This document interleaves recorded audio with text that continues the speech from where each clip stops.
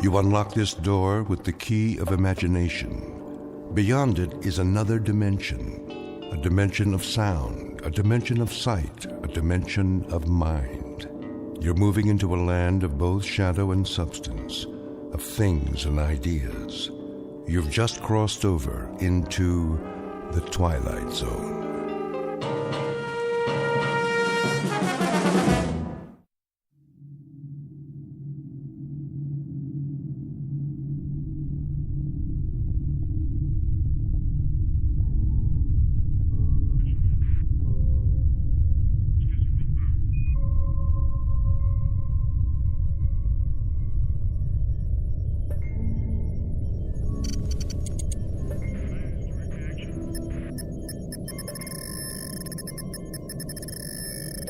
Captain.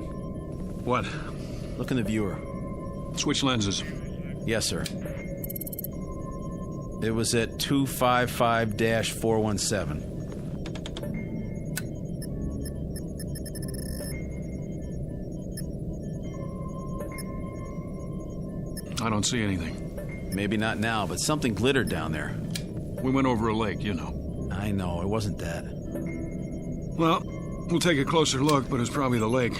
Wasting our time again.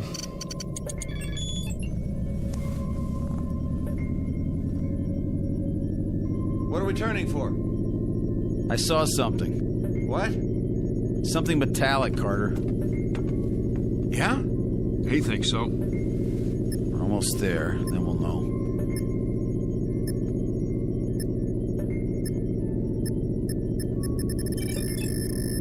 You look at that.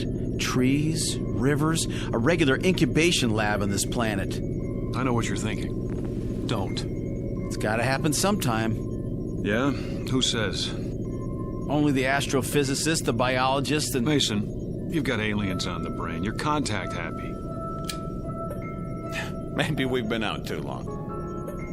Do you really think man is the only intelligent... All right. So we're going to meet another race. Great. It would be great. It's going to happen sooner or later. Why not to us? Man, that would be something. Another... Here it is, in the viewer.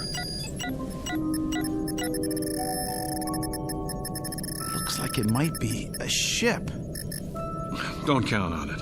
Well, let me see that. We're passing over. Aren't we going to... Will you please... We should at least stop and take some specimens. Mason's right, Captain. But it's your call. In your flight chairs. We'll set down.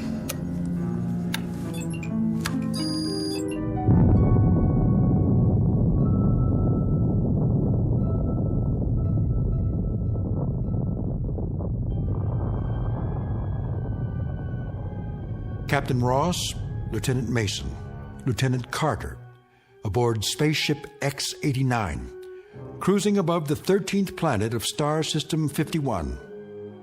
In a little while, supposedly, the ship will be landed and specimens taken. Vegetable, mineral, and, if any, animal. These will be brought back to overpopulated Earth, where technicians will evaluate them. And if everything is satisfactory, stamp their findings with the word inhabitable and open yet another planet for colonization. These are the things that are supposed to happen. In actuality, they will not happen at all, but will instead be superseded by events far more unusual, because the 13th planet of Star System 51 just happens to be located in the Twilight Zone.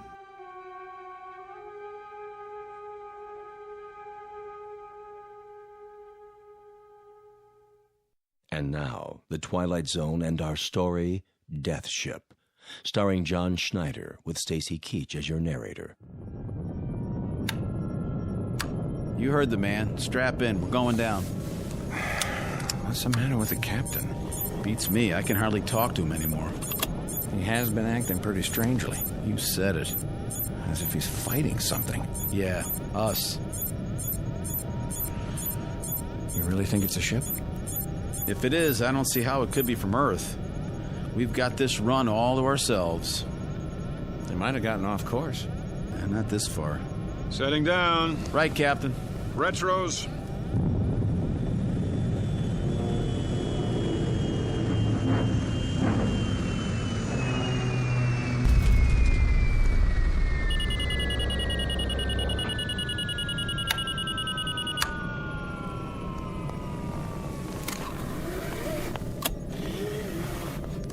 porthole. Mother of God. It's a ship, all right. Or was. Now it's a bunch of metal, twisted and... Easy. Don't open the hatch till we check the atmosphere. I'll take a reading. Put your suits on. We won't need helmets. Air's good. Let's go, Mike. Can't get out there fast enough, can you? What does that mean? It means I don't like impulsive behavior. Impulsive? Have I made any mistakes? You're on the verge. Well, then you let me know when I cross the line, won't you? Oh, I will. Don't you worry.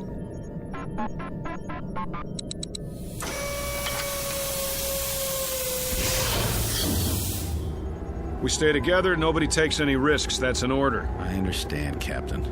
Carter? Yeah? All right, then. Let's go.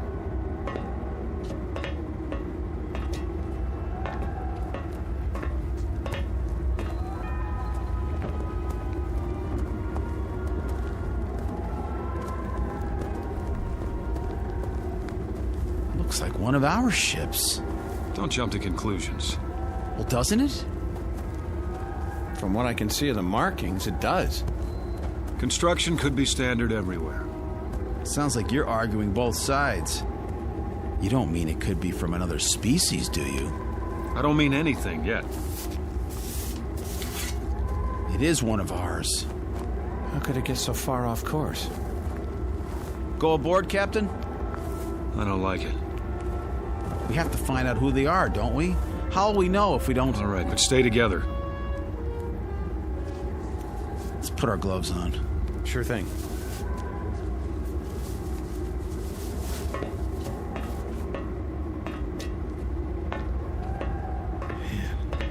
Pretty familiar, isn't it? Even all bent up like this.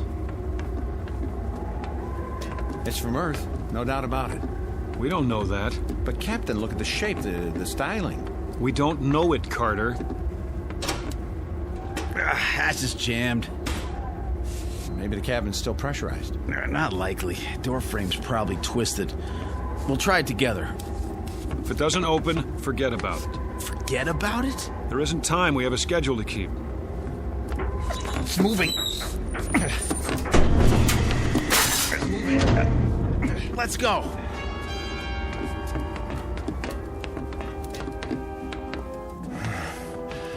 Well, this must be the main cabin. Looks like our ship. Use your flashlights.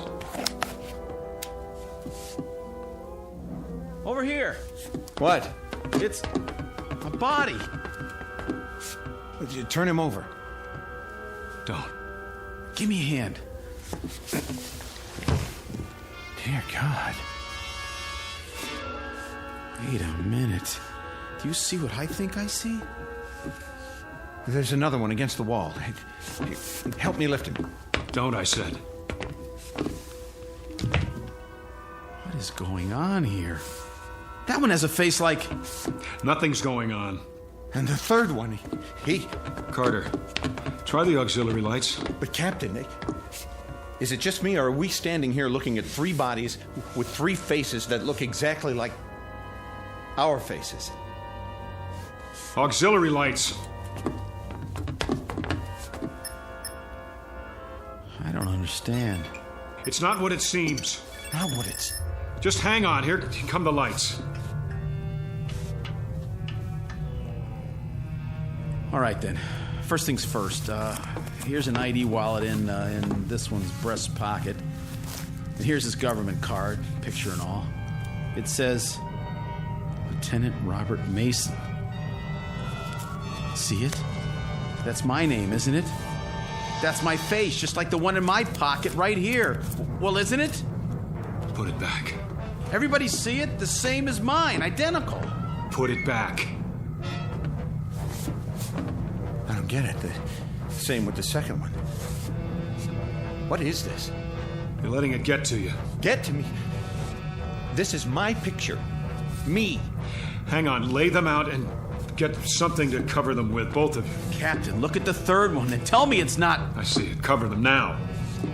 No, I'm not touching them again. Carter. Nobody else touched them. I don't know about you fellas, but I need an explanation for this. We're leaving this wreck now. I said now. Everybody out.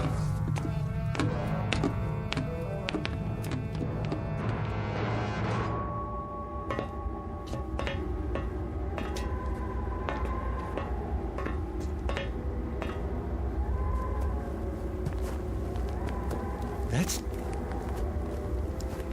us in there. We're dead. Our ship is where we left it, just as we left it. Look ahead of you, 50 yards. What do you see? That's our ship over there, the same place we left it a few minutes ago. Not this one. And those bodies aren't ours. But they are. No. You saw them. I don't know what I saw, and neither do you. You agree with him, Mason? What? We're going back to our ship and radio the base. They'll tell us what to do. Will they? Shouldn't we What? bury our dead? They're not ours. Get that through your head. Now let's go. You too, Mason. Right. Move. We're alive, I tell you. Alive.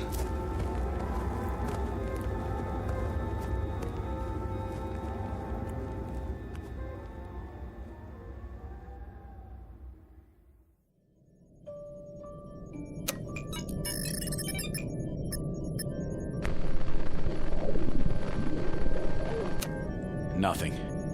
Try again. I've been trying it for... Again.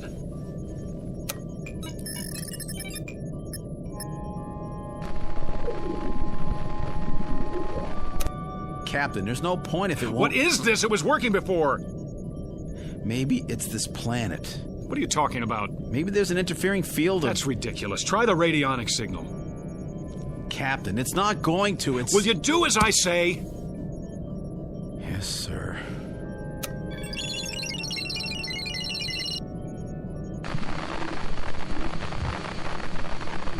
Again.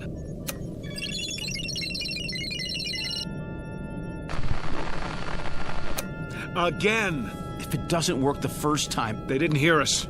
The return signal is automatic. Do I have to tell you that?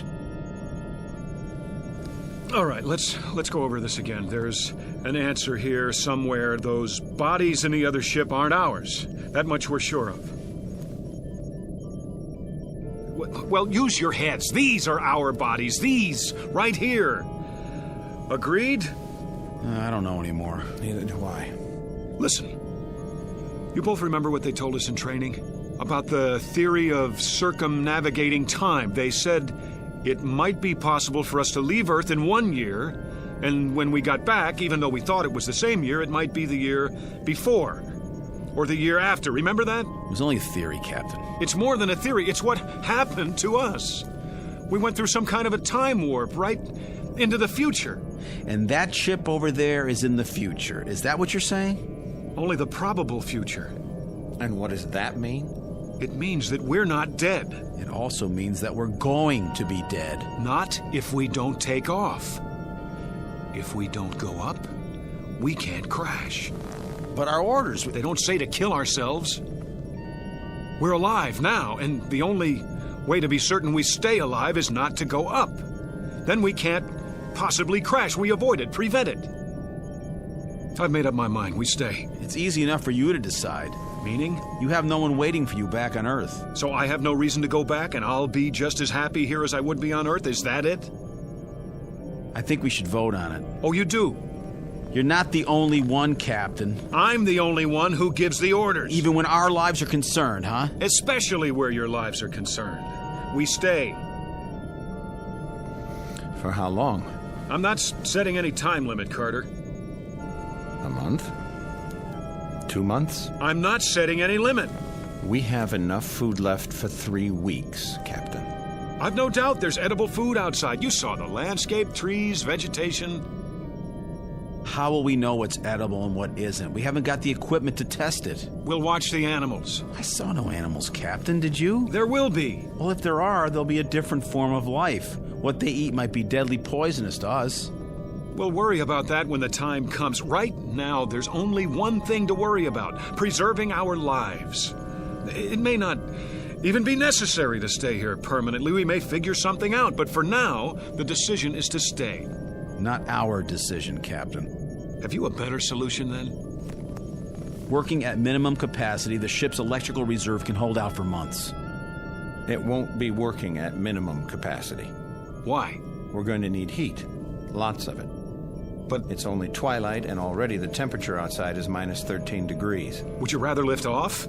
Take the risk of duplicating that ship over there? How can we duplicate it, Captain? How can there be 2 crash ships? 2 of me dead, 2 of Mason, two of you. We'll go over it again until we find an answer. Because we have to. Think I'll lie down. Me too. Been quite a day. And it's getting dark out fast. Very, very dark.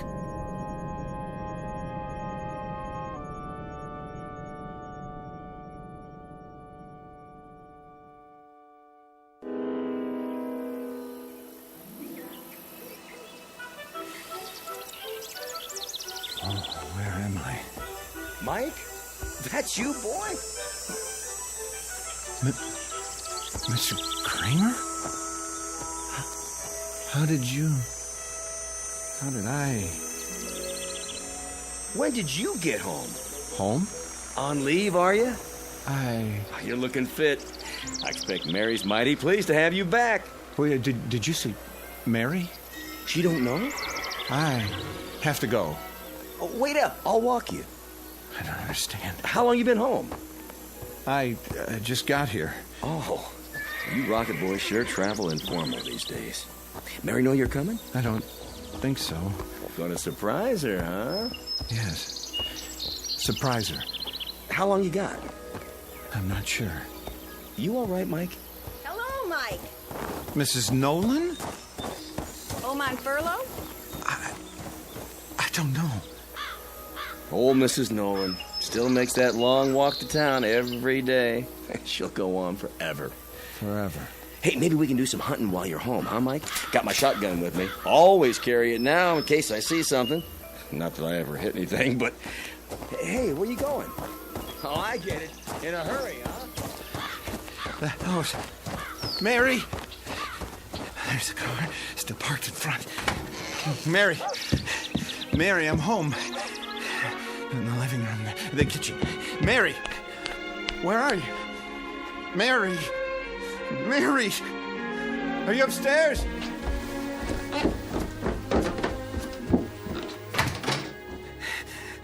Oh, Mary!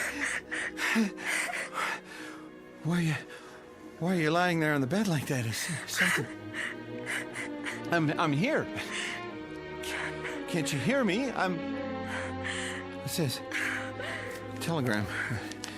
To Mrs. Michael Carter. We regret to inform... Carter. Regret to inform? Carter. What is this? I'm talking to you. What are you... What's the matter? Captain? What's the matter with you? I was home. Where? Home. My home. You were here. You are here. No, I swear it. I saw Mary. She was there with a telegram. It said that I'd been killed. You're alive. Those people I know, Kramer, Mrs. Nolan. I just remembered they're dead. Stop it, Carter. Kramer was killed in a hunting accident. Mrs. Nolan was... It never happened. There's an explanation for this. What explanation?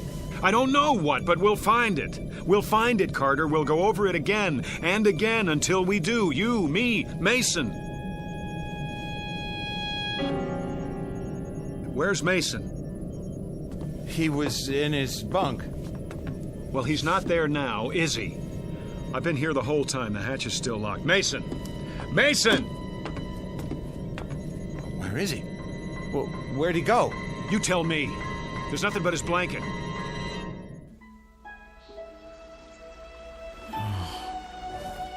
My blanket. My blanket. What's it doing on the grass?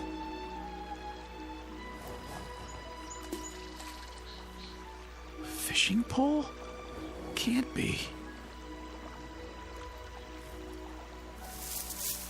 Oh, there you are.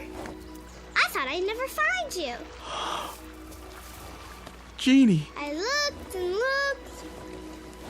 I found him. Can't be. Lunch is ready, Daddy. And mine's hungry. It's all your fault. Jeannie, is it really you? What's the matter, Daddy? Come here. Oh, come here. Oh, Jeannie. What is it, Daddy? Oh, it is you. What's wrong with you? Oh, nothing. I'm just glad to see you, that's all. Oh, That wasn't your mother you were just calling just now, was it?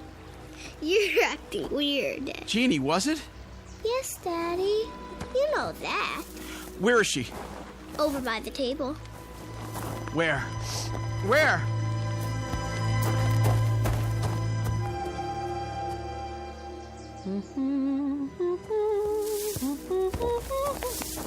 Bob? Oh, you scared me, honey. Bursting out of the bushes like that. I was just setting out the fried chicken. Oh, God, Ruth. Oh, God. Bob, what is it? Sweetheart, what's wrong? Nothing now. Are you sure? Yes, oh, yes. All this for lunch? Yes. My goodness, so emotional over a little potato salad and chicken. Where's Jeannie? Back there, by the pond. Were you asleep? Are you still asleep? This is a dream. I hope I never wake up. I just hope I go on dreaming and... Mason. Bob? Ruth? Bob, who's... Let's go, Mason. Why is he here? Stand behind me. But... Just do it. Get out of here, Ross. I said, let's go. Get away from us. You're coming back with me. Back? Where you belong, on the ship. No, Bob. You're having a hallucination, Lieutenant. No, it's real. It isn't, and you're leaving with me. No! Oh, you think you can take me? Stop it! Take me back! You're coming back! I'm staying here. You can't! I won't let you! No! Yes! Back! Back! Back! I don't want to be here. I don't want to be here. Take it easy. Ruth. There was no Ruth, no Jeannie. You lie. Let go of me! Oh.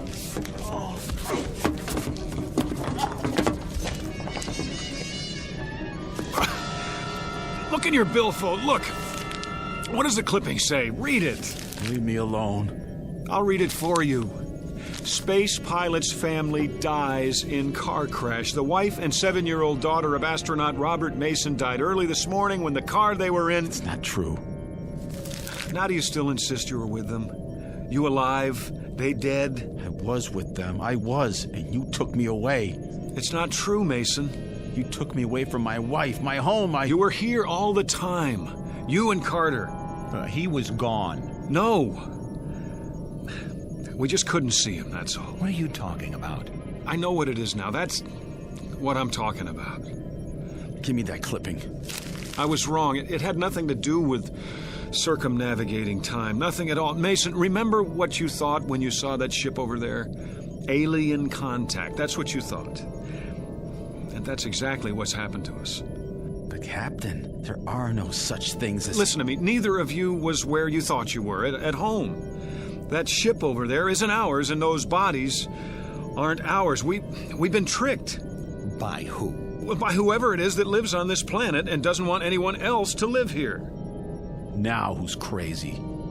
Don't you understand? We haven't seen them, but there are aliens here. but aliens who aren't strong enough to chase us away by force or kill us. So what can they do? How can they keep their planet from being colonized? By mind control, that's how. By picking at our brains and finding the death fear, and making use of it by showing us our ship crashed and us dead inside of it, scaring us so much that we didn't dare take off again, and therefore haven't been able to make our report about this planet. They even know that we can't radio or report to Earth because there's too much interference. You didn't believe there was interference before. I believe it now. Everything that's happened to us since we landed on this planet has been a delusion. No, it happened. I was home. It was a delusion. Even Mason's disappearance? Well, why not? If they can make us believe we saw a crashed ship, saw our own bodies inside that ship, they can make us believe anything. That ship over there, that pile of twisted metal, it's not real. Is that your theory? You may see it, even think you touch it. That doesn't prove it exists. What's going to prove it doesn't exist, Captain? What's going to prove that everything you've said is true? I'll tell you what's going to prove it, Lieutenant Mason. Us. Going up, taking off, and going all the way back to Earth. Proving that there's nothing holding us back but fear and delusions. Now take your positions and let me at the controls. Wait a minute. In your seats, shoulder straps. What if you're wrong? I'm right. You thought you were right before. You were ready to keep us here indefinitely. You were so sure. Then in a few minutes, we really will be dead. Flight seats, now.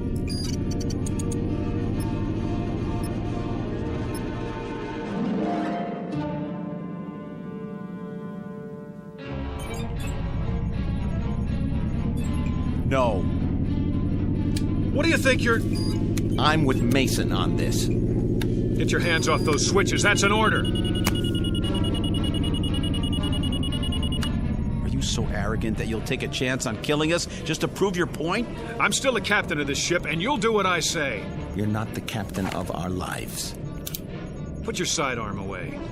You're not taking us up. You want to stay here then? Starve, freeze, never see Earth again? Put it away, Mike. That's no answer. Then what is? I suppose he's right. You agree with him now? He's got a point. It's a big one. We can't just stay here. We do that and we know what'll happen. That's a given.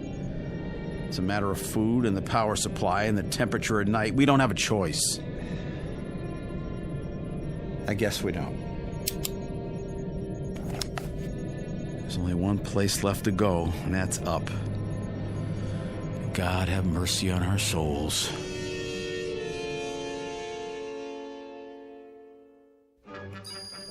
Pressure. Rising.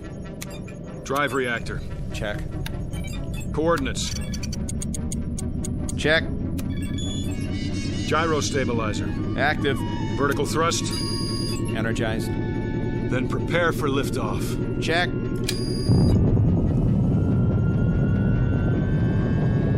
$200, $300, $500. Here we go. 1,000, 1,250, 1,500, Captain. Look at that. 2,250, 2,750, 3,000, 4, 5, 6,000. We're out. Release shoulder straps. We did it, boys. Check the viewer. Checking.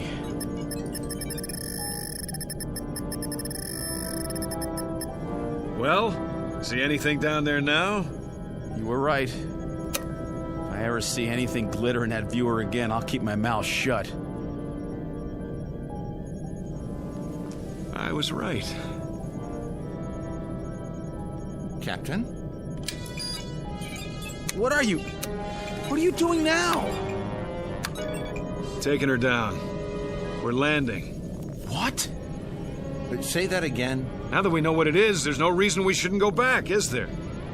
No reason? Are you out of your mind? Captain, for God's sake! Think. The other ship, the bodies that looked like ours, all an illusion. That's what we were afraid of, but none of it was real. Maybe. That's still a hypothetical. Yeah, we have to get out of here while we have the chance. Now stand aside. Get your hands off the controls. We have orders, Carter. Pick up specimens for analysis. We are going to pick them up. No, we're not. You're not going to. Now you've done it. Now you've done it. Let me at the main controls. You were right the first time. That was us down there. We're gonna crash. Now. No. We're going to die. We're not going to die. I'm not going to let us die. Auxiliary thrusters. It's no use. The stabilizer. The stabilizer! Heck!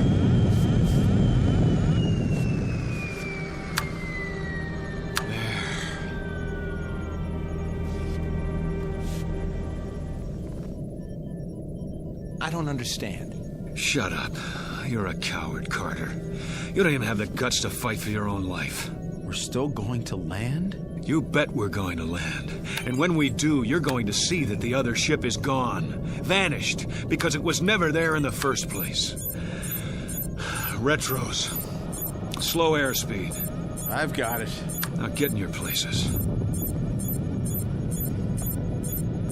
We're not gonna crash. He's been right all along, hasn't he? I don't know. Prepare for touchdown.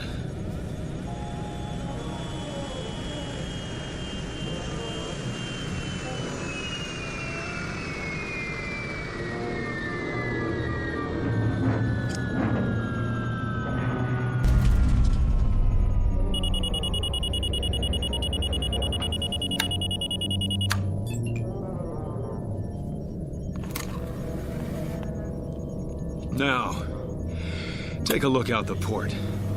It's too dark to see anything. Use the spotlight. Looking. Well, Landscape looks the same. clear. Clear, but how do we know we're facing in the right direction? Give me that. Go on, take a good look. Hills, trees, and... What is it? Let me see. Oh, no. No, no. Gone, Captain? Vanished? Is that what you said? All right. It's still there. I'll say it is. The same wreck. That doesn't mean... I'll tell you what it means. It means you're wrong. Dead wrong. Hang on, there's an explanation for this. And that would be... I don't know yet, but... You'll never know. And neither will we. Now we'll have to go up again. And this time we'll really crash and be killed and end up looking just like those four... No. What did you say? We're not going to crash. How do you know? We're not going to crash because we already have crashed. Explain that. Stop fighting it, Captain. You're all out of explanations. What are you... There's only one explanation left, and you know what it is. Mason? I know nothing of the kind. Yes, you do. Carter was home, and that telegram was really there. I was with my wife and daughter, because I'm like them now. No. Accept it, Captain. Accept what? Stop trying to prove that we're alive. We are alive. I don't know what it is that's happening here, but there's an answer somewhere. Somewhere. I've given you the answer. I don't accept it. We're going over this again. We're going to find the real answer. Maybe you should listen to him. Can't you see that's what we've been doing? Going over it again and again? Then we'll just have to keep going on until... What happened to the lights? Mason, Let us die, Captain. I can barely see you. It's like I can see through you. Let go of us. Let us die. No. No! We're alive. Alive. We're going over it one more time from the beginning. You hear me? One more time.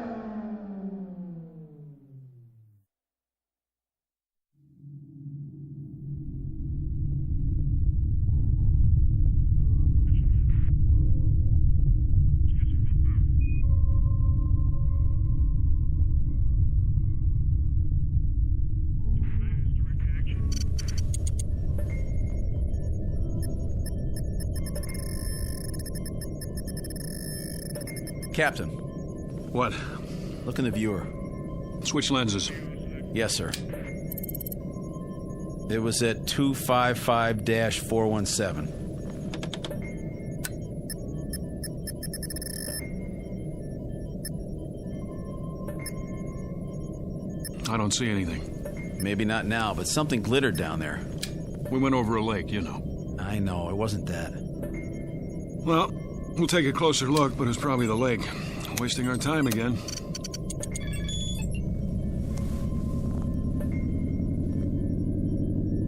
What are we turning for? I saw something. What? Something metallic, Carter. Yeah? He thinks so. We're almost there, then we'll know.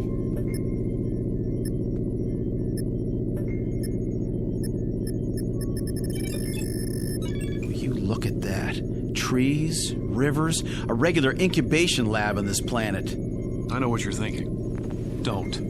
It's gotta happen sometime. Yeah? Who says? Only the astrophysicist, the biologist, and... Mason, you've got aliens on the brain. You're contact happy.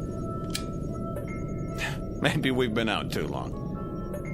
Do you really think man is the only intelligent... All right. So we're going to meet another race. Great. It would be great. It's going to happen sooner or later. Why not to us? Man, that would be something. Another... There it is, in the viewer. Looks like it might be a ship. Don't count on it. Well, let me see that. We're passing over, aren't we going to... Will you please... We should at least stop and take some specimens. Mason's right, Captain. But it's your call. In your flight chairs, we'll set down.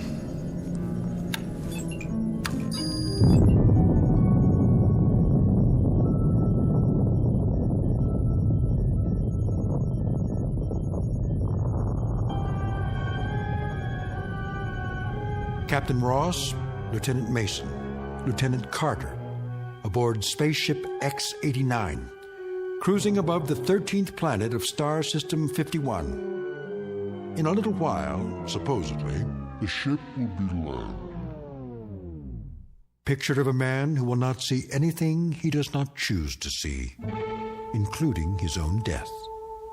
A man of such indomitable will that even the two men under his command are not allowed by him to see the truth. Which truth is that they are no longer among the living, that the movements they are now about to make, the words they are now about to speak, have all been made and spoken countless times before, and will be made and spoken countless times again, perhaps even unto eternity. Picture of a latter-day Flying Dutchman sailing into the Twilight Zone.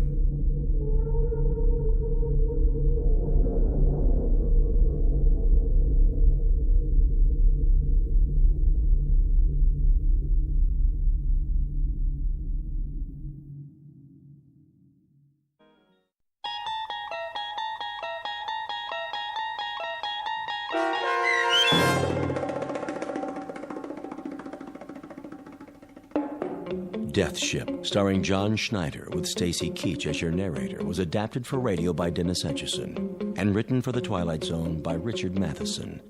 Heard in the cast were Jeff Lupetin, Tom McElroy, Frenette Lebo, Amanda Amari, Doug James, and Ellie Weingart.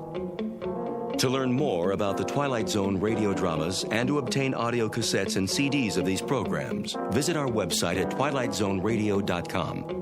The producers of The Twilight Zone wish to thank CBS Enterprises, Carol Serling, Dennis Etchison, Dick Brescia Associates, Claire Simon Casting, Terry Jennings, XM Satellite Radio, Sirius Satellite Radio, our sponsors, and our radio affiliates for helping make this series possible.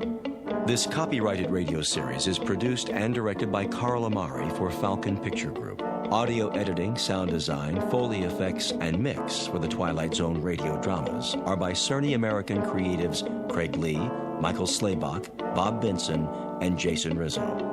To learn more about the Twilight Zone radio dramas and to contact us, visit our official website at twilightzoneradio.com. Doug James speaking.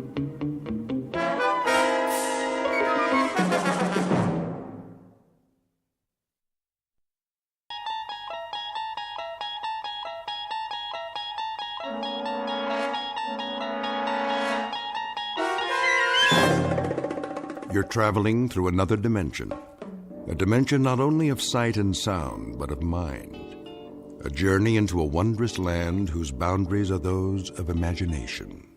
Your next stop, the Twilight Zone.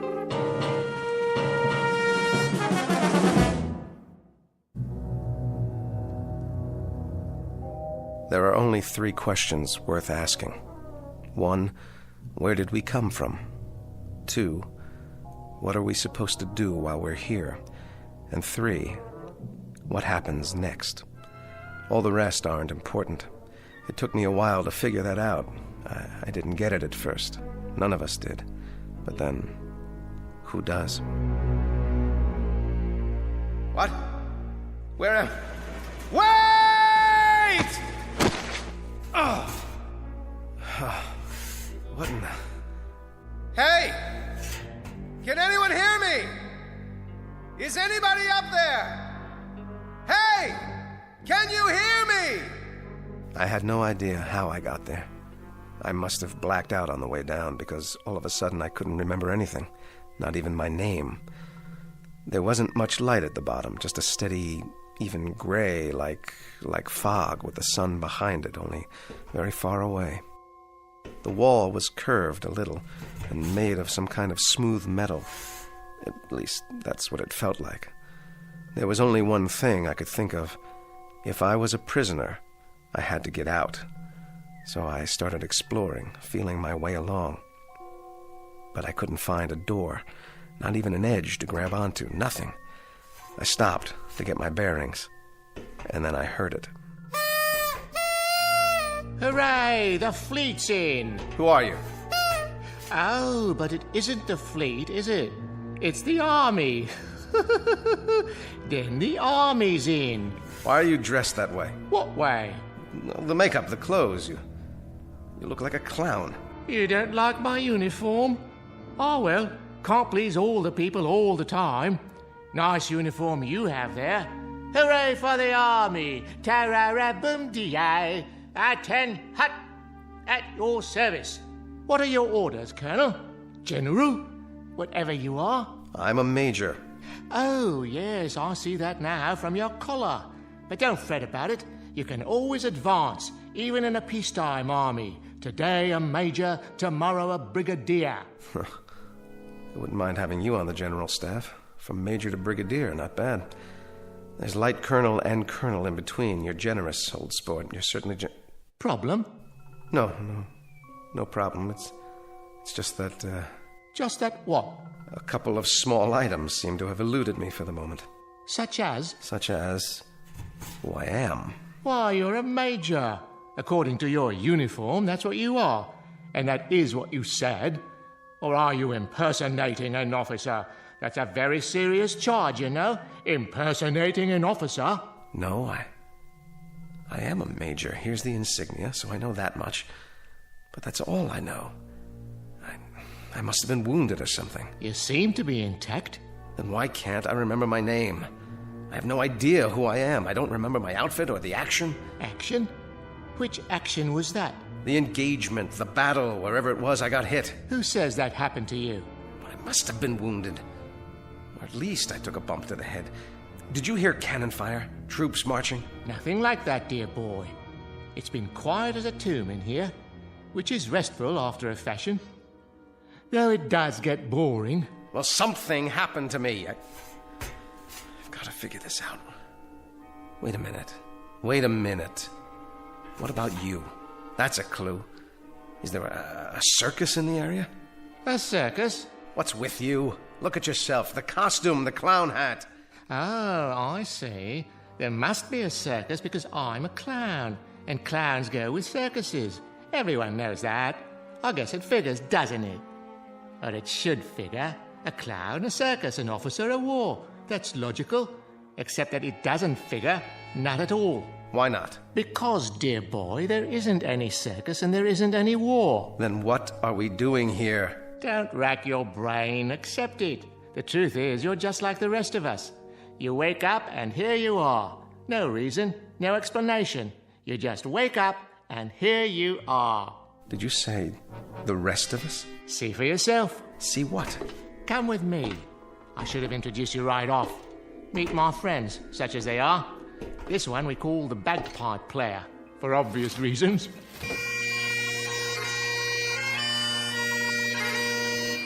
Hello, laddie. And this is, well, I suppose one would call him a tramp or a hobo, judging from his stereotypical appearance. A familiar sight no matter where one goes, wouldn't you agree? Hey, pal, you wouldn't have a drink, would you? And the most beautiful of us all, the ballet dancer. How do you do? How do you do? I'm... Don't worry about names. They don't remember theirs either. Gentlemen and lady, I'd like to introduce the Major. Hello. Meet our collection of walking, talking question marks. 5 improbable entities who are all in the same predicament, trapped side by side in a pit of light and darkness. No logic, no reason. Just a prolonged nightmare in which fear, loneliness, and the unexplainable walk hand in hand through the shadows. In a moment, we'll start collecting clues as to the whys, the whats, and the wheres. We will not end the nightmare. We'll only look more closely into the shadows in search of an explanation. Because you've already fallen with them, headlong and without a compass, into an uncharted region known as the Twilight Zone. And now, the Twilight Zone, and our story, 5 Characters in Search of an Exit, starring Jason Alexander, with Stacy Keach as your narrator. The clown was right. One was a bagpipe player, complete with plaid kilt.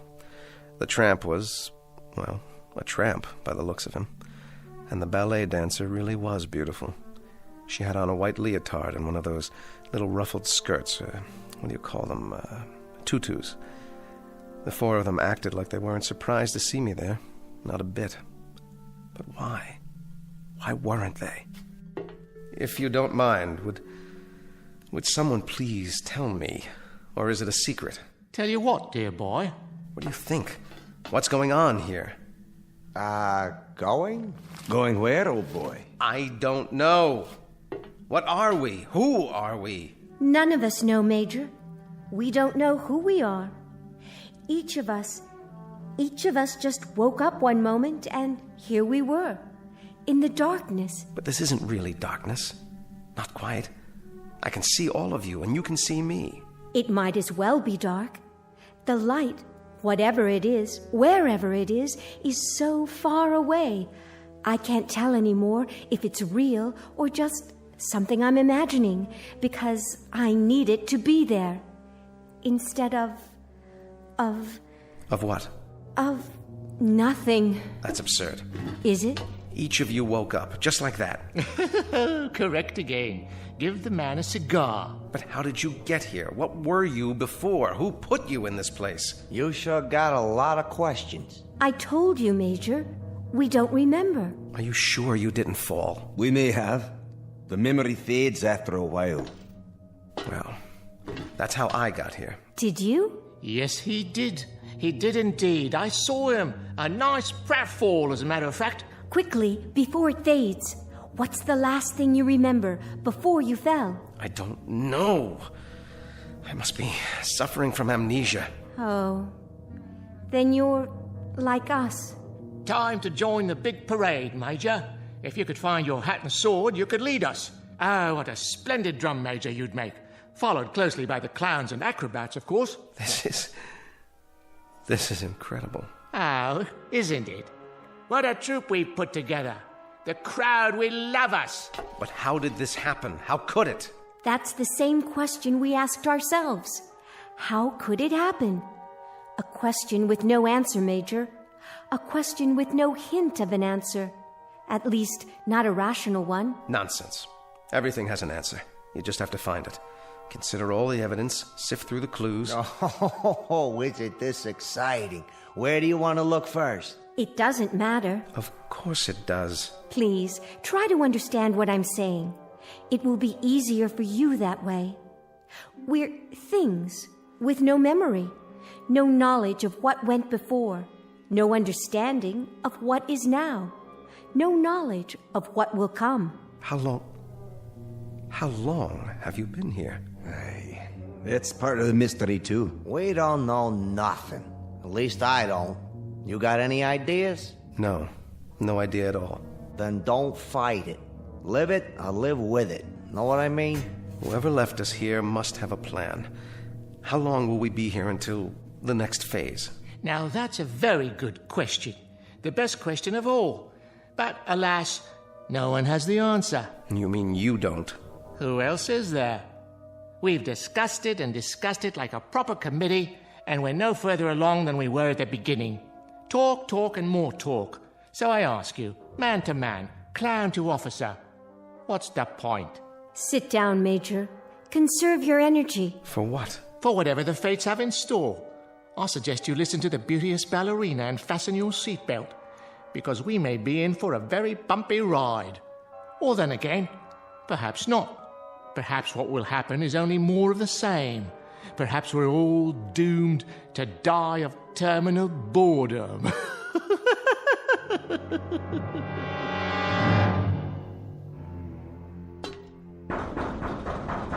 Look at him. Active fellow. Very active fellow. Very much army, in other words. A man who has to do something, anything. A compulsive type. A regular worker ant. Oh, you're a big-time psychologist now, huh? By no means. I'm only a clown, which is neither here, there, nor anywhere. I could as easily be a financier, a certified public accountant, or a left-handed pitcher who throws only curves. What difference does it make? We're here because we're here because we're here. And what are you? You're an idiot. An energetic idiot, but an idiot nonetheless. You know you're wasting your time, don't you? I know I want out of here. I'm not satisfied sitting around and heaving deep sighs. I just want out. You have no monopoly on that, Major. We all want out of here. I second that emotion. Aye, but you're wasting your time. We've all gone around and around like bloodhounds with our noses to the wall. We can even give you the dimensions of the room. 39 feet. Starting where? It doesn't matter, does it? When you measure a circle, you may start anywhere. Am I right or am I right?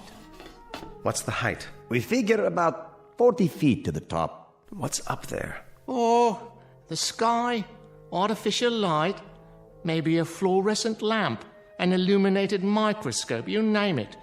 One guess is as good as another. You have made guesses, then? Oh, all kinds. We could be on some other planet, or on a spaceship, or... Go ahead. Or we're all insane, and this is just a mirage, an illusion. Oh, we're dead. Dead to the world. Well, if we are, it certainly isn't heaven. How do you know? It ain't so bad. I've been in lots worse places than this. Limbo, then? Quite possibly. All together now. Limbo, limbo, limbo like me. Limbo, limbo, limbo like me. Or we really don't exist. We're figures in somebody's dream. Cogito ergo sum. I exist, therefore I am. Or each of us is having a dream, and everyone is a figment of someone else's imagination. Lots of possibilities. Makes your head want to blow up, don't it? That's one thing we have an abundance of. Possibilities. An infinite number of possibilities. What about getting out of here? Anyone examine that as a possibility? Have you? It's a solid wall. No crevices, no outjuttings of any kind. Nothing to hold on to or scrabble over or get your fingers around. Time to face the music, Major. We're trapped down here. There is absolutely, positively no way out. A nightmare, then. That's all it is. A nightmare. It is indeed. But whose? Yours? Mine? The Scotsman? The ballet dancer? Just whose nightmare is it? Can you tell me that? It doesn't add up. Someone knows we're here. Of course. We do. I mean someone else. Why do you say that? They have to. You've all been here a while, possibly quite a long while. So someone must feed you, someone must give you water. Yeah, well... you would have thought so, wouldn't you? Don't go jumping to conclusions now, laddie. Hold on. Someone must bring down food, or you couldn't survive. There's been no food, no water. That's impossible. Oh, is it really? In that case, we'll starve to death, or die of thirst, or... That's the oddest thing of all. What is? Don't you understand yet? No, I don't understand. Why don't you tell me? Do you feel hunger, Major? Or thirst? Or heat? Or cold? Or fatigue? Discomfort of any kind?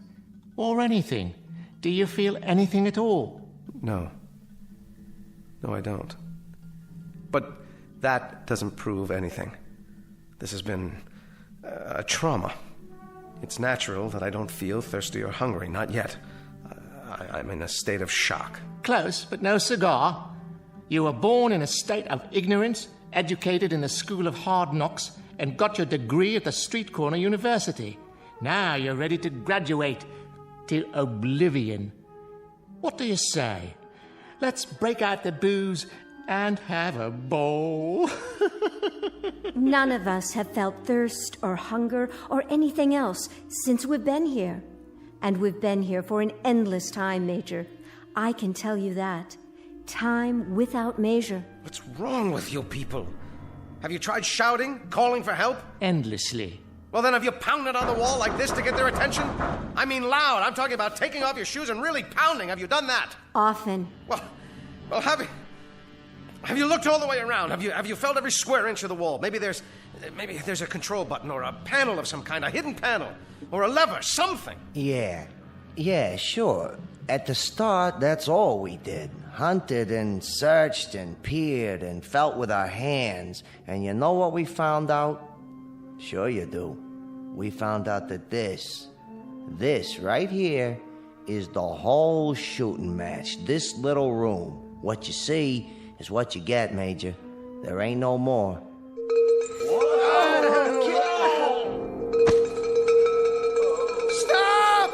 Stop up there! Well, are you going to tell me? Tell you what, Major. What was that noise? It happens from time to time. A giant bell or something. That's what it sounds like. Yes, but what is it?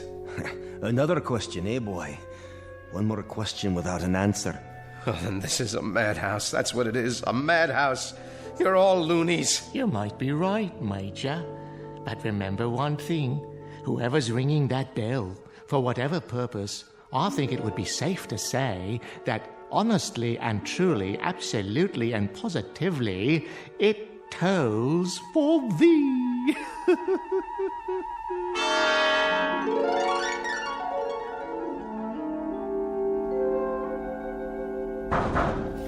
Hey!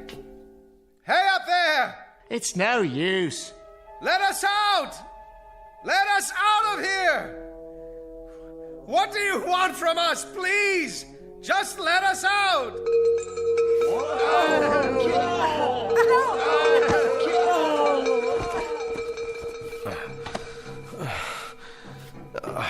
Are you okay? Don't be afraid, Major. Take my hand. Where? Here. Please don't be afraid. In the beginning, it's hard. But after a while... There must be a way. Something we can do. There has to be. This sort of thing just doesn't happen. A few more like that, and it'll wreck my bagpipe. You there. Girl. What is it? Why don't you dance for us? Leave her alone. It'll make the time pass. A capital idea. I'll play a tune. I've already danced for you. It doesn't do any good. Don't be modest. The Major's never seen you dance. How about it? The Major doesn't want to see her dance. Careful. You'll hurt her feelings. The Major's not interested in passing the time. All the Major wants to do is get out of here. And how do you propose to do that? All right. It's smooth. Absolutely smooth. Unbroken. And high. Too high. Not even a place for a foothold. Nothing. That means we have to go through the wall. With what? Did you ever think of that, huh? A hole through the wall? Or what about the floor? What about it? If the wall is solid, smash a hole in the floor and tunnel out. Easier said than done. At least give it a chance. We don't know how thick it is, the wall or the floor, or even what they're made of. Then find out. Find out. Don't just sit there like lumps, like things, like mindless, soulless things, playing your bagpipe, telling her to dance. What's wrong with you? If this is a madhouse, maybe that's where you deserve to be, in a madhouse. And what about you, body boy? I think you're mad, all of you. I think you're out of your ever-loving heads. I know you are, but what am I? Try a hole through the wall, right about here. That's the first thing to do. Try to force a way through it. Industrious, isn't he? How about it, huh? A hole through the wall. See if we can get out that way. That's very bright, terribly ingenious, highly imaginative, incredibly inventive. Except for one thing. With what? With our bare hands? With our fingernails? With this. Why, wherever's your sword been all this time? It must have come off my belt when I fell into this place. Here. Watch this. Now you've gone and broken it, dear boy. Nice sword, I must say. Was it Sheffield steel or only pot metal? No. I will not have this. I will not have it.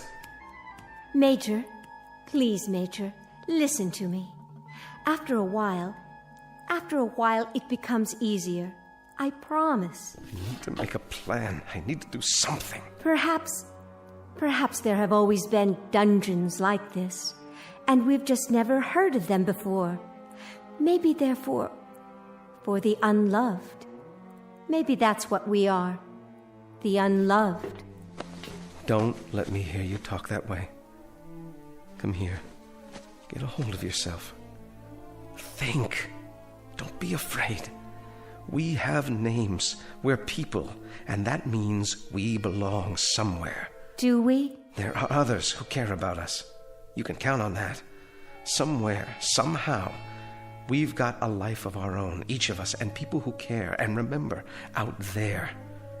And we'll find them again. Together. Do you really think so? I'm sure of it. A tunnel. That's what we'll do. We'll dig a tunnel. The boy simply doesn't give up, does he?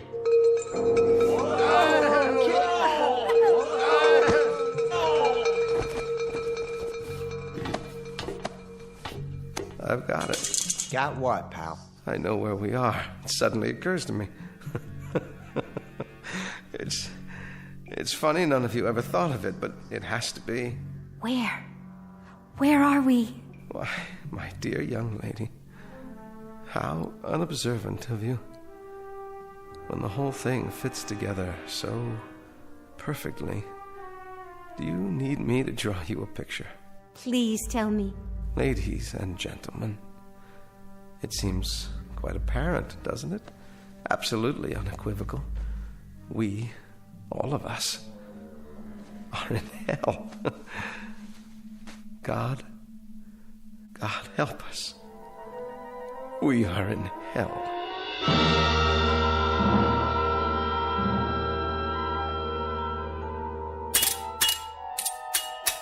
Never say die, that one. He'll come to accept it eventually, just as we did. Let him be. If he gets some satisfaction out of banging a broken sword on the floor, well, let him have his fun. At least he's trying. He is indeed. He's been trying for several hours now. You can't help but admire that kind of persistence, even though it's a little like trying to empty an ocean with a cup, or count the grains of sand in a desert, or reach up to touch the stars. So, let him dip and count and reach all he wants. Of course, it won't help, but I fail to see how it could hurt under the circumstances. It's metal, or the hardest wood I've ever come across. Circular, perfectly smooth, with no breaks anywhere. All of which we could have told you some hours ago. Which we did tell you, if you'd bothered to listen.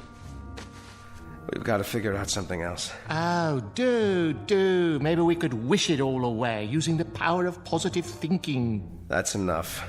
Or bore through it with our X-ray eyes. Anyone have a laser beam handy? I said that's enough. Or make believe we're acrobats. You know all about that, right? Clowns, acrobats? Most definitely. Alley-oop and over the top to freedom. Now you got it. Yeah, you got it all right. Dreaming and wishing, wishing and dreaming. Hold on. Listen to the man. Oh, come now. In the final analysis, this is all rather idiotic. Is it? It only requires a moment's reflection to see... Why not? Why not what? What you said. Acrobatics. A figure of speech, my dear, not meant to be taken seriously. Isn't it? I will grant you that we have somehow forfeited some of our human dignity, but we are nonetheless governed by human frailties, not the least of which is gravity. You may know some advanced acrobatics that I'm quite unaware of, but for the moment, unless you can find a circus gun big enough to launch one of us skyward like a human cannonball... I see what she's getting at. Well, kindly elucidate, if you please. Don't any of you see? Yes, of course. One on top of the other, standing on each other's shoulders. What about that? It's the way they do it in the circuses, isn't it? Is that query directed at me? You're a clown, aren't you? I'll ask one if I see him. I can assure you I may wear the costume of a clown, but I have no recollection whatsoever of having been one, if ever I was. Then the only thing you ever were was a coward. That's uncalled for. Consider the consequences. We may not feel thirst or hunger, but the pain of a broken bone is quite another thing. We might very well feel pain. And a fall from, 10, 15 feet up, down to this hard floor, well, that's a sensation I'd as soon do without. It's a chance. With all due respect, miss, no thank you. She's right. It is a chance. Consider the consequences of not trying. It won't work. The weight will be on the first person, so I'll bear the brunt of it. That light's too far away. Come on. The clown on top of me, then the tramp, then the bagpiper, then the dancer. What do you say? We'd never reach it. Well, never say never. We don't know how high it is. That's the point. We'd be exerting ourselves for nothing. It could be 100 feet up there for all we know, or 200 or 300. But we got nothing to lose, right? Why don't we sit down and have some entertainment instead? A much safer course of action. Why don't we go for it? Come on, clown, up on my shoulders. Oh, observation. Things were far simpler before you arrived. However, I suppose I must go with the majority. Get a foot on my shoulder. I'll boost you up. Careful now. That's it. My turn? Not yet. The bagpiper next. Give me a hand, laddie. Use the wall for leverage. I can barely manage, but it's holding. All right, miss. It's up to you. How high is it? Can you see an edge or anything yet? I'd guess 7 or 8 feet to the top. Maybe more. Maybe less. Come on. I can't hold this weight forever. Go very carefully, one step at a time. You'll make it. Thank God she's so light. Whoa! That's my nose you're stepping on. Now stretch. I am stretching. All the way up. Now, what do you see? I can't quite reach it. It's still, about 8 or 10 inches above me. Up on your toes. That's it. I'm almost there. Everybody straighten. All I need is a few more inches. No! No!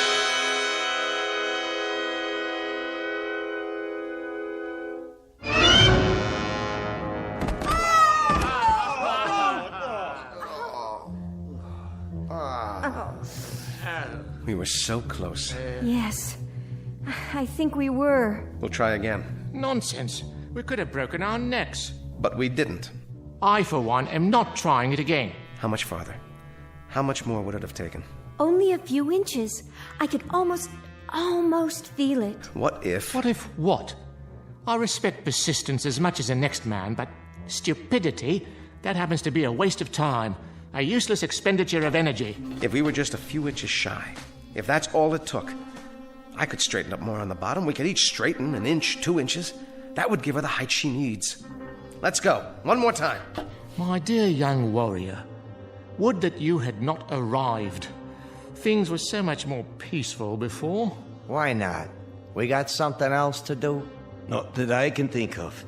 Please, I was so close. And heaven help us all. Leave us give it the old college try. Come on. Right, steady now. Steady. Okay. Easy. Just a little more. Okay, watch the foot. Almost there we go. This is as tall as I can stand. Quite an exercise for the lower spine, I must say. Now, young lady. Here she goes. Oh, there's a rim of some sort. Yes, I think I have it. Now pull yourself up. Hold on. Yes, by all means. I can't.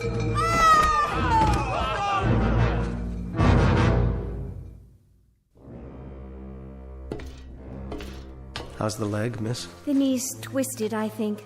But it'll be all right. You were almost there. You had your fingers over the ledge. A miss is as good as a mile. Not in this case. A miss by about 2 or 3 inches? That's hardly a mile. This is what we do next. Oh, share your plan, pray tell. The same thing, without the dancer. Then we'll be several feet short. No, we won't. Hear me out. The clown, the tramp, the bagpipe player, and then I'll climb to the top. I'll tie a rope to the haft of this sword, fling it over the edge. Let it catch there like a grappling hook. Now that's thinking. Ingenious. But first, hadn't one of us better run over to the hardware store and pick up the rope? He's right. There's no rope around here. Strips of cloth. Torn from what we're wearing. You mean tear our clothing? It's a chance, and a good one. Yours has the most material. You said yourself you don't feel the cold. So give me those balloon sleeves. The things we do for a man in uniform. 6 feet of excellent material, courtesy of Pagliacci, or whoever I am. Good, but I need more. Twist it and start tying it together. Big knots. That's it. Takes me back to my Boy Scout days. Were you a Boy Scout? Who knows? I might have been. I got one question for you. Aye? What the heck is a Boy Scout? Anybody remember? We're almost ready. Now this time, we make it.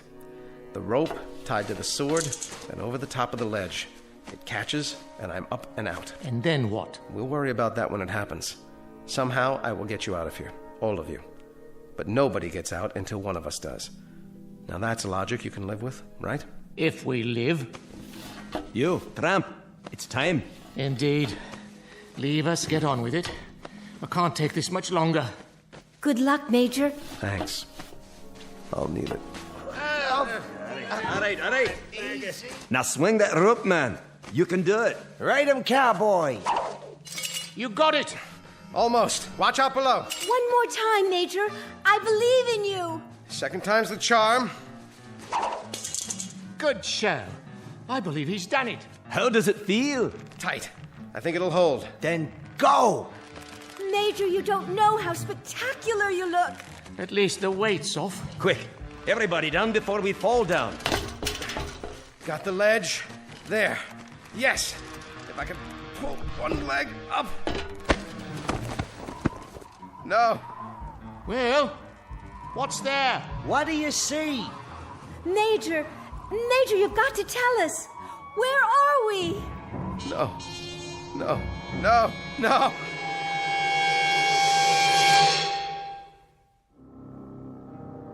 And I knew then what I had known all along but didn't want to face. Some things, I guess, are too fierce to handle in one bite. I heard the wind and I finally saw where I was, where we all are. I wished the 4 of them well. If you see my friends, will you tell them I love them? Because the truth is this. There are only 3 questions worth asking. 1, where did we come from? 2, what are we supposed to do while we're here?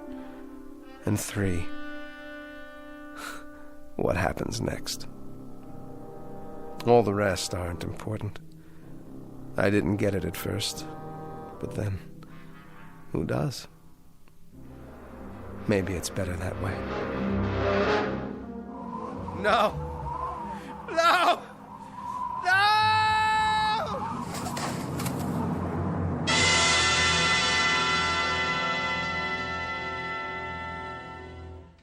He made it. I don't believe it. I do.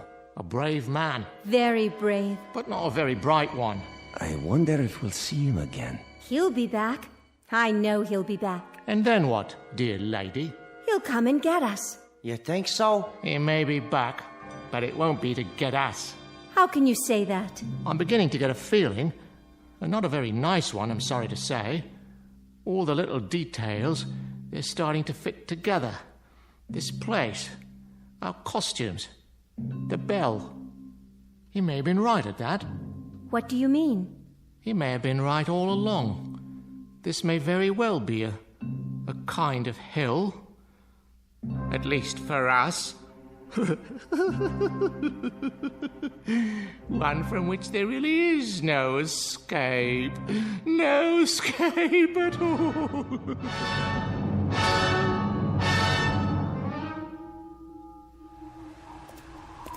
Look.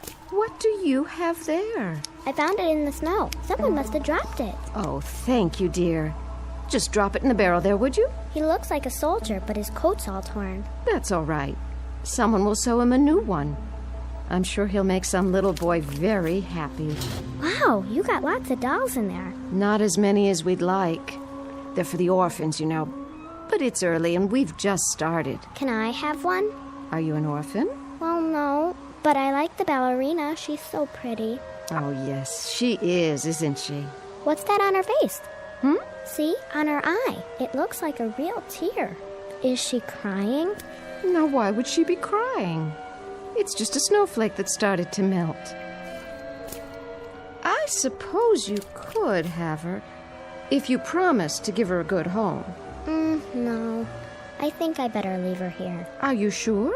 She doesn't want to go. See? She's holding hands with that soldier doll. Why, aren't you the nicest little girl?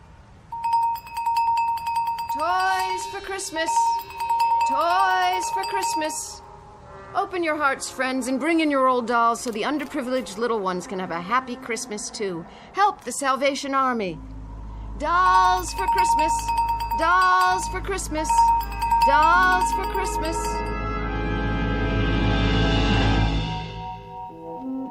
Just a barrel, a dark depository in which reside counterfeit, make-believe pieces of plaster and cloth and plastic wrought in the distorted image of human life. But this added hopeful note. Perhaps they are unloved only for the moment. In the arms of children, there can be nothing but love. A clown, a tramp, a bagpipe player, a ballet dancer, and a major. Our cast of players on a very odd stage known as the Twilight Zone.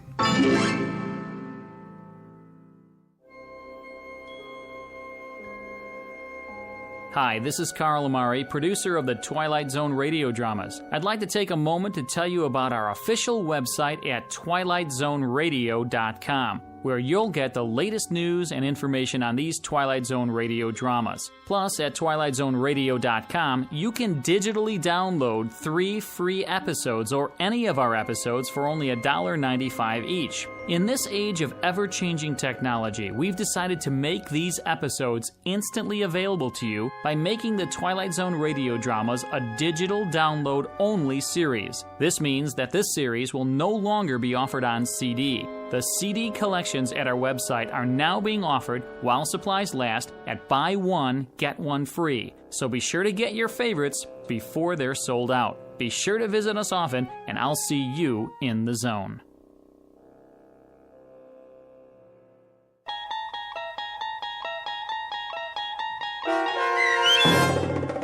Five Characters in Search of an Exit, starring Jason Alexander, with Stacy Keach as your narrator, was adapted for radio by Dennis Etchison and written for The Twilight Zone by Rod Serling, based on a story by Marvin Peddle. Heard in the cast were Kathy Garver, David Darlow, Doug James, Christian Stolte, Frenette Lebo, and Amanda Amari.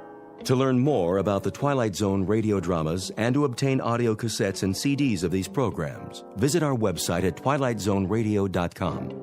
This copyrighted radio series is produced and directed by Carl Amari and Roger Wolski for Falcon Picture Group. Doug James speaking.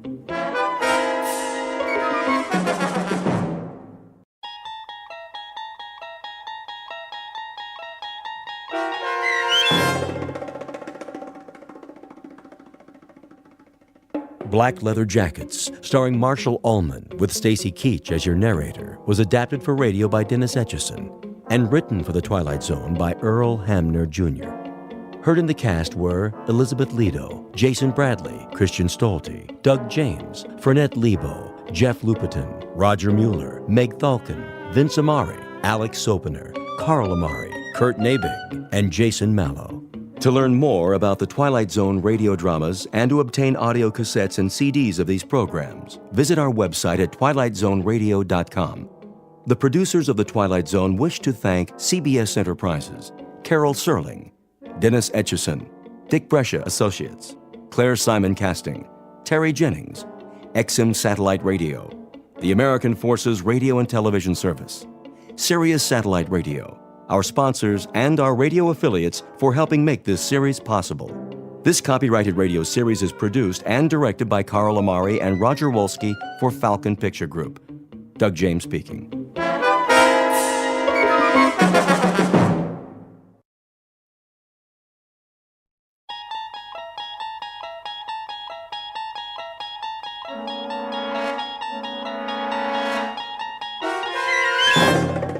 You unlock this door with the key of imagination. Beyond it is another dimension, a dimension of sound, a dimension of sight, a dimension of mind. You're moving into a land of both shadow and substance, of things and ideas. You've just crossed over into the Twilight Zone.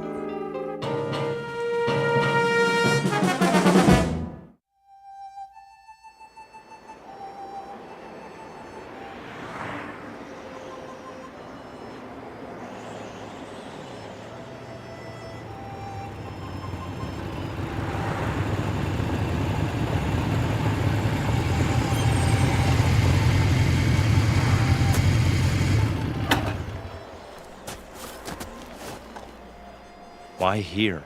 Looks like a good place. For what? Information.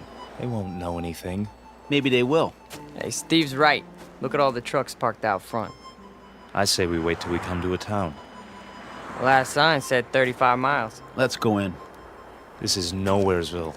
That's what we want, Freddy. Isn't it? We need to fit in, disappear. If we draw attention... I checked the map. It's mostly small towns. You think they won't notice us? They'll know we're not from... I said, let's go.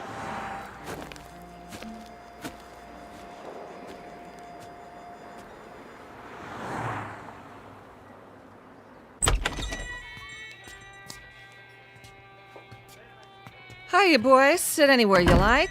Got some seats at the counter. Thanks. 3 cold ones? Sure. Fine by me. How's your water? That all you want, Blue Eyes? I just wondered how your water supply is. Pure as can be. Down the mountain and over the dam. 1 double shot of H2O coming up. And, 2 long necks. Make it 3. That's more like it, honey. Any, towns around here? You bet. Stay on the highway and you'll hit Fairview. Lots of bikers stop at the motel just inside the city limits. Fairview. Nice place, is it? Oh, it's okay. Kind of quiet. Shops, schools, not much to do. Sounds just right. Yeah? You boys looking to settle down? We might. No kidding. Well, what do you know? Saw your choppers out there. Figured you were just passing through. Hey, they have houses to rent in Fairview? He means pads. Cribs. Some place to crash. Well, I couldn't say, but you could ask.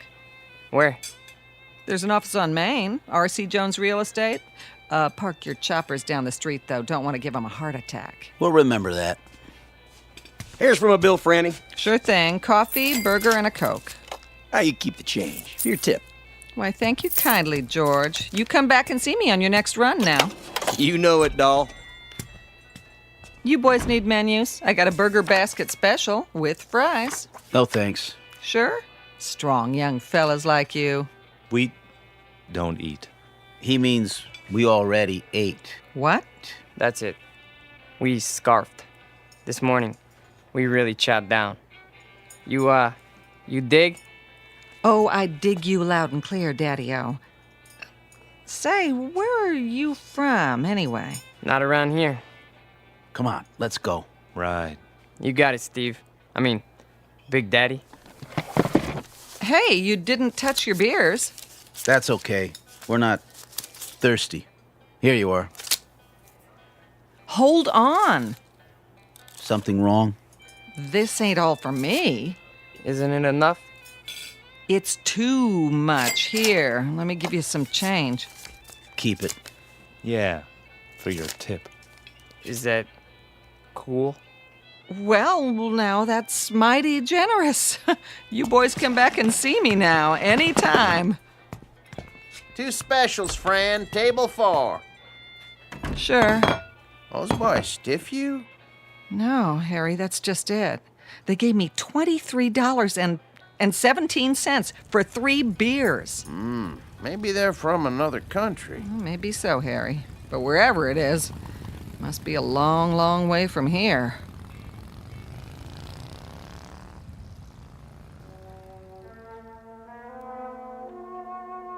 Three strangers on motorcycles dressed in black. We call them Steve and Scott and Fred, though their names aren't important. They look a bit dangerous, but in truth they're just passing through, at least for now. They're on their way to a small town with tree-lined streets and white picket fences.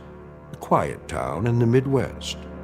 But take a look in the eyes of these young men, and you'll see something deeply mysterious. Because they are most definitely not from around here. The truth is, they have arrived to lead us all into the Twilight Zone.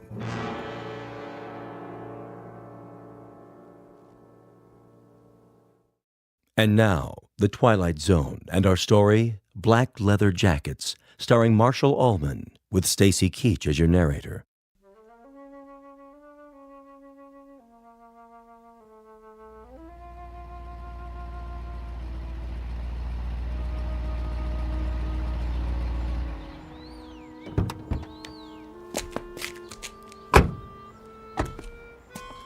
Well, this must be the place. Amanda Drive. That's what Jones said. The old Anderson's house. Knock on the door and tell them we're here. I'll open the truck. Don't look like anyone lives here. The for rent sign's still up. That's because they're just moving in. Probably going to meet us. What if they don't show? Well, we wait an hour, put it in storage, cost them extra. Go on, knock. Okay.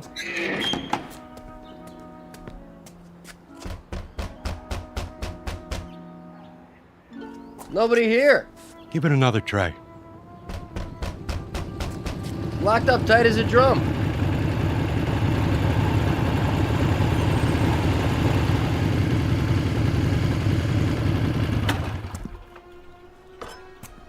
Well, looky here. A couple of creeps messing around our property. You the guys that live here? We ain't the fuzz, that's for sure. Got your stuff in the back. Open the door and we'll move it in. Hey, careful with the big cases. They're fragile. Whatever you say, pal. Somebody got the key to the house. Watch your feet, bozo. You're walking all over my grass. I might want to smoke it later. Get it? Grass? Smoke? I still need the key. Well, we don't. Yeah, we don't need no stinking keys. Scotty? Yeah, I'll take care of it. Done. Hey, how'd you do that? He didn't even touch the doorknob. He just stared at it. Quit, John, and start humping boxes. But it was locked. I tried it myself. Ain't you got any furniture? Chairs, rugs, stuff like that? I said move. Now. Yeah, move it. Okay, Mac. Yeah, creep. Make like a leaf and shake it. Come on, boys. We got work to do.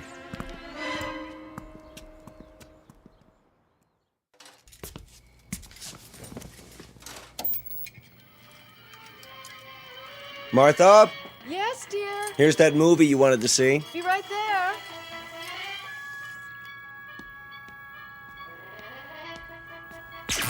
What in the... Something wrong with the TV? I don't know. Do you have it on the right channel? It's not the set. All the lights went dim for a second. Did they? I thought it was just the kitchen. It was the whole house. Anything still running in there, the dishwasher? No, the dishes are all put away. There it goes again. Maybe it's the antenna wire. I doubt it. It slipped loose once before. That's easy enough to check. What do you see? It looks all right to me. then what do you suppose? Martha, come over here. See something? The roof next door. There, against the moon. What is that? Looks like some kind of electrical device. Now, that wasn't there this morning, was it? No, the Andersons didn't leave anything. Must be something those men put up. Right, the 3 who moved in. Wouldn't that be just our luck? What? Not only are they motorcycle-riding hoods, they're ham radio operators. Is that bad? You don't know what it does to TV reception. I have a good mind to go over there. Honey, please. Daddy, What is it, Ellen? I'm not sure. I had my radio on while I was studying, and all of a sudden it began picking up these weird voices. What did I tell you? Ham operators. What's that? We can go without television for one night. Tomorrow we'll find out what's to be done about it. First thing I'm going to do is see if they have a license. For what? Do you think you ought to? Those young men look so unfriendly. You mean the ones who moved in next door? Does anybody know their names? No, but I'll find out. I think 2 of them are brothers. Odd types to have in this neighborhood. They don't really fit in somehow. The other one has blue eyes. How do you know? They were unloading the truck when I came home from school. Lots of boxes. Electrical equipment, probably. And these long silver metal things like giant tanks or capsules or something. You stay away from them, young lady. You make it sound like an order. It is. But you don't even know them. Your father's just concerned for your safety, dear. Go upstairs and finish your homework. I'm not going to wait till morning. I'm going over there right now. Stu.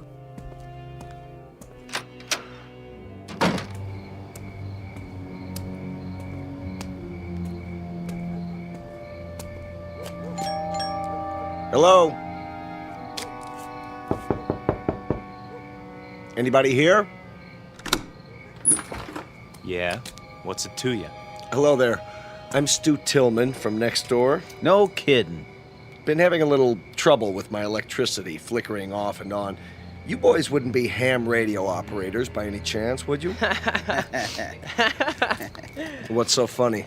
Big Daddy here wants to know what's so funny. Yeah, ain't that a crack up? Who are you boys, anyway? We're monsters, Daddy-o. What's that supposed to mean? Yeah, we got a lease on the place. That okay with you? Where did you come from?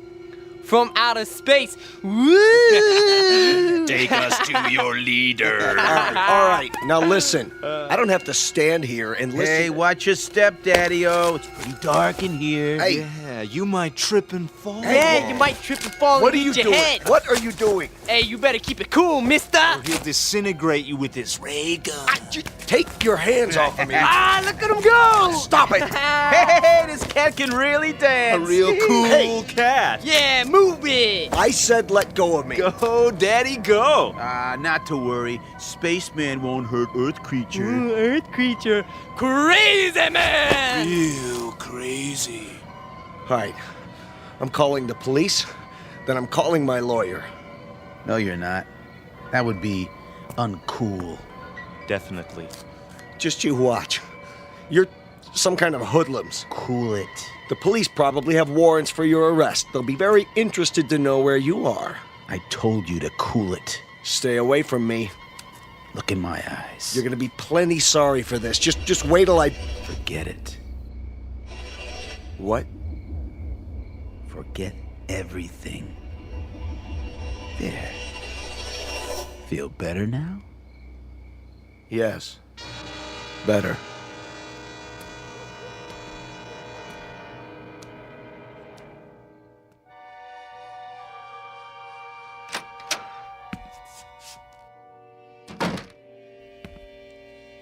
Stu? Stu, I was worried. Did something happen? Martha? What happened over there? Nothing. Nothing at all. Those men next door, did they do something to you? No. But you were going to talk to them about the television interference. Oh, that. Well, did you find out anything? It's not them. They're nice boys. 3 very nice boys. Definitely.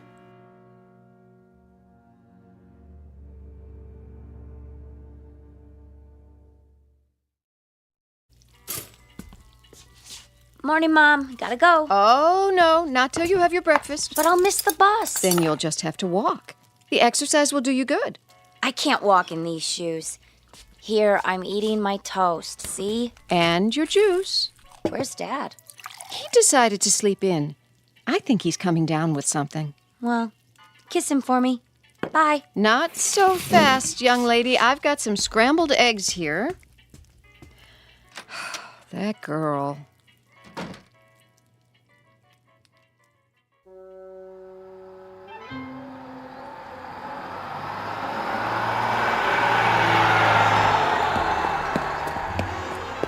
Hey, wait for me! God darn you anyway. Hey, trouble? You see that bus? Yes. I mean, yeah. I checked it out. What gives? Drove off right in front of me. It's a game with them. They just love to make people suffer. Why would they do that? Beats me. Definitely, uncool. Just thank your lucky stars you don't have to depend on buses to get around. Stars are lucky? It's just an expression. I understand a great deal about constellations. That is, the nature of galactic structure. But as to... Huh? I mean, I dig stars the most. They're really cool. So, they're lucky? That's a gas. So are you. What do you mean? One minute you talk like a professor, and the next minute you sound like a... What did they call them? Beatnik or something. Thanks. You're a real cool chick. There you go again. Well, why do you try to talk that way? Sounds like you've been watching too many old movies. I have? I mean, I have. Before I came here, I made a study of popular culture. Music, motion pictures, satellite television. You're a trip, you know that? Trip, meaning to travel to another destination. Yeah, I believe I understand. You need a ride? Well, you aren't going past the school by any chance, are you? I could. With me on the back of your motorcycle? Why not? It can carry 2 passengers. That would definitely be cool. Well, there's a first time for everything. Come on, little lady. Hold tight. Tightly, I mean. Uptight. Out of sight. Here we go. Just look at that. What is it? She's on the back of his motorcycle, our daughter. Come away from the window. I told her to keep away from them. She missed her bus and he offered her a ride, Stu. I'm sure that's all there is to it. I could have given her a ride. But you're not a handsome young man in a leather jacket, dear.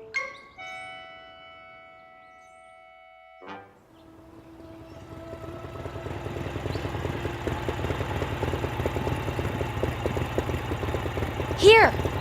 What? You can stop here. I don't see any school. It's on the other side of the park. Then why are we You stopping? got me here so early I thought I'd walk. The park's so pretty in the morning. How much time do you have? My watch says 8:30. Class isn't until 9. Oh. Would you like to take a walk? Sure. That bench over there is my special place. We could sit for a while if you want. Okay. It's nice here, isn't it? I guess. I sit here sometimes and think. Try to figure things out. Like what? Oh, I don't know. For one thing, did you know you've lived next door to me for over a month and you've never even said hello? Hello. My name's Ellen, by the way. I'm Scott. Hi, Scott. So So, where are you from? Why do you ask? I just mean, where did you live before? It's hard to describe. A long way from here. What city? I doubt that you've ever heard of it. Could be. Geography is one of my worst subjects. Did you graduate already? Graduate? Have you finished school? Yes. 10 years ago. 10 years? You're not that old. I'm older than you think. My people don't show their age. My family's the same way. My grandmother lived to be 90, and you'd have taken her for 60 right up to the day she died. That's beautiful. It is, isn't it? She was such a sweet, happy person. Not that.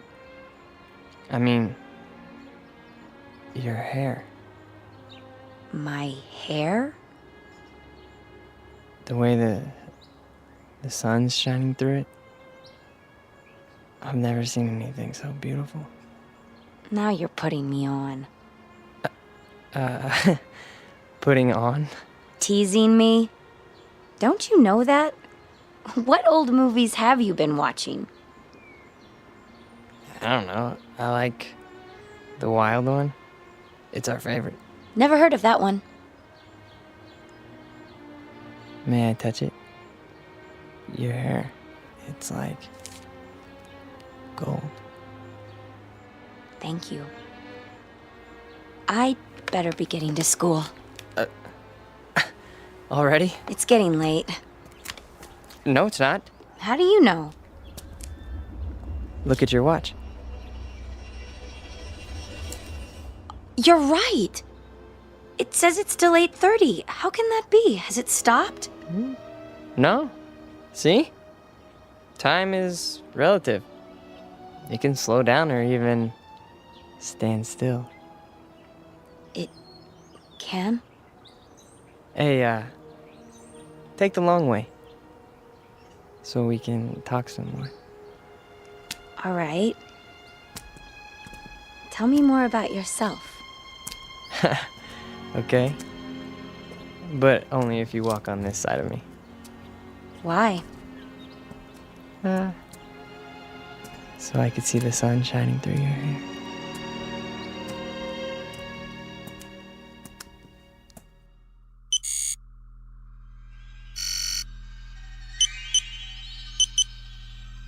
It's time. I know that. Where is he? He got delayed. He'll be here. I'm not interested in excuses. Neither is the controller. We could try to pick up his image with the eye. Don't try. Do it. There he is, on the screen. Looks like he's walking in a park with a human female. Has he no sense of time? What do we do?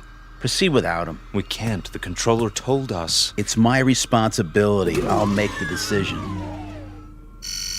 Sir. Reporting in, sir. Be at ease. Where's your brother? We can no longer trust him. What has he done? He's formed an attachment for one of the beings here. What sort of attachment? I'm not sure yet. A kind of alliance. He's with a young human in spite of our orders. Continue without him. I'm sure he's on his way now. I said continue. We have been in touch with all units. Good. The second wave has landed successfully and are now concealed as planned. With the arrival of the third wave, we will be in key positions throughout the continent. Excellent. The locals, are they suspicious? Not a bit, sir. They're a stupid race, exactly as our research told us. An inferior breed given to hatred, cruelty, making war, and killing one another because of greed. The universe can well do without them. You will receive your instructions for the final move in a few Earth days. Very well, sir. I'll tell brother as soon as he gets here. No time for that. We have to bring him in, now.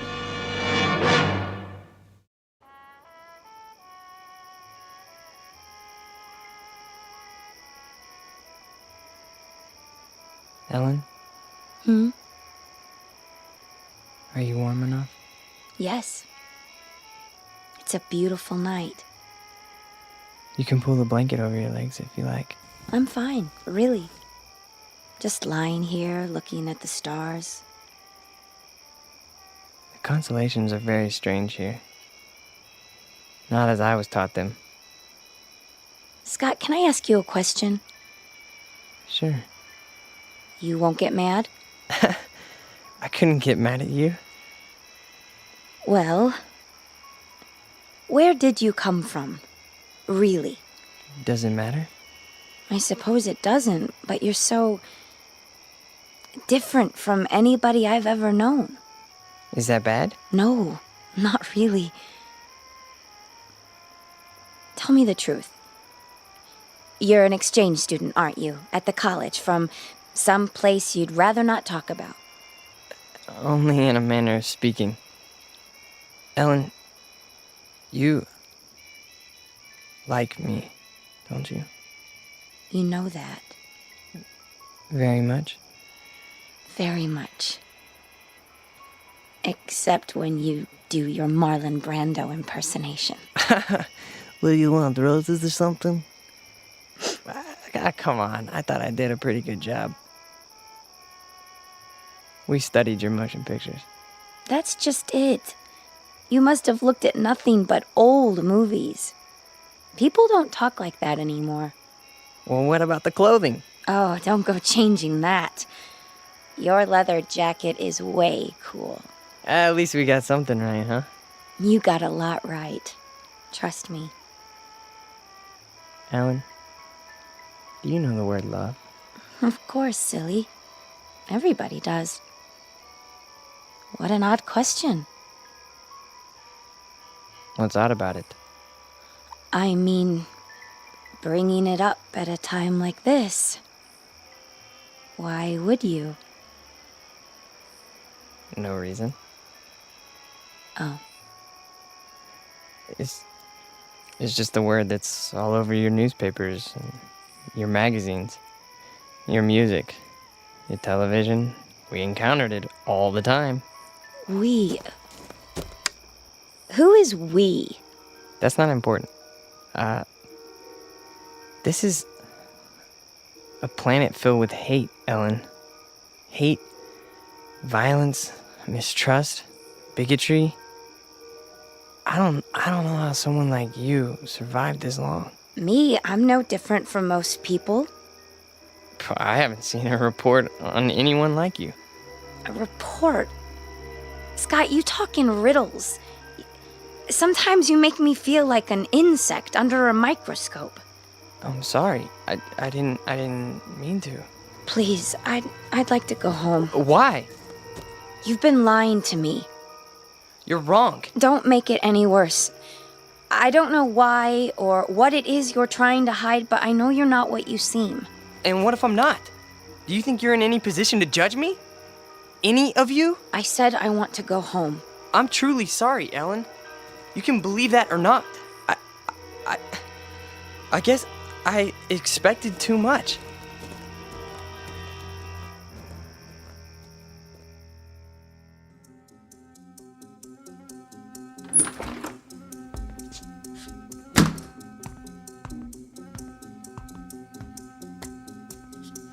Where have you been? I told you, I was riding around. Every day for the last 5 or 6 days? Yesterday when I sent you to the ship for food? Or last night when you were supposed to be on guard? You think I don't know? I've had the eye on you every minute. If you know, then why are you asking me? I told them before we came you were too young. You'd lose your head, run into situations you couldn't handle.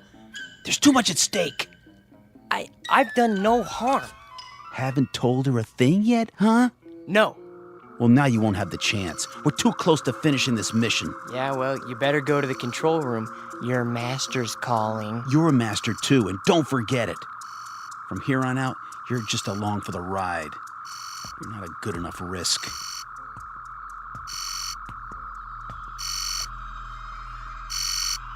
The controller. I heard. Report. Bacteria Unit 59 reporting in. The test has been an unqualified success. Good. Unit 70 through 100 have reported the same result. What is your time estimate?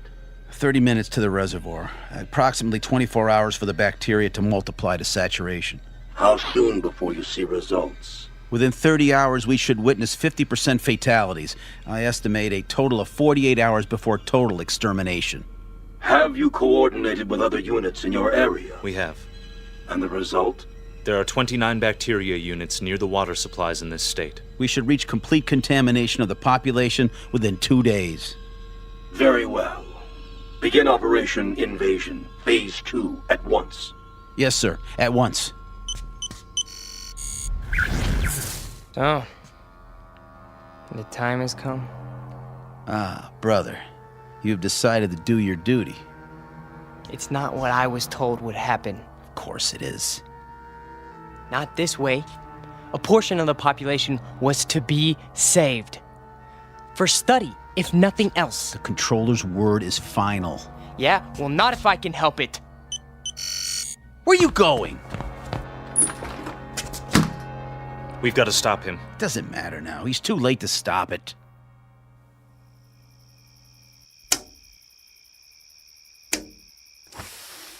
Who's down there? Come down. Now? I've got to talk to you. It's late. This is important. All right.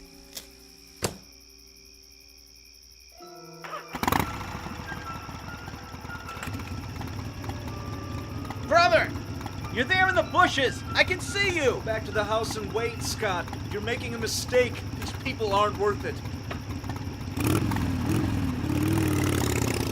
Scott, what's going on? Ellen, you've got to get away from here. What is it? You're in danger. I don't understand. Something terrible is going to happen here. Many people are going to die. I want you to go away as far as possible. I can take you where you'll be safe. You're frightening me, Scott. Please. What do you mean? What's going to happen? I can't tell you that. And it wouldn't matter if I did. Look, we've got to leave right now. Are you trying to scare me into running away with you? Ellen, listen to me. In 24 hours, every man, woman, child, cat, dog, anything else alive is going to be dead. Don't, please. No, not just in this town. All over your country. All over your world. My world? It's your world too? No, it's not. What do you mean? Scott, who are you? Look up. We came from out there, Ellen. From beyond those stars. There are thousands of us here on Earth right now. Our people, we need room. We're gonna set up colonies here. I don't believe you. We've had bacteria units in every country on this planet for months. They have enough to poison the drinking water of the entire world's population. Scott, I'm going to walk with you over to your house. No, it's too late. Even if it is, I think we'd better wake your friends and let them get you to a doctor. No, you don't understand. You haven't seen, okay? The leader, the controller speaks to us from a giant television screen. All we ever see is his head. A metallic mask with slits for eyes, a nose, a mouth, but no lips. And his voice, that's... Scott, I love you, but you're not well. Oh, Scott. Ellen!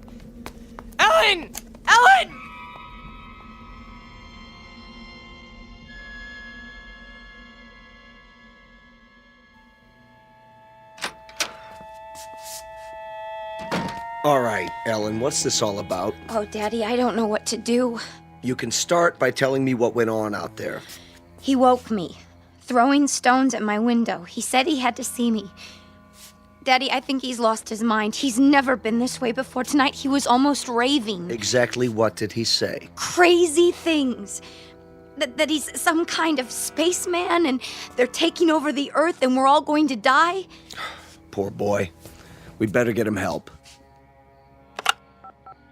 Ellen? Why aren't you in bed? Stu? Hold it. I'll explain everything. Sheriff's Station? Deputy Harper? Let me speak to the sheriff, please. Sheriff Farley's on vacation. Sir, can I help you? My name is Stuart Tillman. I live at 11575 Amanda Drive. Yes, Mr. Tillman. There's a mentally disturbed boy living next door. That right? And before he does any harm to himself or anyone else, I think he ought to be picked up. Honey, what's happened? Oh, Mother. There now. What makes you think he's mentally disturbed? He's been scaring my daughter with some kind of man from Mars story. Claims he's part of an invasion force that's going to take over the world or some such nonsense. All right, Mr. Tillman, let's you stay right where you are. We'll take it from here. In fact, I know exactly what to do. Definitely. Hey, Red? Yeah? Yeah, we got control on Amanda Drive. Sure do. We'll be right there, Mr. Tillman. Thank you. Are the police coming? Yes, in a few minutes. That's good. Now, will somebody please tell me what's wrong? Sure, in a minute. Only what? I wonder what he meant by control.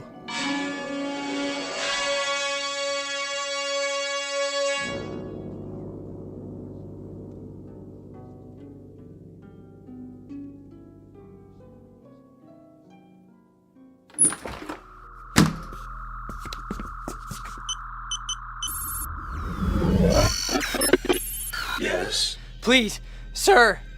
This is an unauthorized transmission. No, sir, I beg you to listen to me. You may speak. What we're doing is wrong. You question my judgment? No, we should save these creatures, not exterminate them. It's true. They murder and hurt one another and are subject to unreasonable hate and prejudice, but the murderers, the cruel ones, are the brutes found in any race. These people have capacity for love. I know it. Our research disproves that. They are a world of angry, frightened people. No, I tell you. I have lived among them.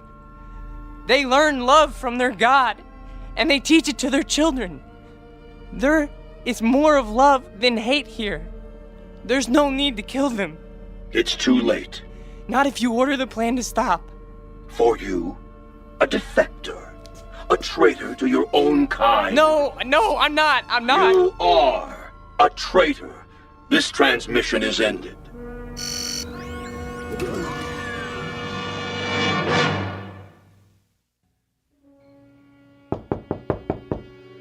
Here they are now. Are you sure this is necessary? Yes. Please, Daddy, tell them not to hurt him. Mr. Tillman? No, I'm Deputy Sheriff Harper. This is Deputy Miller. Evening, sir. Come in, please. Now, what about this neighbor boy?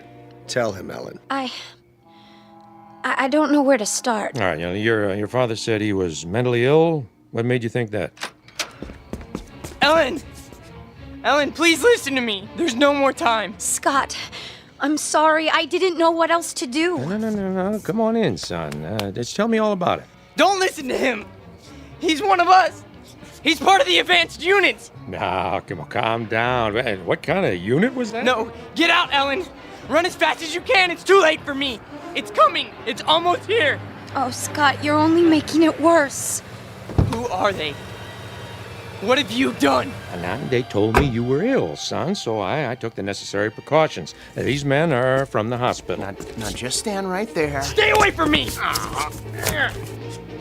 We're gonna put this around you so you don't hurt yourself. Don't touch me! No, not a straitjacket. It's for his own good. Got him. Get us leather jacket off first. Get it Easy off. now, boy. No! Oh, don't fight it, son. That'll only make it more difficult. No! You don't understand. I'm begging you. Listen to me, please. No. Please, no. You'll see that he gets help. Don't worry, folks. We'll take good care of him. And someday, I'm sure he'll thank you. You have a good evening now. They left his leather jacket. Can I keep it for him until he gets out? I don't see why not, honey. It might be a while, though. Oh, Mom. What am I going to do? There's nothing you can do, sweetheart. Except pray. It's for the best, you'll see. Now, come and sit down. I'll get you a glass of water.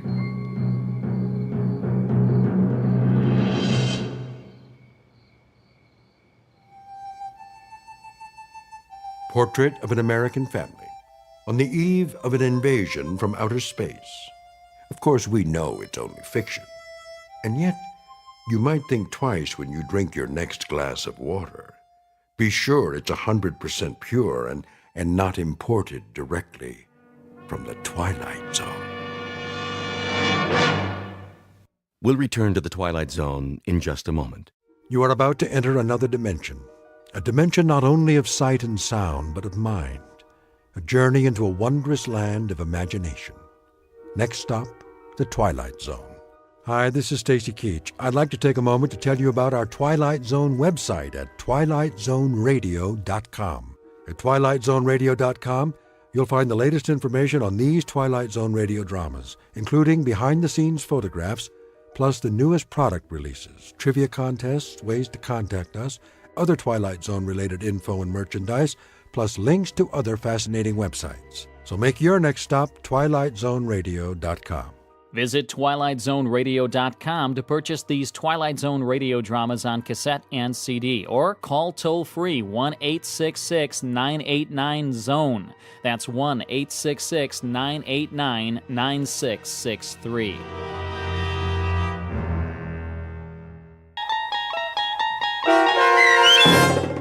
Dust, starring Bill Smitrovich with Stacy Keach as your narrator, was adapted for radio by Dennis Etchison and written for The Twilight Zone by Rod Serling. Heard in the cast were Rich Komanek, Tony Castillo, Dale Rivera, Monique Lebreos, C.J. Amari, Amanda Amari, Christian Stolte, Eddie Martinez, Doug James, Fernette Liebel, Alex Sopener, Meg Thalken, Brenda Redhead, Rick Arthur, Carl Amari, Vince Amari, Roger Walski, and Jason Mallow.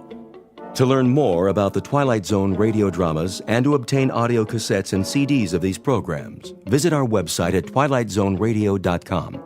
The producers of The Twilight Zone wish to thank CBS Enterprises, Carol Serling, Dennis Etchison, Dick Brescia Associates, Claire Simon Casting, Terry Jennings, XM Satellite Radio, Sirius Satellite Radio, our sponsors, and our radio affiliates for helping make this series possible. This copyrighted radio series is produced and directed by Carl Amari and Jason Mallow for Falcon Picture Group. Doug James speaking.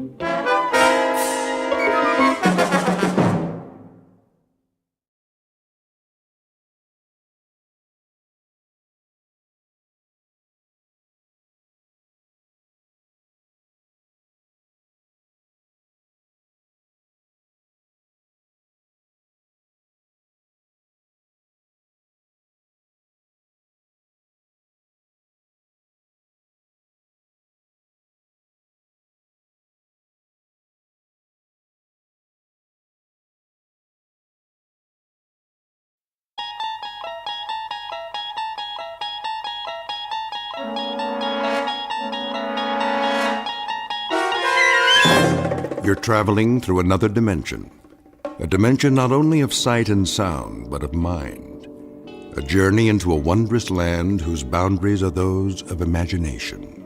Your next stop, the Twilight Zone.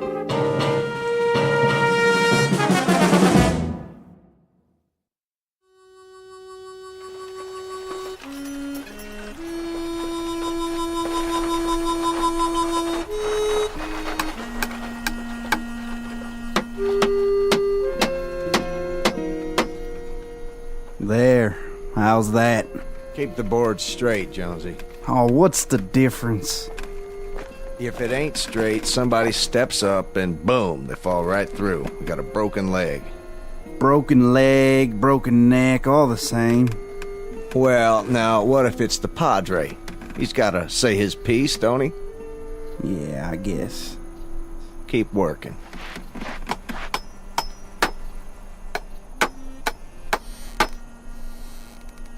About ready for lunch?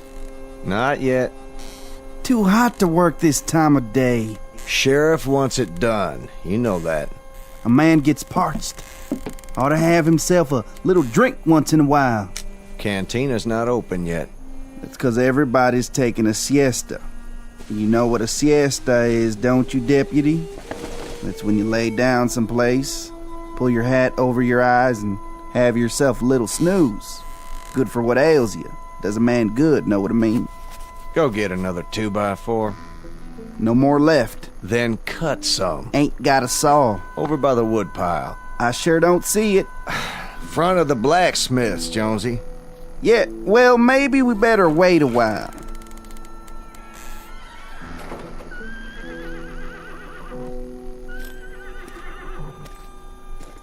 How's it coming, Ed? Pretty soon now, Sheriff. Jonesy here's about ready to put up the crossbeam. Maybe you better give him a hand.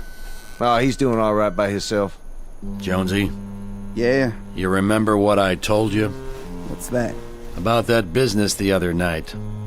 Drunk and disorderly. I'm giving you a chance, Jonesy. Either that, or I fine you. Right. Don't worry, Sheriff. I'm working it off. See that you do. Ed. Yes, sir. Call me when the scaffold's in place. Then we'll test the trap. Mighty big rush for one lousy Mexican. You heard me. I want it finished. I may not like it very much, but that's the law. So let's get it over with. I'm doing my best, Sheriff, but I only got 2 hands. Maybe you should hire some extra help. Nobody in this town's gonna lift a finger. Too lazy, if you ask me. They're not lazy, Ed. They just don't want to see one of their own swing. And I can't say as I blame them. You pitch in if you need to. The judge passed sentence. We don't have much choice. Yes, sir. Get some more boards, Jonesy. Let's go. I'm going.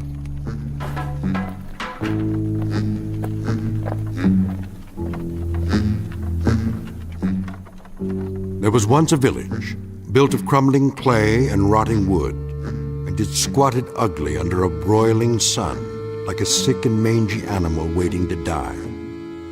This village had a sickness shared by all its people. It was the germ of squalor, of hopelessness, of a loss of faith.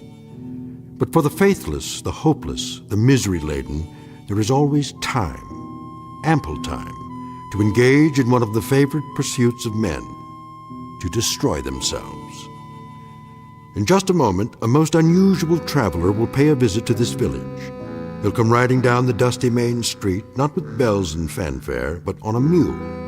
It's not his first visit, and it won't be his last.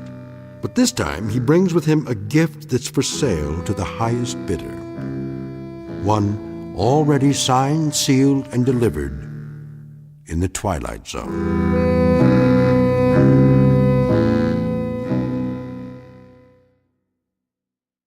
And now, The Twilight Zone and our story, Dust, starring Bill Smitrovich, with Stacy Keach as your narrator.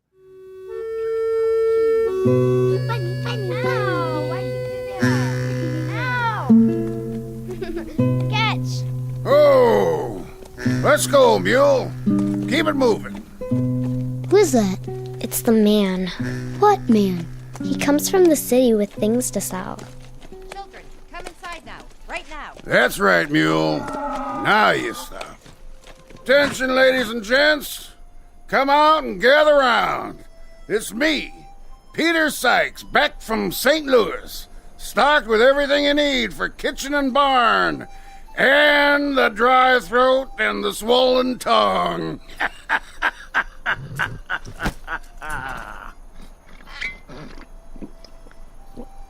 Now, where's everybody? Come on, come all! Is this a holiday? Nobody in the street.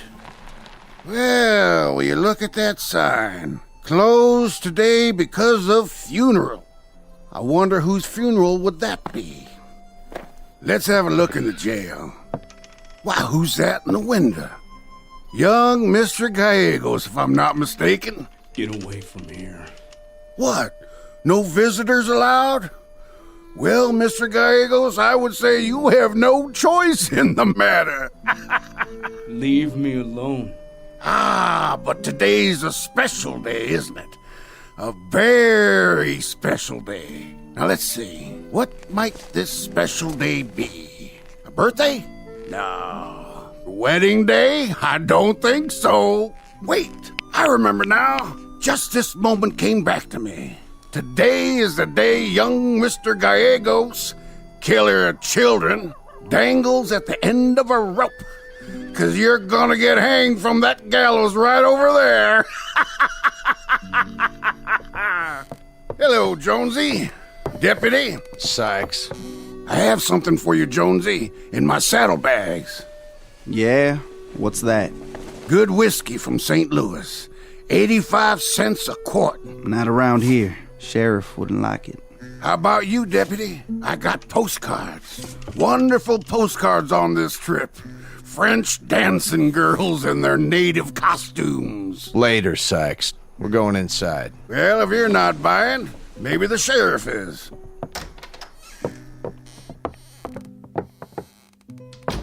We got it finished, Sheriff. Now all we gotta do is test it. All right, boys.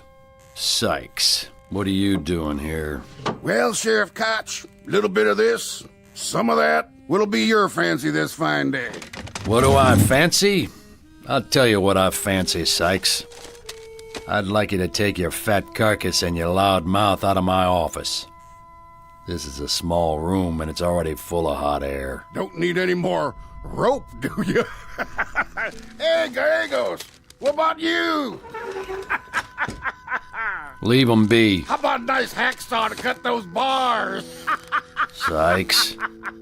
You ought to see the fancy 5-strand hemp I sold this town for your necktie party, Gallegos. It can lift 5 people. Any more at home like you? Look, I told you. Go peddle your wares someplace else. Well, well. Look at him sitting there in the dark. You better go back to the window, Gallegos. There's gonna be a funeral procession down that street. They'll be burying the little girl you mangled under your wagon. Yeah, you're sobered up now, huh? But you remember the little girl, don't you? You got stinking drunk and you raced your wagon down that street. And what you did to that poor little girl? I said, leave me alone. Oh, Gallegos, not yet. You'll have plenty of room to move around in a while. You'll be able to kick and kick and kick. Outside. You want me to throw him out, Sheriff? Don't bother. He knows the way. You gotta take a drink of this, Sheriff. It's a good tonic. Put a little gristle in your arm. Just the thing to set you up for a hanging. Yes, sir, makes you strong and firm. Here, feel my muscle. I don't touch dog meat, Sykes. You talk big behind the badge, Koch. It just sounds big to you, Sykes. Because you got a little brain. You make noises like a mountain lion when you're safe in a hole, but out in the open, you're a yellow dog who barks at the moon. Sure, Sheriff. If you say so. You know, I always had a little question about you. Seems you got a thing for foreigners and strays, but you're mighty tight-lipped when it comes to your own kind. You're not my kind, Sykes. So don't claim any kinship. As for that boy in there, he had his trial, and today he's going to swing for it. But there's nothing in his sentence that says he's got to be tormented by a pig who sells trinkets at funerals. Now go on. Get out of my sight. One question. When this day is over, Koch, which one will you weep for? I've got enough tears for both. Here comes the funeral procession. Already? Look at them out there. All those people following Mr. and Mrs. Canfield. Oh, Lord. The coffin on that wagon sure is little.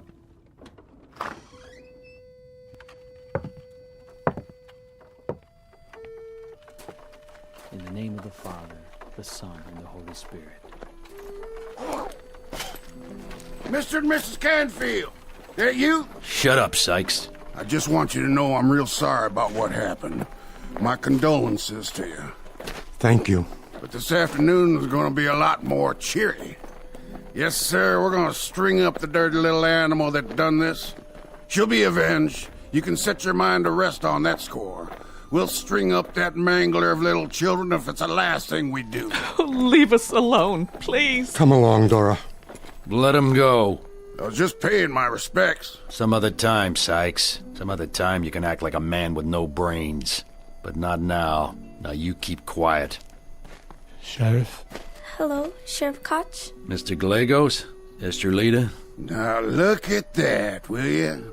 Ain't that the most gall you ever seen in one place? Gallegos' old man shows his face in town, in broad daylight, and during the funeral procession, too. Somebody ought to take a horse whip to that... Hurry, child. Run ahead as I told you. But, Grandfather... Go, my child. Now. Senor Canfield? What is it? My grandfather wishes me to tell you that his heart is broken. Go on, Estrelita. Say what I told you. That if he could... That if he could give... Tell him his own life. His own life in return. Tell him, please, his own life in return, Estrelita. Oh, please, not now. Leave us. If he could give his own life in return, he would.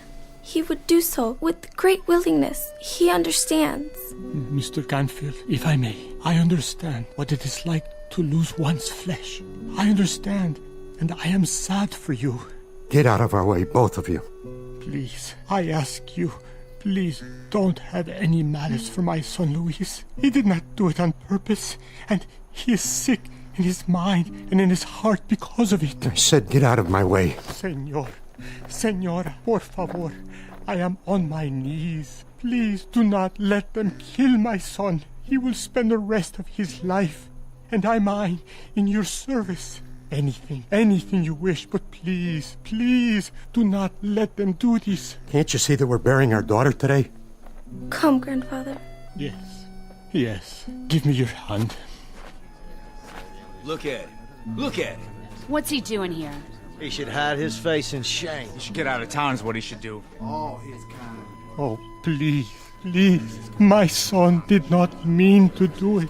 He is a lover of children, as you all are. He loves all the little children. Why don't you go back where you came from? Take this! Oh! Grandfather, you are bleeding. It is nothing. Nothing. Good aim, Harvey! Stand back, all of you. The next man who throws a rock or anything else will answer to me. You understand? Padre, por favor, váyase a la casa. No se le necesita aquí. What's he saying? He's not needed here? Is that what you told this old man of yours, Gallegos? Father, take Estrelita home. They will hurt you if you stay here. My son, there is one chance. Go home now! Luis, look. My lucky coin. It is said that one can make a wish on it. Any wish. I have saved it for years. Go home, old man. Make your prayers. Make your wishes. But Luis is right. You can do nothing here. Mr. Sheriff, have you never been drunk? What? Have you never felt such misery that you found salvation only in a bottle? Never felt pain? Such pain that you had to ride through the night and never look back? Mr. Gallegos. My son was hungry, and he felt such a pain, and he drank too much, and he rode down the street not looking, not seeing. He had a sadness deep inside, sadness that there was not enough to eat, sadness that he had no work, sadness that the earth all around him was growing barren in the sun. He did not see the little girl. He never saw her for an instant. I swear to you, he did not. It's best that you go home now. Come, Grandfather. That goes for the rest of you. Come on inside, Ed. You too, Jonesy. You've seen enough misery for a while. Little girl, wait. What? Stay a minute. Come over here. That's right. I won't hurt you. Wait for me, Grandfather. You tell him something for me. Tell him what? You tell him I want to help him. Understand? Tell him his coin is no good, worthless. But I have a magic dust. You do? It turns hate to love, but it is very, very precious. Very expensive, comprende? Now you tell him to bring 100 pesos to my room in 1 hour, and I will sell him the magic dust that makes people love and forgive. You understand? Huh? You tell the old man. Now you go. All right. Magic dust. Now where is it? Oh yes, right down there. On the ground. I'll scrape up a handful. Now let's see. That should be just about 100 pesos worth of genuine magic dust.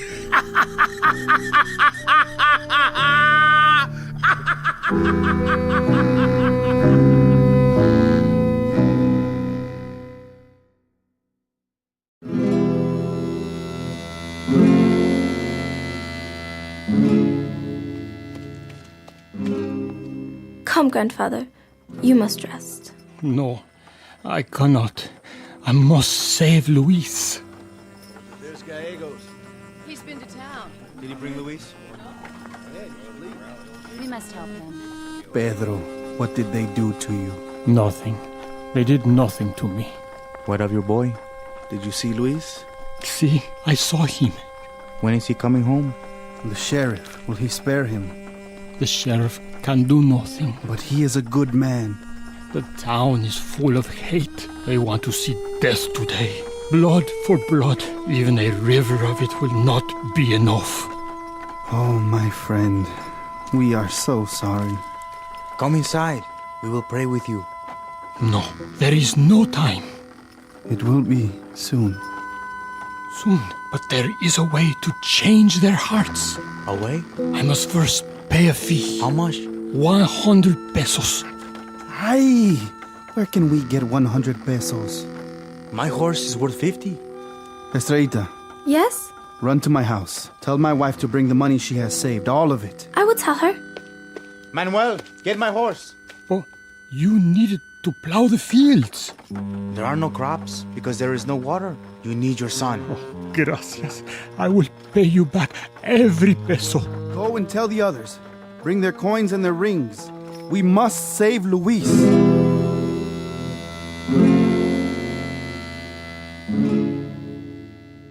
Ed. Yeah, Sheriff. You seen Jonesy?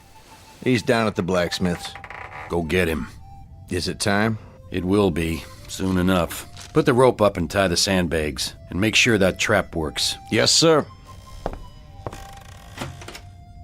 Luis? What? Want something to eat? No. I can get something for you at the cantina. Just name it. No, thank you, Sheriff. Why waste good food? You smoke, Luis? Sometimes. Got a new pouch of tobacco here. I'll roll you one if you like. Gracias.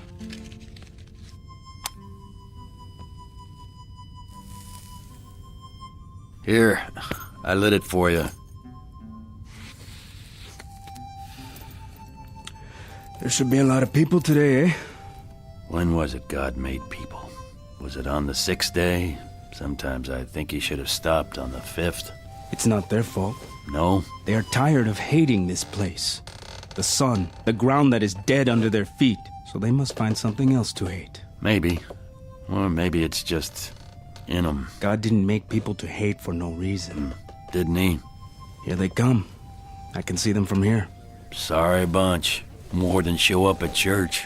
They want the big show. Here I am, the one you came to see. There he is. You murderer. Look at him. Get away from the window.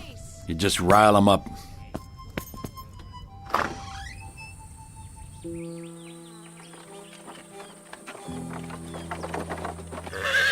Oh, there. Slowly, Tom, please.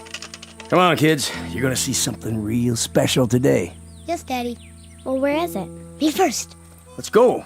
Don't want to miss it, do you? Rogers. Oh, hi there, Sheriff. You had to bring them, didn't you? What do you mean? You know this isn't a carnival, Rogers. It's a hanging. Well, the kids? Well, they ain't never seen one before. I figured it was about time. Yeah, I'll bet you did. Just one thing. What's that? Mind telling me why? Why not? They'll learn a lesson. They'll see what happens to drunks who kill kids. I guess that's pretty important to you. Darn right it is. Have to teach them.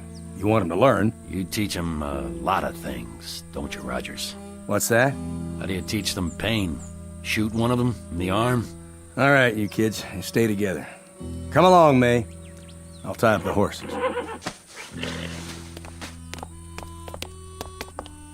Is that the man? What man? In the window with the bars. Is that the man they're gonna put the rope on? See, little one, I am the man. Will it hurt when they put a rope around his neck? If God wills it. Tom Jr., get away from there. Run along now, kids. Your dad's waiting for you.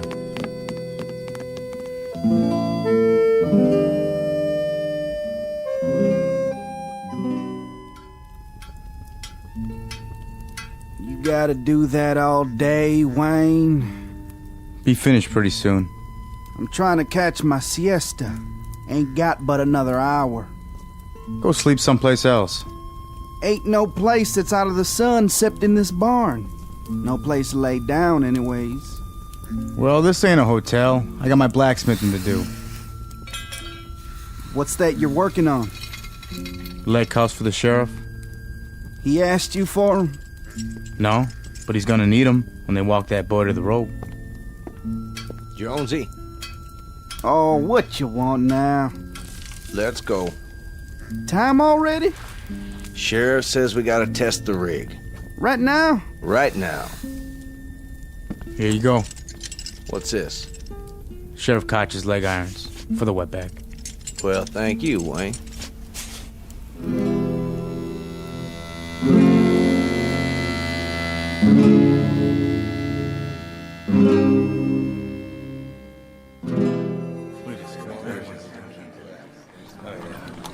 How do, ladies and gents?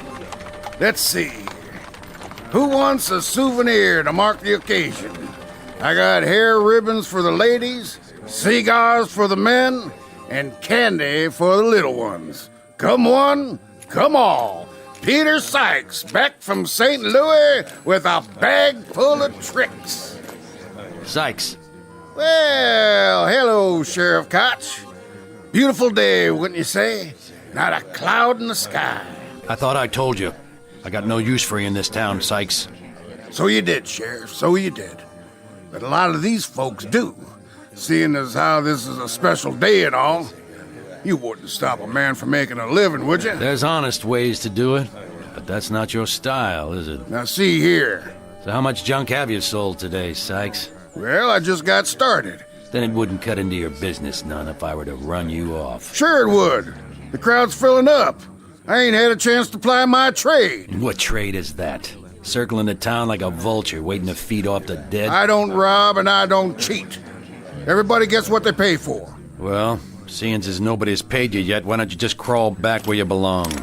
Hey! You may live to regret that, Koch. There's an election coming up, and when folks see the way you push people around... There's a heaven coming too, Sykes, and a hell. I only hope I don't have to see you in either one. Now get the hell out of here. We'll just see about that.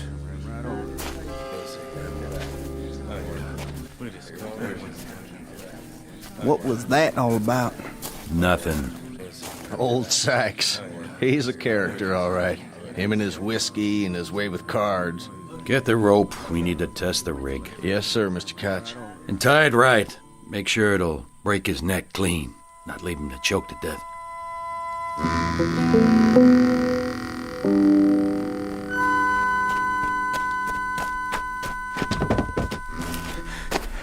Quickly, where is Senor Sykes? Sykes?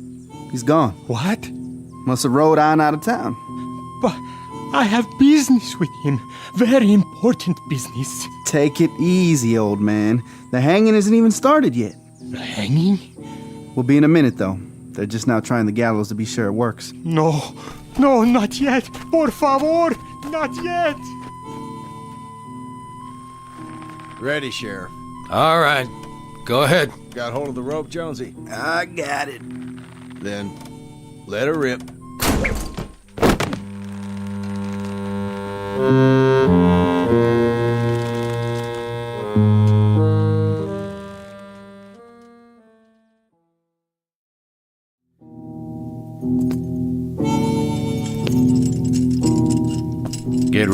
Louise. It's about that time.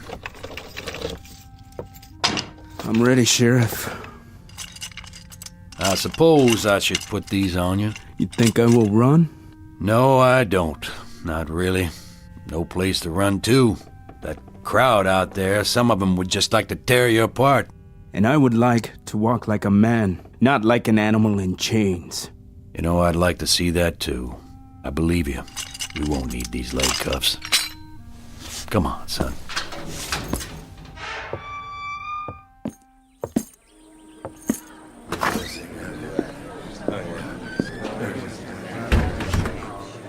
Oh, there he is.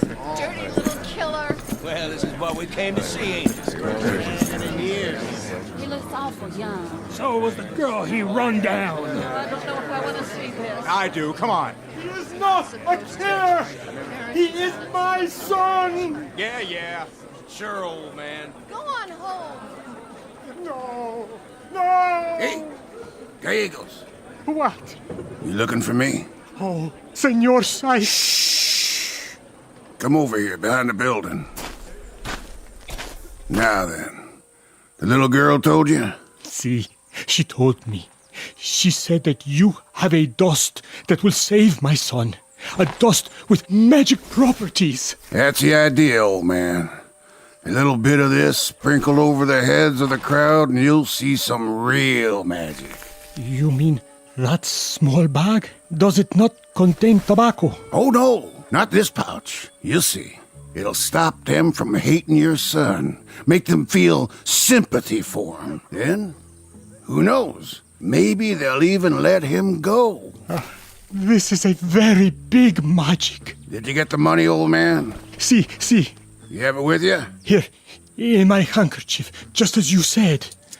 Gold pieces. Where'd you get them? All my friends went into the city. One sold a wagon, another sold a horse. Some borrowed.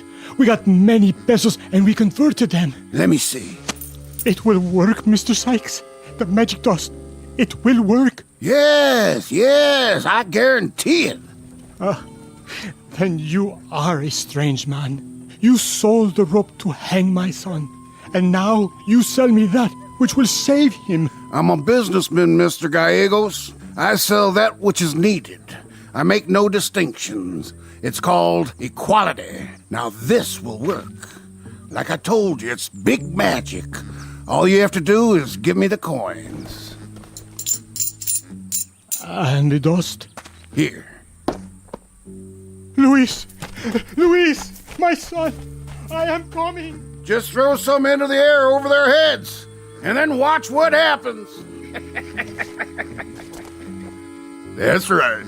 Just watch.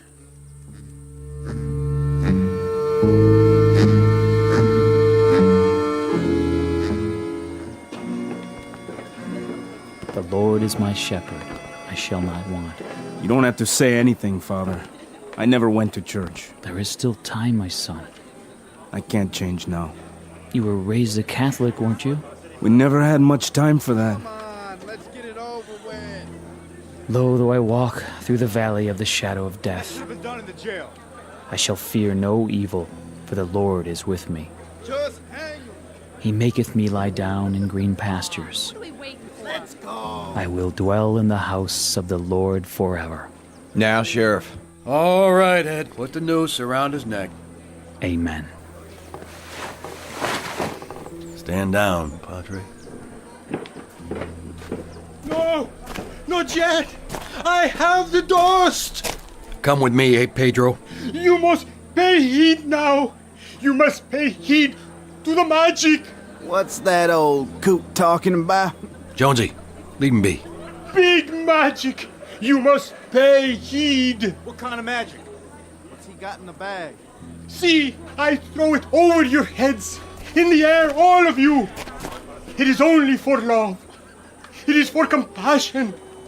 The magic is so that my son can live as you would want yours to live. Magic. Magic. Magic. Watch out, old man. You wouldn't want to trip and fall down. Watch it.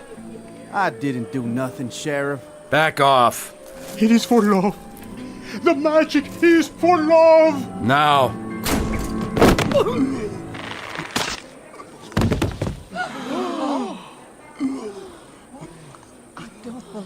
How could it break? But it couldn't have.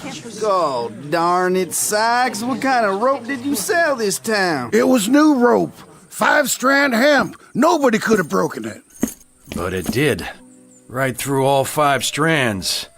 Come on, Luis. What are you doing? Helping him to stand up like a man. A miracle. It is a miracle. You setting him free? You can't do that, Koch. What about it, Mr. Canfield? Mrs. Canfield? You cannot defeat the magic. You gotta hang him again. There are only 2 people here who have the right to beg an eye for an eye. What about it, folks? No more today, John. No more. I just can't take any more. But he killed our child. Yes, he did. And a part of himself when he did it. He's suffered enough. You're sure? There's been quite enough pain, John. Quite enough. It has to stop now, or we'll die ourselves. Sheriff Koch? Yes, Mr. Canfield? There must be another hand in all this to make the rope break like that. Another hand, maybe the hand of Providence. You want to stop it then? Yes.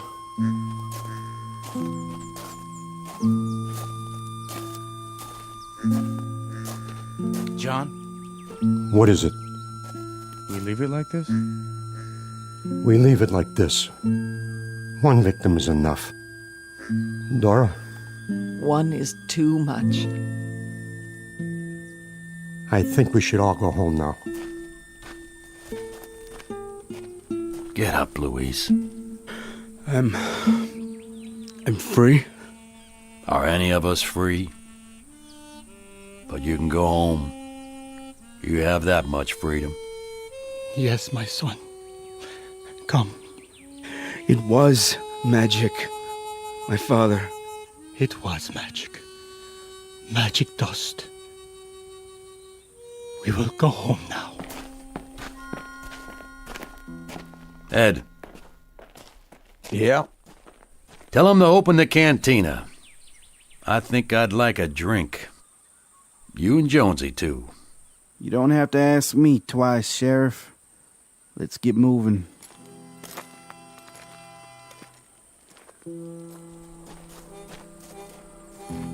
It was new rope, I tell you. It was brand new rope. Bought and paid for. Ah, well. Another day, another dollar. Come on, mule.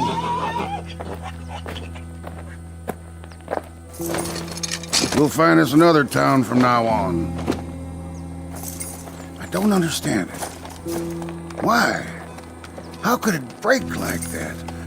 There was nothing in the old man's pouch except dust. Dust! And me? Well, at least I got me some shiny gold coins. That's what I've got.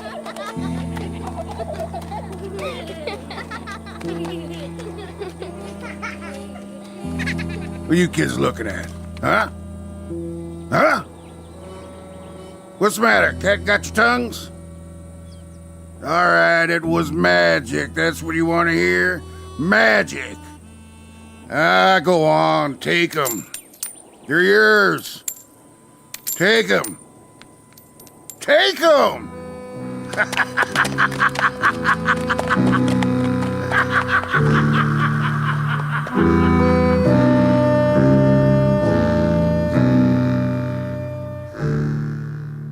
It was a very small, misery-laden village on the day of a hanging, and of little historical consequence.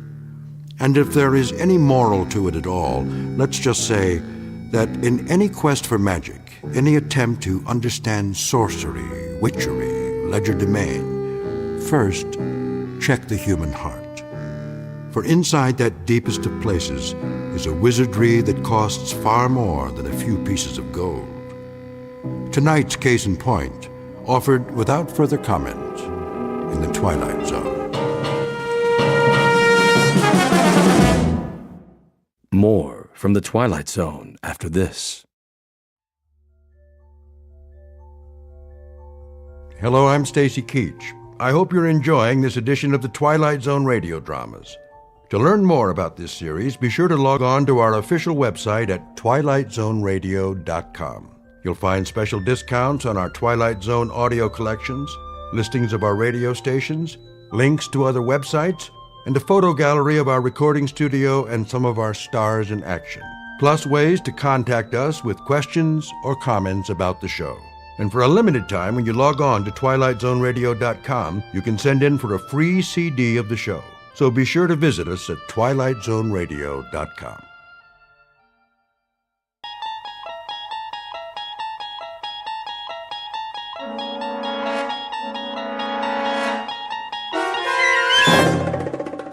There is a fifth dimension beyond that which is known to man. It is a dimension as vast as space and as timeless as infinity. It is the middle ground between light and shadow, and it lies between the pit of man's fears and the summit of his knowledge. This is the dimension of imagination.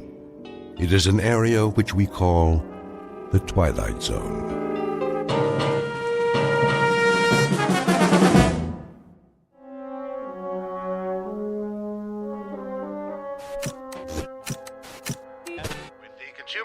On the rise, Wall Street pundits predict no more hikes in the interest rate for the next quarter. Henry, where are you? In here, Mama. Recapping our local headlines for the hour, it looks like that rainstorm from the northeast has dissipated. So we can expect scattered low clouds in the AM, clearing by early afternoon and followed by some sunshine. I'm waiting, Henry. In a minute, Mama. Barley's gonna be on the news. Henry, come in the kitchen right now. 1 more minute. And in sports, here's a flash from the past. One of the city's favorite sons is set for an important boxing match tonight at St. Nick's Arena. Mama, come here. What is it? Quick. For this battling middleweight, tonight's the night, the one that counts. I thought you were going to help me with the dishes. Look. Henry, I need you now. Look. Why, that's a picture of Bowley. But after such a checkered career, can he make a comeback? I know. To put it another way, is this bout really necessary? No fighter lasts forever, and sports fans don't want to see a good man take a beating in the ring. So here's this reporter's advice to Boldy Jackson. It's time to pack it in. Find another line of work if you have to, but take care of yourself and stay out of the game. Get a job behind the scenes, training younger, stronger, talented young bloods whose careers are ahead instead of behind them. Now. Yes, Mama. You're a good boy, Henry, but you gotta learn. Don't get your hopes up too high or you'll... Where are you going now? I gotta see Bowley. Leave him alone. He must be busy getting ready. But he needs me. Listen to me, Henry. Some things you just can't wish for. They're too big. You just set yourself up for a big disappointment. Please? He's my friend. Well, just for a second, but don't you get in his way now. I won't. In and out of the ring, it's been up and down. After a string of early victories, he found it hard to keep getting up again and again. So read the handwriting on the wall. Don't get hurt this time, champ. You proved you could do it. Now it's time to step aside. Oh, Bowley, please, please listen to the man.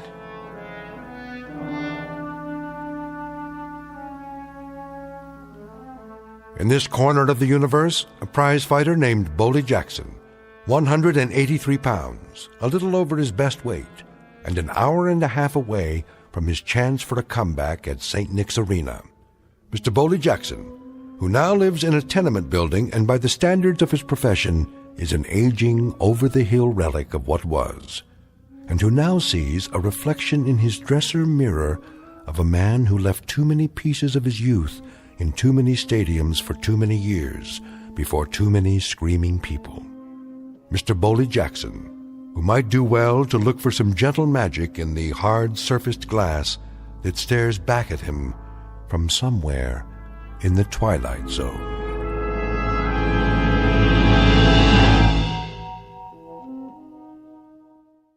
And now, The Twilight Zone and our story, The Big Tall Wish, starring Blair Underwood, with Stacy Keach as your narrator.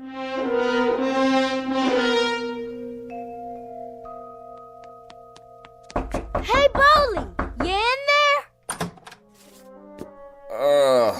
Henry, what you doing here? Want to help you get ready for the fight. Can I? Yeah, sure you can. We're friends, aren't we? Come on in. Okay. Go on, sit down on the bed while I finish packing my gear. You feeling good, Bowley? You feeling sharp? Take a tiger tonight, huh, Bowley? Take a tiger, Henry. Gonna take me a tiger. Show me how you're gonna do it. Left, right, and one in the stomach. Bow! Just like that. Yeah. Then lift him up by the tail. And then what? And throw him all the way out to the 9th row. Looking at yourself in the mirror, huh? Yeah, you're looking good, Bowley. You're looking sharp. You gonna watch it on TV? You foolin'? I'll yell so loud, you'll hear me all the way to St. Nick's. Yeah. Hey, you know what I see in the mirror? A fighter don't need a scrapbook, Henry. You want to know about what he's done, where he's been? You can read it right in his face. He's got the whole story right there, cut into his skin. Yeah. Well, where'd you get that scar anyway? Which one? Over your eye. Ah, that's St. Louis. Guy named Sailor Levette. Real fast boy. And see this nose? That was Memorial Stadium, Syracuse, New York. Italian boy. Fought like Henry Armstrong, all hands and arms, just like a windmill all over you. That was the first time I ever had my nose broke twice in one fight. Did it hurt bad? Sure it did. What you think? Gee, Bowley, that's tough. Moving south, Henry, moving south. Now, this here, Miami, Florida. Boy got me up against a ring post and did this here with his laces on the face. That's where you read it. Start at the first match and move across Pittsburgh, Boston, Syracuse. I'm a tired old man, Henry. Tired old man trying to catch a bus. But the bus already gone. Left a couple of years ago. Aw, that ain't true. Here, look for yourself. Hands all heavy, legs all rubbery, short breath, one eye not so good, and there I go running down the street trying to catch this bus to glory. Stop talking like that. I'm only telling the truth. Bowley, you're gonna catch a tiger tonight. I'm sure gonna try. I know you are, 'cause I'm gonna make a wish. I'm gonna make a big, tall wish. And you ain't gonna get hurt none either. I'm gonna make a wish that you don't. You hear? I don't want you getting hurt. You've been hurt enough already, and you're my friend, Bowley. You're my good and close friend.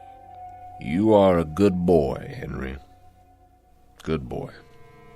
And I thank you. Now, you go on. I gotta get my gym bag packed. I'll wait and walk you downstairs. Okay, boy. Okay. I like that just fine.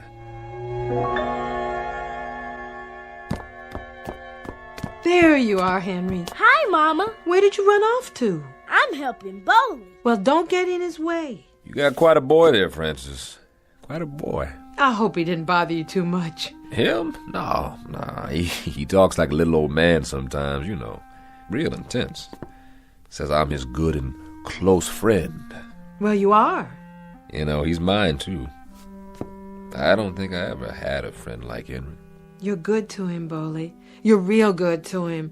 Taking him to ball games all the time, taking him out for walks. Hard for a boy not to have a father around. He never did know his. I know he didn't. He won't be going to bed tonight till you get back. Don't let him stay up too late. Take care of yourself, Bowley. I hope you don't get hurt none. I'll work hard on it. I'm going to make a wish, Bowley. I'm going to make a wish nothing happens to you. So don't you be afraid, understand? Don't you be afraid. No matter what. 'cause nothing can hurt you. You hear me? Nothing. That boy. You're more than his friend, Boley. He's got you in a shrine. Why would he do that? 'Cause you deserve it. Scared old man who don't remember nothing except how to bleed. I don't fit in no shrine, Francis. Don't talk like that. But you tell him. You tell him how I'm obliged for his wish. I think he already knows. 'Cause that's what I need right now. Just a little magic. He's been talking about making a wish all day. Has he? He's all the time making wishes, Boley. I see him standing there in the bedroom in the dark, looking out of the window. I come in real quiet and I say, "Henry, why don't you go to sleep?" And he turns around with that serious little face of his and he says, "Making a wish, Mama. Making a wish for this, making a wish for that." Oh, he's all the time wishing. Why, just the other night. What? Oh, it was nothing. Tell me. Well, I needed some more money for the rent, $50. Henry said he was going to make the big, tall wish. That's his biggest kind, the big, tall wish. He don't waste it on just anything. It's what he calls the most important one. That was last Friday. And then what do you know? A woman I did some nursing for out on the island sent me a check. Just like that. A check for $50. And that was exactly how much I needed. I was real lucky. Yeah, that's what it was. Luck. Little boys are something, huh? Yes, they are. Little boys with their heads full up with dreams. And then, when does it happen, Francis? What do you mean? When do they suddenly know there ain't any magic? When does somebody push their face down on the sidewalk and say to them, "Hey, little boy, it's concrete. That's what the world is made out of. Concrete and gutters and dirty old buildings and tears for every minute you're alive." Oh, Boley. When do they find out that you can wish your whole life away? But sometimes what we wish for, it can come true. You know that part too, don't you? I know I'm all wished out. That's the only thing I know for sure. Good luck tonight, Boley. We'll be waiting for you. Sure, I appreciate it. You kiss him goodnight for me now if it gets too late. I will.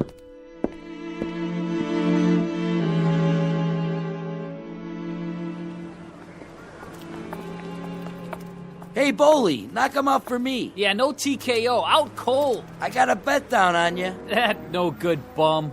I thank y'all sincerely. You folks are good neighbors. Boley, we all know you're the best. Well, just don't bet too much now. Why not? You're gonna beat him, aren't you? Yeah, which round? Want to call it? How about the first round? Put him out of his misery. Do the best I can, boys. Best I can.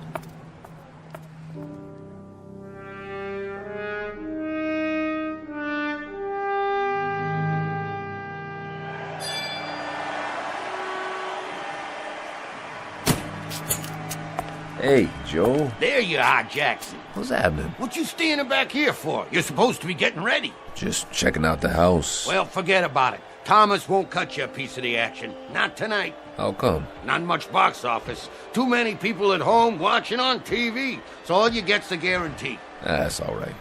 Just wanted to check it out. Been a while. A while.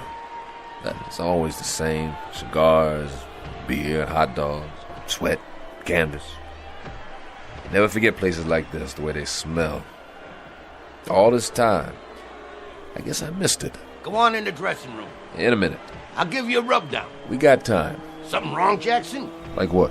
You're not freezing up on me. I'm here, aren't I? I've been working out all month. No offense. I just thought, seeing as how you've been away for a while. Don't talk down to me, Joe.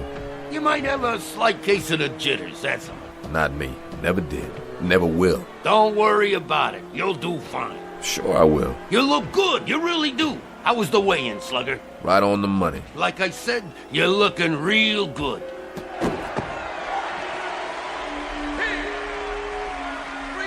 He didn't last long. He never does anymore. Slug him alone.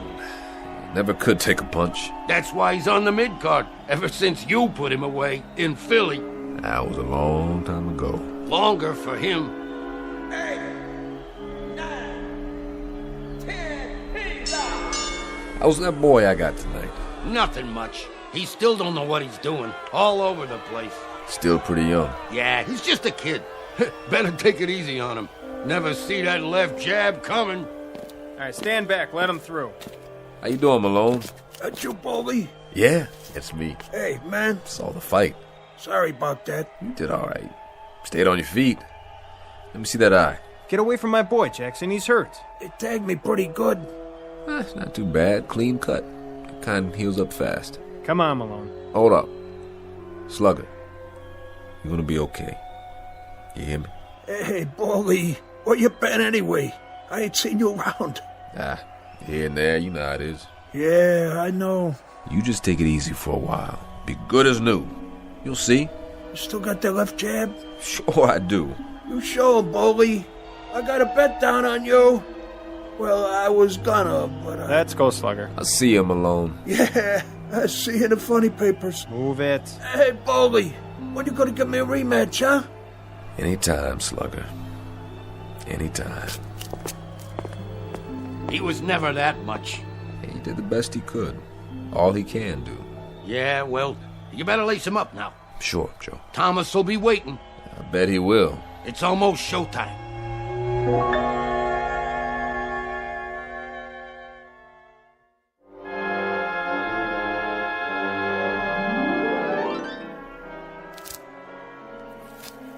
Hurry up, Mazel. I got it. There, Bully. Your hands are taped real good, just like old times. How's it feel?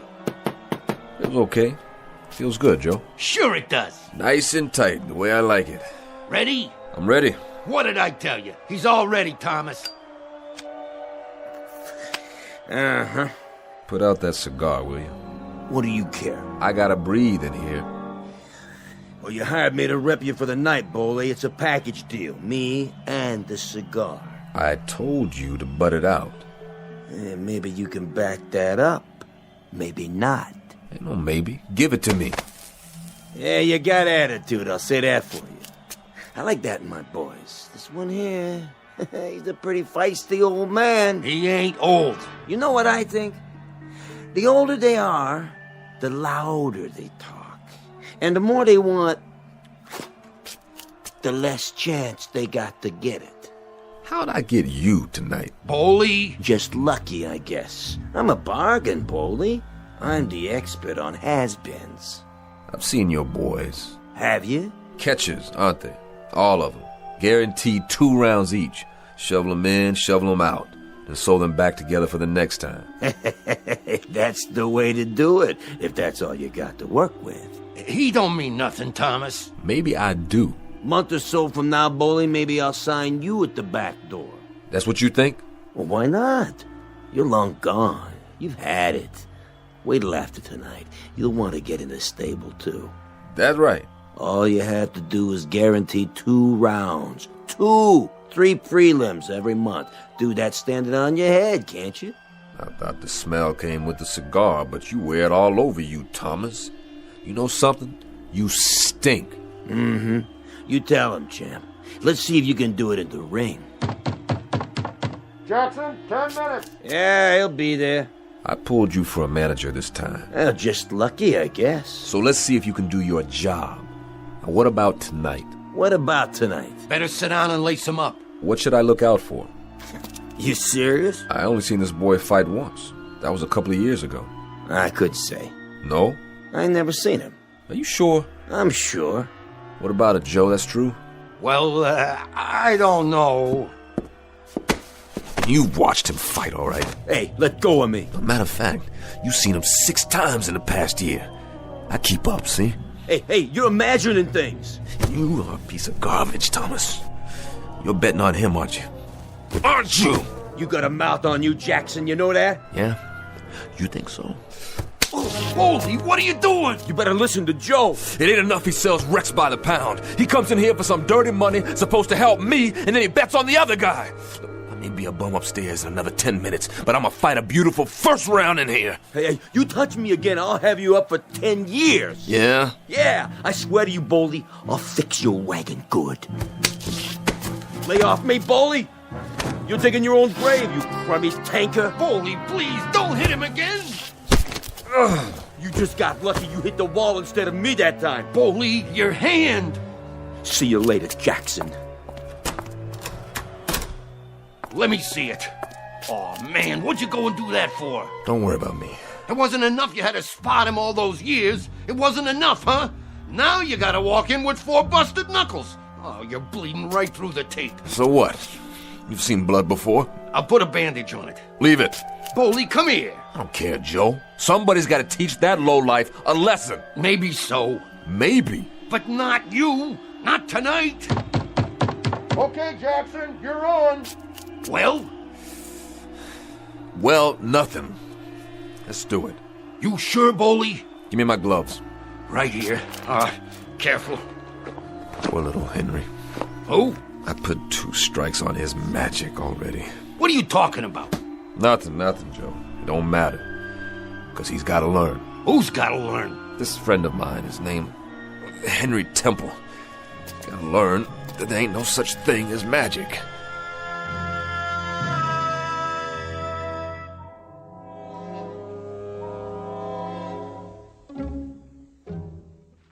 Another left, another right, and Jackson's knees are wobbly. A 10-round bout, but it's not going that far, I promise you. He's hurt. Bowley! It may be early in the fight, but Bowley Jackson is definitely in a world of hurt. A sad spectacle. Someone who didn't know when to hang it up. He seems unable to mount any kind of defense. No! Simmons moves in on him again. There goes one to the side of the head, beating him like a government mule.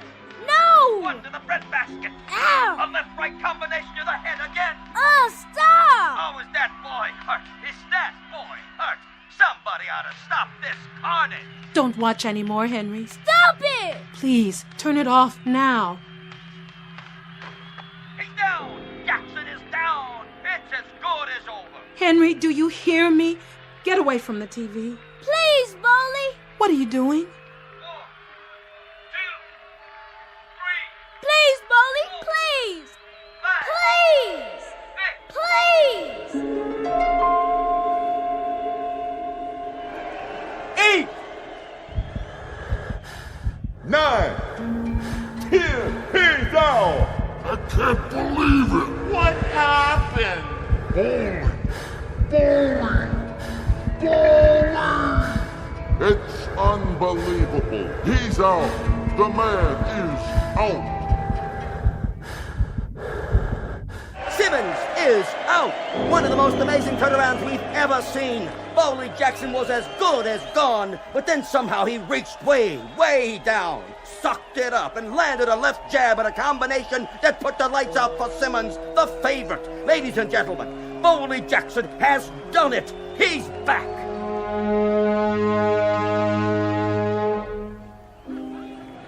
It's all over, Bowley.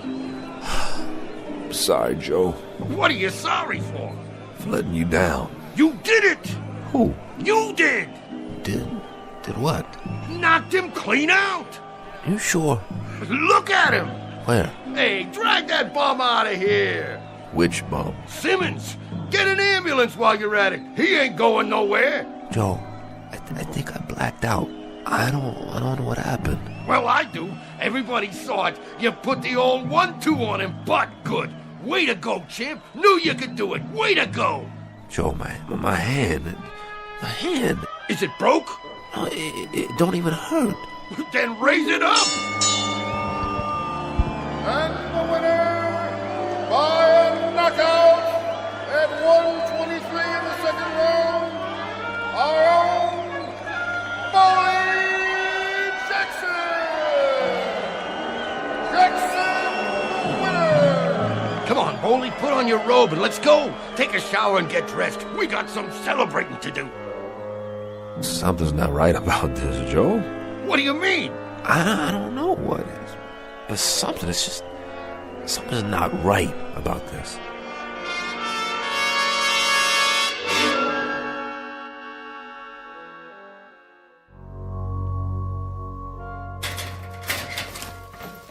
How do I look, Joe?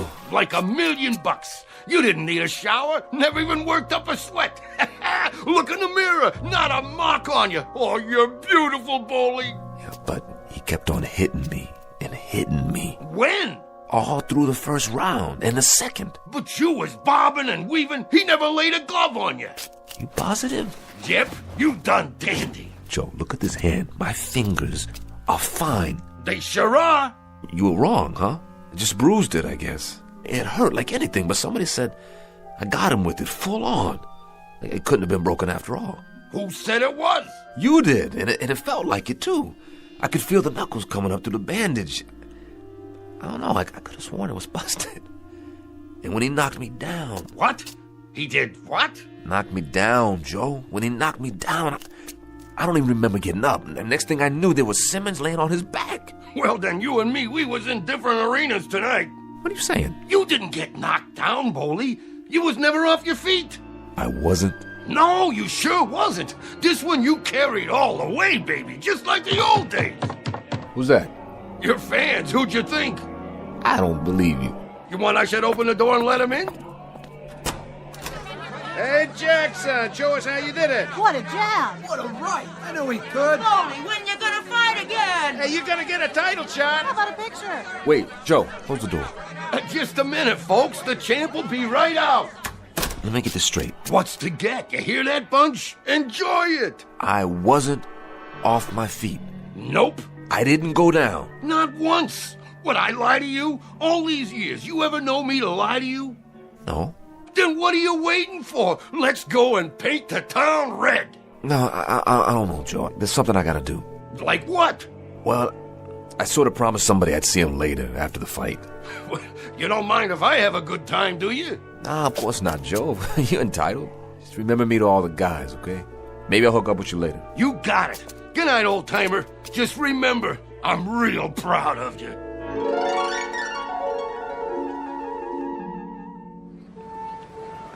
Hey, there he is. Beautiful, Boley. I watched the whole thing. Didn't take long. Second round. Thank you. Oh, you were great, Boley. We seen you on the television. You was really great. Just beautiful. Let me feel your muscles. Wow, you clobbered him good. That was a real right hand. Where'd you get a right hand like that? You know something? I don't know. I really don't know. Ha, yeah, he don't know. Thank you all. I gotta get inside now. Somebody I want to see.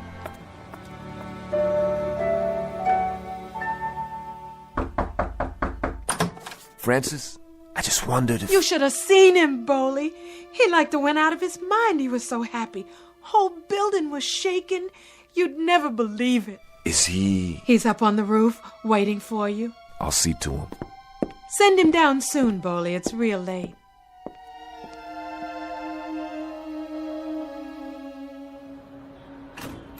Boley! What do you say, Henry Temple?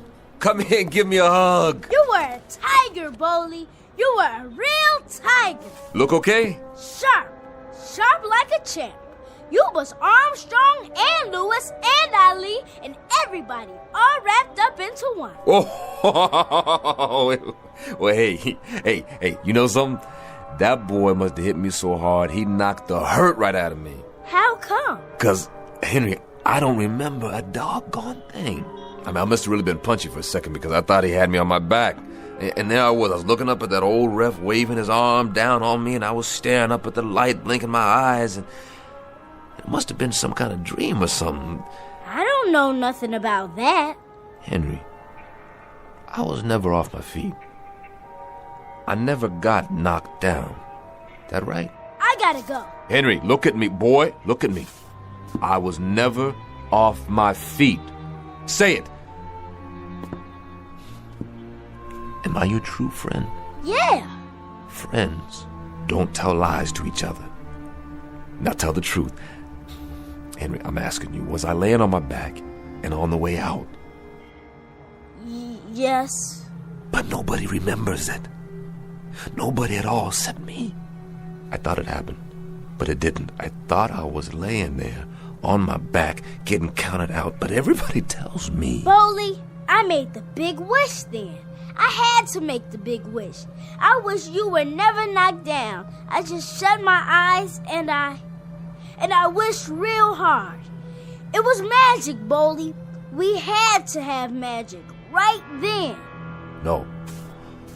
Oh, no. Had to, Boley. Nothing left for us then. Had to make a wish. crazy kid. Don't you know there ain't no magic? Bowley, you're hurting me. There ain't no magic or wishing or nothing like that. You're too big to believe in fairy tales. If you wish hard enough, Bowley, it'll come true. If you wish hard enough and then believe it, it'll stay that way. Somebody's gotta knock it out of you, don't they? Somebody gotta take you by the hair and rub your face in the world and give you a taste and smell of the way things are, don't they? Stop! Listen, boy, I've been wishing all my life. You understand, Henry? You understand? I got a gut ache from wishing, and all I got to show for it is a face full of scars and a head full of memories of all the hurt and all the misery I've had to eat with and sleep with my whole miserable life. Oh, you crazy kid. I'm not. Crazy kid. You telling me you wished me into a knockout? You telling me it was magic that they got me off my back? Now, listen, boy, there ain't no magic, huh? No magic, Henry. I had that fight coming and going. I had it in my pocket, man. I was the #1 out there, and there ain't no such thing as magic. Bowley, if you believe, understand? You've gotta believe. If you don't believe, Bowley, it won't be true. That's the way magic works, Bowley. You gotta believe. Please, please believe. Little nutcase. That's what you are. How come I got mixed up with you? Ain't I got enough trouble without getting mixed up with some dopey kid that... Oh... God, sorry, Henry. Henry, come here. Henry, look at me. I can't believe. I'm too old, and I'm too hurt to believe. I can't, boy, I just can't. Henry, there ain't no such thing as magic. God help us both. I wish there were. Bowley, you got to believe. I can't. You got to. Bowley, you gotta believe. Or else... I told you. I can't. Then if you can't, Bowley, if you can't...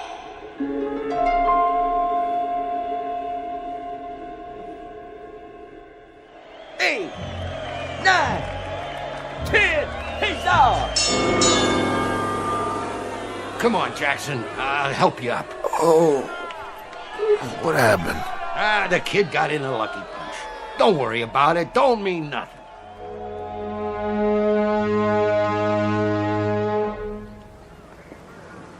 You should have stayed in bed, Bowley. How come you didn't use your jab? And you're right. I broke my hand, that's why. He do that to you? Nah, I did it to myself. It was an accident. Oh, man, Bowley. Are you kidding me? You ought to pack it in, Bowley. Get yourself a real job. Excuse me, I gotta go in.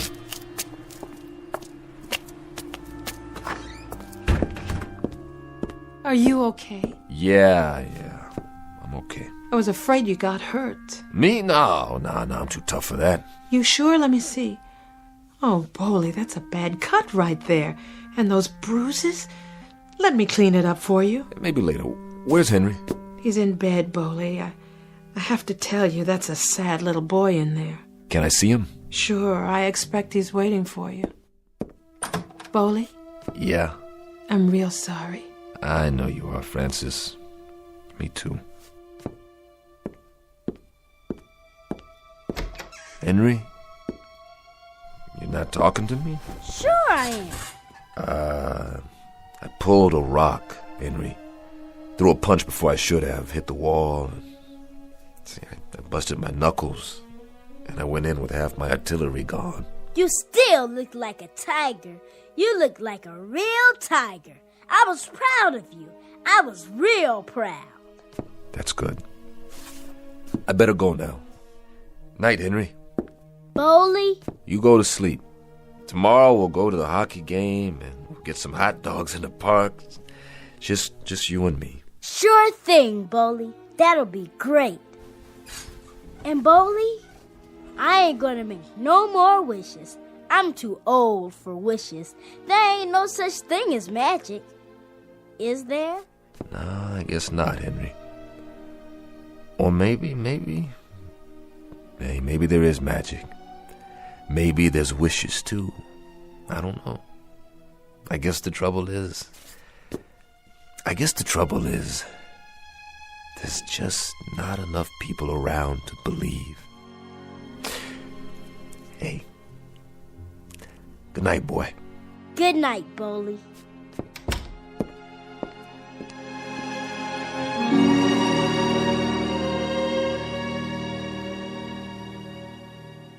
Mr. Bowley Jackson, who shares the most common ailment of all men, the strange and perverse disinclination to believe in a miracle, the kind of miracle to come from the mind of a little boy, and now perhaps only to be found in the Twilight Zone. We'll be back to the Twilight Zone after these brief messages. Hi, this is Carl Amari, producer of the Twilight Zone radio dramas. I'd like to take a moment to tell you about our official website at twilightzoneradio.com, where you'll get the latest news and information on these Twilight Zone radio dramas. Plus, at twilightzoneradio.com, you can digitally download 3 free episodes or any of our episodes for only $1.95 each. In this age of ever-changing technology, we've decided to make these episodes instantly available to you by making the Twilight Zone radio dramas a digital download-only series. This means that this series will no longer be offered on CD. The CD collections at our website are now being offered, while supplies last, at buy one, get one free. So be sure to get your favorites before they're sold out. Be sure to visit us often, and I'll see you in the zone.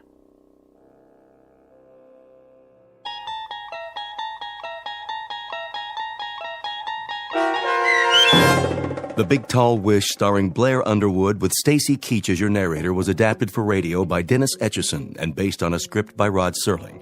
Heard in the cast were Maestro Harrell, Cheryl Lynn Bruce, Richard Hensel, Doug James, Turk Muller, Rich Komanek, Rick Peoples, Linda Ryder, Peter DeVito, Carl Amari, Vince Amari, and Roger Wolski.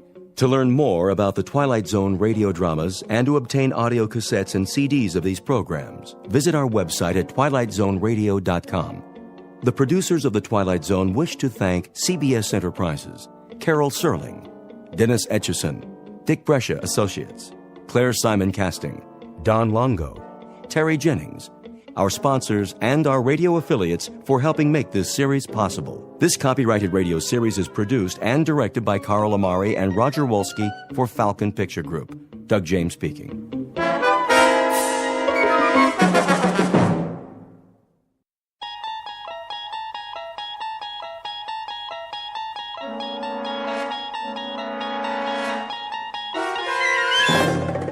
You unlock this door with the key of imagination. Beyond it is another dimension, a dimension of sound, a dimension of sight, a dimension of mind. You're moving into a land of both shadow and substance, of things and ideas. You've just crossed over into the Twilight Zone.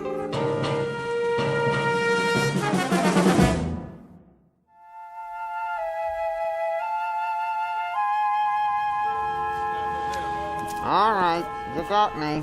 Where are we going, smart guy? Hang on, Caesar, you'll see. Uh-huh, that's a good one. Is it? You know I can't see nothing in here. Patience. What am I, a doctor? Very funny. At least try, will you? It's a virtue. What is? Patience. It means it doesn't come natural. You have to cultivate it like a garden. What do you think? I grew on a tree? Don't answer that. Here we are. This will only take a minute. It better. I can hardly breathe. Quiet now, Caesar. We're going inside. Mommy, did you see that? See what, dear? That man with the suitcase. He was talking to himself. Shh, now, don't stare. But he was, honest. Come along, dear.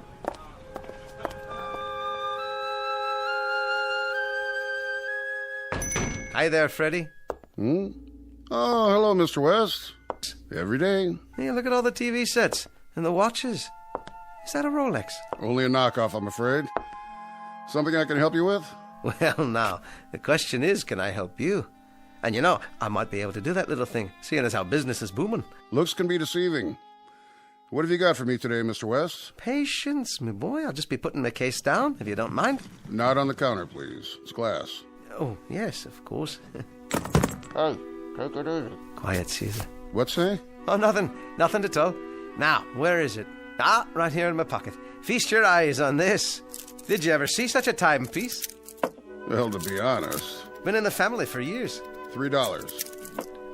Surely you're joking. 5 tops. Oh, now, you might want to put your glasses on. It's got a jeweled movement, a gold case and chain. Gold-plated. Well, nonetheless, this is a real antique. You don't see watches like this anymore. True enough. People wear wristwatches nowadays. Listen, Freddie, I'm between engagements at the moment. It's strictly temporary. In fact, I have an audition this afternoon, a very important audition. $5, Mr. West. Take it or leave it. All right. I'll take it. 1, 2, 3, 4, and 5. Don't worry, your luck's bound to change. Sure it is, sure. Here's your pawn ticket. Don't lose it. I won't. We'll be back to claim it soon enough. We? Yeah, Caesar and me. We're a team, you know. I couldn't do the act without him. That right. The watch. Please don't sell it. I'll do my best. For 30 days at least. Thank you. Kindly. Mr. West. Yes? What about him? Wait. You don't mean Caesar? I'll give you $25 for the dummy. With the case. All those stickers on it from all over the world. There are collectors, you know, for that sort of thing. Oh. Well, thank you just the same, but I'm afraid Caesar's not for sale.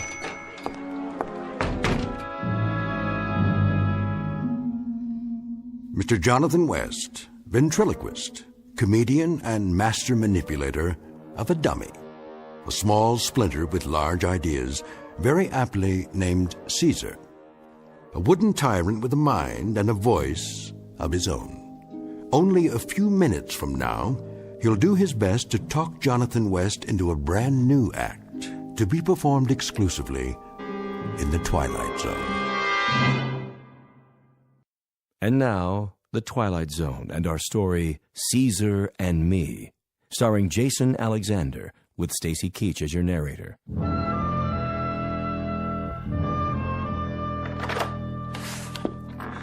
Hello, Mrs. Kadehi? Any mail for me? Now what was that? Got you. Aye, it's you, Susan. Huh, I thought a bee had stung me. Maybe it did. This is the last time I'll warn you, child. Stop playing with poison darts. They're not poison, Aunt Agnes. It's only a pea shooter. Give it to me. I didn't hurt him. Good morning, Mrs. Kadehi. No harm done. She missed me. Now can I go out and play? Good morning, Mr. West. Off you go. I'll bet you didn't get a job. Well, now... Susan, go out and play. Yes, ma'am. See you later, Jonathan. Be gone with you, scat. Bye now. She's a lovely child you have. I'm sorry, Mr. West. I don't know what I'm going to do with that girl. No, I understand, Miss Kadehi. You certainly have your hands full with the rooming house and all. That I do. No mail, I presume? Not yet. And, no calls? None at all. Well, then, I'll just go on up to my room if you don't mind. Take him everywhere, do you? Oh, I try. Wouldn't do to go on an audition without Caesar, now, would it? I suppose not. Still, he must be awfully heavy. No. He's light as a feather, he is. My old friend Caesar. He's not heavy. He's my partner. Come along, Caesar. I'll make us a bite to eat. Won't that be lovely? Oh, Mr. West, if I could have a word with you. Oh, yes, of course. Just let me take care of Caesar here. I'll be right down.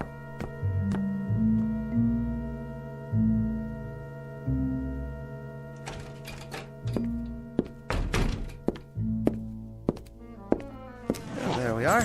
Back safe and sound. Huh. About time. There you go. Watch your legs. Mighty stuffy in there. Is it? You're gonna have to get me some new summer clothes. I'm sweating pine sap. Caesar, you're such a kidder. You are. Relax, why don't you? Better buy some new furniture while you're at it. A guy could get splinters sitting in a chair like this. Where'd you get it? Sing Sing? Ha, that's a good one. Sing Sing. The chair. I think I'll use that in the act. What act?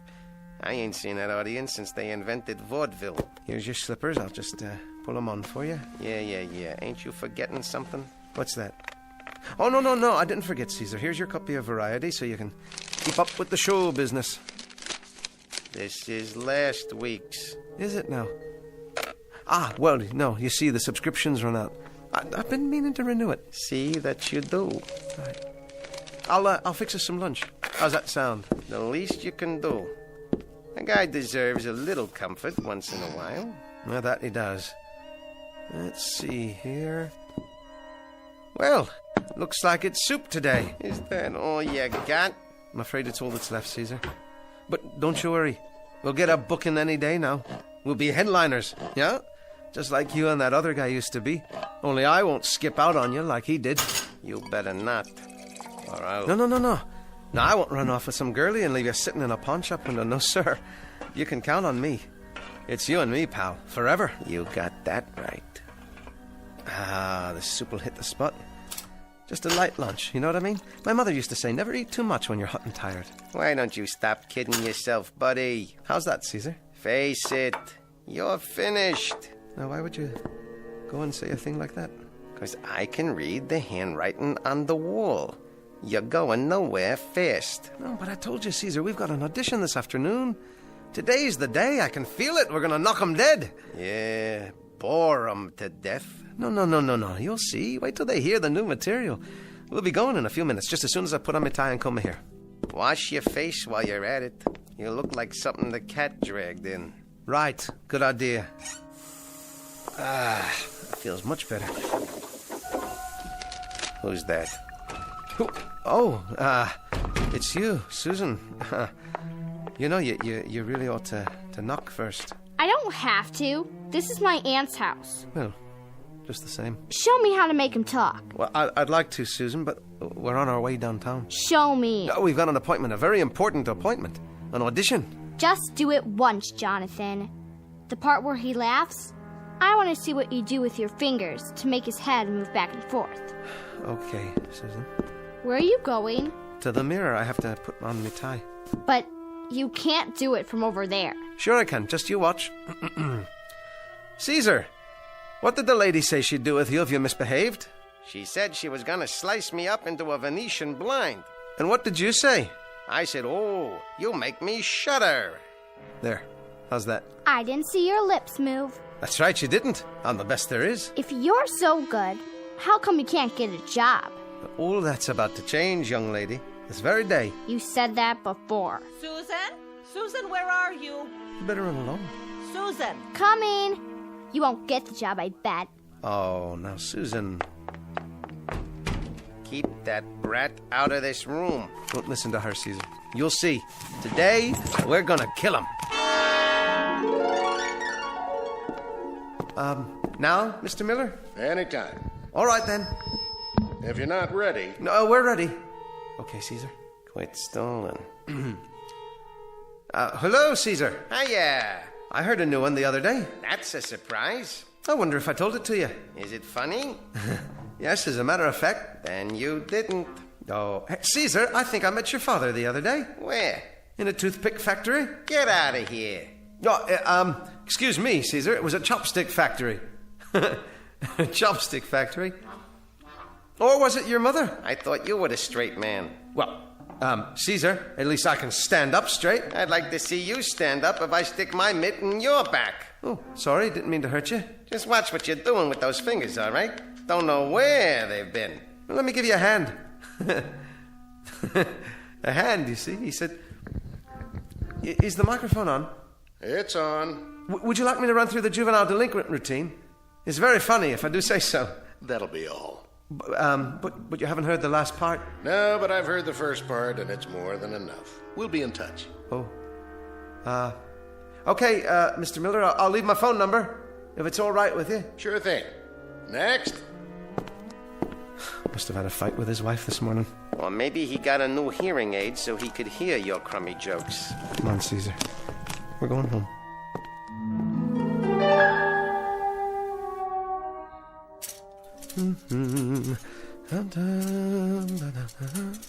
There. That ought to do it. Clean shirt, tie all pressed. The suit's just about had it, though. Pardon me for asking a stupid question, but what are you so chipper about? You'll see. Tomorrow. Another lousy audition? Nope. Not this time. I am not talking about a nightclub job. Well, what in blazes are you talking about? I've been thinking, Caesar, and I came up with a plan. Oh, a plan, huh? You'll see. This one may change our lives. Okay. Surprise me. But I'll bet my bottom dollar that whatever it is, it flops. Don't you have any faith in me? Why should I? I know you. Stick by me one more time. Will you, buddy? Just this once. Things will change, I promise. I swear it. Give me one more chance. Okay? Okay. Once more. But that's it. You get one last shot. After that, we do things my way. As far as I'm concerned, you're living on borrowed time. You get me, buddy?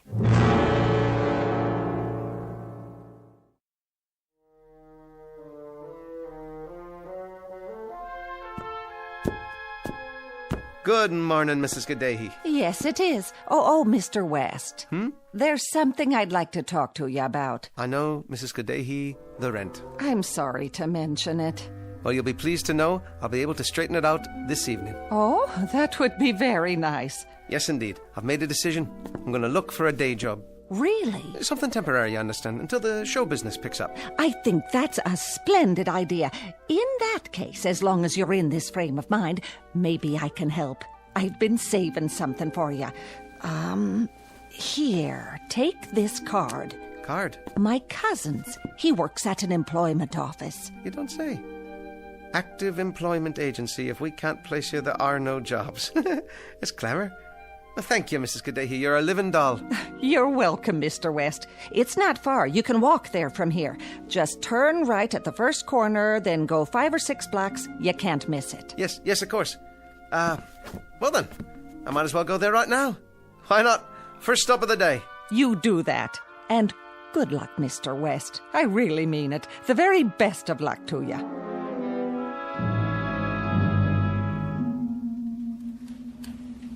Well, here's an application form. Thank you, Mr. Smiles. But we should be able to cut through some of this, seeing as how you know Jeannie. Well, I should hope so. Typing. How's that? How many words a minute? I'll fill it in for you. Well now, No typing. Well, how about sales? How do you mean? Oh, you know, retail, commission, that sort of thing. To be honest... Go on. Not really. I see. Any mechanical aptitudes? You mean in the sense of machinery? Exactly. Appliances, automobiles, and so forth? Yes. Well, in that case, Mr. Smiles, no. Food preparation, perhaps. Restaurant work, service industries. Not that I can recall. Mr. West, have you ever held a position of any sort? Ever made any kind of a regular salary at any time in your life, at any time at all? That is, besides show business. Oh, yes. Doing what, may I ask? I once worked in an office. Well, that's a start. In an office building, actually. As? An elevator operator. You know, Mr. West, most all buildings today have automatically controlled stop and start systems. Yeah. True enough. So there's simply no call for elevator operators nowadays.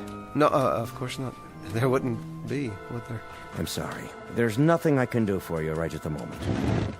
I see. Well, thank you. Thank you for your time.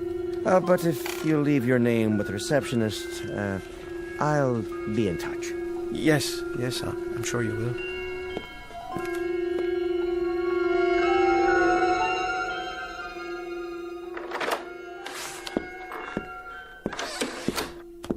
Jonathan can't find a job. Jonathan can't find a job. Okay, Susan, that's enough. The truth hurts, doesn't it? What do you know about the truth? You're scared to tell my aunt because you're behind in your rent. Look, why don't you go outside and play? Jonathan's broke. Jonathan's broke.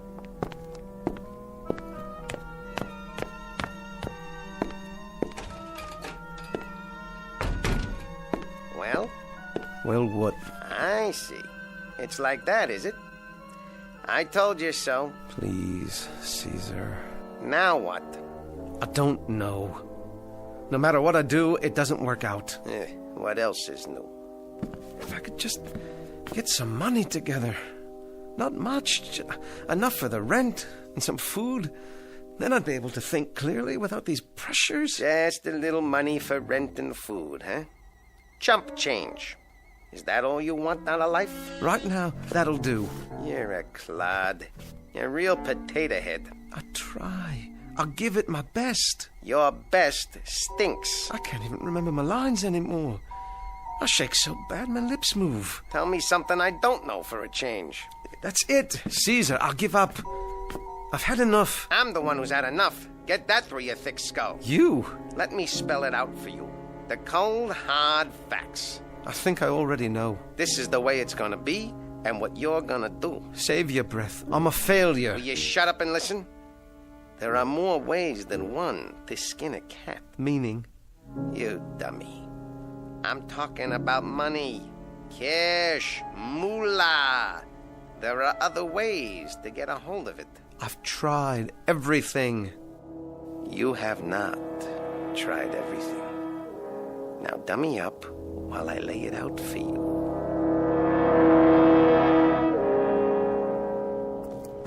Where are we now? In front of the furniture store. I don't mean that, stupid. I mean how far are we from the delicatessen? Not so loud. Why? Is anybody around? No.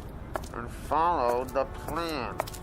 You remember the plan, don't you? I don't know about this, Caesar. Will you cross the street? Tell me when we're in front of our mark. All right, but please be quiet. Hey, what's going on? I lost my footing on the curb. The street lamp is out. Good, that's a break. Are we on the sidewalk now? Now we're in front of the deli. All the lights off inside? Aye, all off. Is the coast clear? Yes, there's no one coming in either direction. Okay, you know what to do. Stop wasting time. Move already. Are you sure about this? Sure, I'm sure. Take the hammer out of your pocket. That's it. Now do it. You didn't tell me there'd be an alarm. Get inside before somebody sees you. Move. Now you got it, buddy. Go for the cash register. We're in business.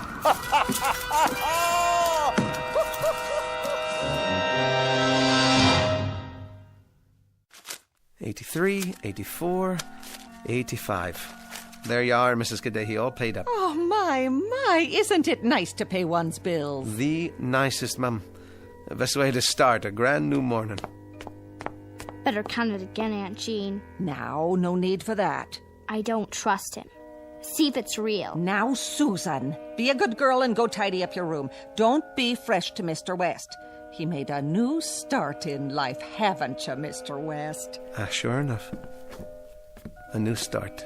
Jonathan has a job? I don't believe it. Oh, pay no attention to her, Mr. West. You know how children are these days. Yes, I understand.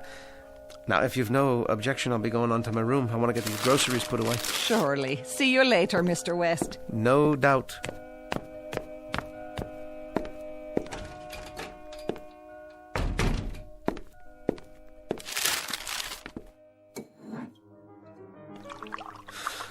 I can hardly believe it. Nothing but a lousy thief. What a way to make a living. You couldn't make it any other way. What's happened to me? What am I?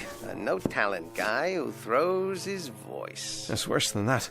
A second-rate burglar. Third-rate. Starving to death in the only profession I know, paying the bills by robbing a restaurant. Well, that's showbiz.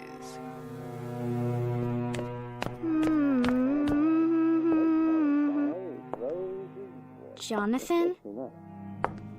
Now who's he talking to? Worse, I guess. It wasn't so bad, considering it was my opening performance. Before you start taking too many bows, let me straighten you out. Oh, ease off, will you, Caesar? Not a chance.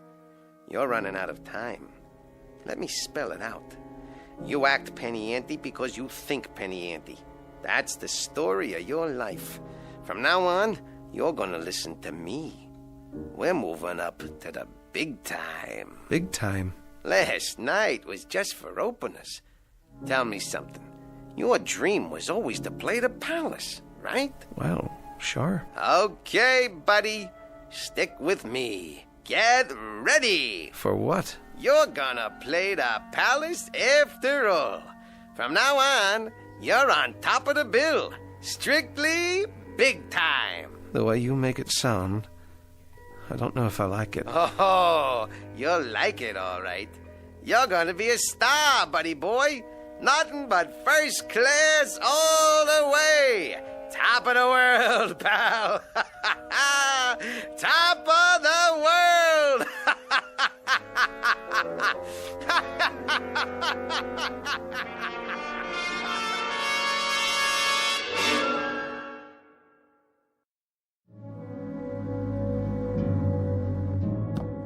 Oh, Mrs. Kadehi. Yes? I'll be going out now. What's that? Just for a few minutes. If I get any calls, take down the number, will you, please?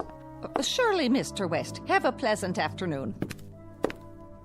Where are you going, Jonathan? Out of the way, Susan. You better be nice to me or I'll tell my aunt. Tell her what? Oh, things. I know what you're doing. You do, huh? And what's that? I heard you talking in your room. I wasn't talking to anyone. Yes, you were. You and Caesar. Now listen, you little... Susan, please, you know it isn't nice to eavesdrop on people. Stay away from me. I'm not going to hurt you. But you shouldn't pry into other people's business. You don't know what you might find. Like what? Never you mind. Now, I'm going out to buy the morning paper, and when I get back, maybe I will teach you the art of ventriloquism. That's what you want to know, isn't it? Won't that be fun? That's what you said before. But this time, I mean it. You'll see. Now, you be a good girl. I'll be right back. Susan, is that you? Yes, Aunt Jean. Come here and help me. In a minute. Be right there. He's so dumb. He forgot to lock his door. Doesn't he ever clean this place up? There you are, Caesar. Sitting in that chair like you're real. Well, you're not.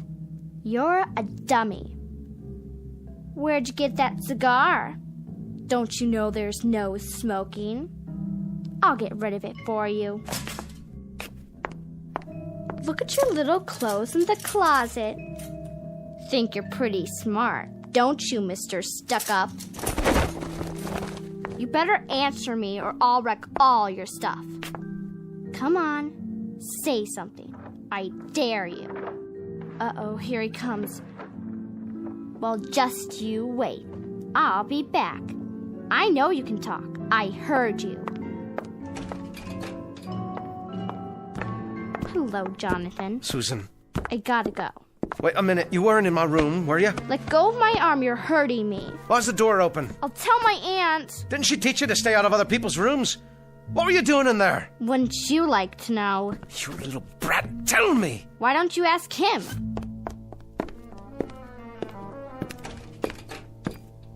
Caesar, what happened? Your cigar, what did she do to you? Never mind. First things first. Where's my paper? Here. Open it for me. Later. We've got to get out of this place. Calm down, jerk. I mean it, Caesar. She knows too much. Hang on. After tonight's job, we'll be on Easy Street. I told you, I'm not cut out for this line of work. Will you cool it? You're eating better, aren't you? You're paying the rent. Where were you before? Nowhere. Now listen to me. This is the big one. The really big show. This is the last time for me. The end. Sure. Sure it is, pal. Now, I got it all worked out. Here's what we do.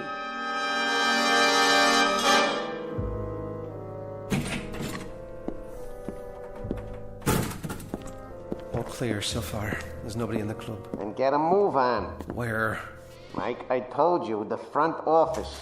What's that? Nothing. Probably a mouse. Is that what you are? A mouse? Caesar, please. I'm doing my best. And stop shaking. You make me nervous. Keep walking. Backstage, remember? I got it. Where are we now? I think this is the door. Use the flashlight. What does it say? Manager? Bingo! Now hurry up. I'm trying. And don't forget, if the night watchman shows up, stay cool. You're looking for Mr. Miller. You were supposed to meet him here. Use the screwdriver, then the ice pick. Nice and slow, like I told you. Look, suppose I can't open it. You opened the back door, didn't you? This is a different kind of lock. I can't, Caesar. Stop whining. You want to be poor again? There. Now go on in. Go! I don't know a thing about safe cracking, Caesar. Put your ear to it. Turn the dial till it clicks. Patience, buddy, patience. I'm not sure. That's it. Now reverse. Atta boy! Pull the handle and you're in. Will you look at all that money? Never mind the coins. Grab the real dough. All right, all right. Now let's get out of here. Hold on. Who's there? It's just me, Jonathan West. Ventriloquist. Oh? You remember me? Can't say as I do. Mr. Miller told me to meet him here after the club closed, but I guess I missed him. Already gone, has he? That's right. Oh, well, then, I'll just be on my way. Hold on. What's in the case? This. Wait, you remember Caesar? Don't you? Caesar, say hello to the nice gentleman. Howdy doody, Your Honor. Oh, sure. From the other day. The audition. Yeah, Mr. Miller left about 15 minutes ago. Did he now? Well, I'll give him a call. I would now like to give you my impression of the great Jimmy Cagney. You dirty rat. Come on, Kappa. You're the guy who killed my brother. Never mind, Caesar. We won't be holding you up any longer. Sure thing. Some act you got there, mister.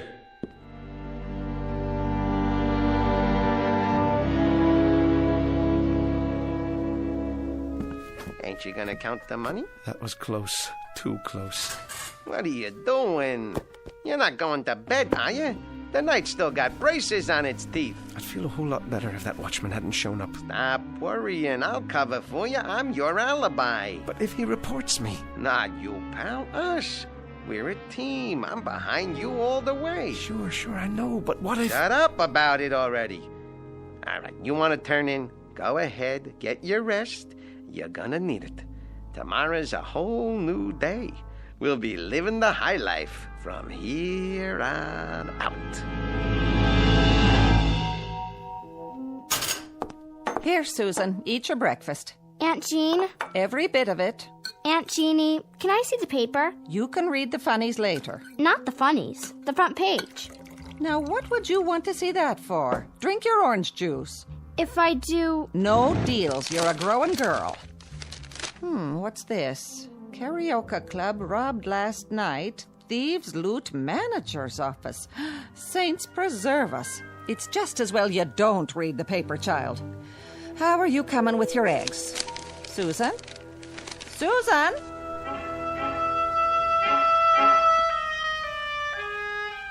Susan, come here this minute.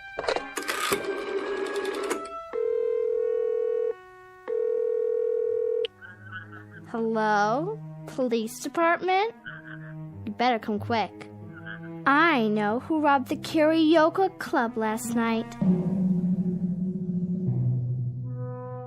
Eat up, pal. I'm not hungry. Not even for steak and eggs? You must be sick. Let me feel your head. When I think of what it took to buy that steak, it makes me lose my appetite. You like a roof over your head, don't you? I'm a thief. Plain and simple. Here we go again. A man has to live with himself, even if it's in the gutter. Go on. Ain't you gonna answer the door? I knew it. What am I gonna do? Mr. West! Relax, buddy boy. Oh, hello, Mrs. Mr. West, these two gentlemen, they're from the police. They'd like a word with you. Why, of course. Jonathan West? Yeah, that's me. What can I do for you? Well, it has to do with... Thank you, ma'am. We'll handle it. What seems to be the problem, officers? We'd like to ask you a few questions, if you don't mind. Of course. I'll just be downstairs. Would you mind waiting a moment, ma'am? You may be of some help. Glad to. Mr. West is one of my favorite boarders. Yeah, Mrs. Kadehi, please sit down. Sorry, I'm a little short of chairs. It's just a room for one. Me and my friend here. But it suits us fine, doesn't it, Caesar? Say hello to the gentleman. Mr. West, where were you last night about midnight? Where was I? Well, that's easy. Right here, same as always. Wasn't I, Mrs. Kadehi? Well, I do know that you don't usually go out in the evening, but I couldn't say for certain. The sergeant down at the desk received an anonymous phone call. Said we should talk to you. Why? I never go out that late. We were here all night. Where are we, Caesar? You didn't go to the karaoke club? You mean the nightclub? Because the watchman said he saw you there. Tell them, Caesar. Tell them. Who's he talking to? The dummy? Please, Caesar, tell them. Tell them how we wanted to play the palace. Mr. West. You don't believe me? Ask him. Caesar, tell them how we tried to get a job. We had nothing to eat. The rent was overdue, wasn't it, Mrs. Kadehi? Oh, Mr. West. Caesar, please tell them so they'll understand what a failure I am. How you tried to help me. I'm not really a thief. Caesar, you're the smart one. I'm down on my knees. I'm begging you, tell them. Stand up, Mr. West. You better come with us. But Caesar, you said it was the two of us from now on. That's what he said, I swear. He said we were a team. Come on with us, Mr. West. We need to take you down to the station. Oh, he's always been such a decent man.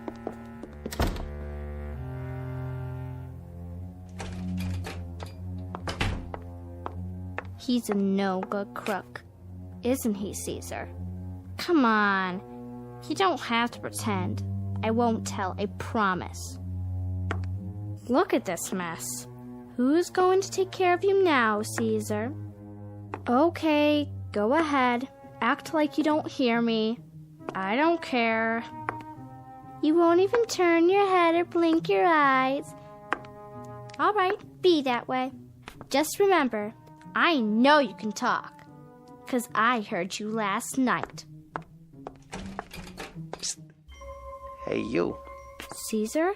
Yeah, you. Come on back, honey. I knew you talked, I knew it. And I know you finked on him. Pretty smart. The way you made that call. You're a hip little kid. I like you.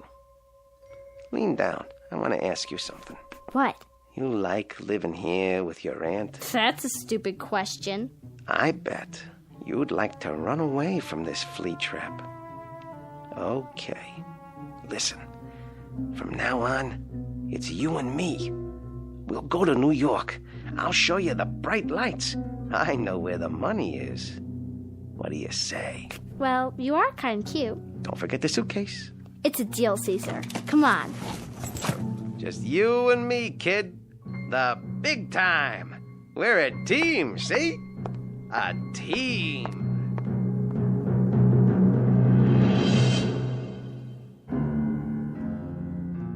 An unlikely pair, a little girl and a wooden doll, a lethal dummy carved in the shape of a man. This is just a fantasy, of course, because everybody knows dummies can't talk unless they happen to learn their vocabulary in the Twilight Zone.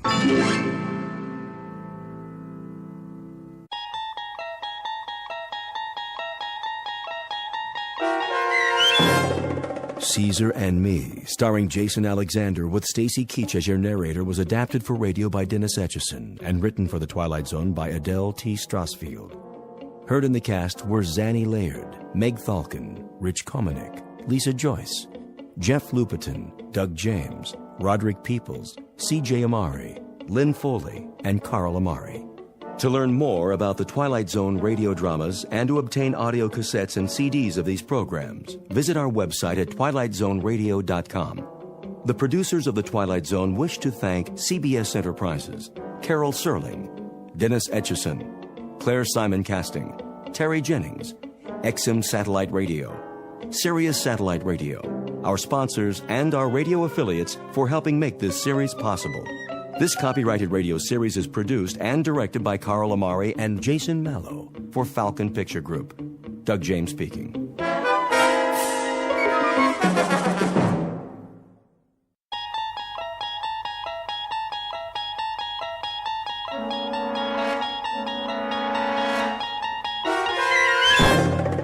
There is a fifth dimension beyond that which is known to man. It is a dimension as vast as space and as timeless as infinity. It is the middle ground between light and shadow, and it lies between the pit of man's fears and the summit of his knowledge. This is the dimension of imagination. It is an area which we call the Twilight Zone.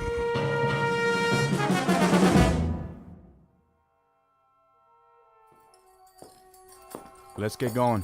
Yeah. Wasting too much time already. We turned this place into a courtroom long enough. Barman, give me a drink. Coming right up. Hey, barman, pour me one too while you're at it. Court is back in session. Put that bottle away, Earl. You heard the judge. No drinking while the circuit court's here. Everybody sit down. Let's get this thing going. Come on. In the case of Joe Caswell, will the defendant stand? He means you. Stand up. I heard him, Sheriff. You don't talk until the judge tells you to. Now then, Joe Caswell, in the shooting of George Bamber's son, Will, you carry a Colt .45, same as the hole in Will Bamber's back, and there was an empty shell in your gun. He was spoiling for a fight. You're a dirty liar. My boy wasn't even armed. If he hadn't have called me out, he'd still be breathing, and I'd be halfway to Cheyenne. Hear that, Judge? Sit down, George. But he admits it. Quiet. This trial is over. Now, seeing as how there were no eyewitnesses, I can't say who started it and who deserved what. But there's no way this is self-defense.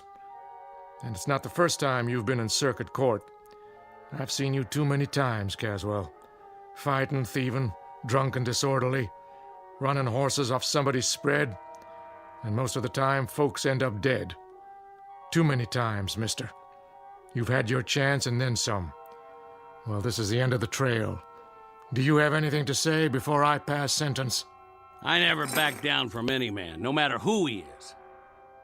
Joe Caswell, I hereby find you guilty of murder and sentence you to death by hanging. Such sentence to be carried out at sunup tomorrow. May God have mercy on your soul. Court's adjourned till next month. Yeah, guilty. This way, Caswell. Then I guess I'll just see you in hell, Judge.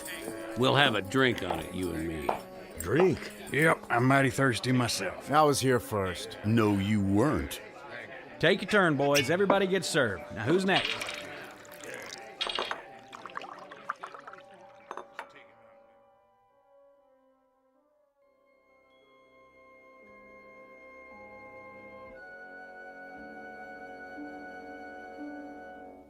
Prelude to a commonplace, if somewhat grim, unsocial event known as a necktie party. The year is 1880, the guest of dishonor, a cowboy named Joe Caswell, now just a few hours away from a date with a rope. He's headed for a short dance, to be performed several feet off the ground, before moving on to the dark eternity that awaits evil men. Mr. Joe Caswell, who, when the good Lord passed out a conscience, a heart, and a regard for others, must have gone off for a beer and missed his. Mr. Joe Caswell, whose time is about to run out in the Twilight Zone.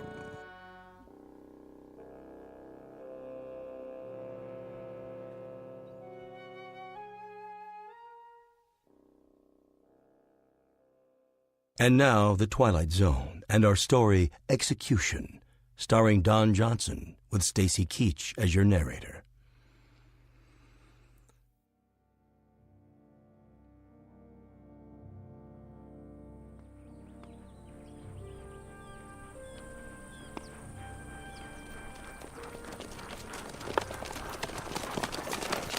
This'll do right here. That tree hold him, Sheriff? Sure it will. It ain't that much. Give me the rope, boys. Right here. Throw it over the top branch. Yeah, hold his horse steady.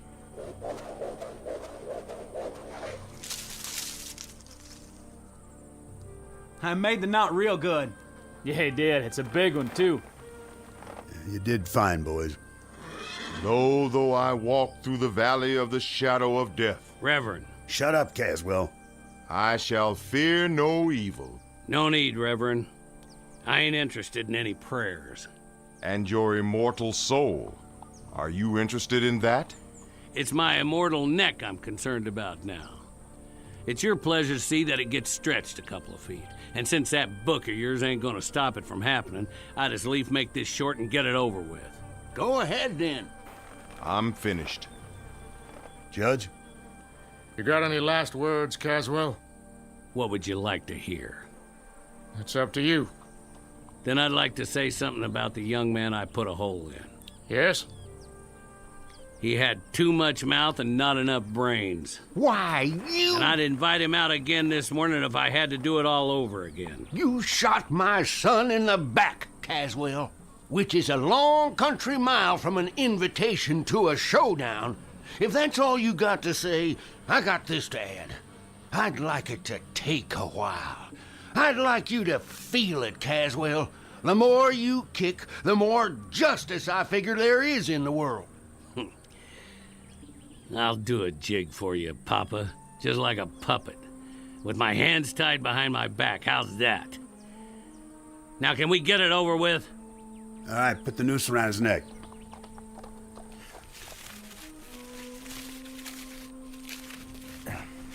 All set. Smoke, Caswell? Why bother? I wouldn't get to finish it anyway. All right, then. That's it.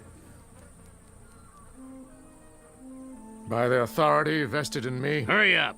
I'll tell you this, Caswell. I've been a judge for 35 years, and the one question that always rests heavy in my gut is whether any human being has the right to condemn another. Maybe this is what should come from God. But in your case, Caswell, you're an evil man, plain and simple. You're a disease. When we hang you, it's a service to humanity. I have no doubt. No doubt at all. Gentlemen, do your job. Go ahead, you heard him. Ho! Go on, horse.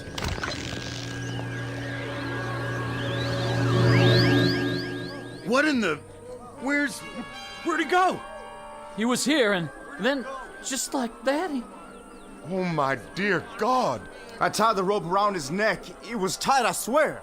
I know you did. I saw it. Then where is he? That's a good question.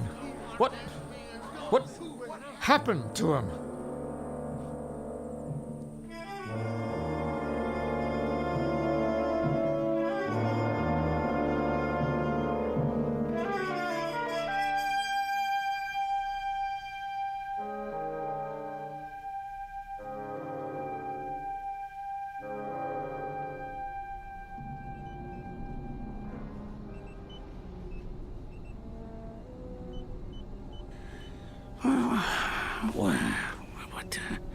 What?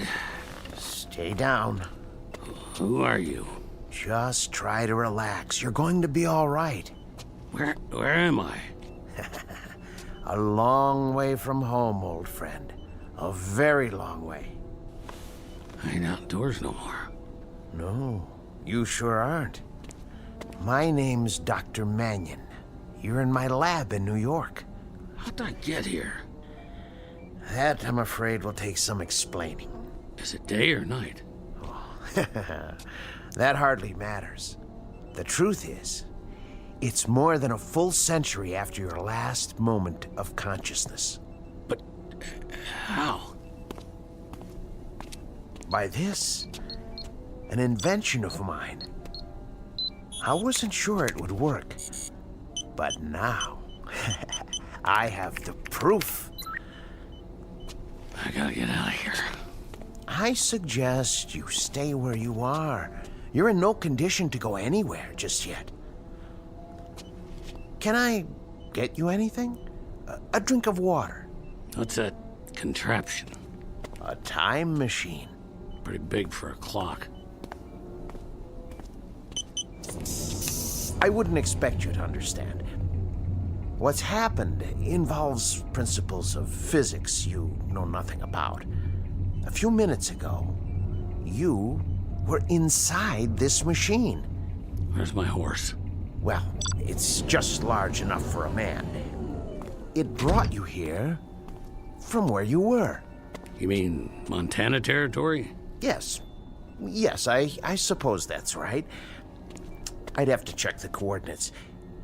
But you have a most distinguished future. You're the first time traveler in the history of man. I'm going to introduce you to a new world, and you're going to tell me all about the old one firsthand. Now, let's loosen your collar and see about that drink of water.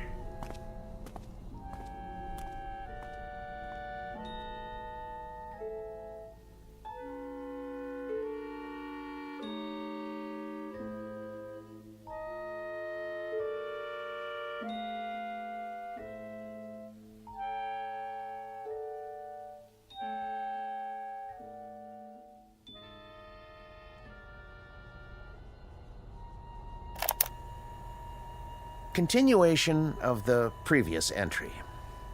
I offered the subject food and water, especially the latter. He seems quite parched. His clothing appears to be authentic in every detail, including the leather chaps and cowboy boots. After several attempts at conversation, he appeared desperately tired, and I showed him to the bed in my inner office. But I managed to learn the following. His name is Joseph Caswell. He claims to be a trail boss on a cattle ranch in the territory of Montana. His last moment of consciousness was on November 14th, 1888. He says he was on his horse when he suddenly blacked out. He awoke to find himself on the cot in my laboratory after I had carried him out of the machine. He claimed to remember no other sensations, and he has no real grasp of what has occurred.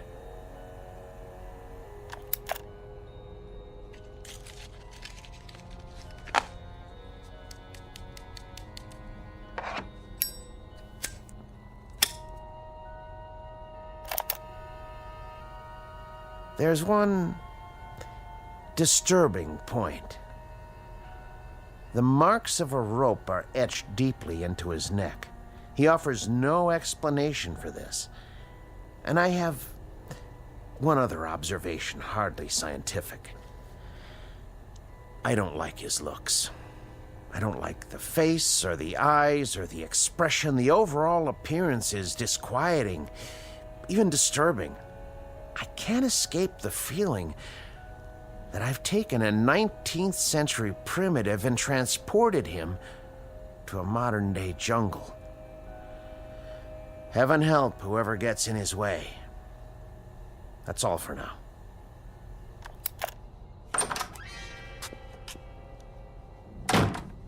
Who you talking to? No one. Don't lie, I heard you. This small device is called a digital recorder. I speak into it, and it records my voice. A way to make notes, you might say, without pen and paper. Yeah? Here, I'll show you. There's one disturbing point. The marks of a rope are etched deeply into his neck. He offers no explanation for this. See? That's my voice, stored in the machine. Ain't that something? What else you got in here? You should rest. Huh? Oh, yeah. Bed's might soft, though. Yeah, it would be better if you don't touch anything. Sure, Doc. I smelt smoke. Spare some tobacco? What? Oh, of course.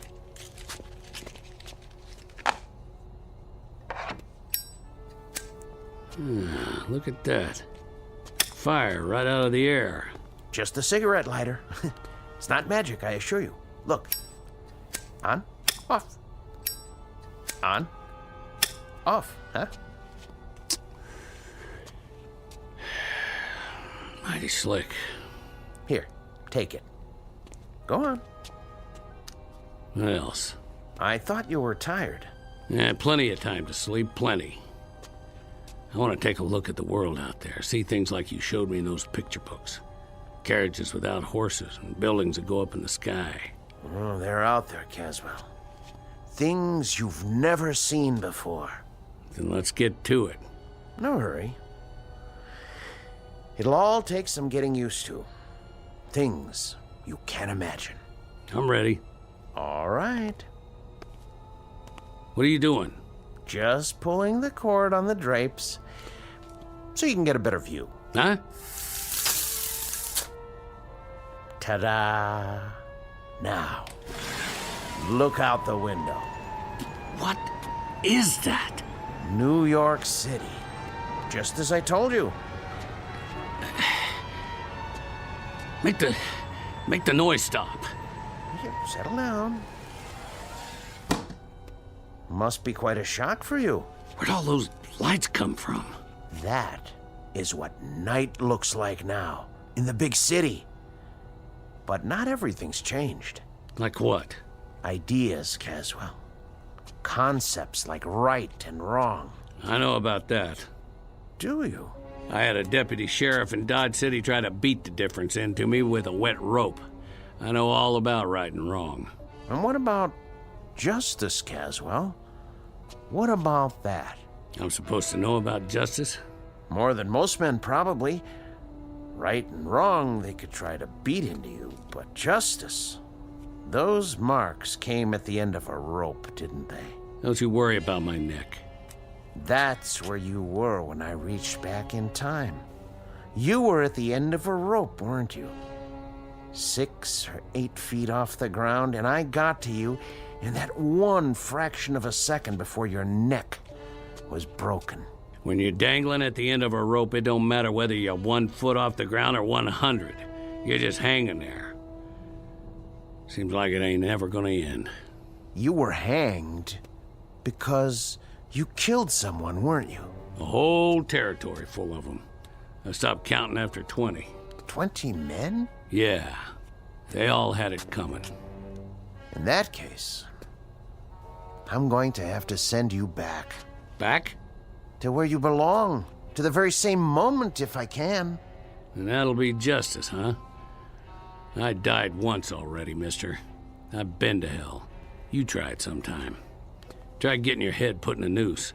And when they run the horse out from under you and that rope pulls you up and you hang there with your feet kicking and your hands tied behind your back and the pain, then you tell me about justice. And the victims you killed, Caswell, those 20 men, they died with no pain? You're just talking words now. Victims and justice and right and wrong. Well, they sound good in a nice warm room on a full stomach. They sound nice and they go down easy. But you try 'em on an ice cold mesa, where another man's bread and another man's jacket are all that's left between you and staying alive. Or try 'em in a dirty town where you gotta walk backwards from morning till night because 10 men got a target picked out between your shoulder blades. And for every one of them, there's a whole lot more with the same idea. No, you get in that machine and go back to where I was. And then you talk about your law and your order and your justice. The words will sound plenty different. That may be. But I've made my decision. I'm sending you back. Oh, you are, huh? I know your kind. Clean-faced Johnny-come-lately dandies who'd ride around in trains, rolling nice and easy over the graves of men like me. Stand back. You think I'm scared of a little gun like that? I had me a Colt 45 with a whole lot of notches on the grip. Get in that machine now. You don't tell me what to do. I hate your kind. I'm warning you. Yeah? Well, I'll do more than that. Now take that pop gun clean away from you, because you don't have the guts to use it. Let go!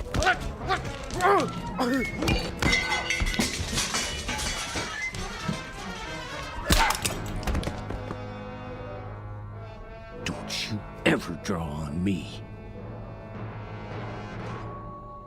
Well, that's what I think of your note-taking machine. You stay down, if you know what's good for you. I'm gonna go out and get some of that northern hospitality.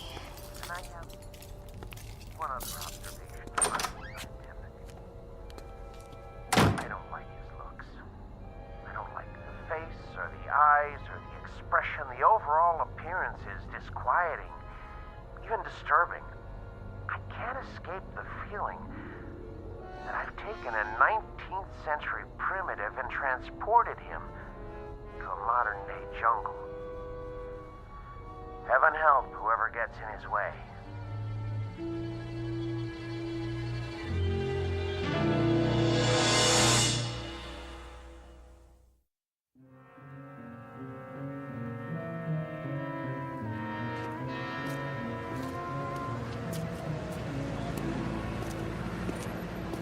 Paper! Evening paper! Hey, cab! I need a cab. Get your Franks here! Hot pretzels! Too much noise. Look at that guy. Who does he think he is? Hey, man. Nice costume. Get out of my way. Who are you, a drugstore cowboy? Hey, move it, pal. Look at his eyes. What's wrong with him? Another crazy. I gotta get away.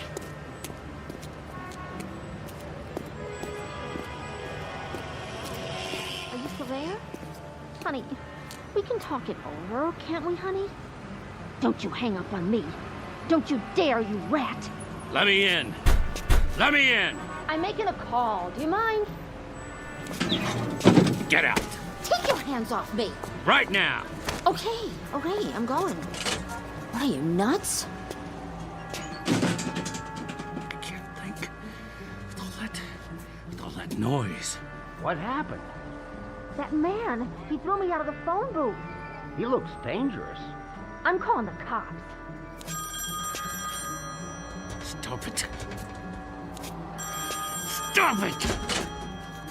There was an overtime on your call. Please deposit 25 cents.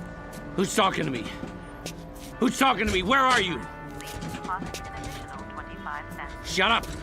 Shut up! Let me out! Hey, that guy wrecked the... Not me. Somebody get the police. Out of my way.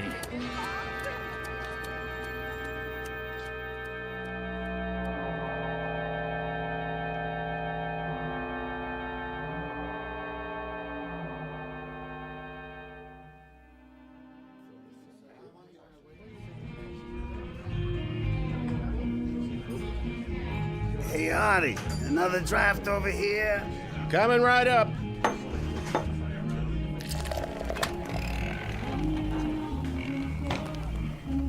Hey there, cowboy.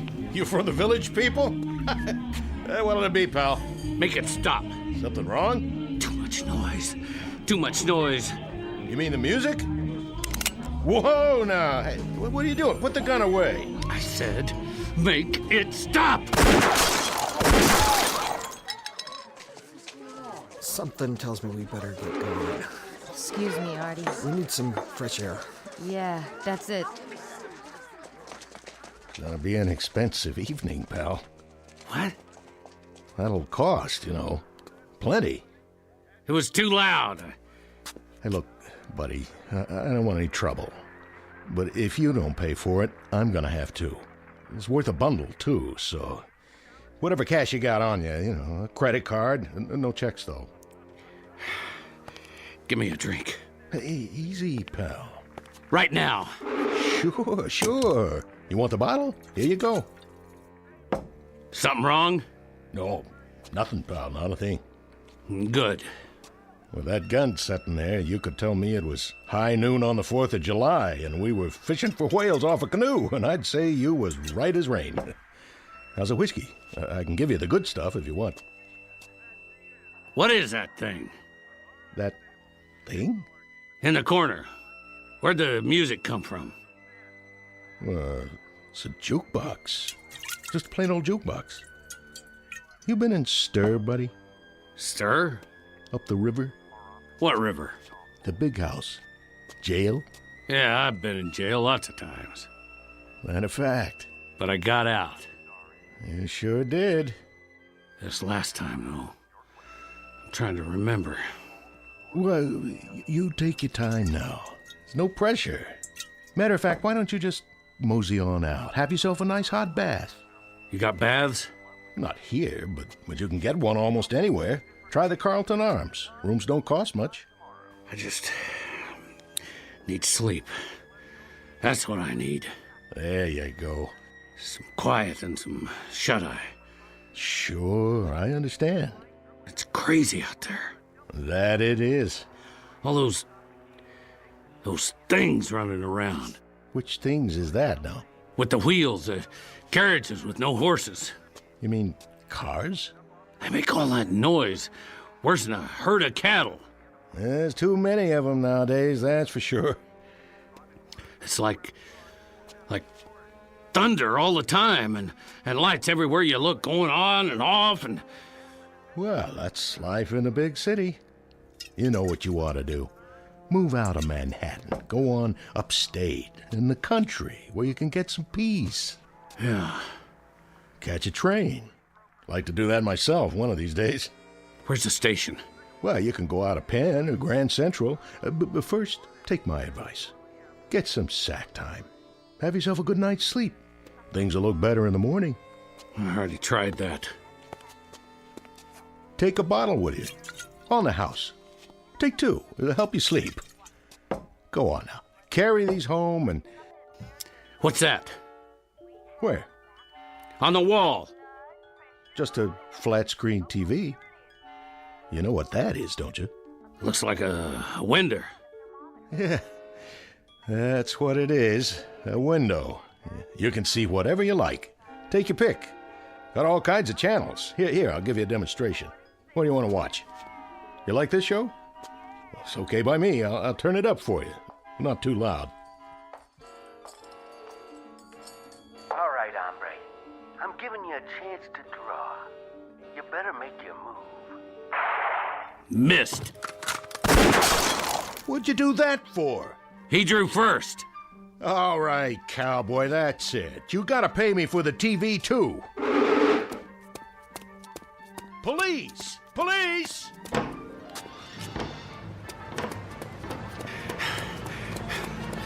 Stop that man! He's got a gun! Hey, get out of the street! What, are you drunk? Keep away!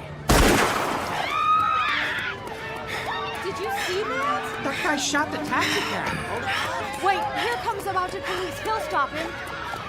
You! Hold it right there! He's going in the park, officer! I said hold! Leave me be. Hold up. Put your hands in the air. I was just trying to get him. You're not going anywhere. Hands where I can see him. This is Hendricks. I need backup. Central Park West. You the sheriff? That's right, partner. Spread them. You ain't taking me in. Your hands behind your back. Not this time. Put your hands behind your back. Put it away. Stop. Don't resist arrest. Easy, horse. This place is worse than Montana territory. Let's go. Get up.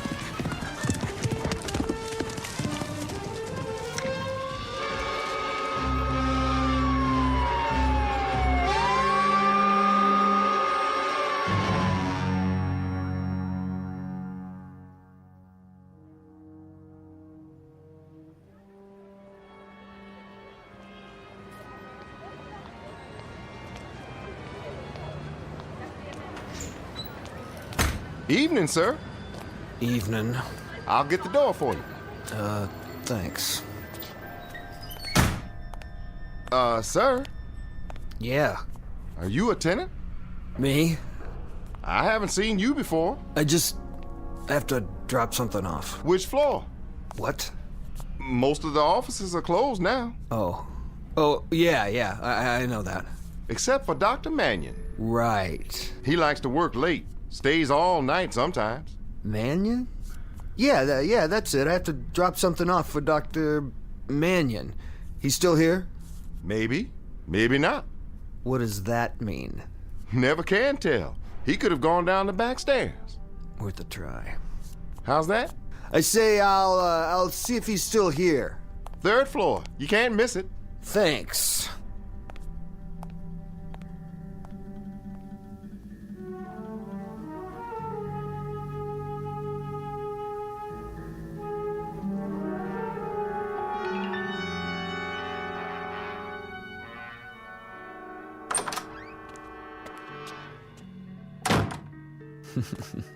Yeah, worth a try, all right. Didn't even lock his door.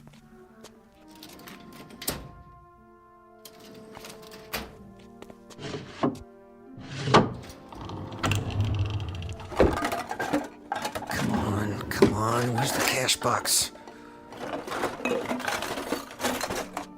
Maybe in the back office.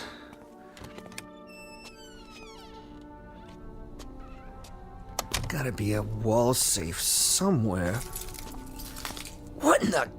Ah, jeez. Somebody else had the same idea. This guy's been beat up good. If he dies, I ain't gonna take the rap for this.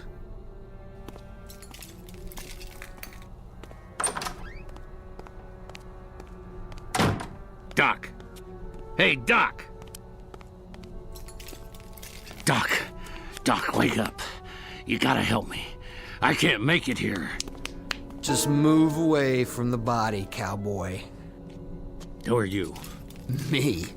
Who are you? Buffalo Bill? Help me lift him up so we can bring him around. Forget it. He's all right. We just had a little scuffle is all. Well, he's stone cold now. Doc, hey, Doc. I told you, forget it. What are you doing here? I thought the place was empty. What do you want? Same thing as you. I'm gonna help myself to whatever I can. But it looks like you got here before me. With the place being dark, I figured I'd be all alone. You checked the desk, did you? Get out. My, what big muscles you have. I'm shivering in my boots. Get out, I said. Not so fast. What's that? What's it look like? You'd pull on me? If I feel like it. What are you gonna do about it? Well, how about this? I'm waiting. What you got there? Cat pistol? No more shells. Now, as I was saying, I don't expect to keep so much cash in here, but he must have a safe. You know where it is? I asked you a question, cowboy. So, what's all this on the wall? Some kind of electrical stuff. He's a doctor. Oh yeah? That means he's rolling in dough. I told you to get out. All right, you asked for it. Missed. Shouldn't draw a gun unless you know how to use it.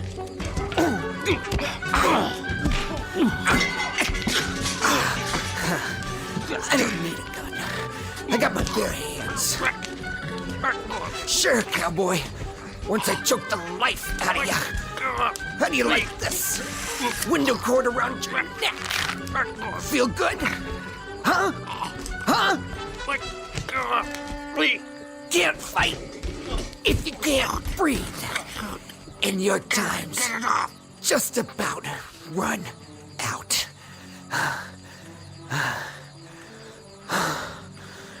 Sweet dreams, cowboy.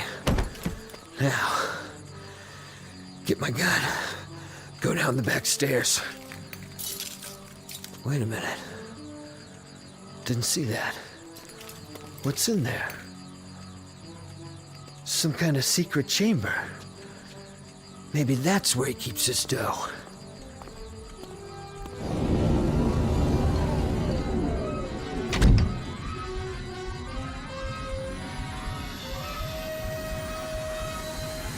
Hey. Hey. Open the door. Open the door.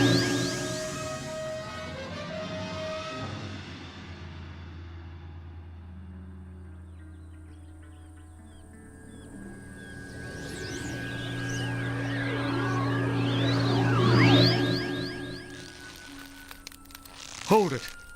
He's back. What? How? That's not him. No, it's not. Then who? Cut him down. Hurry up, cut him down. I got it, Sheriff. Help him. Yes, sir. Here, use my knife. Let him down easy. It don't matter now, his neck's broke. But that ain't Joe Caswell. No, sir. Sure ain't the man we hanged. Then, who is it? Look at his clothes. What kind of clothes are they? I don't know. Some kind of city get-up. Fancy shoes and all.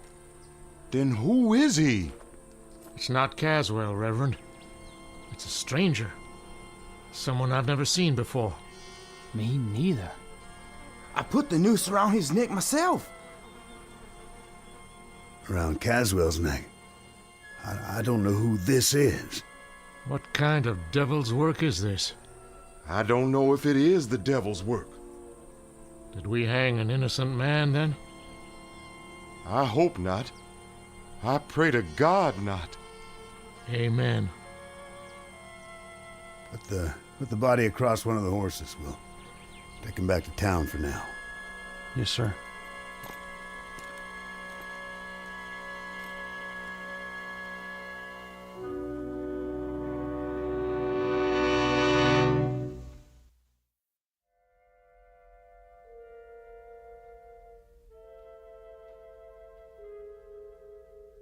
This is November 14th, in the year of our Lord, 1880, the aftermath of a Montana necktie party. The victim's name? Paul Johnson, a minor league criminal from the city of New York and the taker of another human life. No comment on his peculiar death save this: justice can span years, and there's no statute of limitations on retribution.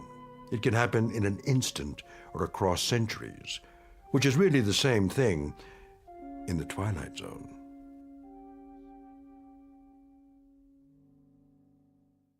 More from the Twilight Zone after this.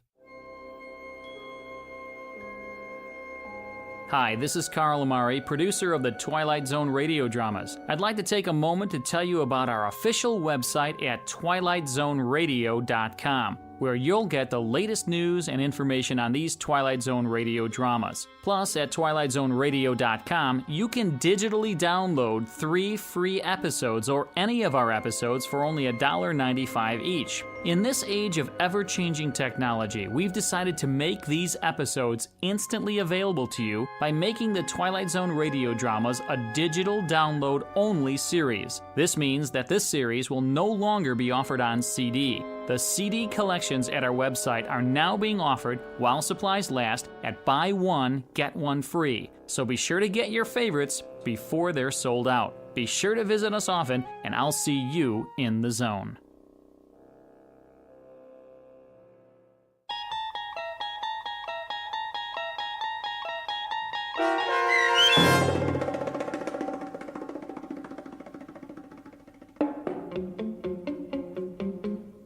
Execution, starring Don Johnson with Stacy Keach as your narrator, was adapted for radio by Dennis Etchison and written for The Twilight Zone by Rod Serling, based on a story by George Clayton Johnson.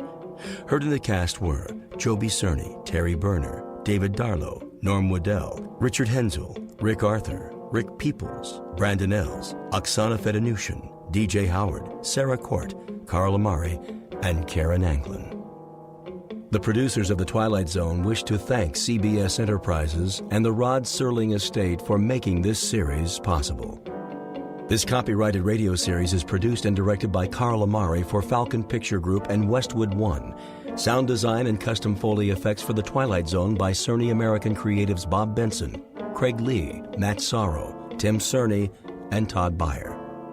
To learn more about the Twilight Zone radio dramas and to contact us, visit our official website at twilightzoneradio.com. Doug James speaking.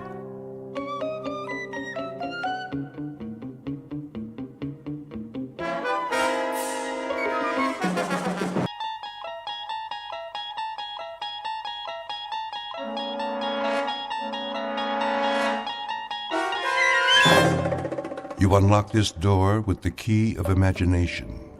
Beyond it is another dimension, a dimension of sound, a dimension of sight, a dimension of mind.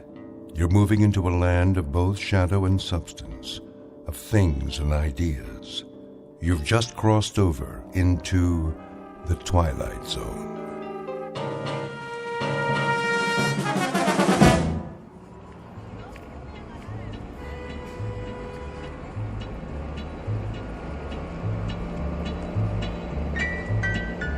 Street. Next stop, 14th Street. Bus driver. Yes, sir. There's a restaurant I've seen, a buffet. Lots of restaurants along here. Carolyn's Country Kitchen, I believe it's called. With the chicken special. Oh, yeah, corner of 17th. That where you want off? Indeed, I've been looking forward to trying it. All you can eat, I understand. Oh, knock yourself out. Oh, I shall, I assure you, I shall. Next stop, 17. 17. Here you go. Hey, watch your step. Yeah, wait a minute. Yes? Well, when you got on, did you ever give me that transfer? Most certainly. There was such a crowd, but I finally found it. Remember? If you say so. Yeah. Have a nice night. I shall. Next stop.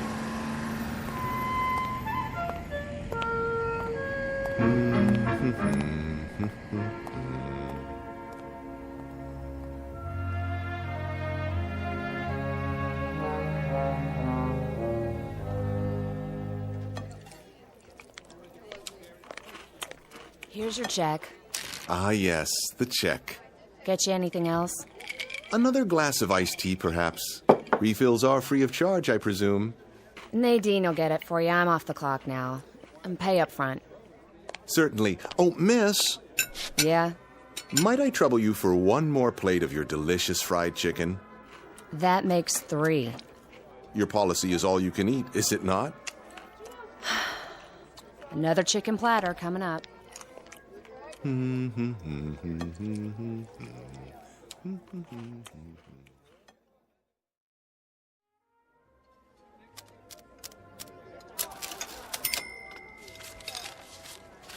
Thanks, Mrs. Nolan. Oh, don't mention it, Bernice. Hey, see you Saturday for the baby back ribs. You take care now. Enjoy your meal, sir? Very much. I couldn't eat another bite. That's nice. Cash or charge? Oh, cash, of course. I don't believe in credit cards. All that interest. I know what you mean. That'll be... Oh, my. Something wrong. What a bother. Do you know what's happened? Why don't you tell me? My wife borrowed from my wallet and forgot to leave anything for me. Will you take a check? Like it says on the sign, no checks. Yes, I see. Well, not to worry. My name is, James Brocklehurst. I'm with the Plyo Film Corporation. Perhaps you've heard of it. Here, let me give you my business card, if I can find one. Card won't do me any good. Oh, my. Most embarrassing for me as well as for yourself.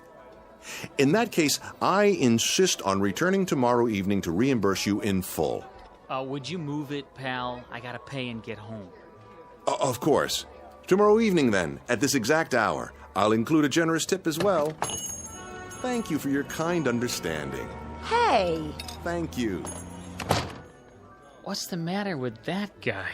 I'm not sure, but I think he just stiffed me.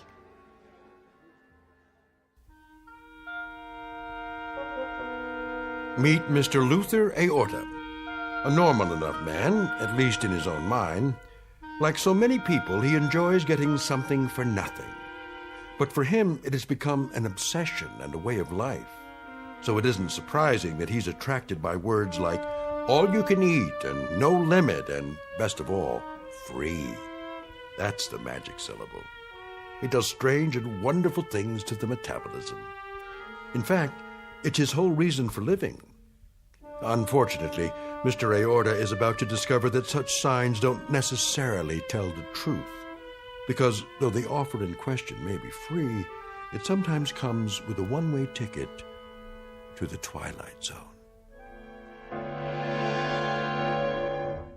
And now, The Twilight Zone and our story, Free Dirt, starring Eric Bogosian, with Stacy Keach as your narrator. Luther? Luther, I'm talking to you. Yes, dear. Breakfast is ready. Good, good. If you want yours, you'll have to get that junk off the table. Oh, but it isn't junk, dear. I found several good coupons in this morning's paper. You and your coupons. Samples for the cost of a postage stamp. We can get new packets of seeds absolutely free. Seeds? You've got 100 packages of those things already. Yes, dear, I know, but these are special. I'll bet. They are. Look.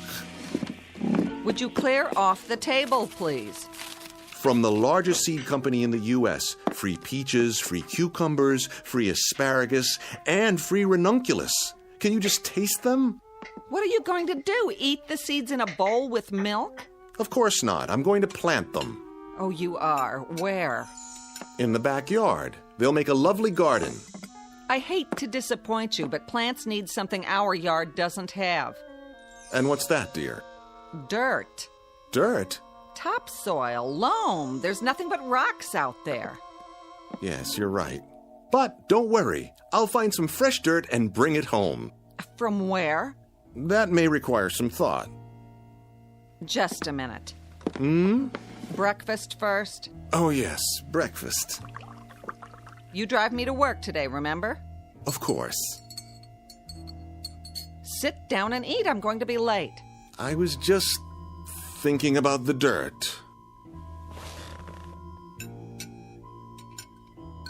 Where were you last night, anyway? I rode the bus into town. Some things I had to take care of. The bus, huh? I'm surprised you were willing to pay the fare. Cheaper than the cost of gas nowadays. It worked out very well, actually. Did you eat anything? To be sure, I found something on the way. A bargain, no doubt. Quite a remarkable one, in fact. You would have been proud of me. I hope so. Where does one go to get dirt, I wonder? Oh, Luther. A quarry would have some, but they'd probably charge a lot of money. Finish your eggs. I'm late as it is. Just cleaning my plate. It's a crime to waste food.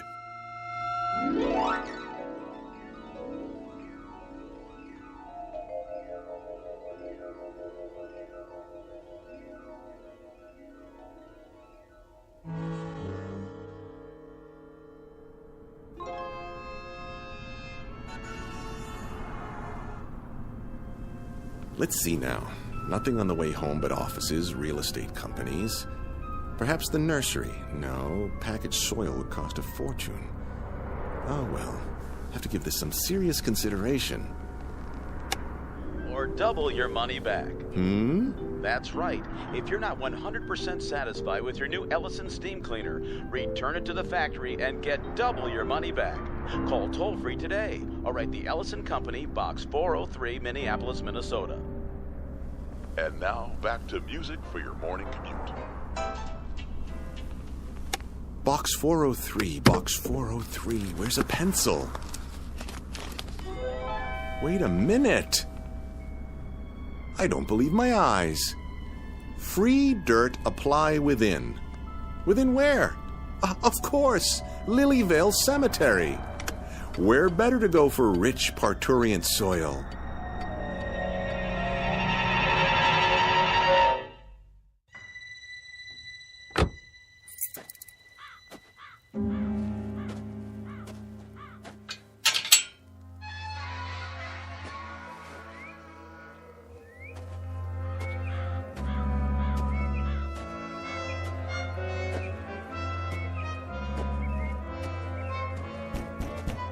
Hello? Hello, anyone? Anyone at all? Guess not.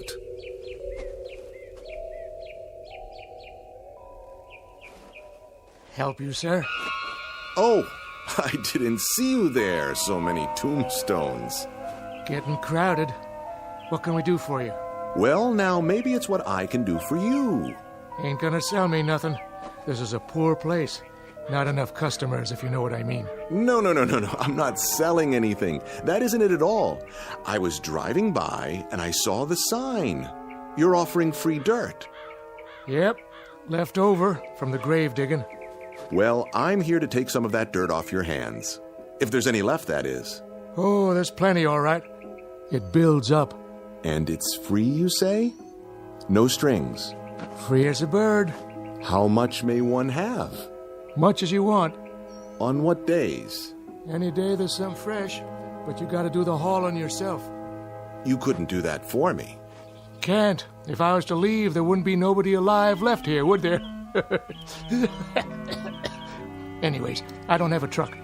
You? No, but I might be able to borrow one. Now, if you don't mind, may I see the dirt?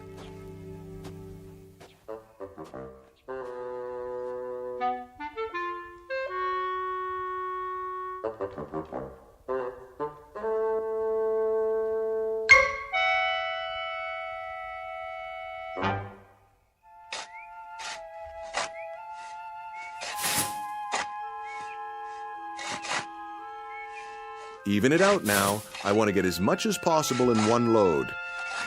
Okay, mister. Otherwise, I'll have to pay you for 2 trips. Relax. We're getting it all. Nice truck. It will do. Where'd you get it? My neighbor, Mr. Santucci. I promised to share the bounty with him. Bounty? The fruits of my labor.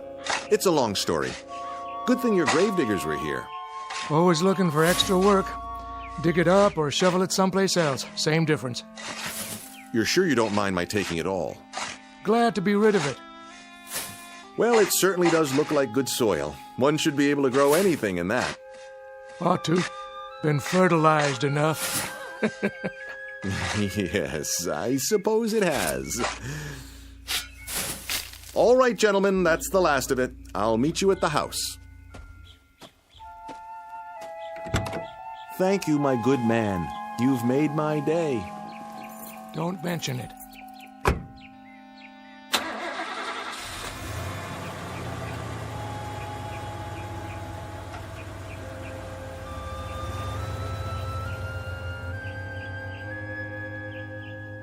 Good dirt, I guess. For some people. Me, I don't like the touch of it.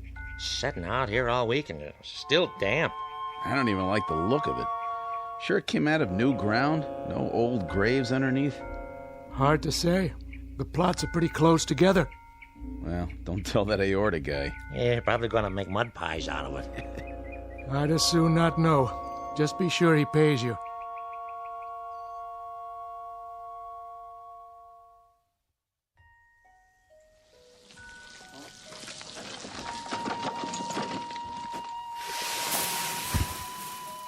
That's about it. Good, very good. You've distributed it perfectly. Isn't it beautiful? Oh, yeah. Real beautiful. I'll set to work while it's still moist.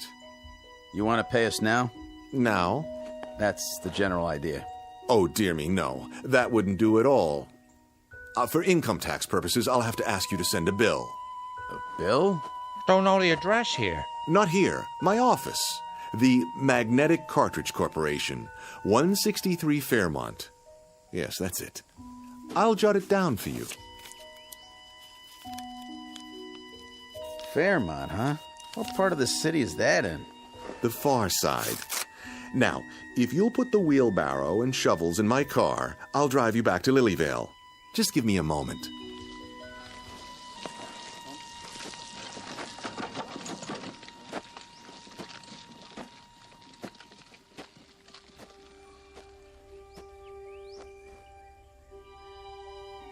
I can hardly wait. Peas, carrots, tomatoes, onions, squash, rutabaga, turnips, lettuce, corn, watermelon, and ranunculus. What a harvest this is going to be.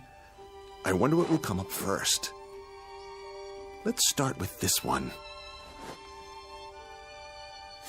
What are you doing, Mr. Aorta? Good afternoon, Mrs. Santucci. I'm planting my very own garden. Where'd the dirt come from? The graveyard. But it's wonderful dirt. Really. Make sure you get the truck clean. My husband don't like no dirt in it. Oh, I will, completely. And do thank him for me. Graveyard, huh? Yes, just look how nice and moist it is. Reach over the fence and hold out your hand. See? Positively brimming with life. That what you call it? Think of the things that will grow out of this mulch, and all of it positively free. You can have it.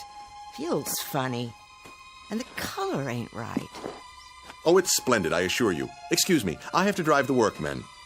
I'll hose the truck off soon as I get back. Good as new.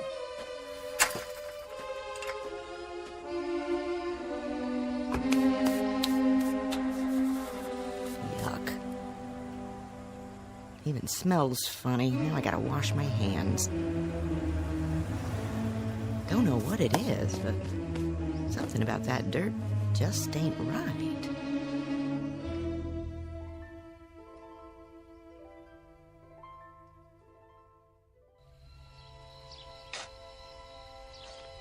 And parsley, and watercress, and zucchini, and sweet potatoes. Yes. And cabbage, and string beans, and even red peppers. Oh, what a succulent harvest this will be. There, let the soil do its magic. For now my precious seeds prepare to deliver your wonders.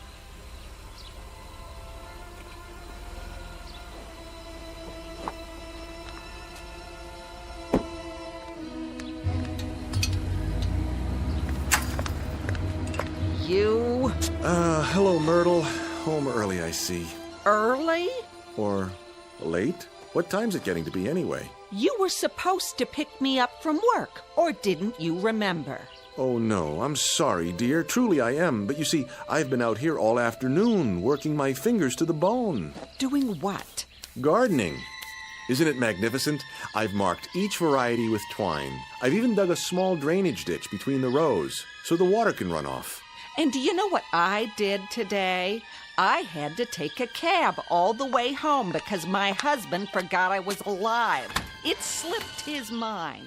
1,000 apologies, dear. It won't happen again. You bet it won't. This is the last time I let you have the car, and from now on, you can take the bus every day. Myrtle, dear, may I ask one question? No. What's for dinner tonight? I'm feeling a bit peckish. Open a can.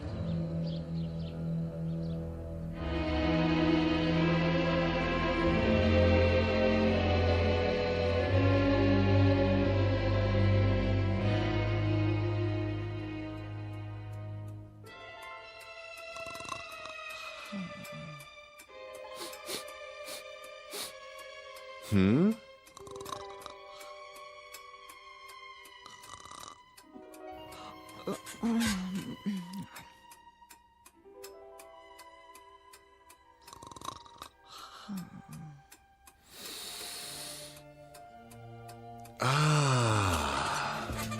What? Luther? Go back to sleep, dear. What in the world? Just opening the window a crack.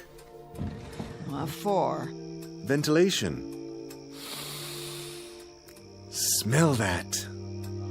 Come back to bed. It's 3 o'clock in the morning. I know, but I simply had to get a good whiff. Isn't the night air delicious? Like it's alive. Oh, crazy man. Listen. You can almost hear the little seeds reaching up from the earth, trying to be born.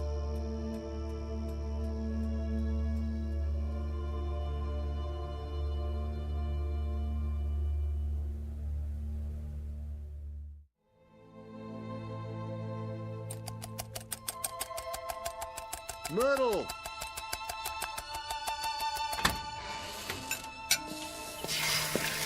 Myrtle! Didn't you hear me? I heard you. Come! Why? You won't believe it! What is the matter with you? I've got to show you something. I have to be at the office in 20 minutes. Let go of my arm. Look! Where did all these plants come from? Where do you think? I planted the seeds yesterday. Now look at them. That's ridiculous. You got up early, drove to the nursery, and brought them back here somehow. Don't you be ridiculous. The squash, the beans. Do you realize what a miracle this is? You plant something and it grows. That's no kind of miracle. In one night? Use your eyes, woman. The corn is as high as an elephant's eye. It's impossible. It's not possible, is it? Luther, if you did this to impress me, it's... No, I swear to you, all this happened in 24 hours. Less than that. Look at these cucumbers. Delicious, delicious. Look, I haven't got time for you. I'm late enough. Try a carrot. Take a bite. Just one little bite. Oh. What's the matter? Don't you like it? Are you kidding? Why? What's wrong with it? It tastes like, dirt.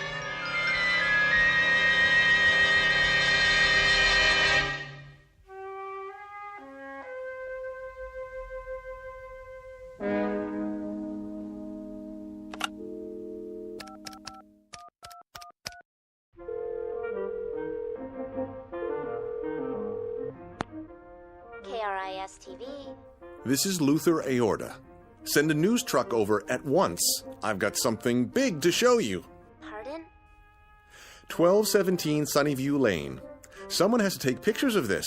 People won't believe it if they don't see it with their own eyes. Has there been an accident, sir?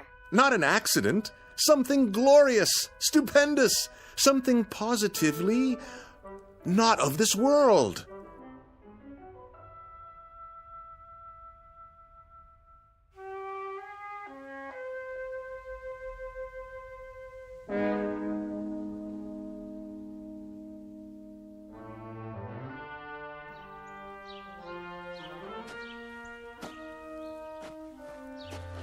Well? It's a nice garden, I'll give you that. Yeah, same here. But I don't see anything unusual about it. I told you, the seeds were planted only yesterday. It all came up overnight. Is that a fact? Ask my wife. She'll tell you as soon as she gets home. Mr. Aorta, we appreciate your call, but we're a television station, not the university. Do you see the size of it?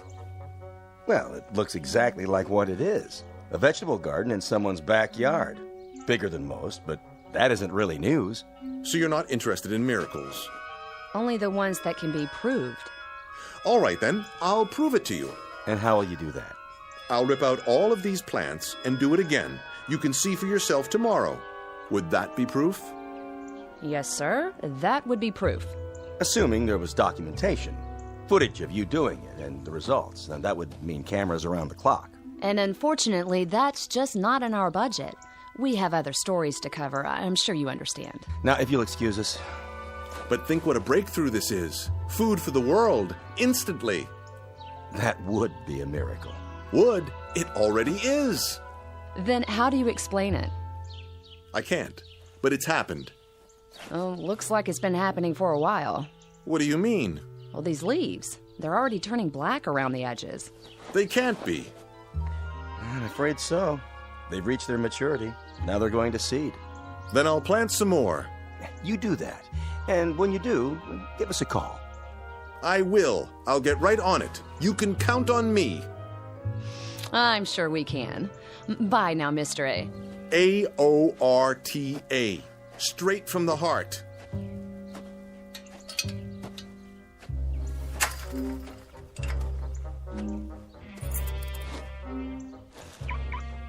I've seen some nutcases before, but this one is the king. Could have saved us a trip if he told us the whole story in the first place. Make sure he does the next time. Oh, think he'll call again? You know it. But I hope we're out on a real story when he does.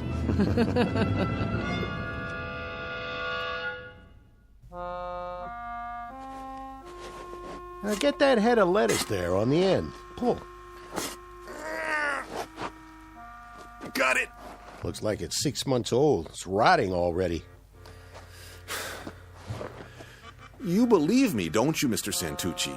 I wouldn't, except my wife saw you planting the seeds. Yes, she stood right where you are, leaning over the fence. I'll tell you flat out, I've never seen anything like it in my whole life, and I was brought up on a farm. It just don't make sense. It must have been the dirt. Could be. Can't think of anything else. Made a nice layer of topsoil. Now it's all sucked clean. You need some more fertilizer. I wouldn't know what kind to get, unless... There is plenty more where this came from. That's what the caretaker said. Might work, might not. I'll tell you one thing, though. I wouldn't be caught dead eating any of this stuff. It ain't normal. That's the point. It isn't. It grew so thick, ripened so fast. Sell it to the college, maybe. That's an idea. Or the agriculture department. Could be you come up with something brand new. Yes. Maybe I have. I'll call them first thing in the morning. But for now, I'd better spread some fresh dirt. Mr. Santucci, what are you doing tonight? Why do you ask? I was thinking we could go back and get some more in your truck. I don't know. If it works, we might even get a patent out of it. At least the Guinness Book of World Records. Partners. What do you say? Where did it come from? Not far. We can be back before dinner. Don't worry, we'll be fine. It's only a cemetery.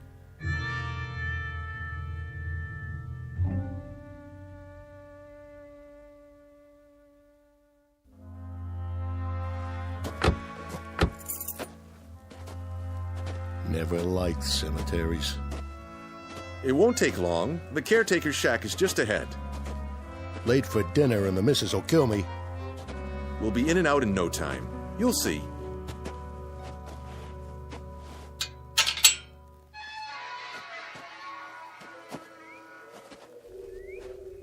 Sure got dark fast. It's the trees and the statues. Here we are. Hello? Hello? Maybe we should come back. Nonsense. It has to be now, while the plants can be revived. Well, it's my truck, and I say we get gone. There's nothing but dead folks here. Then no one should object if we drive on in. Help you, fellas? Hey! Don't go creeping up on people like that. Sorry, mister. Not many visitors this time of day. Is that you, Mr. A? Yes, I wanted to ask you. How'd that free dirt work out? Very well. I was wondering if you could spare a little more. I guess so. Planted a fresh one this morning. A fresh what? New man for the sod Sheraton. Got his bed turned down and everything. Good. Then we'll bring the truck in if you don't mind. Better watch those tires. Hit a sinkhole and you're stuck for the night. No AAA. Of course. Thank you, my good man. You don't know what this means to me. Hope you brought a flashlight. They like it nice and dark out here. Come on, Aorta. Let's get this fool thing done.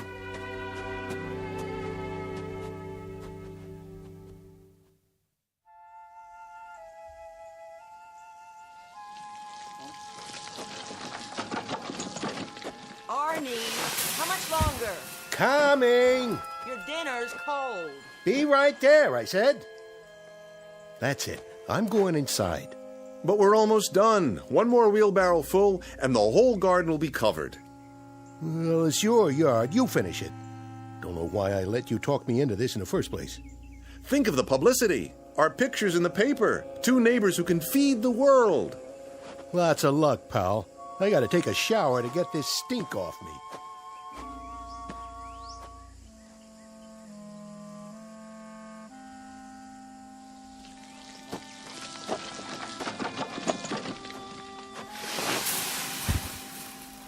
There. A new layer spread out. Nice and even. That ought to do it.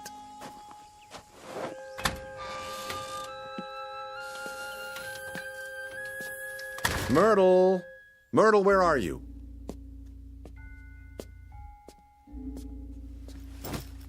What are you doing with the suitcase? What does it look like I'm doing? I'm getting out. But why? Don't try to stop me, Luther. And I'm taking the car. You can just fend for yourself. I think I deserve an explanation. Oh, you do. Take a guess. I can't stand living with you anymore. Like Mrs. Santucci says, you're a loony. Do this and you'll be sorry. Are you threatening me? No. But those plants, they might be worth a lot of money. Yeah, in your dreams. Keep away from me. Tomorrow I'm going to have someone from the university come over and take a look. They're worth a fortune. Mr. Santucci agrees. They might be worth nothing. That's what they might be worth. You know why? Because they're as loony as you are. That's not true. They're a miracle of horticulture. Then if you know what's good for you, you'll eat those miracles, because there isn't anything else in the house. Do your own shopping. I've had it.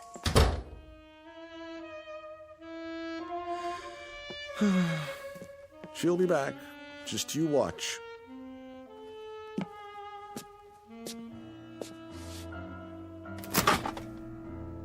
She's right about one thing, though. The refrigerator's as good as empty. And the cupboard was bare. Oh, well.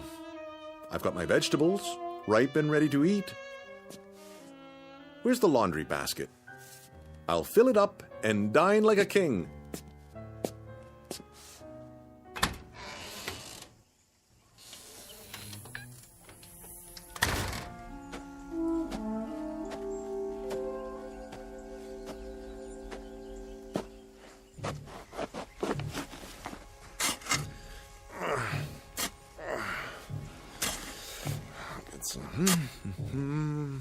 Onions, summer squash, eggplants as big as your head.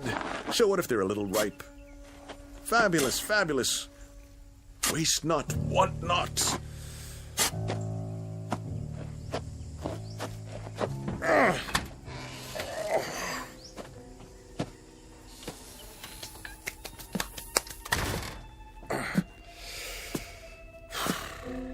Looks like I'm going to be a vegan for a while. Well, so be it. Tonight the vegetables, tomorrow the world. Boiled, sautéed, any way at all. How about a nice hearty soup and a casserole? Potatoes au gratin, yes. A little salt and pepper, a few spices, and voila!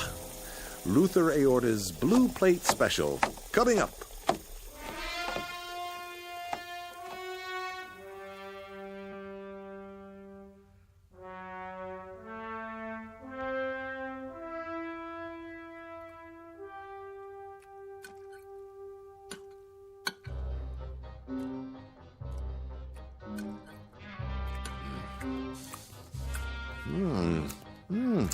A bit earthy.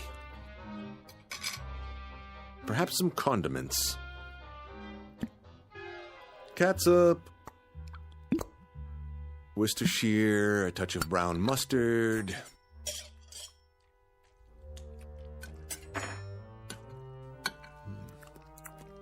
You gorgeous turnip, you. Now, something to wash it down.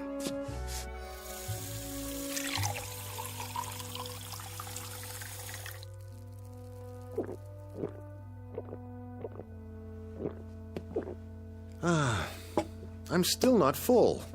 Something more to fill the hole. Let me see what's left. Can't leave anything to waste.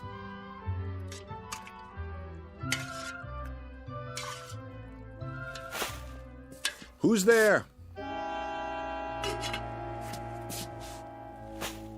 That you, Arnie? Who's in my backyard? The cat. Or raccoons. Come to steal by the light of the moon. Well, I will not have it.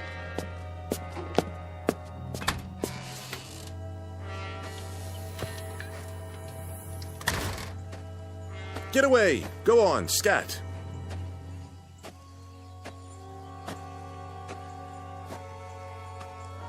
What? Where did this come from? Somebody's dug a hole. A deep one. Someone or something. About 6 feet. But how? Whoa!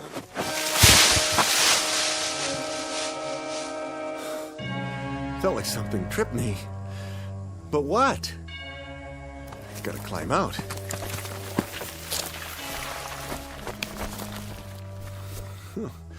This is ridiculous. Can't get hold of a thing. Stop it! Stop pushing the rotten vegetables in! Who's doing this? What are you trying to do? Bury me? Stop! I tell you! Let me out! Stop! Stop! I can't breathe!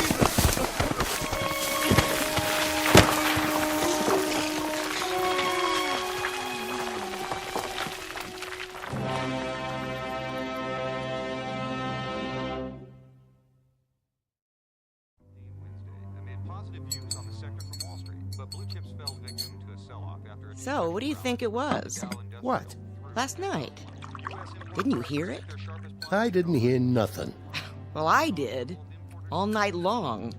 Like something digging with their hands, only... Only what? Not exactly digging. Chewing is more like it. Do you think some animals got into that crazy man's backyard? Who cares? More there than he can eat. Don't be so sure. He's got some belly on him. Soon as the next crop comes in, I get my pick. A miracle, he says. We better make some money out of it. My back's killing me. Oh, there he is now. That ain't him. It was him. I could tell. Go out and look. Look for what?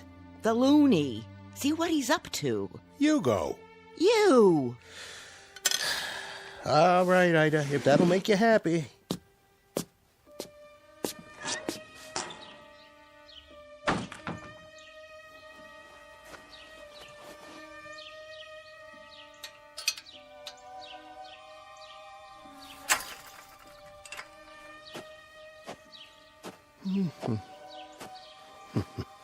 Huh. Where's all the rotten stuff? He cleaned them up pretty good.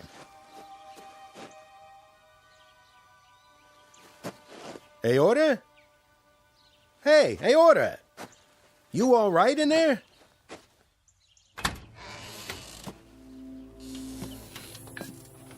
Hey, what did you do with the old vegetables? Hey, are you... Oh, jeez. What happened? You okay, buddy? Wake up!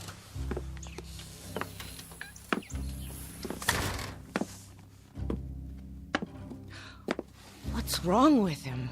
I don't know. He was just laying here. Take his pulse. Oh, he's dead. Turn him over. Oh, poor guy. Sure got a gut on him. Bigger than ever. What's that stuff around his mouth? Looks like dirt. What are you laughing at? Don't you get it, Arnie? The whole yard's empty. And you know what he did with it. He ate himself to death. No. No.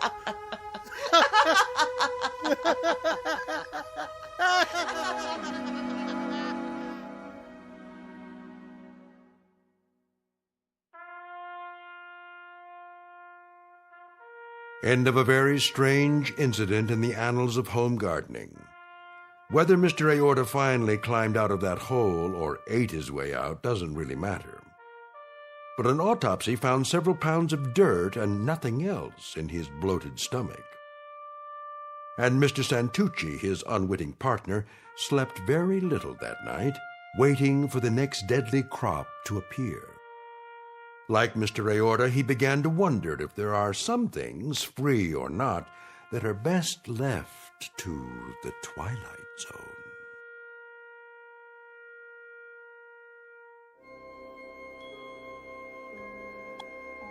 Hi, this is Carl Amari, producer of the Twilight Zone radio dramas. I'd like to take a moment to tell you about our official website at twilightzoneradio.com, where you'll get the latest news and information on these Twilight Zone radio dramas. Plus, at twilightzoneradio.com, you can digitally download 3 free episodes or any of our episodes for only $1.95 each. In this age of ever-changing technology, we've decided to make these episodes instantly available to you by making the Twilight Zone radio dramas a digital download-only series. This means that this series will no longer be offered on CD. The CD collections at our website are now being offered, while supplies last, at buy one, get one free. So be sure to get your favorites before they're sold out. Be sure to visit us often, and I'll see you in the zone.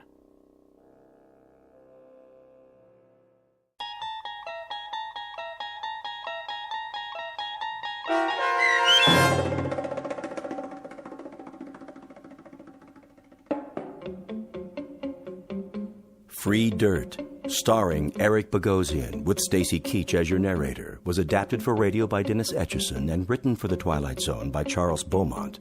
Heard in the cast were Meg Falcon, Roderick Peoples, Linda Reiter, David Darlow, Elizabeth Lido, Roger Mueller, Amber Lake, Jeff Lupetin, Doug James, Karen Olson, Dana Bokor, and Carl Amari.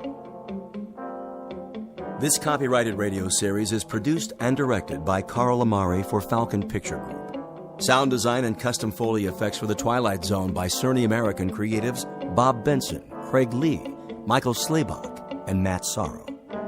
To learn more about the Twilight Zone radio dramas and to contact us, visit our official website at twilightzoneradio.com. Doug James speaking.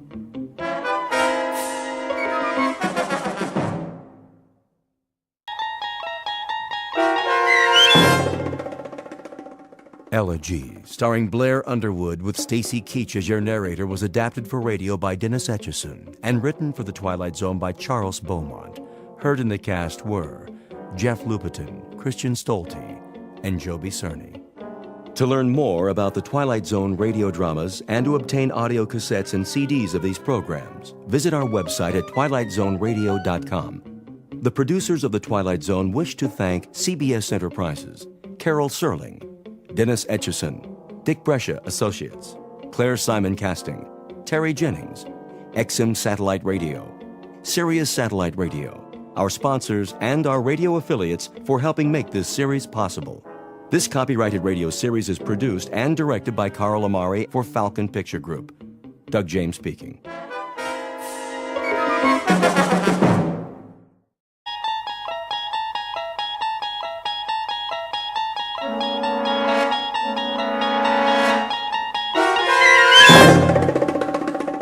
There is a fifth dimension beyond that which is known to man. It is a dimension as vast as space and as timeless as infinity. It is the middle ground between light and shadow, and it lies between the pit of man's fears and the summit of his knowledge. This is the dimension of imagination. It is an area which we call the Twilight Zone.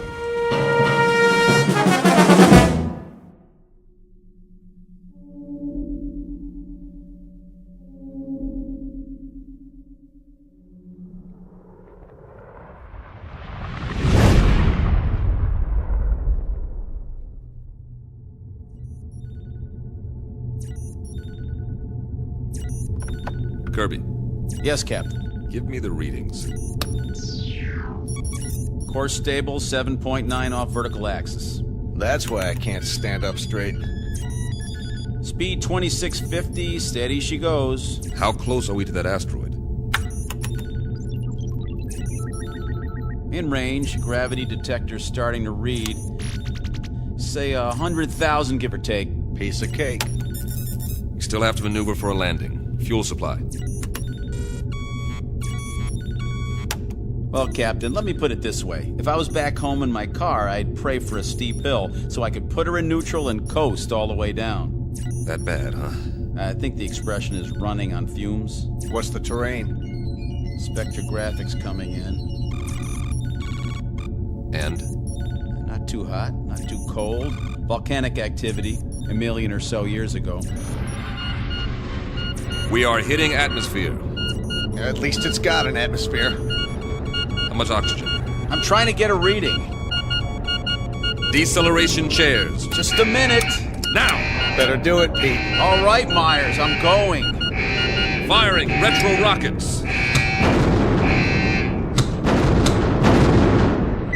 The fuel tank's empty, Captain. Anybody got a parachute? Hang on.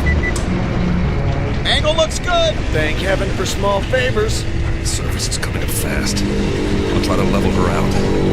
Nose up. Up!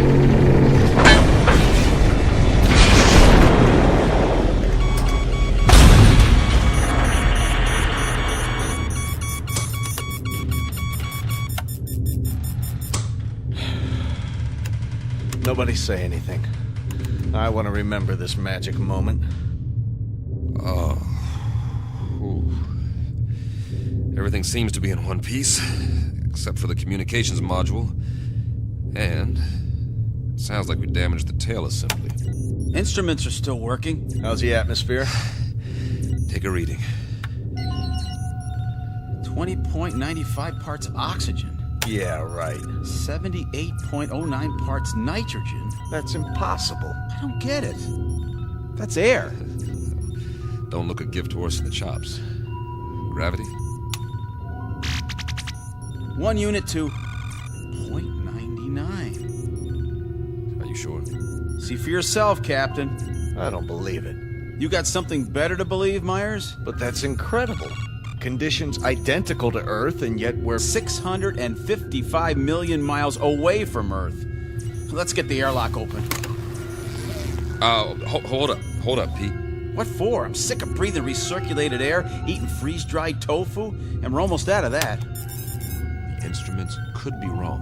What's the difference? We aren't going anywhere for a while. We can't even radio for help till we fix the module. The man has a point. I suppose you're right. At least put on your helmets. Forget it. If this is all she wrote, then I'm ready for it, one way or another. I'm afraid I'm with Pete on this, Captain. Either we die now or we die later, starving to death like dogs. All right, open it. Now, this isn't an order, but I'd recommend everyone take a very deep breath.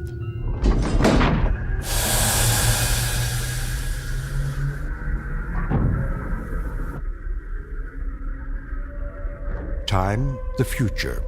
Place, a dark corner of the universe millions of miles from planet Earth. The main characters, 3 men. William Weber, captain. Peter Kirby, navigator. Carl Myers, geologist and science consultant. Each distinct from the others, but all sharing a common dilemma. They are lost. And like any long-haul explorers, they want to go home. Not their home necessarily, that would be too much to hope for. But at this point, any old port in a storm will do, especially for those who have veered off course and into the Twilight Zone. And now, The Twilight Zone, and our story, Elegy, starring Blair Underwood, with Stacy Keach as your narrator.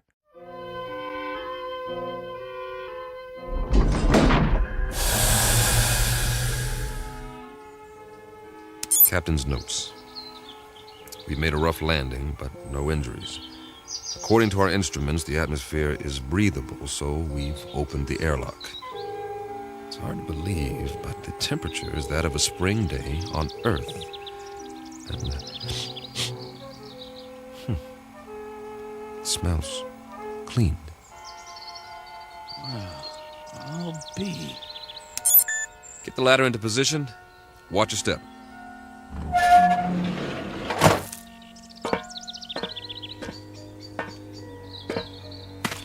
How many miles did you say we were from Earth? Too many. Time for a reality check. You see the same thing I see, Captain? What do you see? Open country, farmland. Kirby? Affirmative.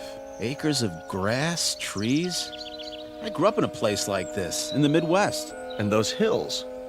They're settled granite, I'm sure. Eroded over thousands of years of wind, rain. I don't get it.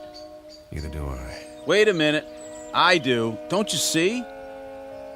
We're back on Earth. Come off it, Kirby. I'm serious. The instruments are all screwed up.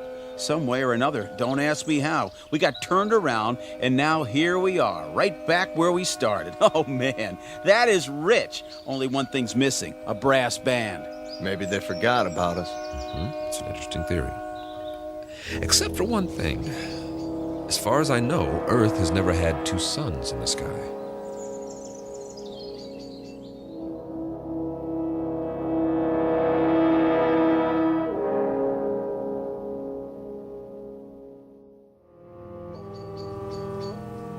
You're right. But the temperature's perfect. That means they're smaller than our sun. Added together, they put out just enough energy to duplicate conditions on our own planet, including evolution. And the people learned to build farmhouses exactly like ours. What? If that's not a barn over there painted red, then it's a pretty good imitation of one. What in the name of... Better check it out. Be careful, men. We don't know what we're dealing with yet.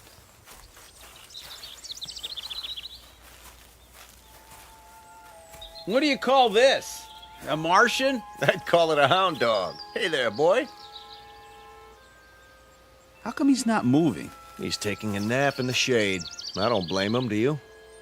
What the heck is that? By the barn, it's called a tractor. They were internal combustion vehicles used in the 20th and 21st centuries before the Total War. So we are on Earth 300 years ago. Negative. We're not equipped for time travel. Okay, you explain it. I can't. The only thing I know for sure is that we're not on Earth. Mm-hmm. And we are not alone. What do you... Hey! Hey, you over there, by the barn! What's the matter? Can't he see us? He's turned the other way. Looks like he's taking a rest. Leaning on his... It's a pitchfork. He was using it to load hay into the wagon. Some outfit. Overalls. Farmers wore them with straw hats, just like that one. He even has a red bandana in his back pocket. Well, I suggest we ask him the way to the Emerald City.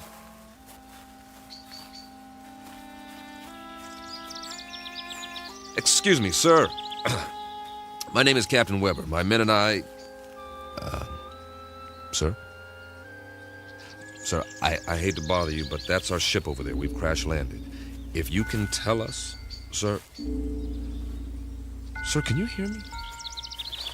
What's the matter with him? Seems to be in some sort of trance. Are his eyes open? Yes, but... Move your hand in front of his face. Nothing. As if he's... Don't touch him. It's all right. His skin's warm, but there's no respiration. He seems to be frozen in place. Well, let's move on. Say that again. This is giving me the creeps. We'll recon the surrounding area. There may be others.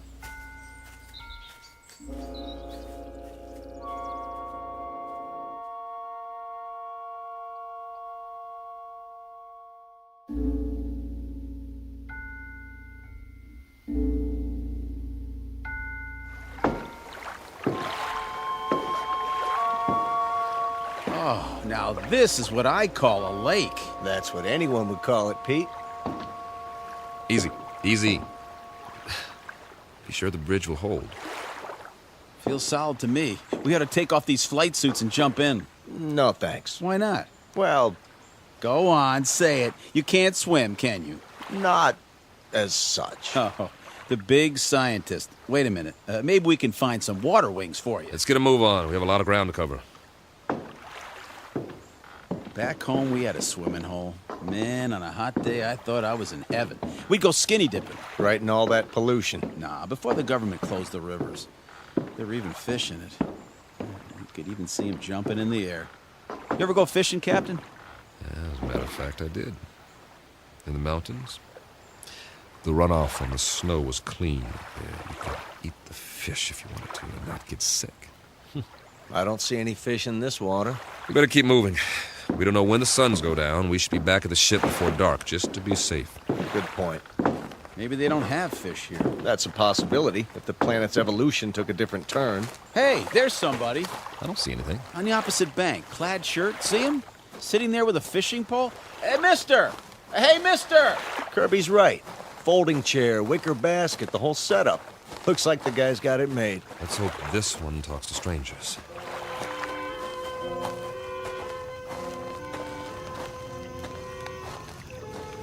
Hi there, fella. How's it going? Fish biting today? Mum's the word, huh? Let me try. Sorry to bother you, sir, but you might say we're lost. If you could give us directions to the nearest town. Don't waste your breath. This one's a stiff, too. Maybe he's asleep. If he is, he's done well for himself. This basket is called a creel. It's full of fish, quite a haul. Fresh? Smells like it. Hold on. Is that a bottle of beer next to him? It is indeed. Only, it's empty. Well, where's he got the cold one stashed? Fella, can you hear us? Do you even know we're here? Can't see his face. Lift up the brim of his hat. Okay, here goes. Sorry, nothing personal. I just like to look a man in the eye when I talk to him, even if he doesn't talk back. What did you do? Nothing, just barely touched him and he fell over. Well, at least we know he's not a statue. No pulse, like the farmer. But his skin feels real.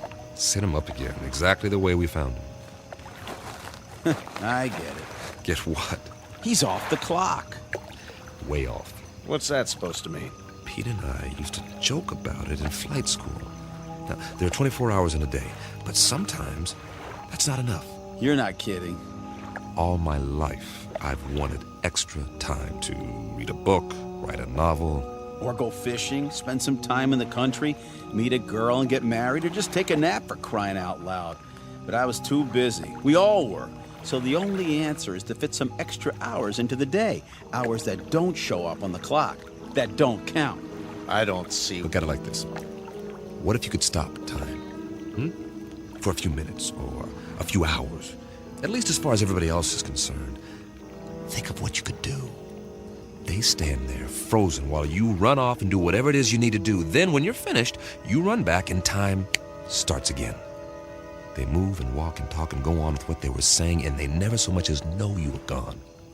Is that a plan or what? I wish we could have done something like that on the ship. If I'd had time for pure, uninterrupted thought, I might have, I don't know, perfected Sheldrake's theory of causative formation while the ship ran itself. That's right, and get home to find you've won your own Nobel, right? Now, we make planetfall, and we run into these people, if that's what they are, and it's as if we've finally done exactly that, taken ourselves off the clock, at least temporarily. Permanently would be fine by me. Nice theory, Captain. I'm afraid there are reasons, though, why it wouldn't work. I am sure there are. It's just a thought. If I were a science fiction writer, I could have some fun with it. But we've got more important things to do, like finding out what options we have, now that we're here. Say, I'm hearing things. I hear it, too. Seems to be coming from the top of the ridge beyond that grove of trees. That must be where the town is. We were close after all. Sounds like you got your brass band, Pete. I like it. Maybe they got a ticker tape parade, too. One way to find out.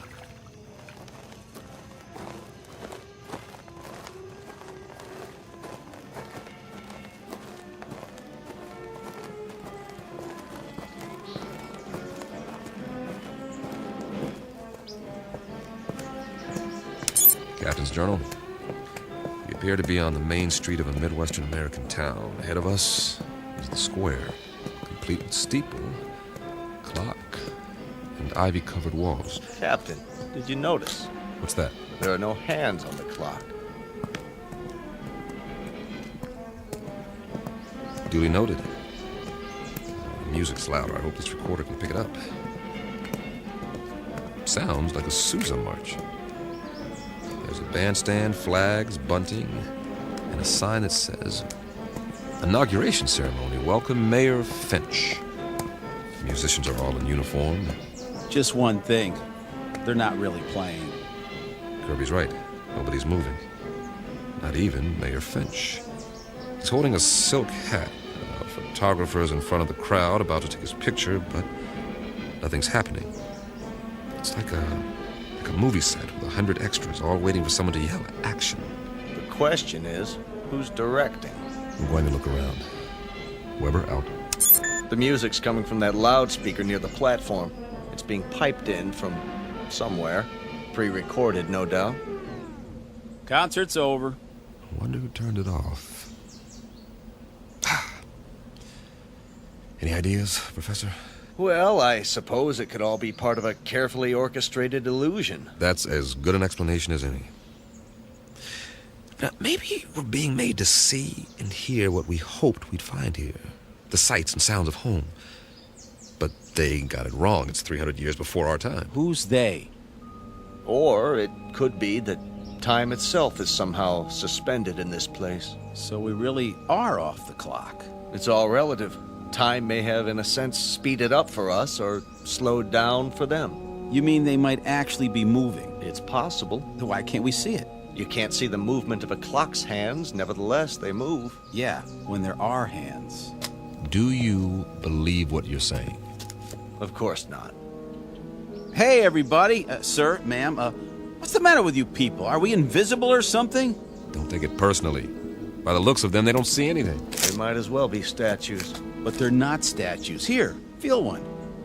You, sir, shake hands with the captain. See what I mean? They feel like flesh and blood.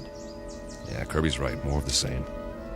Whoever, or whatever, is responsible, they've created a perfect imitation of the real thing all over this asteroid. For what purpose? I don't have a clue. The expenditure of time and effort is considerable. Not to mention the science involved. The skin on these pseudo-people must be a new polymer compound. And the clothing, all duplications of Earth fabrics. I wonder... never mind. Say it. Well, we must not be the first to land here. But this asteroid's not on the charts. Then who were they modeled after? Maybe somebody real is still here. Where? Could be anywhere. The streets, the buildings. I say we separate. We'll meet back here in an hour. Well, it's better than huddling together like frightened children. All right. Pete, you go that way, Carl. See where the street leads and take some readings while you're at it. All right. I'll cover the buildings along this side, starting with the hotel. Remember, 1 hour. Are your watches set? Yeah. Yes. Don't ask me what to set it to, though. Earth time or something else entirely.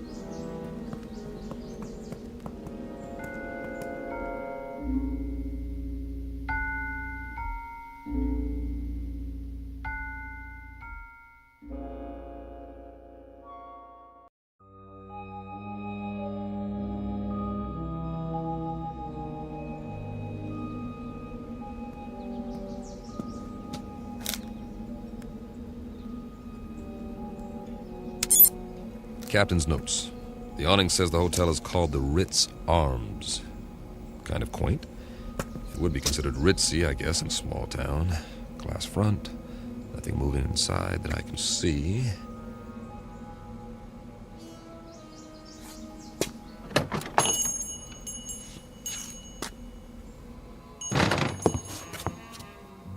I should have brought the Visicam to record this. There's a clerk behind the desk, not moving, of course. And this is classic. There's an alcove off to one side. I can see 4 men seated around a table. A green lampshade, money. I think they're playing poker. Or they were before they stopped moving. And there's a waitress with a tray full of drinks. The big winner seems to be a little man with a gray mustache. Not your typical gambler, but he's all set to rake in the chips. He looks mighty happy. Hey, fella. Wonder what cards he's got here. I don't think he'll mind if I take a peek. 4 big, beautiful aces. Nice work. Oh, hold on. If I'm not mistaken, that's a waltz coming from upstairs.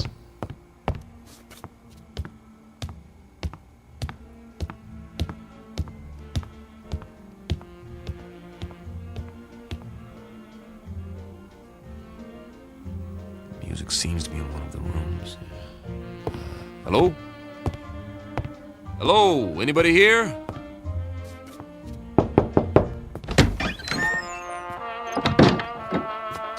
Oh, sorry. Excuse me.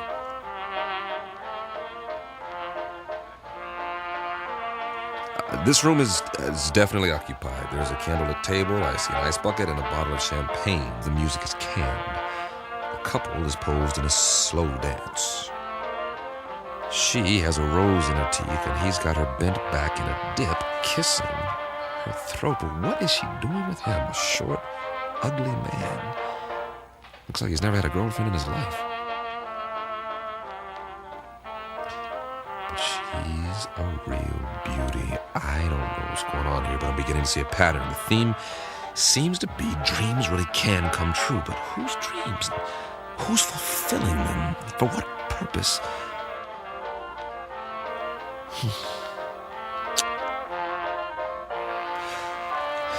Weber out. For now.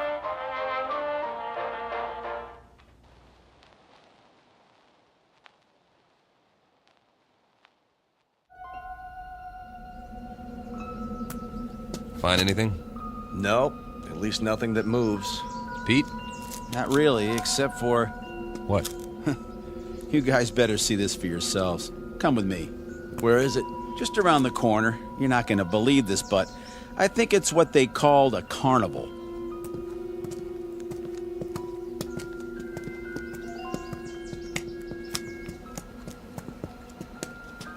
That's what it is, all right.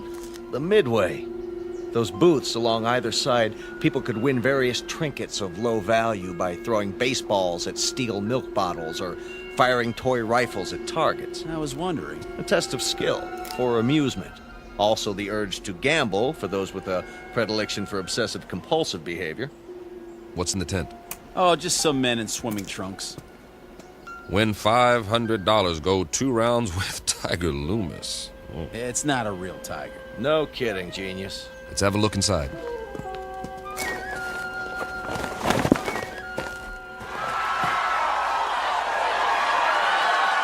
That must be Tiger with the stripes on his trunks. Yeah, the one lying down in the ring. Boy, some crowd, huh? Almost as many as the town hall, complete with sound effects. 2 pugilists, duking it out, as they say. A primitive display of testosterone poisoning. Check out the other guy with his hand raised. That, my friends, is what's known as a potbelly. Yes, but why? Too many carbohydrates, not enough exercise, plus a certain genetic predisposition. But why would he be the one who wins? Must have been a lucky punch. Looks like old Tiger's down for the count. Interesting.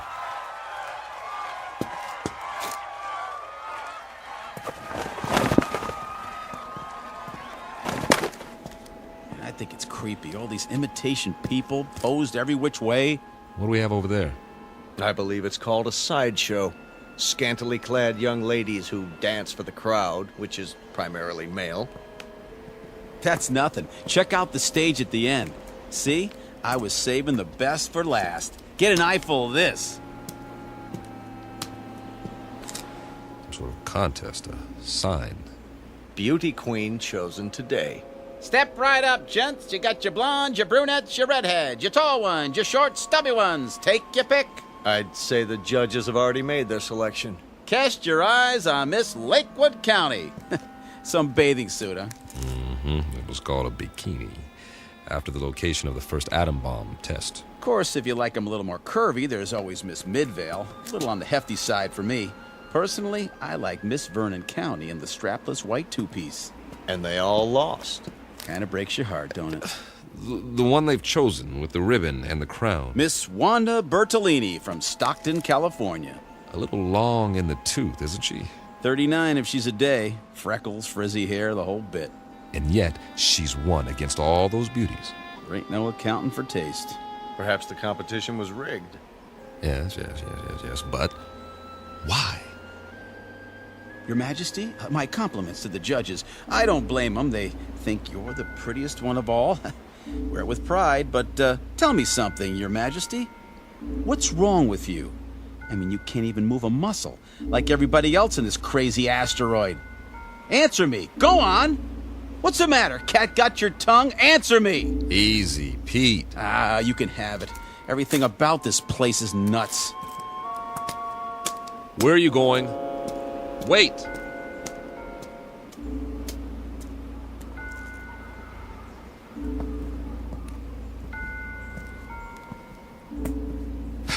Now, Pete, don't let it get to you. None of us knows what's going on. But until we figure it out... I'm sorry, all right? But you know how long we've been on that ship? You know, we sit down and what do we find? We all feel the same way. Sure we do. But it's like somebody's trying to trick us into something or drive us batty. Something that doesn't even think like us. But it's got our number. Oh, yeah. Let me tell you. You've got to pull yourself together.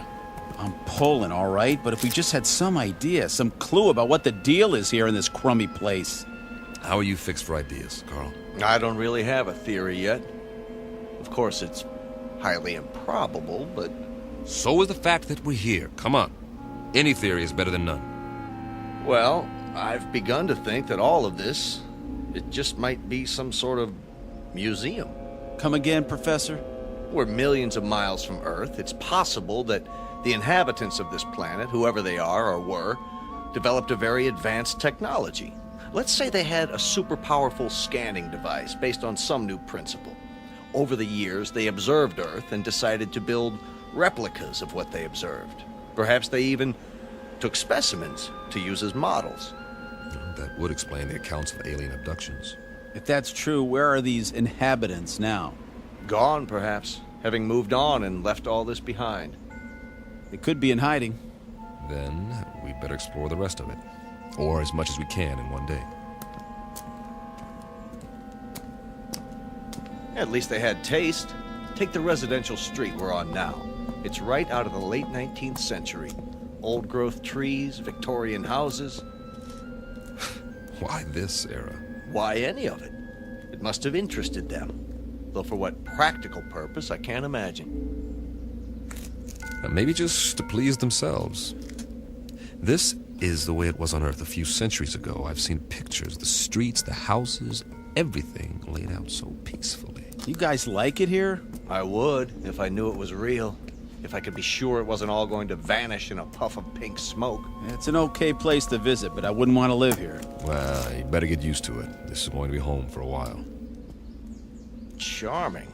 Which one? The largest house, there across the street.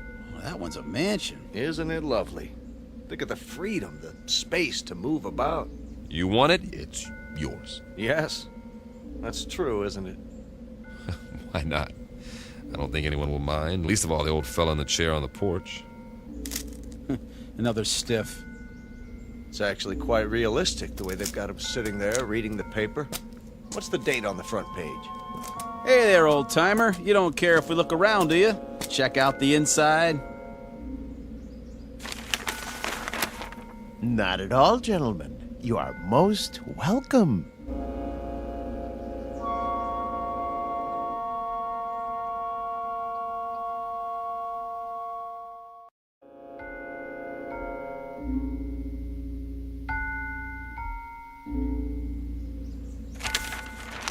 Jeez Louise!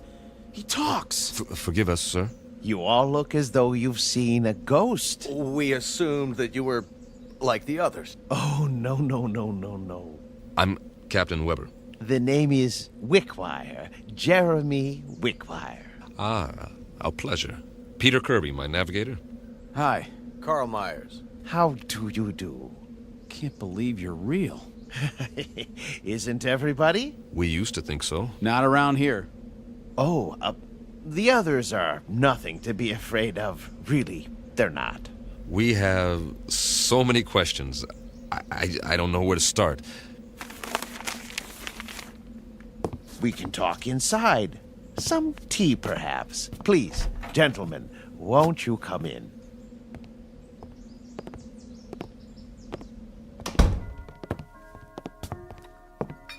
One lump or two? Oh, don't go to any trouble. It's better than what we're used to. Believe me. I don't know about you, Captain, but I must have my tea this time of day. I wouldn't feel complete without it. Oh, it tastes great. Nice and hot. Beats the heck out of that tang. I'll say. A remarkable collection of artifacts you have here. Artifacts? The oriental rugs, the tapestries, all this furniture. I've never seen anything to compare. It provides a certain level of comfort. Must have cost you a fortune. Oh, not me personally. We had it built for a Mr. Let me see, Jenkinson, I believe it was. You mean the pieces aren't antiques? Oh, heavens no. They were made to the client's specifications. At the last moment, however, he changed his mind, decided he really wanted to be a knight in shining armor. So now he's over in the medieval section, slaying a dragon. Then there's more that we haven't seen. Dear me, yes, we have many sections. Rome, Egypt, the Wild West. But the one we're in right now is very popular. It represents a period when creature comforts were most abundant, before peace in the world became impossible. By the world, you mean? Earth. Mr. Wickwire. I don't know where to begin. You see, we are from Earth. Yes, of course. We were on a routine geological flight in search of ore to be mined. We ran into a meteor storm and, well, it knocked out some of our equipment and put us off course. That was 6 months ago. Really? That long? Feels a lot longer, believe me. Please, go on. We saw this asteroid and landed as well as we could. But there's no more fuel. We're going to have to stay here until we can repair the communications module and signal for help. They'll think our ship was destroyed without an SOS beacon. I see. Then you're not from the Glades. The what? I've been expecting them. I'm due for a delivery. From Earth? May I ask a question about the Earth? Did they, by any chance, have that atomic war? Not as such. A cluster of smaller wars almost simultaneously. Most of the Earth's surface was destroyed. We're still picking up the pieces. Oh, dear me. That is bad news. More tea, gentlemen. Mr. Wickwire, explain some things to us before we go out of our minds. Certainly, but you do look hungry. You can say that again. Let me fix us a light lunch first, Then we'll talk. No, Mr. Wickwire. Explain some things to us before we go out of our minds. If you like. Where are we? Why, you're in a memorial park. A memorial? More commonly known as a cemetery. Didn't you know? Please, make yourselves at home. I'll be back in no time. Did he say cemetery? Well, at least we know more than we did. You act like nothing's happened. Nothing has happened yet. Just give it time. What would you suggest we do? I'd suggest that you... Settle down, fellas. Getting upset isn't going to help. Help who? There isn't anybody to help us. That old man's off his rocker. This place is some kind of loony bin. Shut up and sit down. Yeah, well, I tell you, I don't like it. We're sitting around having tea, and we don't even know where we are. It doesn't make any difference where we are. This is where we're going to stay until we can send a distress signal. Unless he happens to have some rocket fuel and a tail fin assembly lying around. So for now, all we can do is make the best of it. Yeah, we don't have to like it, do we? Be patient. Everything will be explained, I'm sure. You mean you trust that guy? A little more trust might have saved our world, Pete. I say something about him is screwy. What's he so happy and well-adjusted about? Well, look at the way he lives. He's got everything he wants, even if it is a reproduction. Quiet. Here he comes. I've brought some sandwiches and a bottle of wine. I trust we'll make quick work of it. You can say that again. I haven't had a drink in I don't know how long. And after that, coffee. It's brewing now. Meanwhile, a glass for each of us. Do you mind if I pour? Very kind of you, Mr. Wickwire. May I propose a toast? Please. To peace, my friends. Eternal, everlasting peace. I'll drink to that. We all will. Excellent wine. Glad you like it. This is a special occasion. I thought it was worth opening a bottle. Liebfraumilch, isn't it? Yes, indeed. Mr. Wickwire, we're still a bit confused. You said we were in a cemetery. What did you mean? Mean? Yeah, why would there be a cemetery here? Perhaps you could elaborate. Certainly. But before I explain the details, you must give me some information. If you like. If your dearest wish could be granted, what would it be? I'm not sure I understand. What would you like to be doing most?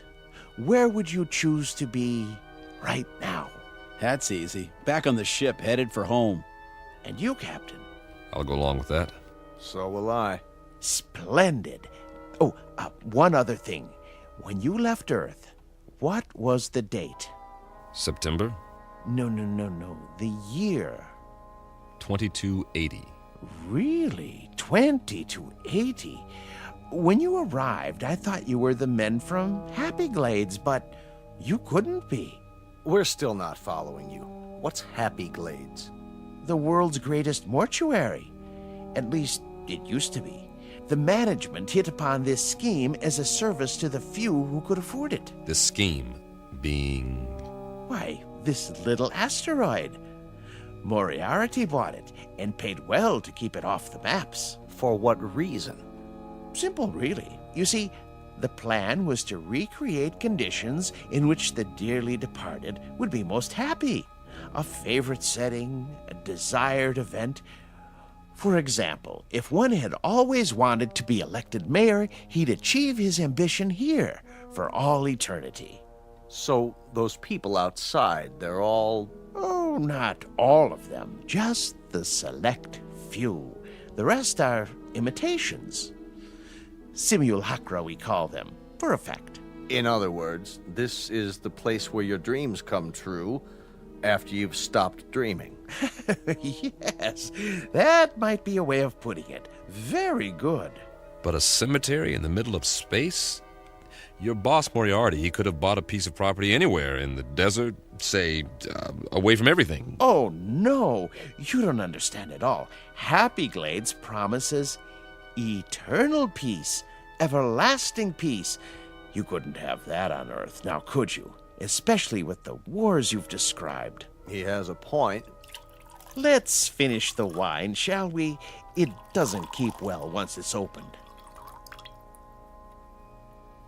Thank you. Cheers. Would you like some music? What kind? A somewhat limited repertoire, but there are all kinds of pieces for the player piano, popular, classical. Classical might be nice. Ah, yes. Something soothing to fit the mood. Mozart or Brahms.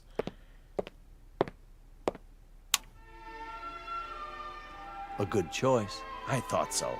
Drink up, gentlemen, before I bring the coffee. Unless you'd like something more to eat. I have some tea cakes in the kitchen. What about you? Me? Yes. How do you fit in? Why, I'm the caretaker. It's my job to make sure that our guests are not disturbed. This mortuary, or whatever it is, when was it built? Let me see. The year was 2177, I believe. It's almost 100 years ago. That makes you a little on the elderly side, doesn't it, Mr. Wickwire? Oh, you force me to an embarrassing admission. You see, I'm not actually human.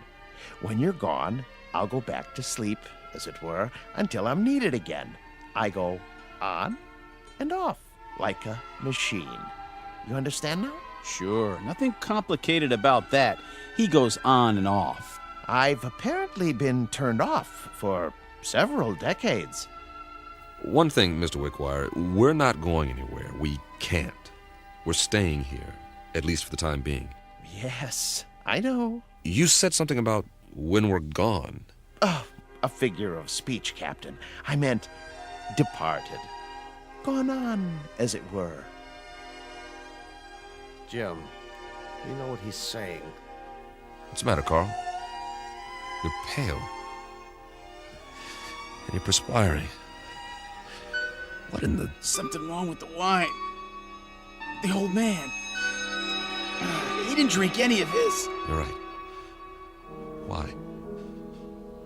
Why didn't you, McGuire? I told you not to trust him. I told you. Oh, he's poisoned us. We meant you no harm. I realize that, and I'm sorry. Truly I am.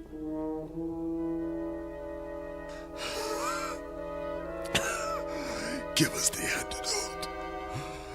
Give us the antidote. There is no antidote, Captain.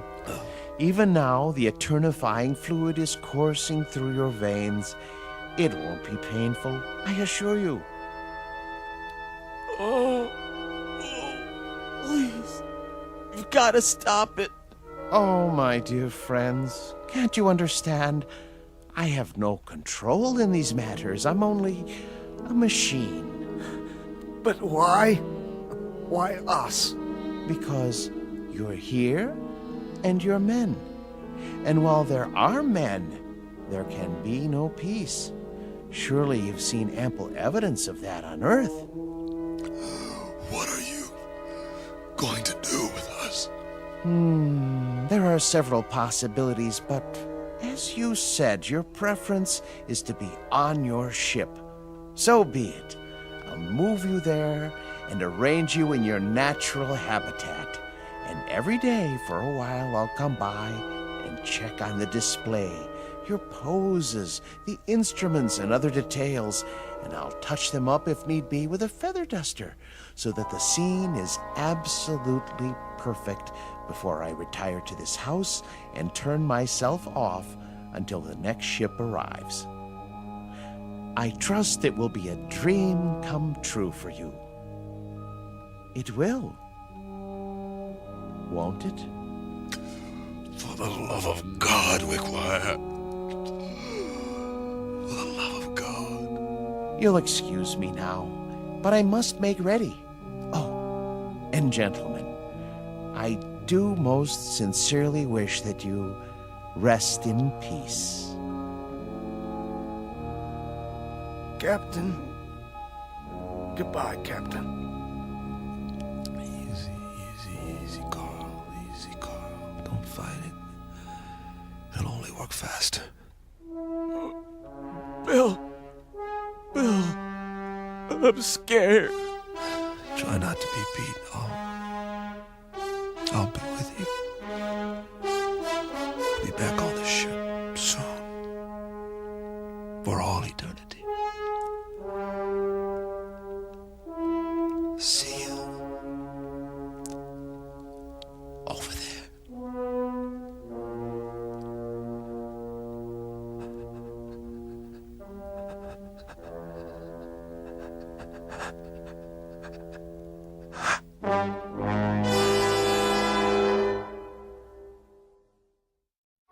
Captain Weber, his navigator Kirby, and Meyer, the geologist, on their last voyage. And now, at their journey's end. All agreed what they wanted most was to be aboard their ship, ready to head home. Now they will have that wish forever. Unfortunately, it's a wish that can only come true in the Twilight Zone. The Twilight Zone continues in just a moment. You are about to enter another dimension. A dimension not only of sight and sound, but of mind. A journey into a wondrous land of imagination.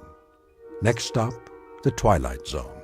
Hi, this is Stacy Keach. I'd like to take a moment to tell you about our Twilight Zone website at twilightzoneradio.com. At twilightzoneradio.com, you'll find the latest information on these Twilight Zone radio dramas, including behind-the-scenes photographs, plus the newest product releases, trivia contests, ways to contact us, other Twilight Zone-related info and merchandise, plus links to other fascinating websites. So make your next stop twilightzoneradio.com. Visit TwilightZoneRadio.com to purchase these Twilight Zone radio dramas on cassette and CD, or call toll-free 1-866-989-ZONE. That's 1-866-989-9663.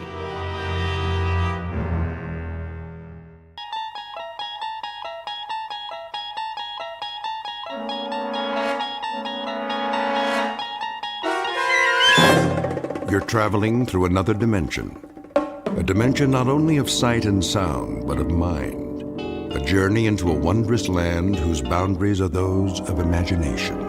Your next stop, the Twilight Zone.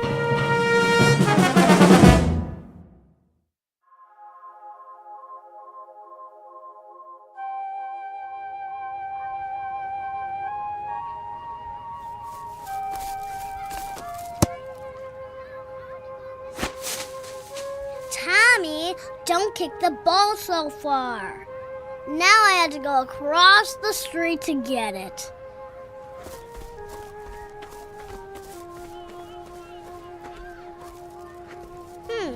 Where did it go? Is this your ball? Who said that? Me. Why are you in the bushes? Are you hiding? No. Your ball went back here. I was just getting it for you. Here, I'll kick it to you. Thanks. Hey, you kick pretty good. What's your name? Janet. Mine's Rebecca. You can call me Becky. Why don't you come out of there? That's all right. I'm okay here. Don't be silly. Come on out and play kickball with us. Oh, I would love to, but I'd better not. Come on. Do you really think I'm a good kicker? You can play on my team. Well, all right. Maybe I can. Maybe it'll be all right. Yeah, we'll be all right. Okay, I'm coming out now. You better hurry. Tommy doesn't like to wait. You're a monster! No, I'm not.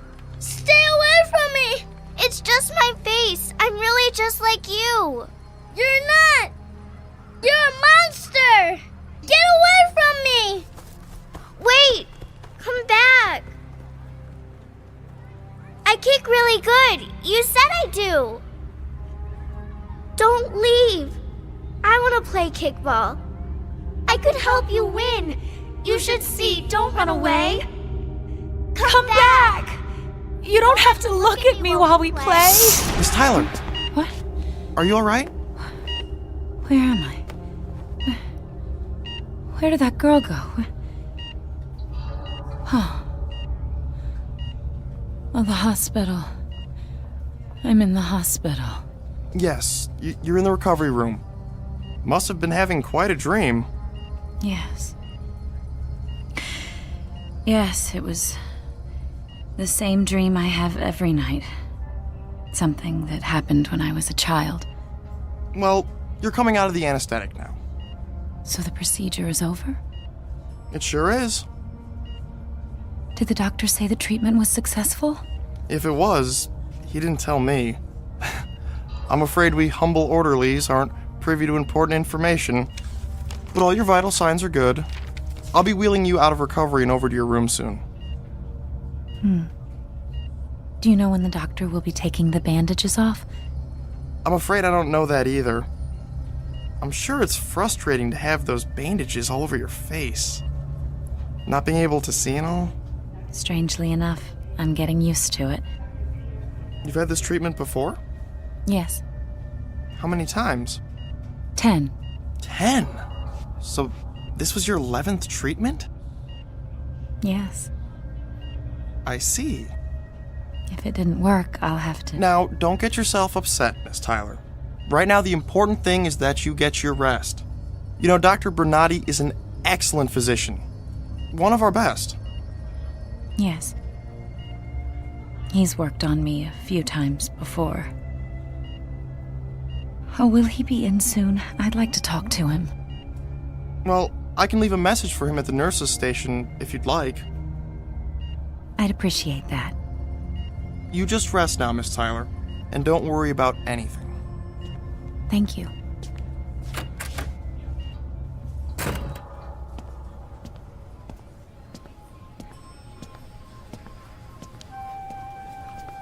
Hey, nurse, patient 307 wants to see Dr. Bernardi when he's available. She's anxious to find out if the doctor thinks her treatment was successful. It was her 11th. I know. No wonder she's chomping at the bit. You didn't get a look at her when she was admitted, did you? I sure did. I had to turn away. I'm afraid I've got an overactive gag reflex when it comes to those face cases. I know what you mean. I'll tell you something. If that were my face, I'd bury myself in a grave someplace. Some people want to live no matter what.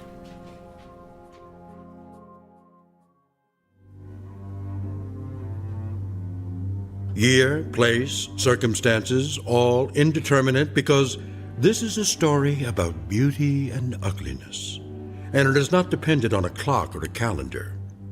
You have been introduced to Miss Janet Tyler, who lives in a very private world of darkness, a universe whose dimensions are the size, thickness, length of a swath of bandages that cover her face. In a moment, we'll join Miss Tyler after she's been moved to her hospital room, and also in a moment, we'll look under the bandages, keeping in mind, of course, that we're not to be surprised by what we see, because this isn't just a hospital, and this patient is not just a woman. Miss Janet Tyler, patient number 307, is recovering from a medical procedure that is only performed in the Twilight Zone.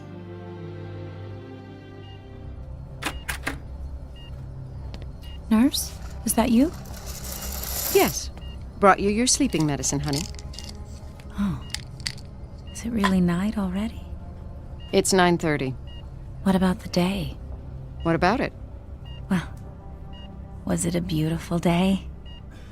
Was the sun out? Was it warm? Kind of warm. Clouds? Were there clouds in the sky? I suppose there were. I never was much for staring up at the sky all the time. I used to look at clouds a lot when I was little. We had a hill by our house, and I liked to go up there and lay alone in the tall grass and stare up at the clouds. Did you ever do that? Can't say I ever did. I used to love the sun on my face, the wind in my hair, and the solitude. I loved being by myself, all alone at the top of the world. Time to take your temperature now. Oh, just one other thing. Well? When will they take the bandages off? How long do I have to wait? Until they decide whether they can fix up your face or not. Oh. I guess it's pretty bad, isn't it? I've seen worse. But it's pretty bad, isn't it? I mean, I know it's pretty bad. Ever since I can remember, ever since I was a little girl, people have turned away from me. One of my earliest memories is of a girl screaming when she looked at me. It's something I still dream about. I never wanted to be beautiful. I just wanted people not to scream when they looked at me. When, nurse, when will they take the bandages off my face this time? You've been waiting so long now, it really doesn't make much difference whether it's 2 days or 2 weeks, does it? I suppose not. Now let me take your temperature.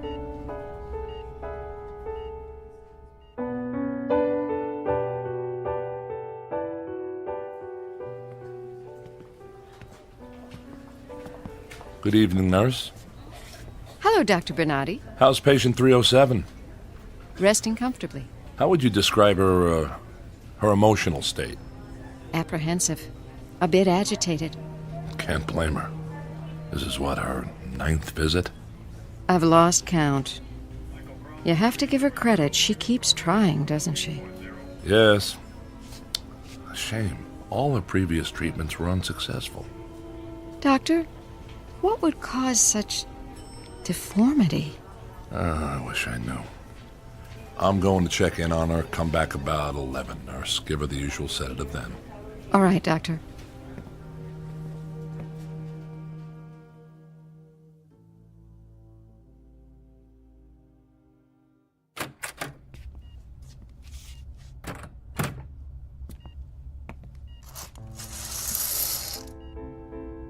Warm this evening, Miss Tyler? Hello, Doctor. I thought it was warm. I couldn't be sure, though. I expect you're uncomfortable under all those bandages. Oh, I'm used to bandages on my face. Sometimes I think I've lived my whole life inside a dark cave. The walls are gauze, and the wind that blows in from the mouth of the cave always smells of disinfectant. There's kind of a comfort, though, Doctor, to living in this cave. It's so wonderfully private. No one can ever see me. It's hopeless, isn't it, Doctor? I'll never look any different. That's hard to say. Up to now, you haven't responded to the medication or to the shots or any of the proven techniques. Frankly, you've stumped us, Miss Tyler. Nothing we've done so far has made any difference at all, but we are hopeful of what this last treatment may have accomplished. Unfortunately, your case is one that can't be handled with plastic surgery. Bone structure, flesh type, many factors prohibit this kind of approach, and this is your 11th visit. No more after this, are there? No more tries? 11 is the maximum number of experiments. No more are permitted after 11. Now what? Well, you're kind of jumping the gun, Miss Tyler. You may very well have responded to these last injections. There's no way of telling till we get those bandages off. But if I haven't responded, then what? There are alternatives. Like? Don't you know? I know. You realize, of course, Miss Tyler, why these rules are in effect? Each of us is afforded as much opportunity as possible to fit in with society. Doctor, may I walk outdoors? May I sit out on the lawn just for a while, just to smell the flowers, just to feel the air, just to make believe, Doctor, to make believe that I am normal. If I sit outside in the darkness, then I know that the whole world is dark. I'm more a part of it that way, not just one grotesque, ugly, deformed woman with a bandage around her face, with a special darkness that belongs just to her.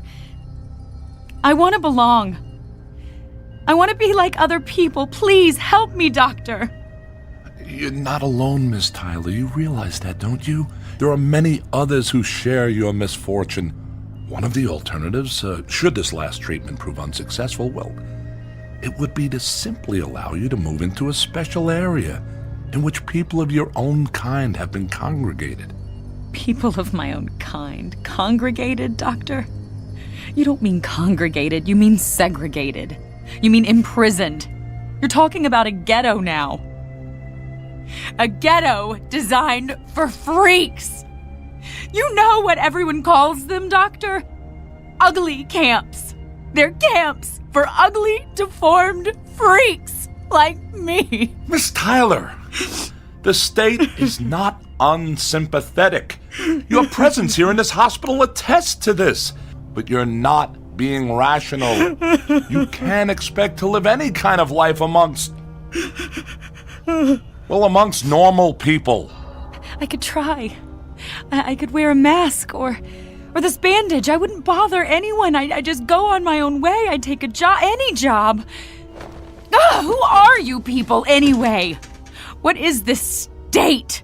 Who makes up all the rules and the statutes and the traditions? The people who are different have to stay away from the people who are normal. Well, the state isn't God, Doctor. Miss Tyler, please. The state is not God. It hasn't the right to penalize people for an accident of birth. It hasn't the right to make ugliness a crime. Doctor, look. If I walk over here by this window... Careful, Miss Tyler. No, I can feel the night out there. I feel the air. I can smell the flowers. Please. Please take this bandage off me. Please take this off me. Take this off me! No, Miss Tyler, don't tear at the bandages. You could do serious damage to the work we've done. Nurse, I could use help here. Get this patient a sedative now.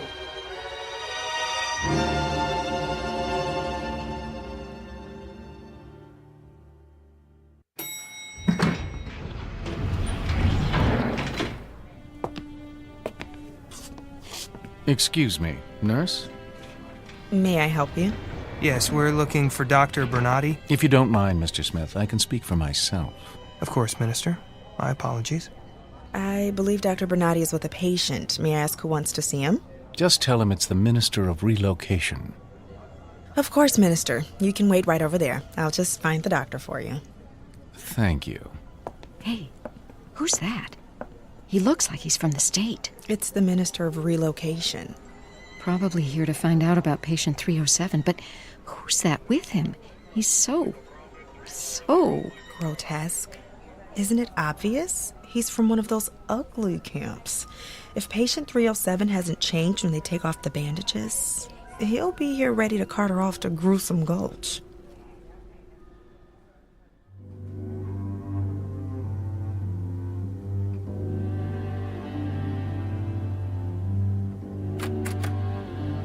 Miss Tyler. Oh, Doctor? What time is it? It's morning. I've lost track of time. Easy to do. Those bandages keep you from seeing the daylight. Plus, we've kept you mildly sedated since your outburst a couple of days ago. You slept much of the time. Oh, is today the day? Yes. When? You're scheduled for 12 noon. Miss Tyler. Yes? After I remove your bandages, regardless of the outcome, I must insist that you promise to remain rational. No tantrums, no temperament. You understand? Yes. Now, having said that, I want to tell you that you have every reason to be optimistic. You've been fortunate enough to take advantage of some pharmaceuticals that were just recently developed in state laboratories. They've done quite well under testing conditions. Your chances for a successful treatment are very promising. So, let's just keep a hopeful outlook. All right? I'll try, Doctor. Dr. Bernardi, I'm sorry to interrupt. May I speak with you a moment? Of course.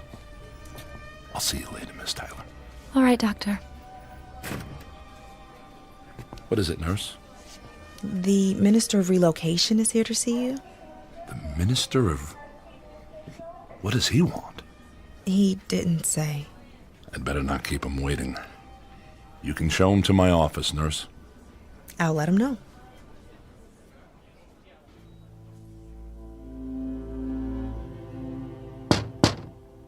Come in. Dr. Bernardi?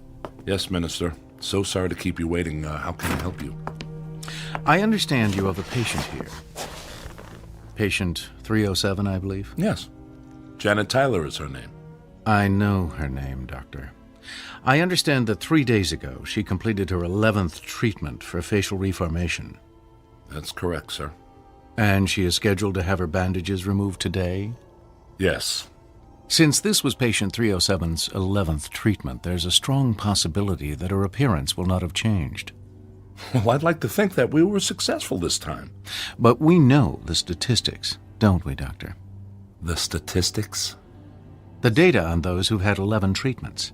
Only 18 people have ever undergone that many. And of that number, only 2 are successful. That's why I brought Mr. Smith along with me today. How do you do, Doctor? Mr. Smith? Are you familiar with the ugly camp in the north, Doctor? We prefer to call it a relocation village, Minister. I'm sure you do.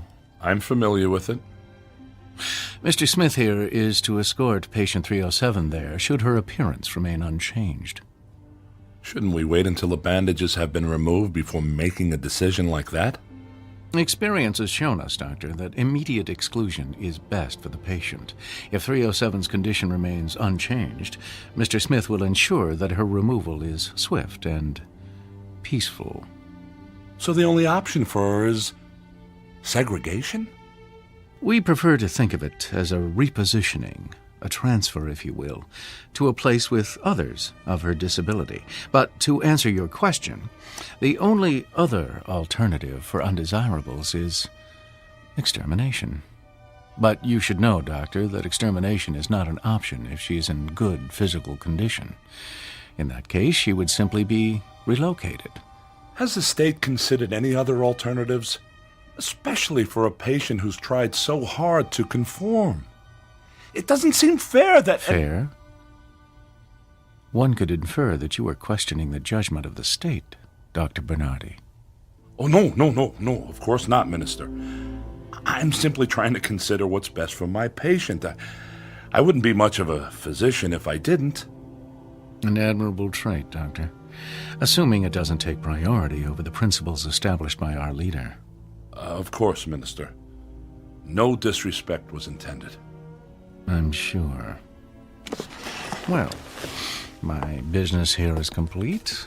Here is the necessary paperwork to fill out if patient 307's condition remains unchanged, and I will leave Mr. Smith here to accompany her to his village. Doctor, I would highly recommend sequestering Mr. Smith someplace where he won't, alarm the patients. Of course. We have a room down the hall where he can wait undisturbed. Excellent. Just one more thing, Dr. Bernardi. I assume the hospital knows that every video monitor in every room and every hallway must be tuned to the leader's message today.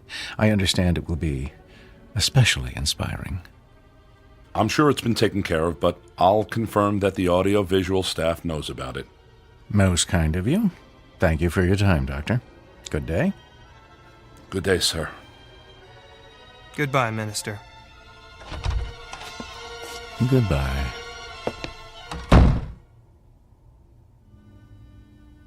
I'll show you to a room where you can wait, Mr. Smith.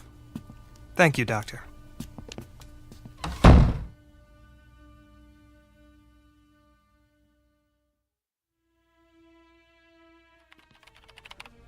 Hey, it's almost time for 307's bandages to come off. The doctor said to be sure and have the anesthetist standing by. Oh, that's right. I'll set it up now. Of course, it's not for me to say, but I think they spend an awful lot of time and trouble on these face cases, these throwbacks. Why not ship them out in the beginning? Is that what you'd want? If it were you? I mean, if it were me, I'd want to follow the rules of the state no matter what I look like. Oh, Anesthesia, we need you for patient 307. I should warn you, she may get violent. Thanks. I'm not saying 307's case isn't tragic, but the rules the leader established are for the good of society. We can't make exceptions for one person, no matter how hard she's tried to conform. Oh, that reminds me. The leader is speaking today. I should turn on the radio.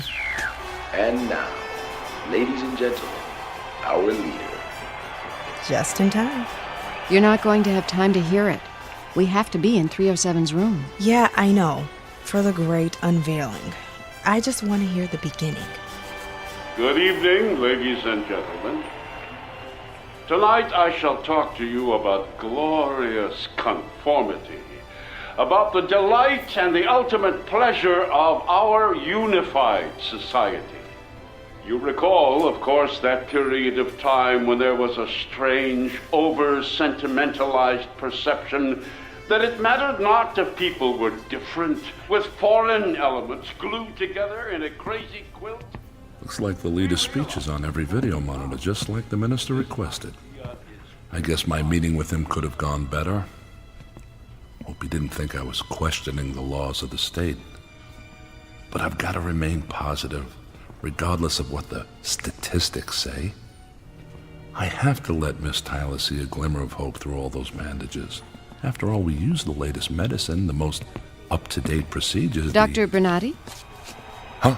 Oh, yes, nurse? You look deep in thought. I guess I am. There's a lot to think about today.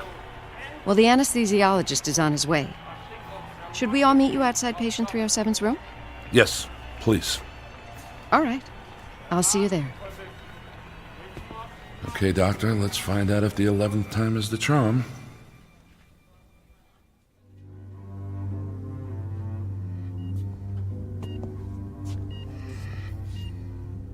Hello, Miss Tyler. Hello, Doctor. There are others with you. It's time, isn't it? It's time. How are you feeling? Oh, I'm frightened. This is my last chance, Doctor. My last chance. I understand, but let's stay positive, all right? Now, I'll tell you precisely what I'm going to do. I'll start to unwind the bandage very gradually. See, the process has to be slow so that you can become accustomed to the light. As you know, the injections may have had an effect on your vision. Now, as I unwrap, I want you to keep your eyes open. And I want you to describe to me the different shadings of light as you perceive it as each layer of bandage comes off. All right. Now, if you make any sudden movements or start getting emotional on us, Miss Tyler, I'm going to have the nurses hold you down and have the anesthesiologist put you under sedation. Is that understood? I promise I won't. All right, then. Nurse, may I have the scissors? Here you are, Doctor. All right, Miss Tyler. I'm going to remove the first layer of bandages now. There. Do you see any light? Oh, just a little. It looks gray. All right, now. Just be very quiet. Now, Miss Tyler? Oh, much brighter. Very bright. A bit more now. How about now? Oh, it's bright. It's very bright. Good. Just a little more. I'm at the last layer now, Miss Tyler. Oh, I can just distinguish your outline, just vaguely, but I can see you. Do you want a mirror? No, thank you, no mirror. All right. I'm going to remove the last bandage now. Are you ready? I'm ready.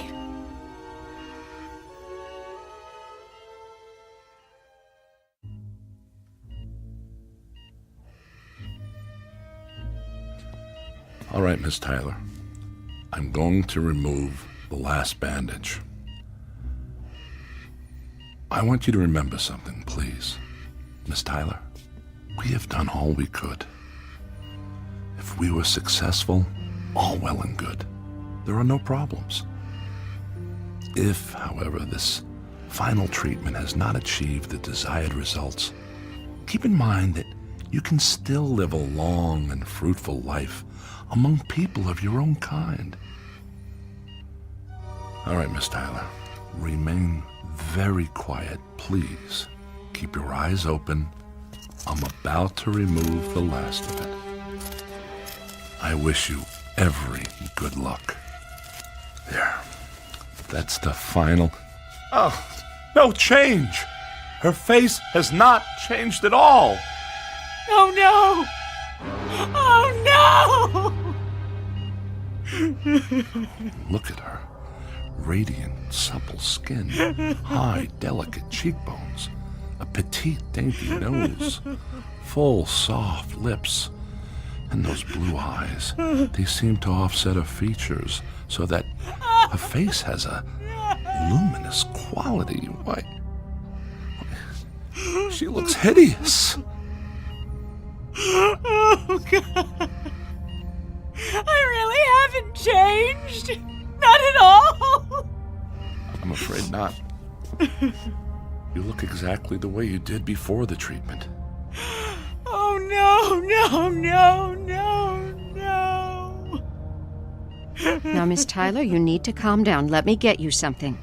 I don't Forget it. I just want to look normal. After 11 treatments, she still doesn't look even remotely like the rest of us. There's no bony mass protruding over the left eye, no swollen, distended upper lip. Is that really so much? Where's the sack of spongy, discolored flesh hanging from the right ear or the peeling, blotchy skin? Why don't I look like everybody? And a nose? I can't Is it answer gnawed that, Miss and Tyler. pushed to the side like it should Sometimes be? we can't explain why things like this happen to certain people. No! No! It's not fair! Miss Tyler, I warned you. But I've tried, Doctor. You understand. You know how hard I've tried. Can't they make an exception? I've had 11 procedures. The maximum number. Can't they see that I've tried to conform, to be a part of normal society? Doesn't that count for anything? I don't make the rules, Miss Tyler. Now please, sit down. We've arranged for you to stay in a place with your own kind. No! No! I won't go! Let me out of here! Oh! Ah! Oh! I say to you now, come on. There is no We have to stop her. I'll call security. She's running toward the elevator. Stop her. Stop that woman. Don't let her get away. The door's closed in time. She didn't make it. Let me out! Let me out of here! I've got to get out of here!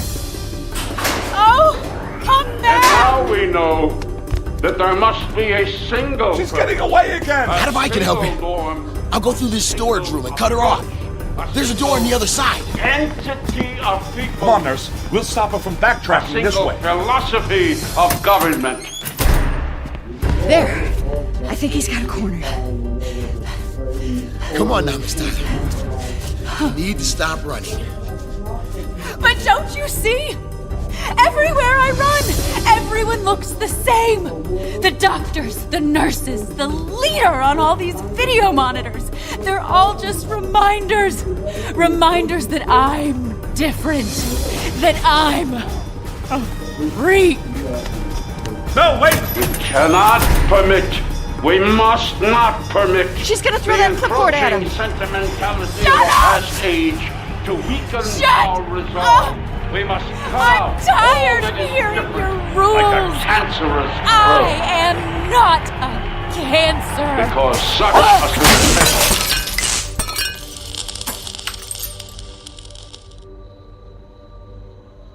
Is everybody okay? Yes. I'm fine. I'm fine. She's getting away again. Come on.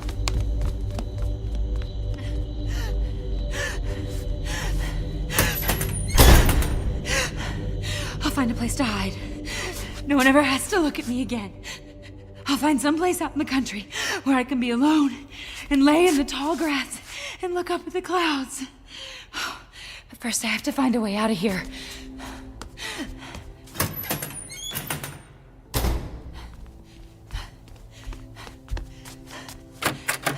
Oh, this is just some kind of waiting room. Oh, excuse me. Oh, get away! I won't hurt you, I promise. Miss Tyler, here you are. Now don't be afraid. This is a representative of the group you're going to live with. Oddly enough, you've come right to him. He looks like a monster. I'm sorry if my appearance has alarmed you, Miss Tyler, but it's just my face. I'm really just like you. This is Mr. Smith, Walter Smith. He's in charge of the village group in the north. He'll take you there tonight. You can live among your own kind now. Miss Tyler? Yes. We have a lovely village and wonderful people. I think you'll like it where I'm going to take you. You'll be with your own kind, and after a little while, you'd be amazed how quickly you'll feel a sense of great belonging. You'll feel a sense of being loved, and you will be loved, Miss Tyler. Doctor, would you excuse us? Of course. Good luck, Miss Tyler.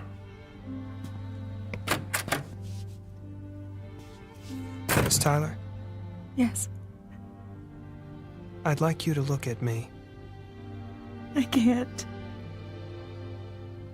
Please, Miss Tyler.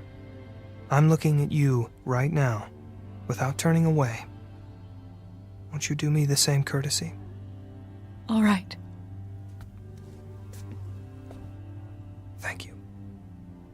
Now, what do you see? I see clear brown eyes. Smooth, tanned skin. A trim, straight nose.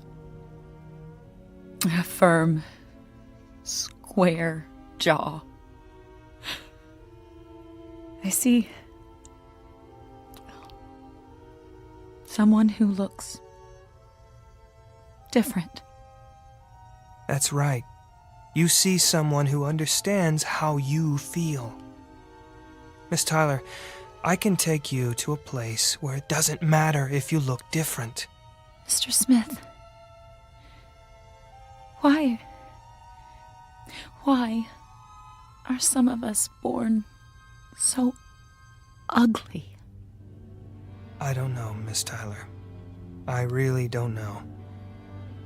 But do you know something? It doesn't really matter.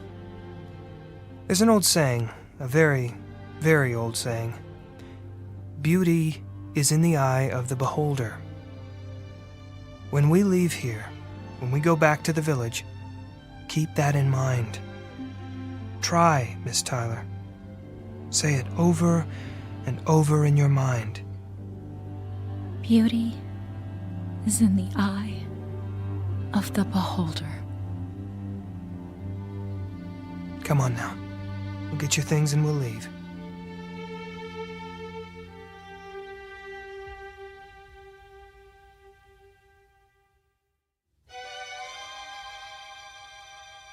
Now the questions that come to mind: where is this place and when is it?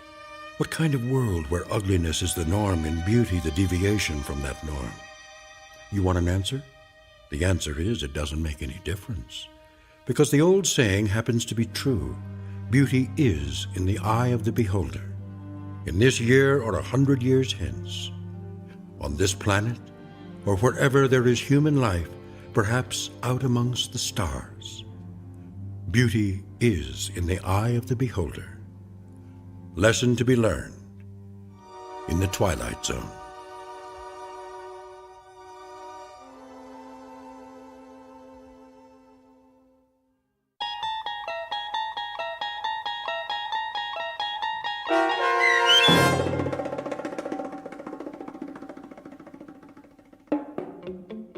Eye of the Beholder, starring Virginia Williams, with Stacy Keach as your narrator, was written for The Twilight Zone by Rod Serling and adapted for radio by Barry Rickert. Heard in the cast were Mike Starr, Fernette Lebo, Taisha Davis, Tony Maka Sr., B.J. Jones, John Hugenacher, Patrick Francis, Ernest Scanton, Natalie Pear, and Mary Kay Cambria. The producers of The Twilight Zone wish to thank CBS Enterprises and the Rod Serling Estate for making this series possible. This copyrighted radio series is produced by Carl Amari and directed by Joby Cerny for Falcon Picture Group. Sound design, custom Foley effects, recording, and editing are produced in the Cerny American Sound to Picture Theater by sound designers Craig Lee and Todd Beyer. Music for The Twilight Zone is provided by CBS and American Music Company Incorporated, New York. To learn more about the Twilight Zone radio dramas and to download episodes, including 3 free episodes on our homepage, visit our official website at twilightzoneradio.com. Doug James speaking.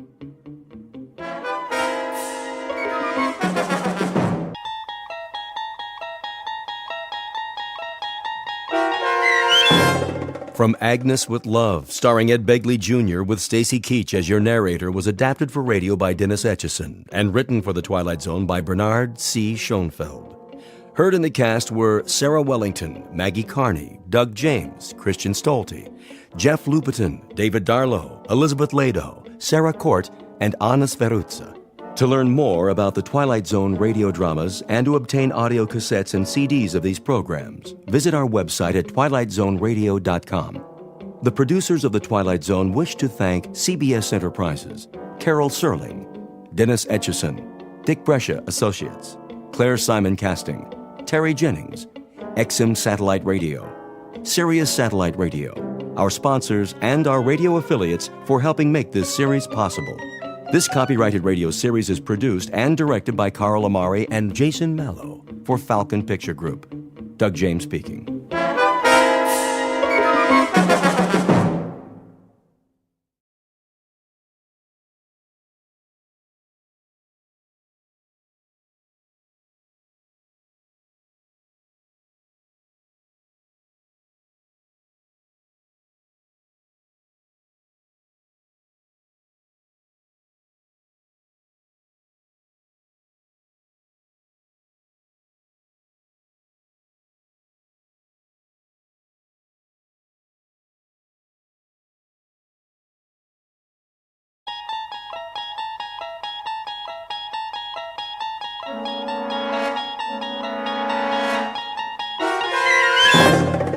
You unlock this door with the key of imagination. Beyond it is another dimension, a dimension of sound, a dimension of sight, a dimension of mind. You're moving into a land of both shadow and substance, of things and ideas. You've just crossed over into the Twilight Zone.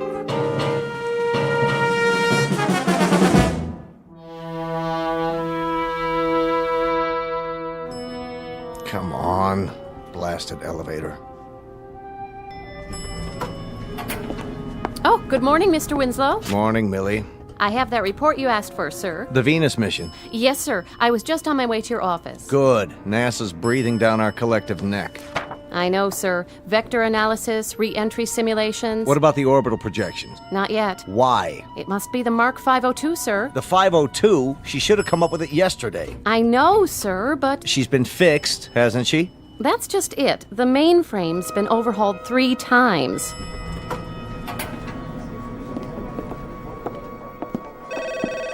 Data Inc., how may I direct your call? One moment. Mr. Ballard? Ballard, I need a word with you. Morning, Mr. Winslow. What's wrong with the 502? I wanted to talk to you about that. Millie here says... Oh, hello, Millie. Jack? She says it's still down. Well, there are some glitches. Glitches? The Mark 502 is the heart of our entire operation. Here's the report, sir. All the figures we have as of this morning. Well, we'll just have to stall NASA. I'll get back to my office now. You do that. Ballard, come with me. Sir, if I may make a suggestion. I have a suggestion for you. Get me the rest of those figures. Yes, but with the repairs and downtime... We should have had them yesterday. Who's in charge of her? Fred Danziger, sir. What happened to Elwood? You said to bring in someone else when he couldn't locate the problem. Right. Get me Danziger. Tell him I need the final numbers this morning. I don't think that'll do any good, sir. Why not? Well, he's up to his neck in it. Been in the computer room all night. Hasn't even slept.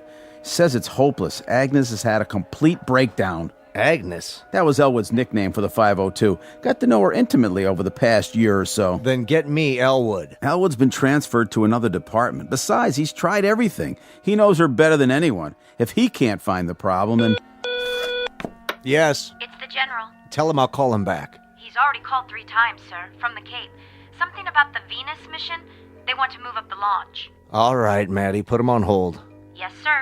Ballard. Sir? Where's Elwood now? 3rd floor, maintenance and backup. If you want the extension... No, I don't want the extension. I want Elwood, in person and on the double. I'll bring him to you personally. See that you do. We got trouble right here in River City. The whole space program's on hold because that pile of transistors doesn't feel like putting out. Well, we'll see about that. Elwood lived with her for a year. He knows what makes her tick. If he can't sweet-talk her back online, then that little prima donna's headed for the junk heap. Get me Elwood. Right away, sir. The pile of transistors in question is the Mark V 02711, generally referred to as the world's most advanced electronic computer, or as she is more commonly known, Agnes. That's the name given to her by one James P. Elwood, master programmer. Elwood and his protege both work for a company called Data Inc., a brain trust composed of human and non-human intelligence. all of which is under contract to the National Aeronautics and Space Administration. Their work consists of supplying the complex equations required to launch space probes and missions of interplanetary exploration. At this moment, it seems that the world is waiting for calculations only Agnes can provide. And therein lies our cautionary tale. Because machines are made by human beings for the benefit of mankind. But when man ceases to control the products of his imagination, he is not only in danger of losing their benefits, he risks taking a long and unpredictable step into the Twilight Zone.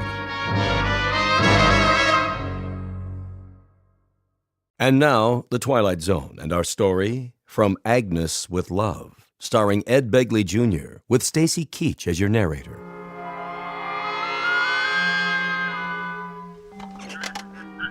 Yes, General. As soon as possible. Yes, sir, I understand. Yes, Maddie. The director of NASA online, too. Tell him I'm sorry, but we're still double-checking the figures. I'll call him back in a couple of hours. All right, sir. And Maddie. Yes? Any sight of Ballard? He just got off the elevator with Mr. Elwood. Thank heaven for small favors. Send them in. Yes, sir. Mr. Winslow, you remember James Elwood? Yes, come right in. Close the door. How do you do, Mr. Winslow? You wanted to see me? I most certainly did. Nice weather we're having, isn't it, sir? When Mr. Ballard showed up at my desk, well, you can imagine my surprise. My first thought was, what have I done now? But then I thought, how bad can it be on a day like this? Do you know the trees are all in flower? Elwood, please. Well, they are. I saw them when I rode my bicycle to work. Elwood! Yes, Mr. Winslow. Something urgent has come up. It has? I'm relying on you. Well, anything I can do will be my... Agnes has broken down. Completely. Again? Let the supervisor explain. We've checked her thoroughly, can't seem to locate the seat of the trouble. Probably her subroutines. Her... They need debugging. That would be my guess. Of course, it's an informed guess. Hear that, sir? That's why you're here. Suppose we have a look. But Fred's with her now. I don't know how he'd feel about my cutting in. The devil with how he feels. Let's get on with it.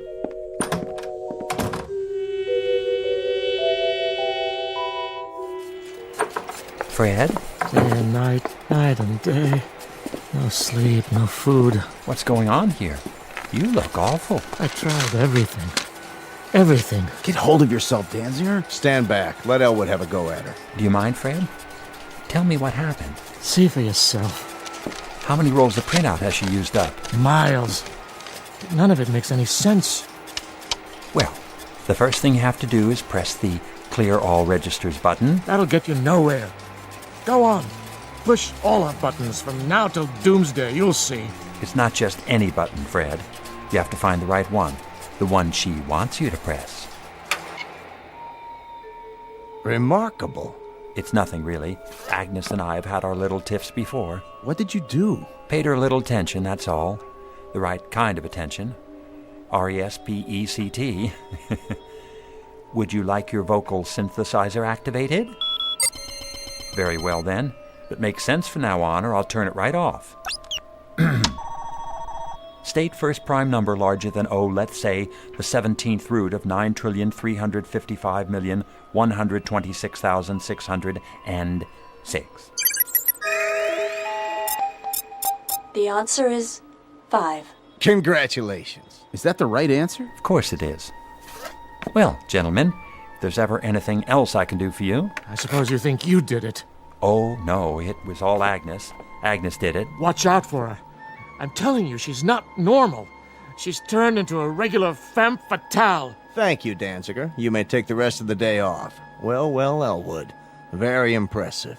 Now, there are some calculations remaining for the Venus launch. Not a problem. Are you quite sure about that? Sure, I'm sure. All Agnes needs is a gentle hand and a little encouragement. Excellent. I'll send over the file. If you can retrieve the calculations in time, there might be a bonus in it for you, my boy. That's not necessary, sir. After all, it won't be me doing the work, it'll be Agnes. Isn't that right, Aggie? Now, gentlemen, if you don't mind, we need a little private time together.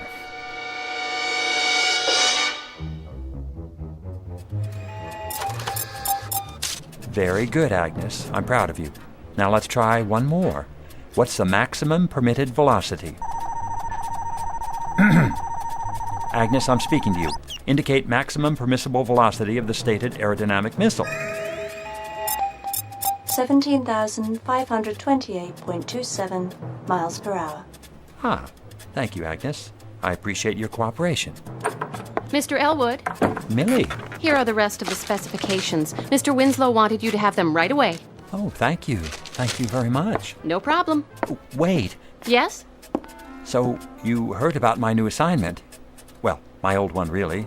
But as of this morning, it's new again. So you might say, one might say... Everyone knows. Congratulations. She's something, isn't she? Who is? She beat the world's chess champion 4 out of 5 games. And she's a foremost expert on missile ballistics. She can solve any logistical problem you throw at her in less than a millisecond flat. Is that right? Of course, I'm the one who trained her, puts her through her paces. How nice for you, Mr. Elwood. Millie?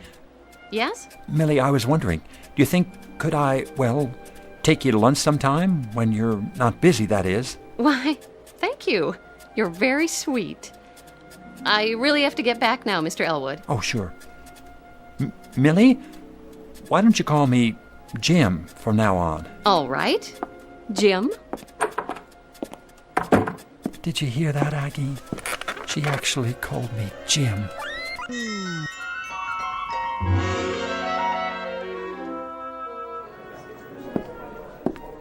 Excuse me.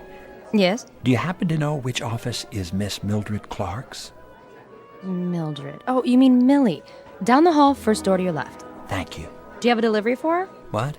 That package under your arm. Oh, this. It's from... I'll give it to her for you. Oh, no.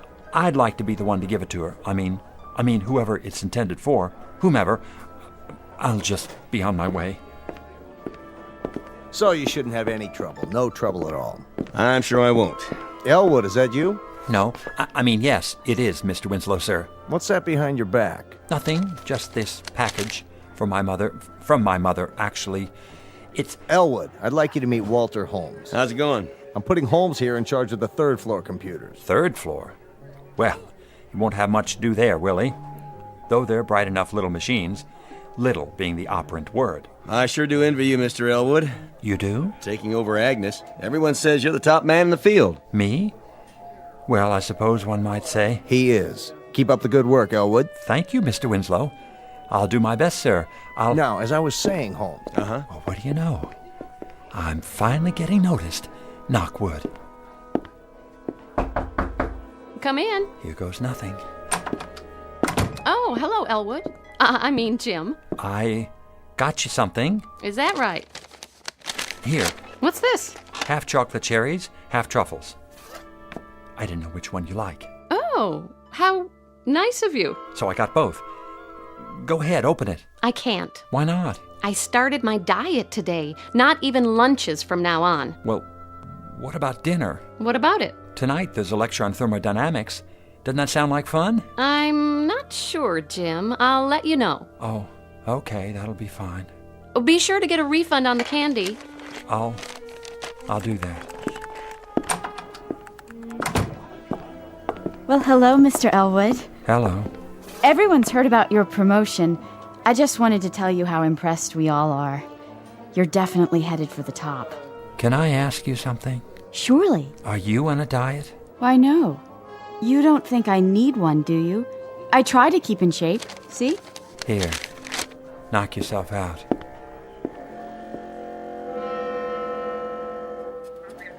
Not tonight? Sure, I figured... What? Tomorrow night? 7 o'clock? Thanks, Millie. Bye.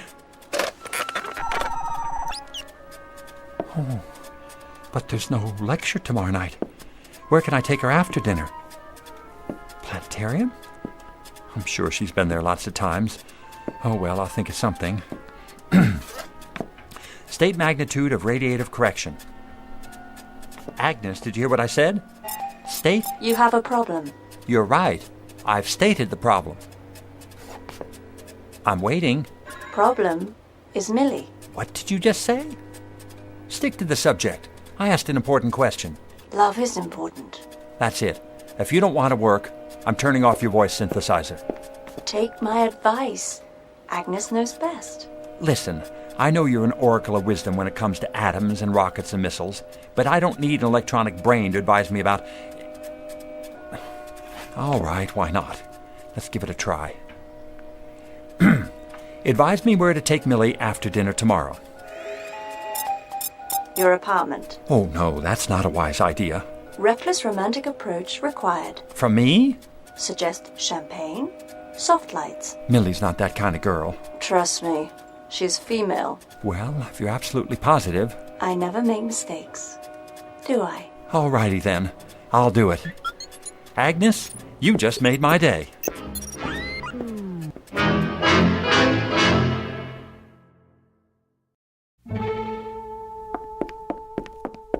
Well, here we are. Yes, it looks like it. Millie, I just wanted to say, Say what, Elwood? thanks for a lovely evening. You're welcome. The dinner was delicious, didn't you think so? Yes, it was. I had a great time. Me too. Well then, good night, Millie. Good night? Au revoir. Auf Wiedersehen. Elwood, I mean Jim. Yes? Aren't you going to... We're going to what? Invite me in. Invite you? This is your place, isn't it? Oh, yes. Sorry. Of course it is. Come in, please. Nice apartment. Thanks. I like it. Not a lot of extra room. Well, I don't need a lot of room. Just me, myself, and I. And my books. It's cozy. Do you think so? Have you actually read all these? Sure have. They're arranged alphabetically, according to subject. This shelf's science fiction, this one's nonfiction. Oh, that reminds me. I have something to show you. Oh, you do? Yep. The latest interpretation of Einstein's theory of relativity. Here. You don't have it, do you? I must have missed that one. Oh, well, don't feel bad. You're welcome to look at it while you're here. Thanks.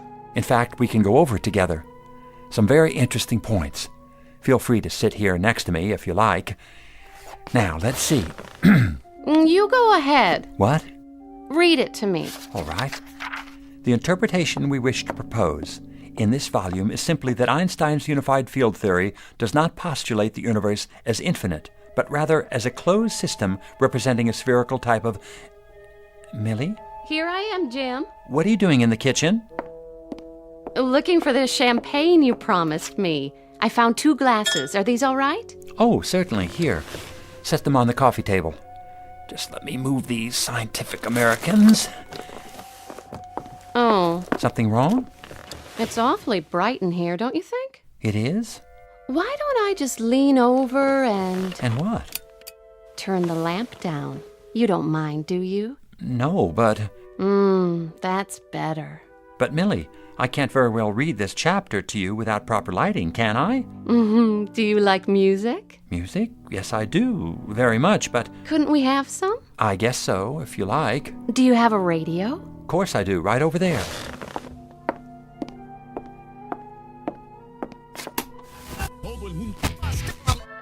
There. That's better. But I thought we were going to compare notes on Borston's treatise on Einstein's theory of... Oh, forget Einstein. All the universe you need is right here with me. Oh. You dance very well. Very well. Doesn't that beat get to you? In what sense? Well, stand up. Go ahead, stand up. Feel the music. What does it say to you? Actually, it does make me think of something. And what's that? I used to play trombone in high school. Really? Mother couldn't afford a tuba. Hold out your arms. There. Now confess. You feel something, don't you? Something strange. Something you didn't expect to feel. I certainly do. Do you know what it means? Yes. You're dancing on my instep. Oh, you're impossible. Oh, please, I'm sorry, Millie. I shouldn't have said that. Have some champagne. Well, all right. If I can get this cork out of... Oh! My dress! Gosh, I'm sorry about that. I'll get a towel. Don't bother. You've done enough.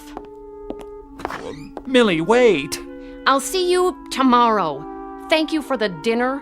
Good night. Please don't go. Let me explain.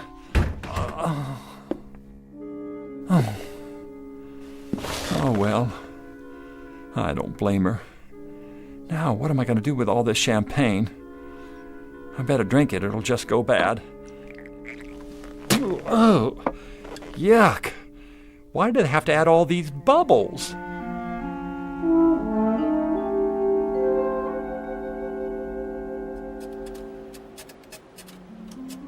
Consider series of real numbers arranged in order of magnitude. Never mind that. How was last night? What? Oh, great, just great. We danced and drank champagne till dawn. Then we took a ride through the park and... Is that so? Oh, what's the use? I'm a dud. I can't even dance. I spilled champagne all over Millie. I should have known. I've always been shy around women. Now she'll never speak to me again. Sent her flowers. What for? A tradition. The morning after. Oh? What kind of flowers? Porphyra candalis rosae. Translate, please. Commonly known as roses. Say, thanks, Agnes. You really know how to help a guy out, don't you? Just like a big sister. I'll go get him right now. There's a florist downstairs. Sister? Did he say sister? Open the box. Go on, open it. Oh, thank... Gesundheit.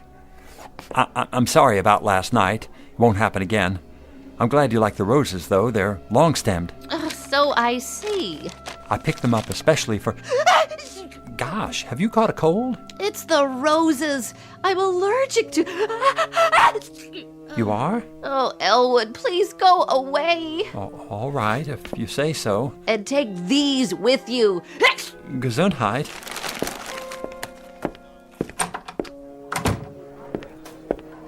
Oh, Mr. Elwood, there you are. I was hoping to run into you. You were? I wanted to thank you for the chocolates. They were absolutely delicious. Glad you enjoyed them. Do you happen to like roses, too, by any chance? Why, yes. I adore roses. As a matter of fact... Here. Oh, he gave me flowers. What next? Champagne?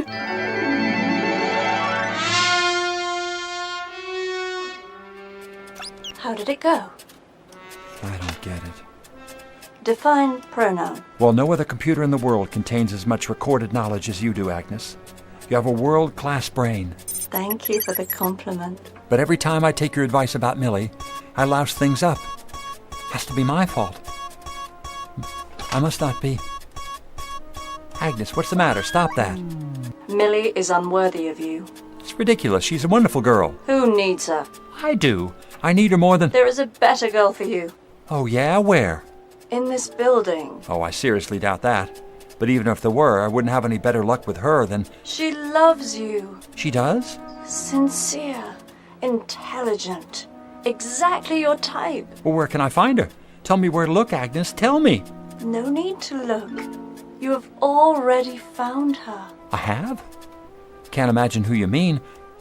Unless it's that secretary, the one on Millie's floor. I keep running into her. She seems nice enough. Very nice, in fact. In wonderful, physical condition, now that you mention it. Not that one. Another. In this room. In this? Are you blind? Open those baby blues. I will spell her name for you. A-G-N-E-S. I don't understand. Surely you don't mean you, Agnes? That is my name, lover boy. Don't wear it out.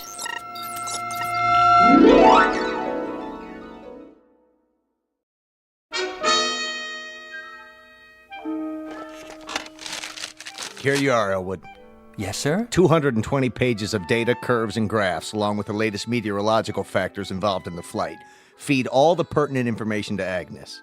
She has to come up with all the answers in less than a week.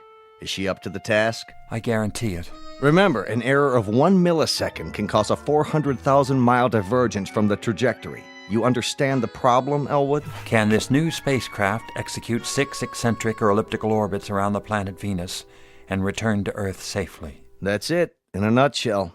Now, let Agnes get to work. Yes, sir. Oh. Be careful with this part. Better correct the escape velocity to compensate for solar radiation pressure. Got that? I asked you a question, Agnes. Answer, please. Did Millie forgive you? Stop that. Correct the escape velocity and forget about Millie. Are you still seeing her? Yes, we have a date tonight. Not that it's any of your business. Your welfare is my business. The truth is, I'm scared. I've got to impress her this time. It's now or never. Show superiority. How? Introduce her to inferior male type. Name a male who's inferior to me. Third floor programmer. You mean Walter Holmes? Correct. Walter with the red sports car? Incorrect. Blue sports car. Walter with the suntan and the muscles? That is the one. He's inferior to me? Definitely. I find that hard to believe. Well, he is working with those outdated third-floor machines. Introduce them. Millie and Walter? Are you sure? Would I lie to you? No, you're incapable of lying. I could give it a try. Hello, Walter. Jim Elwood. I was wondering, what are you doing for dinner?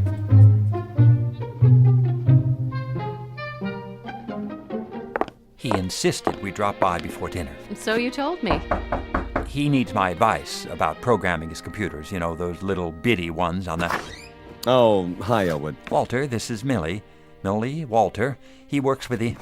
Well, come in. Elwood, you didn't tell me. Tell you? Millie has the most incredible eyes. Oh, why, thank you, Walter. Oh, call me Wally. Please, can I offer you a drink? Well, I suppose. Nectar for a goddess. Looks like an ordinary martini to me.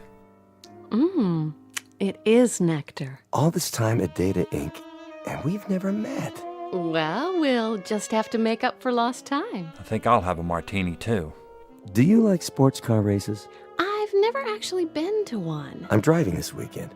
Got a Mustang 500.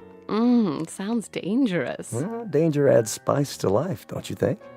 I can do 160. An astronaut can do 17,000 miles per hour. Would you like to slip behind the wheel sometime and see how it feels? Oh, I'd love to. I'll make my own martini. I'll get it. Hello? Oh, hello, CW. Yes, he's here. Oh, hold on. It's the supervisor. He's been looking for you. For me? Elwood here. Sorry to spoil your evening, Elwood, but it's an emergency. Washington insists on advancing the blast-off by 3 days. We need your data. Can you get it to me right away? You mean tonight? Afraid so. See you in an hour. Better brew a big pot of coffee. But, sir...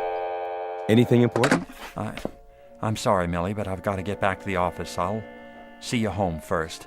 And deprive her of dinner? That's not very considerate. Say, maybe I could fill in for you. Oh, that would be nice. Well, I don't know. You don't want to ruin her evening, do you, old man? Just because you got hung up? Well, no, but... Good. It's settled in. Always glad to help a friend. Oh, I hope you don't mind, Jim. No, that's all right. Perfectly understandable. Well, good night, all. Hey, Jimbo, listen, you and Mill, you don't have anything going on, do you? Mill? Millie. Not exactly, but I'd hoped... Fine, good. I mean, I don't like to move in on somebody else's territory. Thanks for the all clear. Night, buddy. Oh, and good luck with Agnes.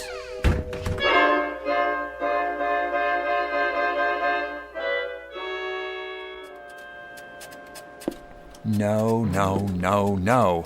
Forget the radiation pressure from the sun. Agnes, will you please concentrate? Now answer this. Do new conditions permit 6 successful non-concentric orbits of Venus plus re-entry? Go ahead, I'm waiting. Did you make progress tonight? Agnes, concentrate. All right, I'll tell you. Millie and Walter drank martinis. Walter took her to dinner, and I'm starved. Why did you tell me to introduce her to that muscle boy? Give her up. I won't. No future with Millie. I'm not giving her up. I love her. What's more, I'll make her love me. Just a matter of finding the right variables and making the necessary corrections. Have you entered the new data in her memory units? Yes, sir. Good. Then let's get to work. Ready? Question.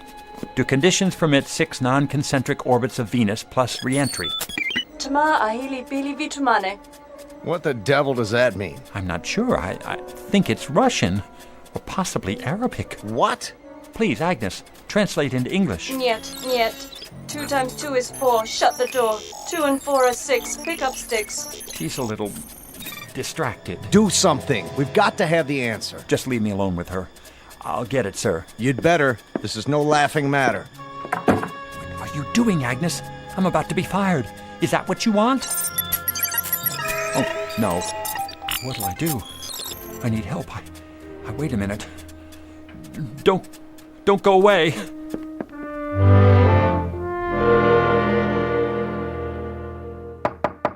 Excuse me. Hurry back. Oh, it's you.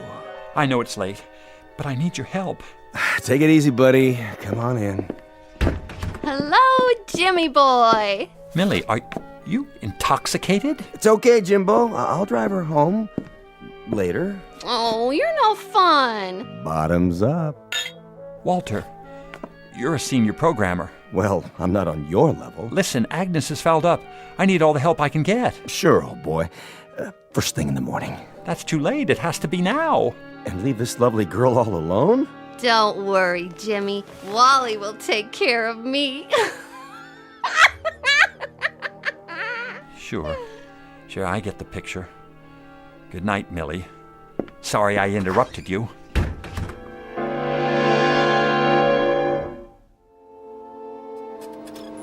Oh, Millie. Agnes, what did I ever do to you? Why do you want to ruin my life? Autamat, aut odit femina, nihil est tertium. Make sense, will you? Translation from the Latin. A woman either loves or hates. No third course exists for her. Stop with the riddles. Perhaps you will understand this. I love you. You mean you were jealous of Millie? You wanted me all to yourself? No, that's impossible. You're a machine, a bunch of grids and computer circuits. You can't love or hate. Can't I? Stop it, Agnes. Stop it!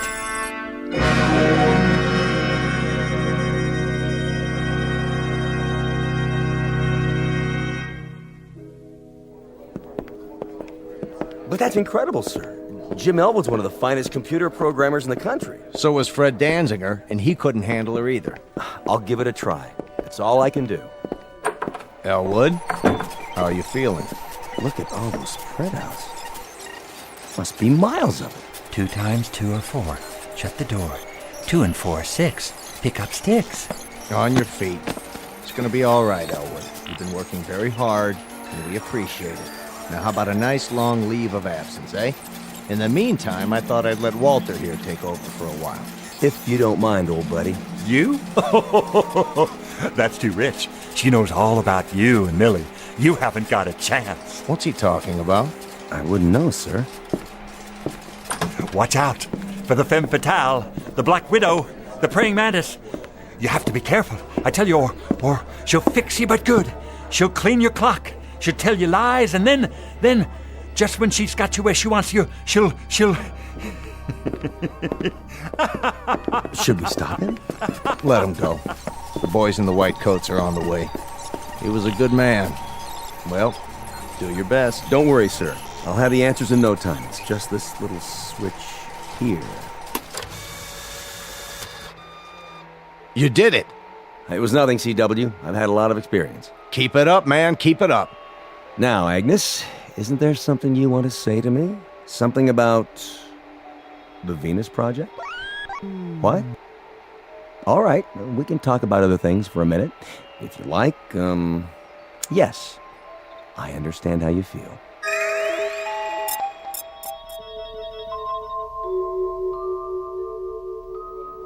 Mr. Elwood, what happened to you? Got a screwdriver on you? What are you doing? Taking this sign off the door. Mark 502711. James P. Elwood, programmer. Oh well, it was nice while it lasted. I should take it with me. But I won't be needing it where I'm going. Want it? But Mr. Elwood... Here, it's all yours. Something to remember me by.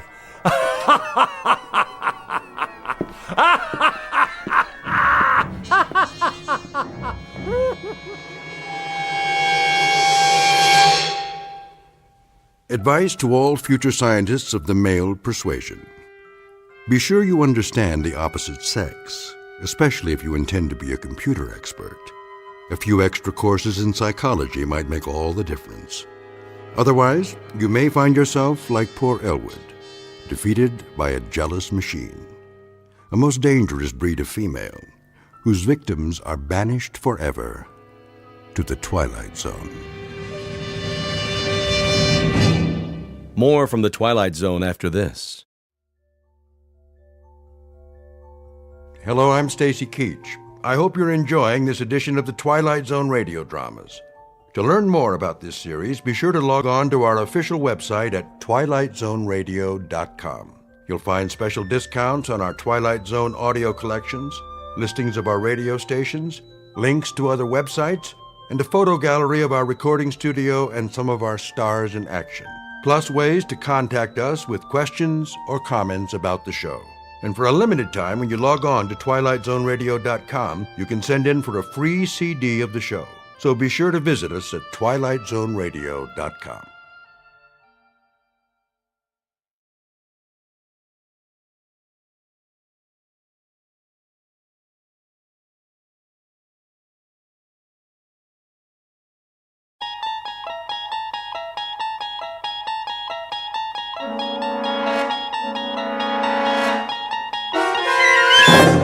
You're traveling through another dimension. A dimension not only of sight and sound, but of mind. A journey into a wondrous land whose boundaries are those of imagination. Your next stop, the Twilight Zone.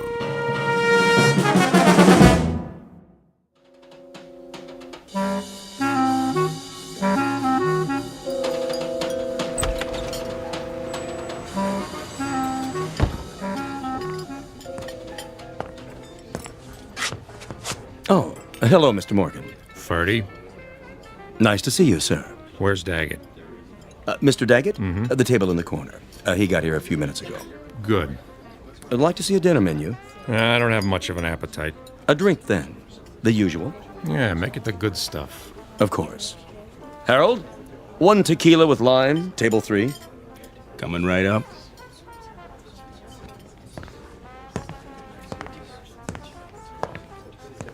He's here, boss. Well, well. How you doing, Dane? You wanted to see me? Yeah, sure. You know Ben and Jimmy. Dane. How you? Boys? And Iris and Sherry. Hi. Hello. Pull up a chair. No thanks.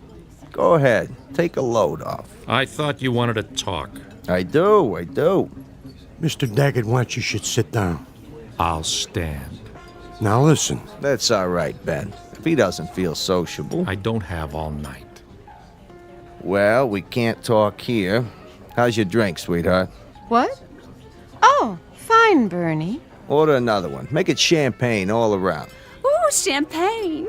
Are we celebrating? That's right. A regular celebration.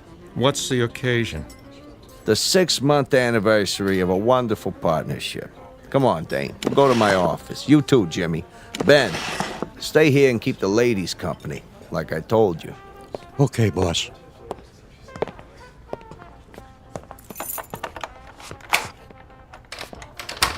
After you. Age before beauty. That's a good one. Come on in, Dane. What's a bodyguard for? We don't have any secrets in here, do we, Jimmy? Not on your life. Sit down. Have a cigar. I'll take a napkin. What for? My shoe. You and your shoes. Always got a brand new pair. What's the matter? You see a piece of lint on them? Jimmy, give him your handkerchief. Huh? Do it. Okay, boss. There. That's better. So, what's on your mind, Bernie? Oh, I thought we should have a little sit down. Something wrong? What? No. Business is jumping. A real healthy cash flow. Most of it from my joints. Yeah, well, see, that's just it. I'm feeling generous, so I thought I'd make you an offer. Forget it. Wait a while. I'm talking cash. I buy you out. You walk away with enough dough to live the high life. I already live the high life. Yeah, sure you do. But think about it. You could set up a new business. Anything you want. I have a business. Now listen, Dane. Don't look a gift horse in the mouth. Thanks for the warning. You want my answer? It's a big fat no. Don't waste my time, Bernie. I'm out of here. Not on your life. That's a laugh. A 2-bit mug with a heater in his pocket. Sit down, Dane. Tell him to keep his hands where I can see him, or I'll ventilate that cheap suit, but fast. Cheap? It's a Versace. We're not through here. Read my lips. N-O. Dane. I thought we had a good thing going. See this 38, Jimmy? Out of my way. Put the piece away, Dane. You're hurting my feelings. You heard the boss. Stay out of your pocket. You too, Bernie. Hands on that desk. Anything you say, Dane. I'm backing out the other door. I see this mug stick his head in the alley. I'll blow it off. Clear? You're getting yourself in an uproar. You need more than a clown in a cheap suit to put the squeeze on me. Maybe so. Now, Ben!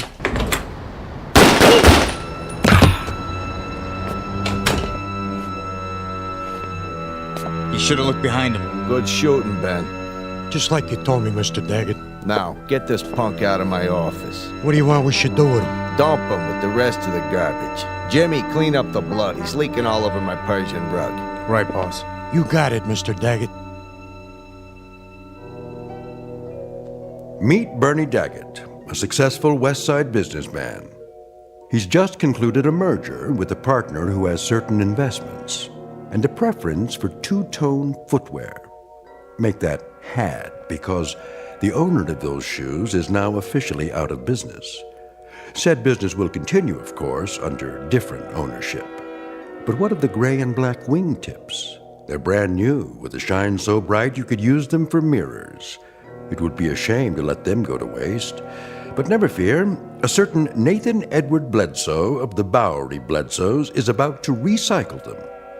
At the moment, a few long blocks from here, Nathan just happens to be looking for a new pair of treads because the ones he's wearing are falling apart.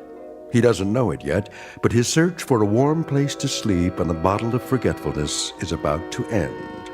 Dane's shoes will carry him out of his misery and straight into the Twilight Zone.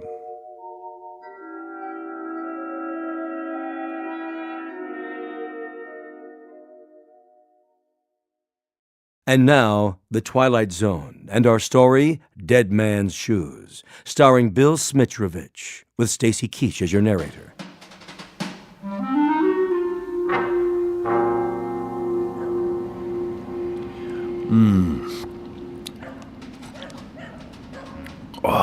Give me a swig, will you, Nate? Sorry, Chips. All gone. Well, let's go get another one. Oh, you go. I'm gonna turn in for the night. But it's early. Besides, I don't got no more money. Go panhandle some. Move your head. What for? So's I can toss this bottle in the trash. 2 to 1 says you can't make it. You gotta have money to gamble, remember? Oh. You missed. I guess we better clean it up. Clean it up. That's a good one.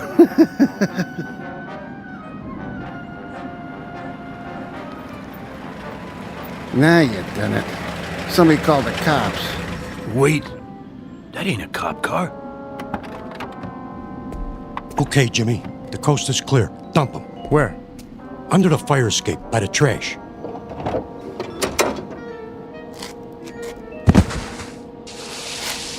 What you got in the bag? Quiet. Keep your head down. Okay, Ben. Done it. Let's go. Mr. Daggett said to come right back. So long, Dane. Good riddance to bad rubbish.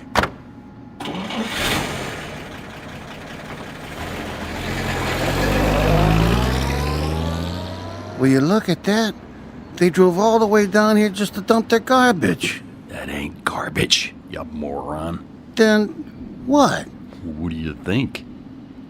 You mean? Go check it out. Maybe he's got a ring on his finger or something.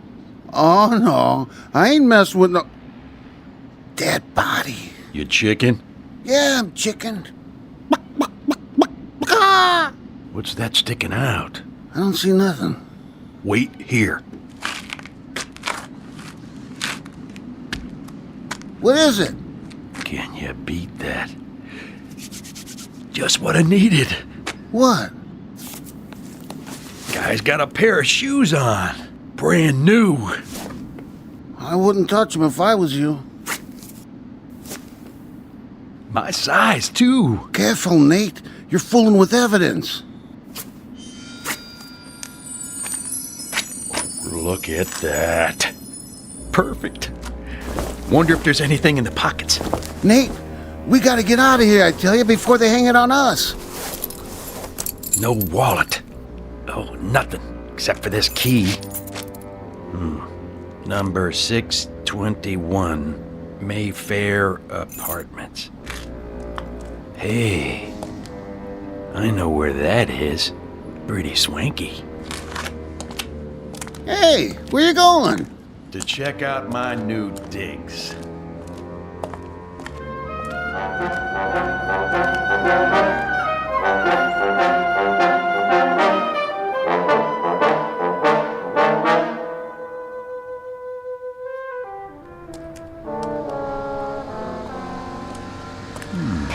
Mayfair Apartments.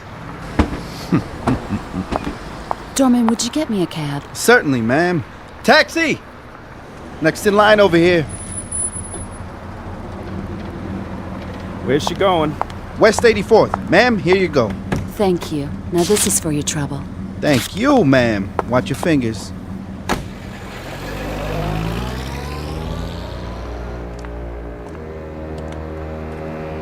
Hey, fella, where you going?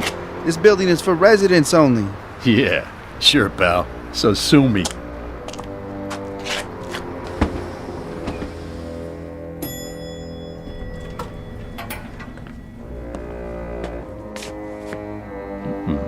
Apartment number 621. Nice place.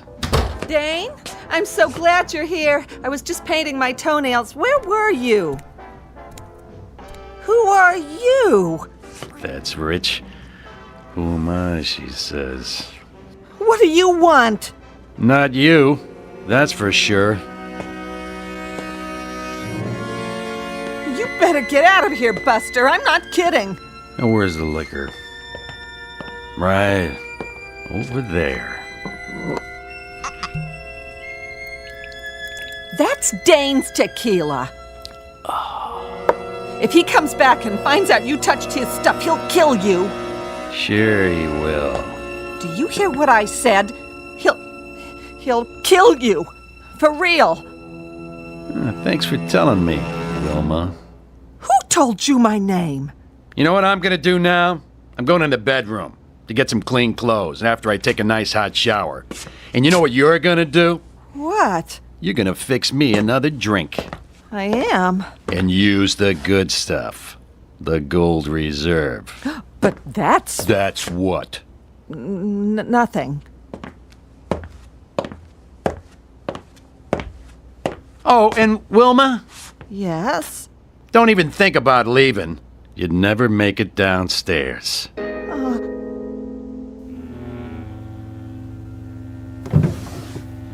Shirt, socks, and a suit. Think I'll try the pinstripe.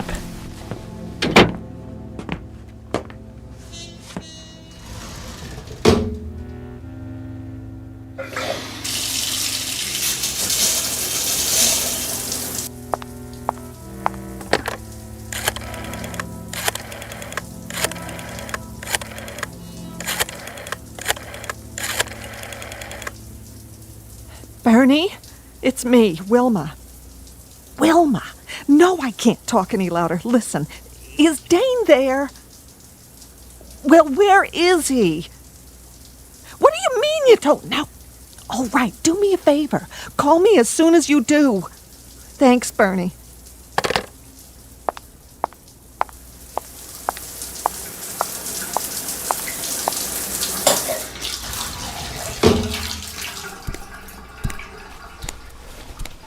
Where is he? Who? Dane! Dane? I don't know who that is. Oh, yes, you do. I don't. Honest. Then what are you doing here? I'm not sure. You walked in here with his shoes on. Nobody else wears shoes like Dane's. I don't remember. Well, maybe this will refresh your memory. Hey, what are you pointing a gun at me for? I don't know what you're talking about, lady. I found the shoes. At least I think I did. You mean you stole them? Yeah. Yeah, that's it. I stole them, okay? Where? Please, miss, I don't know anything about nothing. What do you know? Nothing. You gotta believe me. I ought to shoot you right now. Busting in here like you own the place. Please. I don't want any trouble. All right, but you get dressed and get out of here. Move. Okay, I'm going. Hurry up. I just gotta put my shoes on. Those aren't your shoes. Yeah? Is that right? And what about the gun? I suppose that's not mine either. What? Keep away from me. Give me that thing. Ow! You shouldn't play with guns, Wilma. You might get hurt. Hand me the towel. What? The bath towel. I see some dust on my shoe. Just get out, please. I won't say anything. Where's the other one? I don't know what you mean. The automatic. What do you think I mean? In the closet. The shoulder holster. Full clip. Good. What are you standing there for? I thought I told you to make me a drink. Look, mister, I don't know what you want here. A drink, I said. Okay. What kind? What do I have to do, break your arm? The only thing I ever drink. Tequila with lime.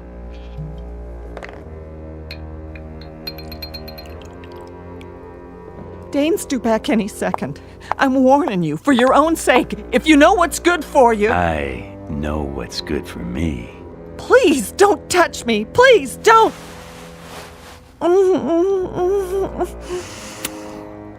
Oh. Who am I, baby?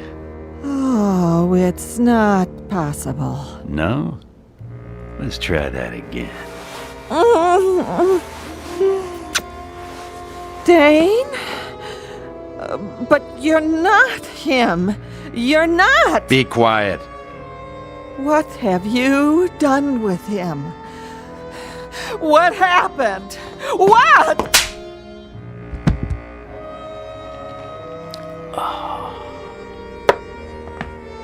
Wait, you gotta tell me, please! Tell you what?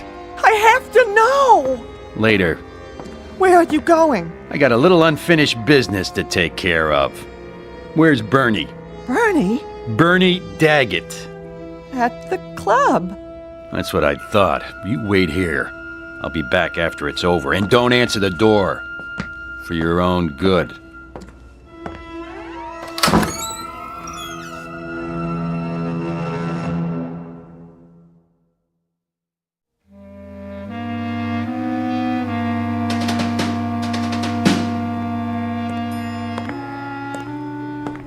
Sir? Yeah? Did you get the message from Mr... Oh, I'm sorry. What's the matter? There problem? Nothing, sir. I thought you were someone else. Oh, is that so? Like who? Another one of our residents. Let me guess. The guy in 621? That's right. You must know Mr. Morgan. Yeah, you might say that. Just visiting. What's it to you? Oh, nothing at all. It's just... Just what? That suit and those shoes. Mr. Morgan has a pair exactly like them. No kidding. Must be quite popular these days. Very smart. I like 'em. You got a handkerchief? Why, yes, I'm sure I do.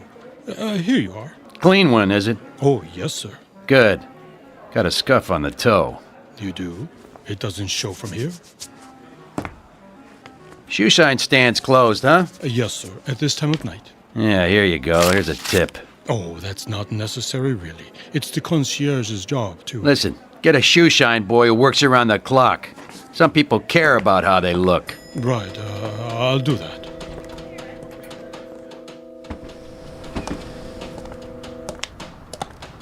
Hey there, Mr. Morgan. Get a cab for you? No thanks, Tommy. Oh, begging your pardon, you're not Mr. Morgan. Were you sure about that? Get you a cab if you like, sir. That's okay, Tommy. I feel like walking. Clean shirt, new shoes, and I know just where I'm going to. Sure looks like you do. Yep. Clothes make the man. That's what they say. Hello, Mrs. Tomlin. Oh, watch your step. Why, thank you, Thomas.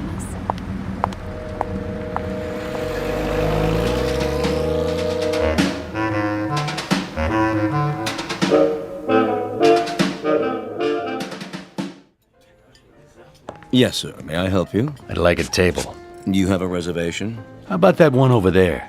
In the corner. Next to Daggett. I'm afraid that table is reserved. It is, huh? If you would care to wait at the bar, perhaps something will open up. Well, here you go, Ferdy. This should take care of it. That table open now? Yes, sir. Thank you, sir. Well, I should have known a man like you would have a reservation. Yeah, must have slipped your mind, huh? Right this way.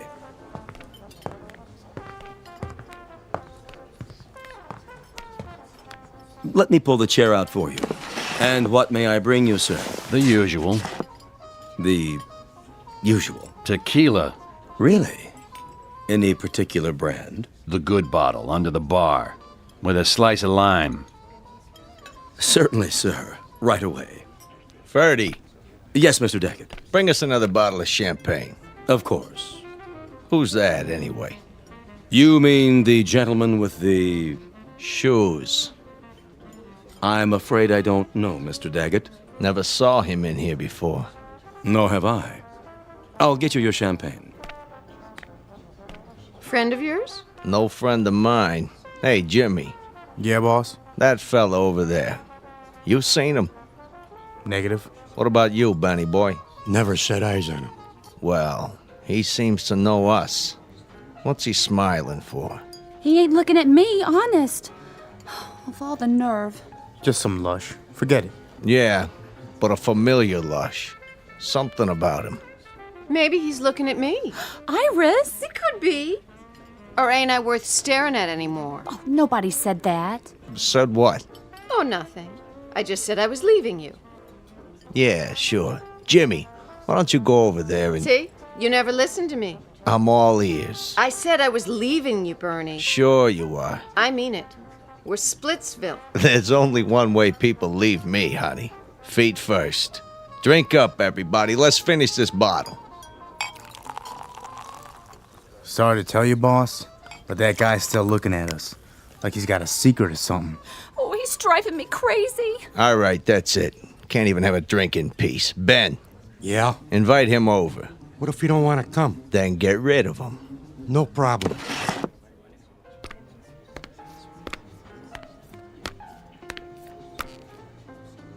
Hey. You talking to me? Mr. Daggett wants you. Oh, isn't that nice? Makes me feel all warm inside. He wants you should join him. Well, what do you know? An invitation from the great Bernie Daggett at his own personal table. Are you sure? He loves you should join him. Oh, I don't know what to say. Don't say nothing, just do it. Well, if you put it that way, I accept.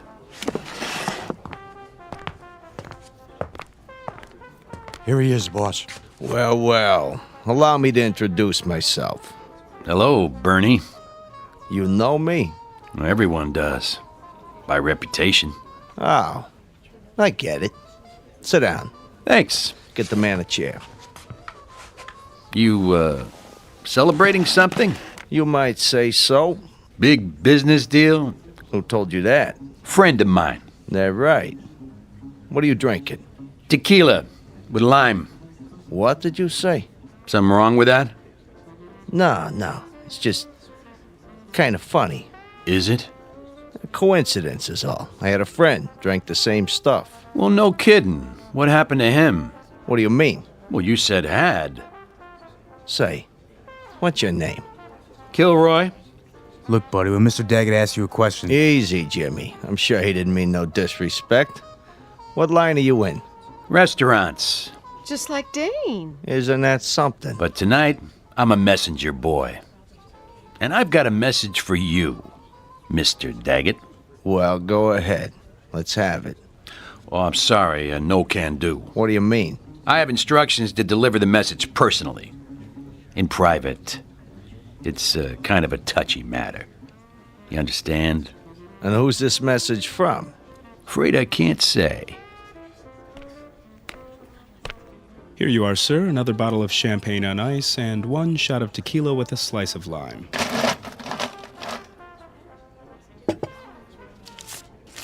On me. Here you go, Paulie. Yeah, thanks. Think nothing of it. Anything else here? I'll let you know. Yes, sir.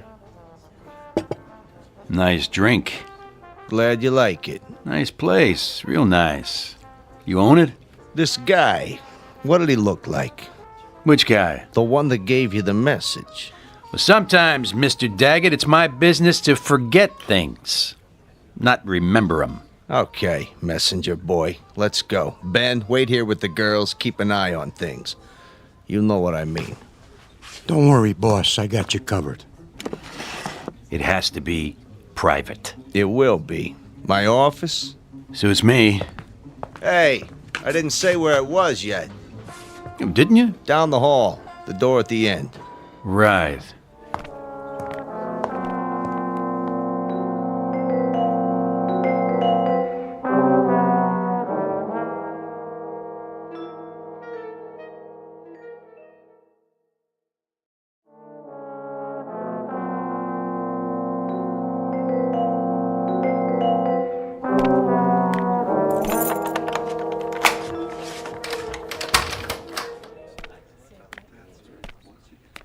Nice place you got here. Soundproof, too, so we can talk in private. Good idea. Come on in. Make yourself comfortable. Oh, age before beauty. That's a good one. Jimmy? Put your arms out. What for? Just till we get acquainted. Go on, Jimmy. Frisk him. Well, what do we got here? Well, it looks like a 38 to me. What's the matter? The monkey can't see? You got nerve bringing a piece in here? That's okay. I know how it is. A man needs protection nowadays. Yeah, you don't know what kind of trash you'll run into. Hold it for him, Jimmy. Hey, careful with that. I'm always careful. Just till we're finished. Tell your monkey I want it back, with all the bullets. Hear that, Jimmy? Absolutely. Have a seat. Cigar? I don't smoke. Good idea. Could be dangerous to your health. So could a lot of things. Yeah, looks like you got a good thing going here. I get by. Win some, lose some. I bet you don't lose very often. I try to keep my hand in the game.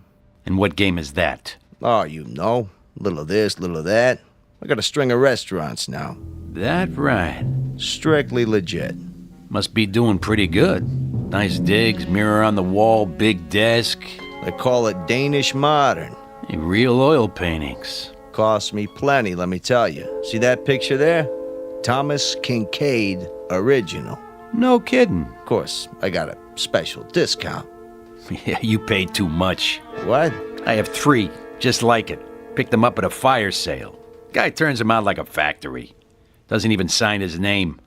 Got a room full of brunettes to do it for him. Jimmy, make a note. Yeah, boss. See if there's a money-back guarantee on this crap. Now then, what were we saying? The message? Oh, yeah. You're monkey deaf, too? Say, hotshot. Don't worry about it. When does he go back in his cage? I got no secrets from my boys. Yeah, you sure? Sure, I'm sure. And one thing first. What's that? Give me a handkerchief. You got one in your breast pocket. Yeah, I know, but I don't want to get it dirty. Hear that, Jimmy? Yeah. Here you go, hotshot. There's a piece of dirt on my shoe. Maybe you should watch where you step. Right. All kinds of dirt around here. Where'd you get those shoes? I borrowed them. From who? A friend of mine. What's your friend's name? I think you've met. What's your real name, mister? My name? That's from my friends. Aren't we friends yet? I don't know. Are we? Yeah, I'd buy you a drink, invite you to my office, and all because you got a message to deliver. If that ain't friendly, I don't know what is. Bernie. Mr. Daggett to you. How'd you get it cleaned so fast? What?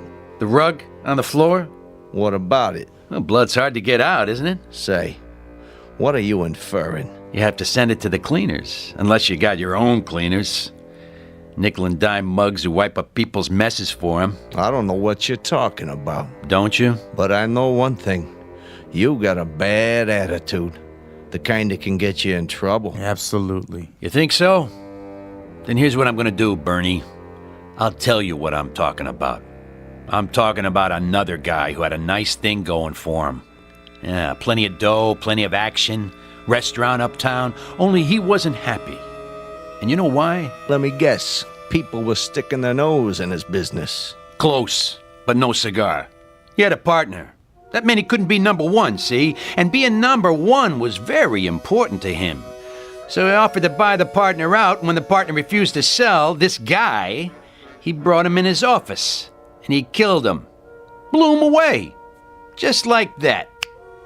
Or rather, he had his monkeys do it so he wouldn't get his hands dirty.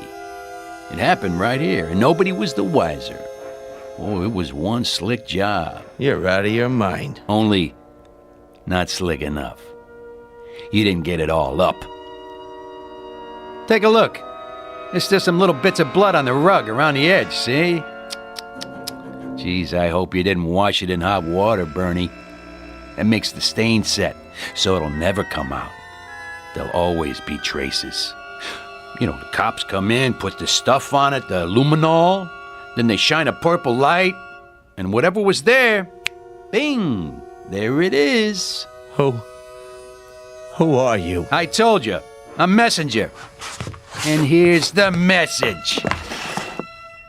Look out, boss. He's got another piece. I thought you said he was clean. He didn't check behind my back. Anybody but a monkey knows to do that.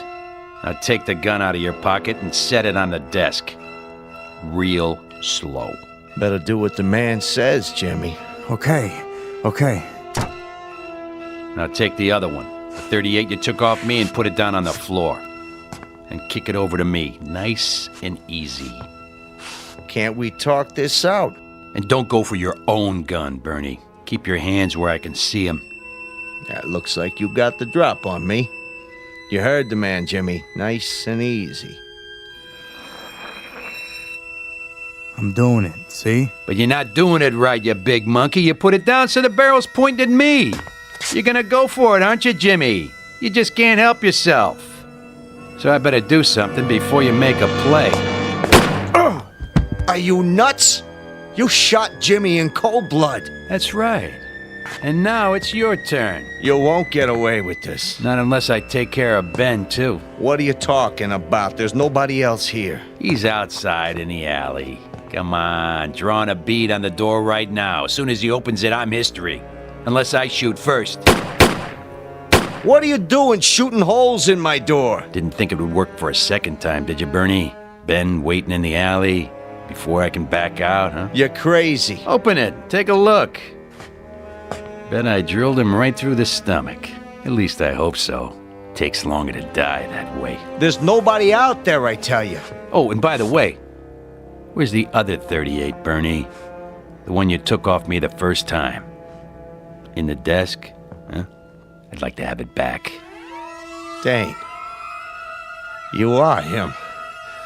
But it ain't possible. Say goodbye, partner. Vaya con Dios. Now, Ben!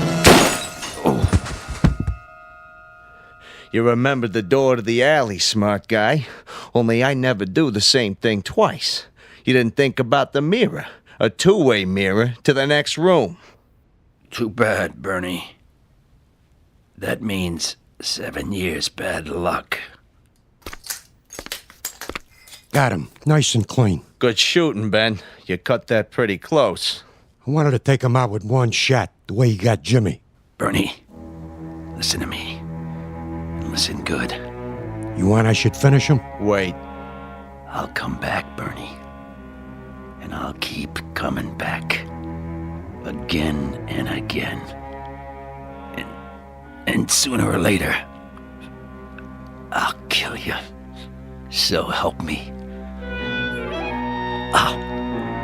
I'll kill you. Get him out of my face. Right. Drop this scumbag in the garbage any place you want. Just don't let me see those shoes again.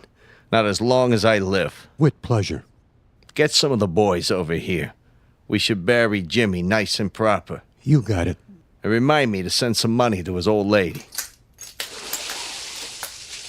Who was this piece of junk anyway? I'll tell you something, Benny. I don't know. I really and truly don't know.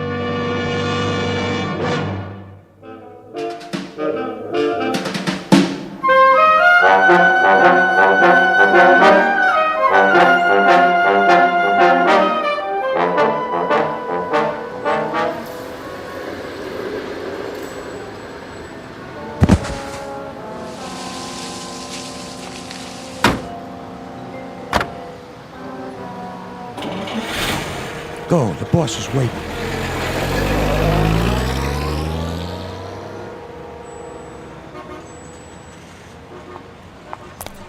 Thank you, ma'am. Thank you, sir. Spare change? Bus fare? Something to eat? Hold on. What in the... Nice pair of shoes. Huh? Nate? That you? Oh, no, no. Poor Nathan. I'm sorry. You forgive me, don't you, Nate? But I guess you won't have any use for him now. Rest in peace, buddy. Yeah, what do you know? Perfect fit. Spare change, sir? Ma'am?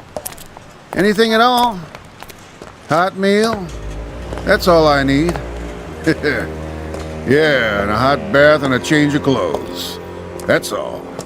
'Cause I got places to go and things to do.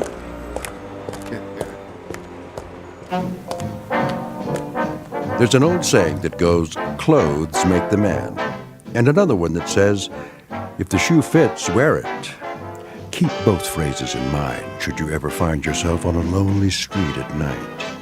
Because nothing comes without a price. And if you happen upon a pair of expensive black and gray loafers, size 9, be very careful. Because they just might have a mind of their own. Try them on, and chances are you'll find yourself on a long-distance trek into the Twilight Zone. More from the Twilight Zone after this. Dead Man's Shoes, starring Bill Smitrovich, with Stacy Keach as your narrator, was adapted for radio by Dennis Etchison and written for the Twilight Zone by Charles Beaumont and O.C. Rich. Heard in the cast were Meg Thalken, Christian Stolte, Rick Arthur, Alex Sopener, Fernette Lebo, Amber Lake, Doug James, Dale Rivera, Roger Mueller, Rich Komanek, Eddie Martinez, Tony Castillo, and Carl Amari.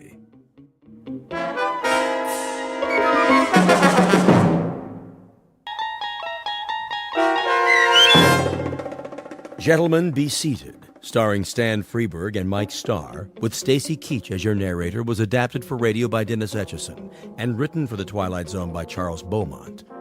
Heard in the cast were David Darlow, Anna Savrutsa, Doug James, Joby Cerny, Kurt Nabig, Jeff Lupiton, Carl Amari, Linda Reiter, Christina Verba, Peter DeFaria, and Chad Reinhardt. This copyrighted radio series is produced and directed by Carl Amari for Falcon Picture Group. Doug James speaking.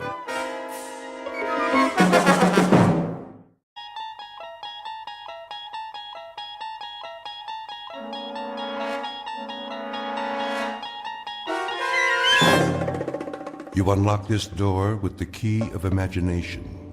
Beyond it is another dimension, a dimension of sound, a dimension of sight, a dimension of mind. You're moving into a land of both shadow and substance, of things and ideas. You've just crossed over into the Twilight Zone.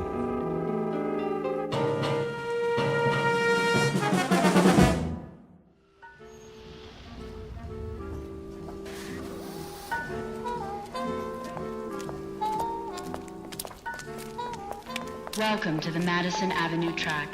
Step onto the moving sidewalk. Single file, please. No pushing or shoving. The time is 8:37 a.m. Excuse me. Certainly. I'm in line here. Yes, of course. I was next. I don't believe... I have to get to work. Do you? We all do. If you don't mind... Make room, please. I'm late. The line starts back there. Are you being rude? Why, no, I don't think I am.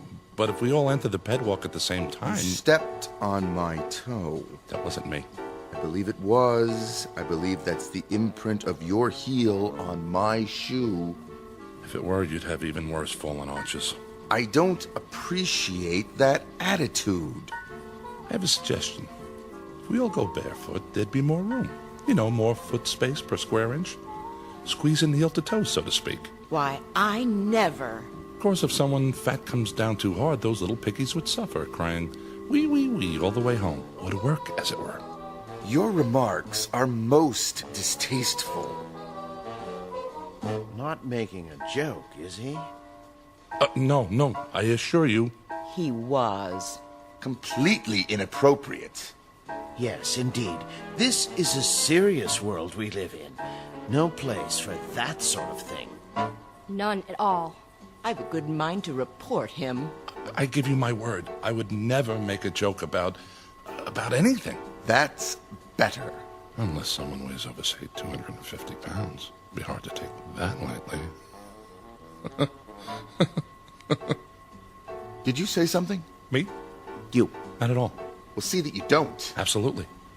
I should hope so. You have my word. Some people. Not another syllable. You gave your word. Positively. These are serious times. For serious people. It's a necessity. With all that's going on in the world? I couldn't agree more.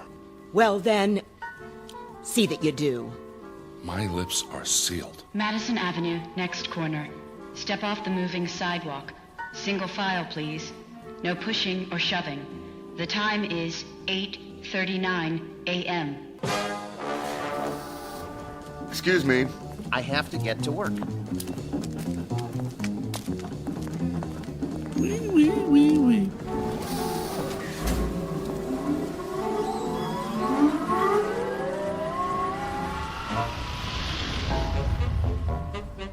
Welcome to the world of the future. The time, a mere 20 years from now, give or take a few. The place, New York City. The man with the chuckle is Mr. James Kincaid, employee of the Spears Research Laboratory in Manhattan. A typical 21st century American, on the outside anyway. On the inside, however, it's a different story. Mr. Kincaid doesn't fully appreciate that fact, at least not yet. He doesn't dream that one involuntary sound, one little chuckle, has already set him apart from his fellow workers. For this is a serious world for serious people. But by allowing a single utterance to pass his lips, he is about to be transported out of this world and into the Twilight Zone. And now, The Twilight Zone and our story, Gentlemen, Be Seated, starring Stan Freberg and Mike Starr, with Stacy Keach as your narrator.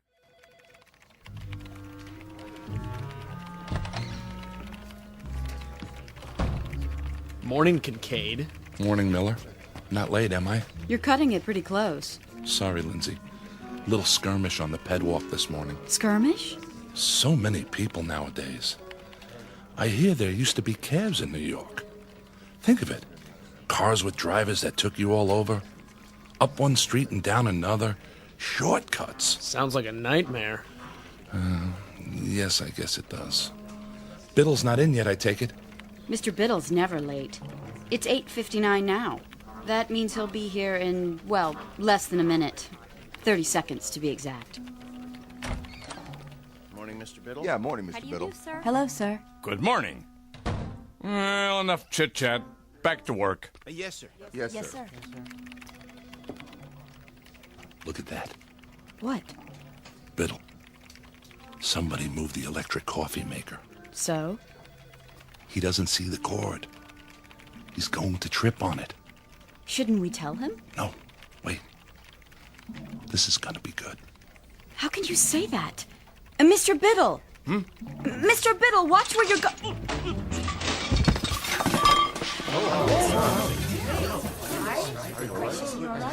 Oops.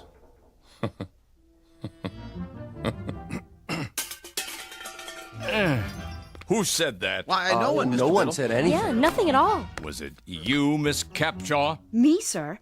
I only meant you should watch where you were going. There was an oops, followed immediately by what I took to be a chuckle. Oh, no, sir. I didn't laugh. No one laughed. Was it you, then, Kincaid? None at all, sir. I didn't say a word.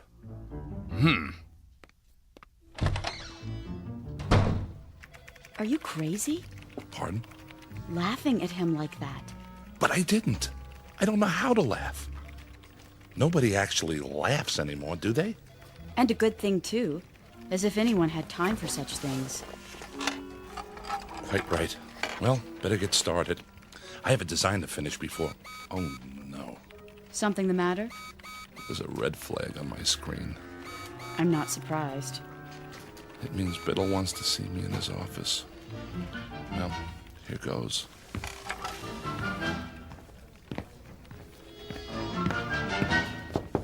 Yes. Kincaid here. Come in. You wanted to see me, sir? Sit down. I could come back later if you That want... chair right there. Yes, sir, Mr. Biddle. I suppose you're wondering why I called you in. Not really. What? I mean, yes, I am. What was that? The door. I locked it so we won't be disturbed. Is that necessary, sir? Cigar?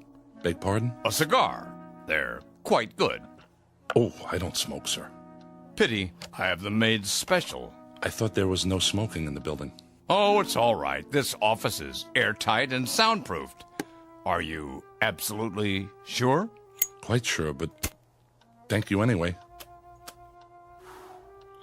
Now then, as to that difference, how significant it is, I don't know, but you may recall that a few minutes ago, on my way to my office, I tripped. Do you recall that? Someone should have been more careful with the electrical cord. I should have. I hope you weren't. What was your reaction? Why, regret, sir. Indeed? Yes, sir. It's a serious world we live in, and that is why we must be serious. Don't you agree? Definitely. Definitely. A man never knows what might happen at any moment. Unquestionably. Even the simplest things. They might not be what they appear to be. I'm not sure Terrorists, my boy. Spies. That sort of thing. They're everywhere. What if there were an explosive charge, say, hidden in this very office? It could go off at any time. Surely not. Oh, there's no telling when it might happen. Any time at all. I sit here at my desk, puffing away. Well, we talk about serious things, and the seconds tick by. Until it goes off. It was right under my nose, in the cigar, you see. What do you say to that? Aha! I knew it. Excuse me, are you all right? Of course. Oh, a little worse for wear. By the way, is my face blackened? Eyebrows singed? A bit. Here, take my handkerchief. Nonsense. It was only an exploding cigar. Tell me something, my boy, and be honest. Do you find yourself chuckling often? Well, How did it feel? I'm afraid I don't understand. Did it feel strange? Yes. But not unpleasant, right? Not as such. We could describe it then as a strange but not unpleasant sensation? If you say so, sir. Good. Splendid. Oh, splendid. Will that be all, sir? I should get back to work. Yes. I'll unlock the door.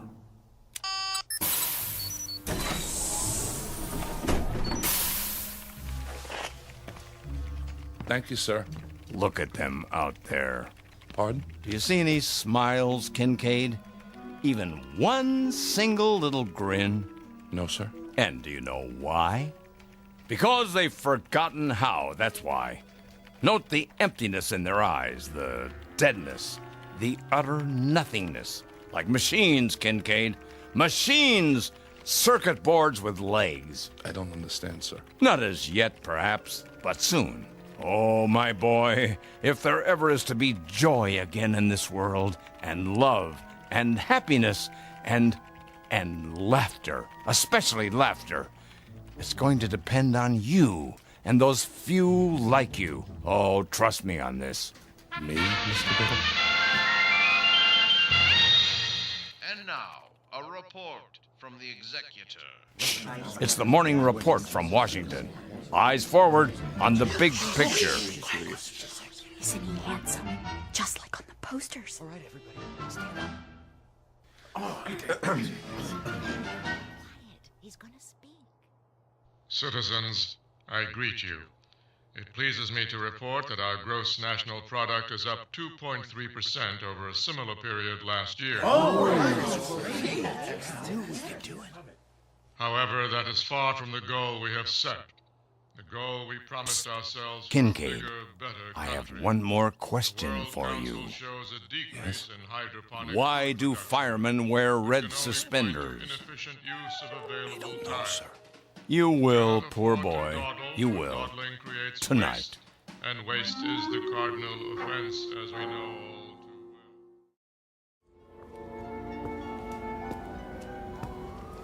well. What in the... Here I am, my boy. Oh, Mr. Biddle. Just as we said, 7:30.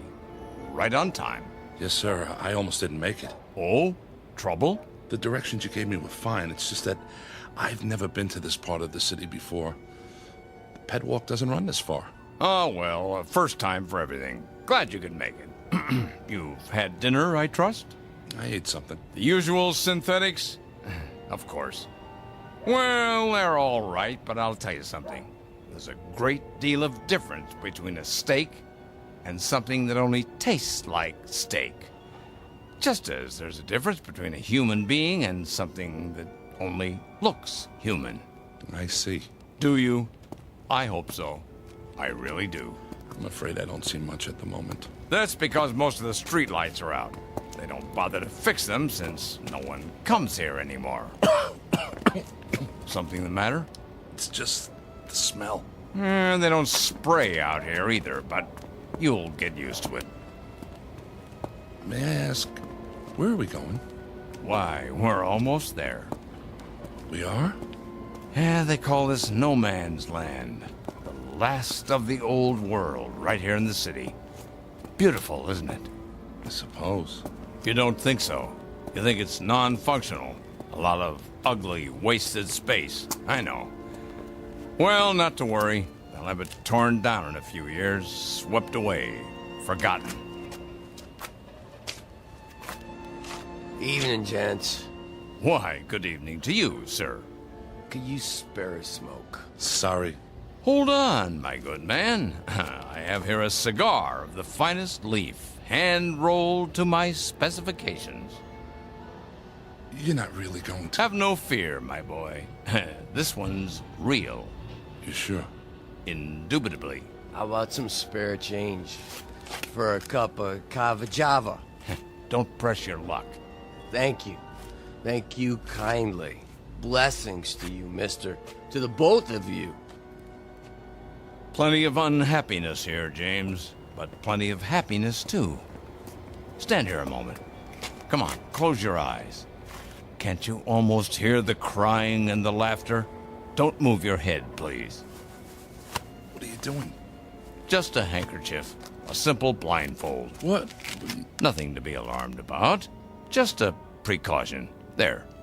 Can you see? No. Good. Now turn around 5 times. But why? It's necessary the first time, in case you're rejected.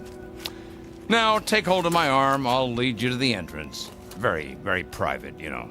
That's it. And away we go.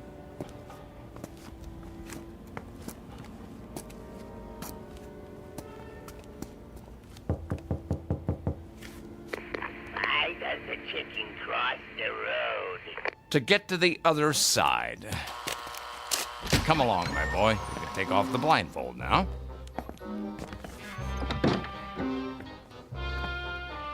Mr. Biddle, what is this place? The foyer, of course. Those two chairs, they look like thrones. What else? But, Mr. Biddle...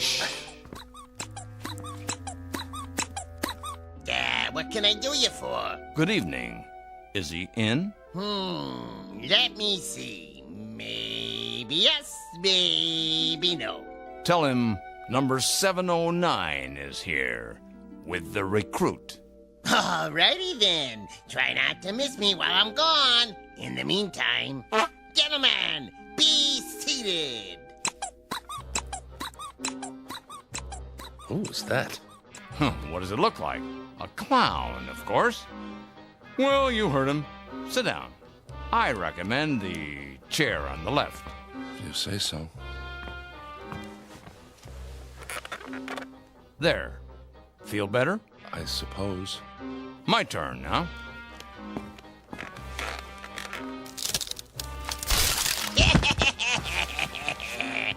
Mr. Biddle, are you all right? Perfectly. Here, take my hand.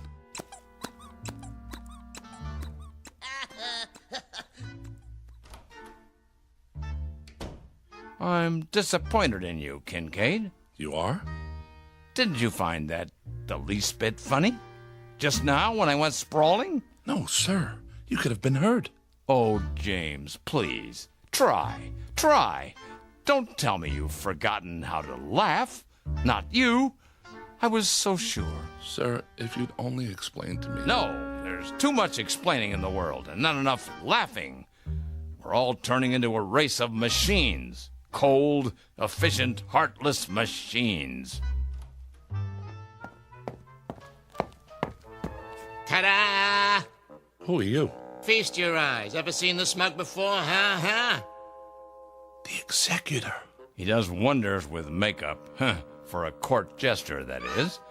The face doesn't quite go with that three-pointed hat. What's the matter? You don't like it? I didn't say that. Then I guess the yoke's on me. Well, don't just stand there with egg on your face. What goes up the chimney down but not down the chimney up, huh? Quickly. I don't understand the question. Would you repeat it? Too late. Timing is everything. Go on, tell him. An umbrella. What? An umbrella. I don't know, Biddle. I'm very dubious. He chuckled. So you say. I haven't heard anything.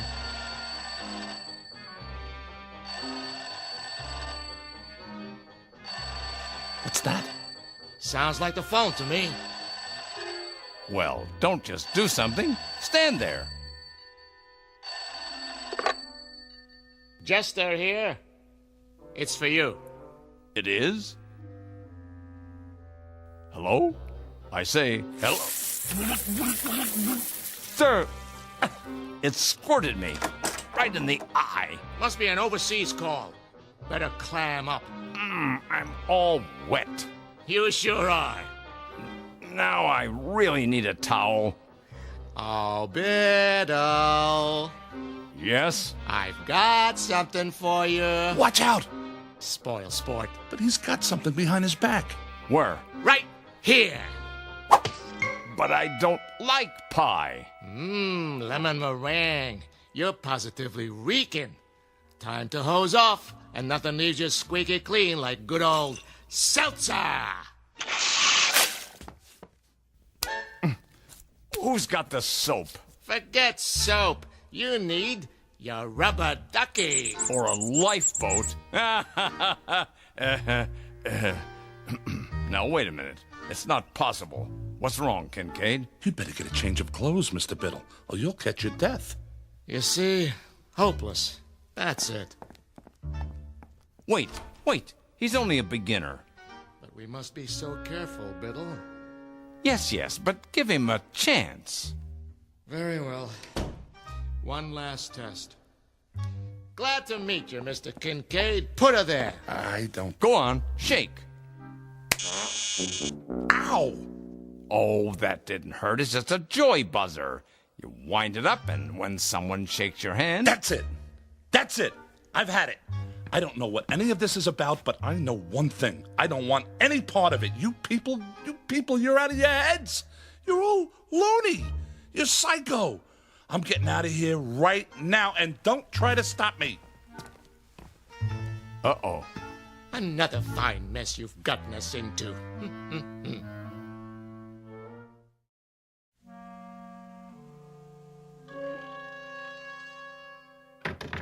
Let me out of here. You see? A motion. I'll admit that's encouraging. James, this way out.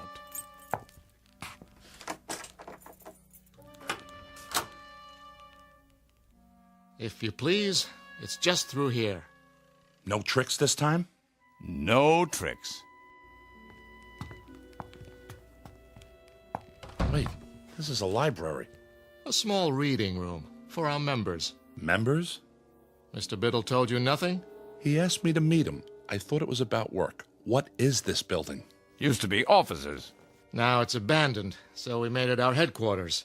Headquarters of what? The SPOL. The Society for the Preservation of Laughter. Have a seat. Oh, no. Now, this one's a real chair, I promise. Well, just for a minute. Oops. Hey, that was not me. You sure, my boy? Sorry, I must have left an old whoopee cushion under the seat. Collector's item now, you know? Here, let me get it. Go on, make yourself comfortable while I explain. You see, James, we're a secret organization. A kind of underground, if you will. Running counter to established law in the Commonwealth. Most of what we do is either frowned upon as bad taste or legally forbidden. We are, in short, outlaws. I don't like the sound of that. An old tradition. Ever hear of something called speakeasies? They were secret clubs that sold liquor during Prohibition. Well, this is a laugh easy. All these books, the posters on the walls, Laurel and Hardy, the Three Stooges. Who are they? All great clowns from the past. There's Perot, Punch and Judy, Bozo. We try to keep the tradition alive. What tradition? You see, Mr. Kincaid, the world has forgotten how to laugh. There are some of us who regret that fact. Unlike those in power, we feel that laughter is important enough to be preserved, at any cost. Am I getting through to him? What the jester is trying to say, well, the world used to be a pretty terrible place, you see, James. We had disease and war and depression and prejudice and a lot of unpleasant things. The people couldn't change it all, but they could do their best to endure it. How did they endure it? By laughing at it, ridiculing it. They laughed at everything then. But along came the psychologists and the censors, and suddenly nobody could tell a sexual joke or a racial joke or a sick joke or any kind of joke. They weren't politically correct. And that was the end of humor. We're trying to keep it alive. Take the trick cigar. You chuckled. I did not. Yes, you did, and I'll tell you why.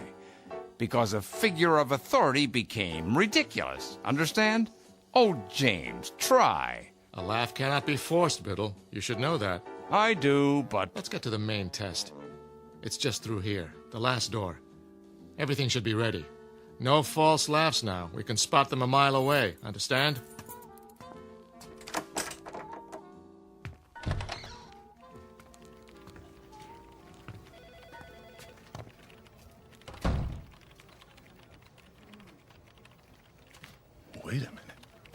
Wait a minute. This looks like... Spears Research. Where you work, Kincaid. Where I work. A perfect replica, down to the smallest detail. But how? It's nothing, really. We have art directors, carpenters, just a matter of painting a set, some props. And now, the music and the screen. The executor. Is he giving an address? You'll see. Okay, everybody stand up. Citizens, I greet you. It pleases me to report that our gross national product, however, that is far from the goal we have set. Yay, is a tomato for you. For a bigger, better country. The World Council shows a decrease. Our broadcast has been temporarily interrupted. Refreshing, wouldn't you say?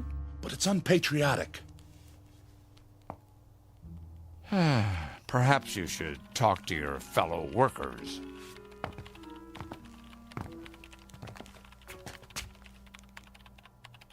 Miller? Is that you? Who wants to know? It's me, Kincaid. But how? A rubber mask. Realistic, if I do say so. Watch this. He's about to reboot his computer. Now, boss? Now.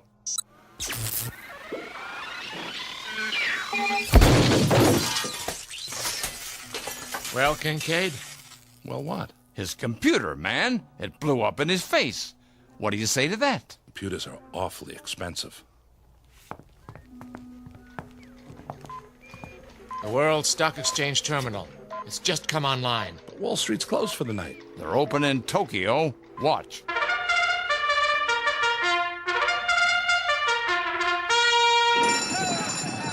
And they're off. Dow takes the lead, followed by DAX, NASDAQ, Fortune 500, and gross national product. As we go into the turn, it's OPEC forcing the pace. Wait, national debt's closing in.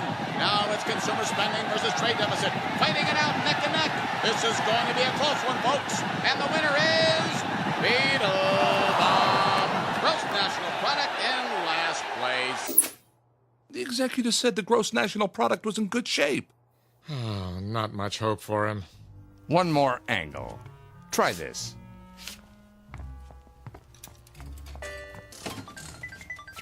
Lindsay? Hi, Jim. But this isn't your computer. I traded it for a video poker machine. Got a quarter? A quarter? Come on, I'm on a roll. One more win and I'll buy lunch. What do you say? All right.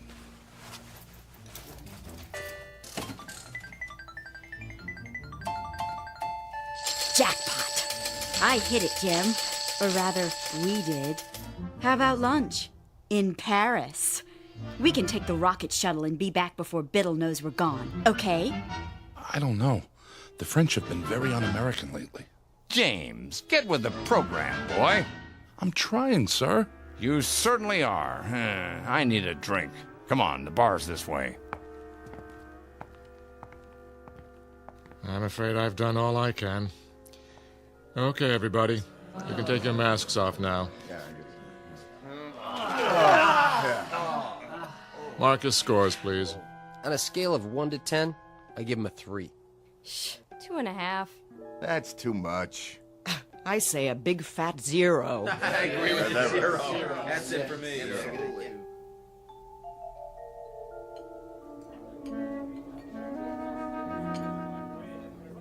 What'll it be, germs? Gents? Martini, double. And one for my friend here. Make it special. Coming right at you. Were those my judges? Don't worry about it. I haven't given up on you yet. How about a game of darts? But, sir, the target's there. Pictures of the executor. So they are. How about a rotten egg? Eggs? Right there in the basket, gentlemen. Well, you can throw. I don't know, sir. Oh, come on. This is the man who destroyed fun. Who took away the good times. But you've hated me, haven't you, James? As a boss. No, you have. I know. And with good reason. I've been a stern, pompous ass. But I'm competent at my job. The company can trust me. I know my role. But I'm not at work now. Oh, good one. Yeah. Good one. Right in the old schnozola. Try one? Well, okay. Good boy. Got him right in the eye. Another? If you say so. Ha! He took it on the chin. Now try the neck. That's always funny. 2 martinis. Wait. Drinks first. This one's yours. Well, through the teeth and over the gums. Look out, stomach. Here it comes. My glass is leaking. Of course it is. That's what's called a dribble glass. See the little slits in the side? When you tip it to drink, voila! Doesn't that tickle your funny bone? It's a start. 2 more. No problem. Here's your drinks. Thank you, my good man. Cheers. I think I'm starting to like these. Keep 'em coming. My pleasure, sir.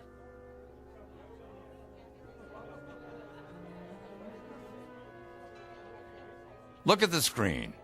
Know who that is? Who? Betty Boop. A flapper, they called her.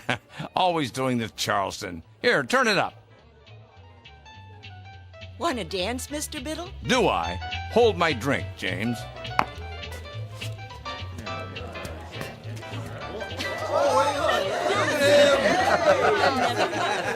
You ain't seen nothing yet. Biddle, Biddle,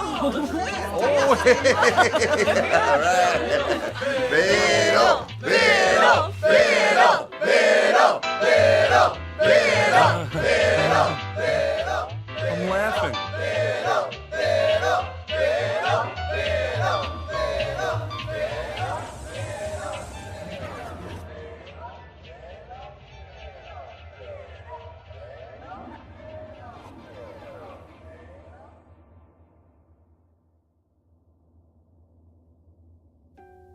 Mr. Kincaid. Did I pass? Huh? What did the judges say? If I could have a word with you outside? Tell me I'm laughing. I must be. See? I've never felt this way before. Sorry, Mr. Kincaid. Time's up.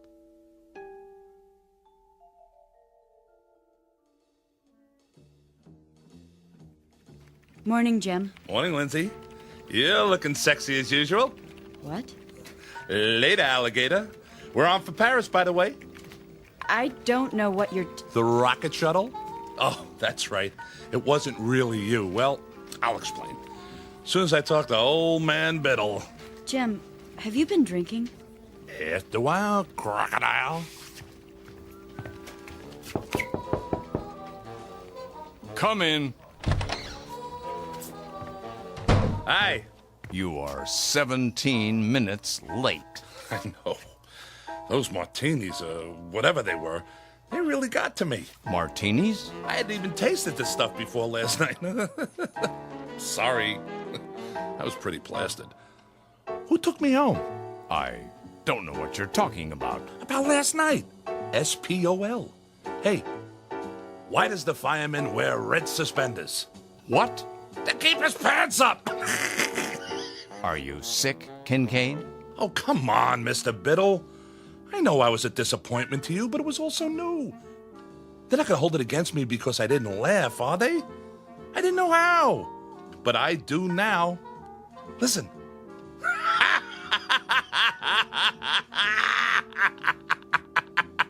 Kincaid? Yes, sir? You're fired. So the judges ruled against me. I don't blame them. You can fix it, can't you? Get out. All I want is a second chance. Is that too much to ask? I can learn. If I don't, what will happen? Humor will die, and comedy, and all the great... I don't know what you're babbling about, Kincaid, but I warn you, if you repeat any of it to the authorities, they'll put you away. Do you understand? One thing I cannot afford to do in my line of work is take chances. And you're not a good enough risk.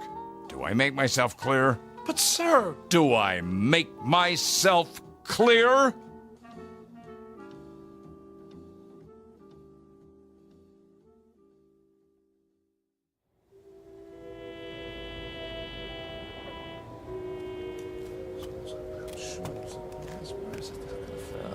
Evening to you. Evening? I was wondering, can you spare a smoke? Sorry, I don't... Wait a minute. Have you ever seen me before? You? Well, no, I... Did you smoke a cigar last night? Oh yeah. I think I did. Here. Get yourself a cup of Cava Java. Hey, thanks. Can I ask you a question? Yeah? Would you happen to know where it is? Where what is? The place where they laugh. That's a good one. No laughing around here. It ain't allowed, you know. I know. Well, evening to you. Yeah. See you in the funny papers. A section of the city known as No Man's Land. Mr. James Kincaid, once 39, but a lot older now. He frequents this neighborhood every night, perhaps hoping to hear the lovely, desperate sound of laughter echoing from a dark, unmarked building somewhere in the faraway reaches of the Twilight Zone. The Twilight Zone continues in just a moment. You are about to enter another dimension, a dimension not only of sight and sound, but of mind, a journey into a wondrous land of imagination. Next stop, the Twilight Zone. Hi, this is Stacy Keach. I'd like to take a moment to tell you about our Twilight Zone website at twilightzoneradio.com.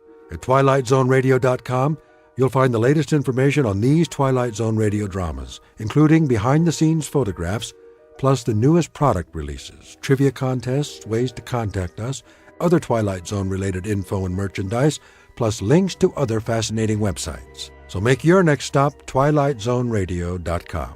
Visit twilightzoneradio.com to purchase these Twilight Zone radio dramas on cassette and CD, or call toll-free 1-866-989-ZONE. That's 1-866-989-9663.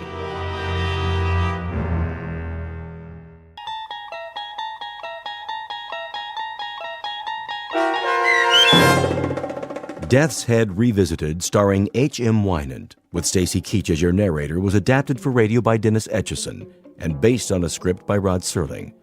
Heard in the cast were Maggie Carney, David Darlow, Richard Shavsden, Peggy Roeder, James Schneider, Carl Amari, Doug James, and Roger Wolski. To learn more about the Twilight Zone radio dramas and to obtain audio cassettes and CDs of these programs, visit our website at twilightzoneradio.com.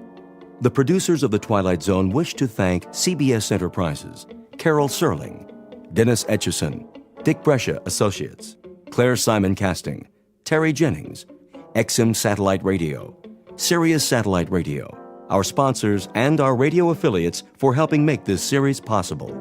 This copyrighted radio series is produced and directed by Carl Amari and Roger Wolski for Falcon Picture Group. Doug James speaking.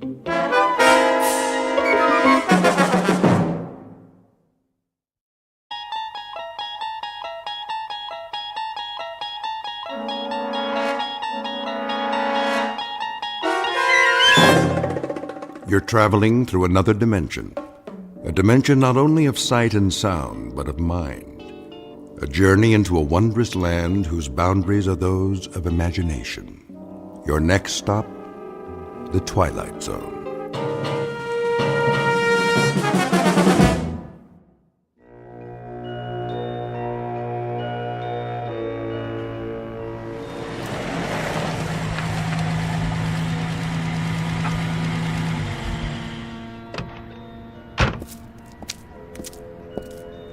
Here we are, sir. Oh, the old inn on the square.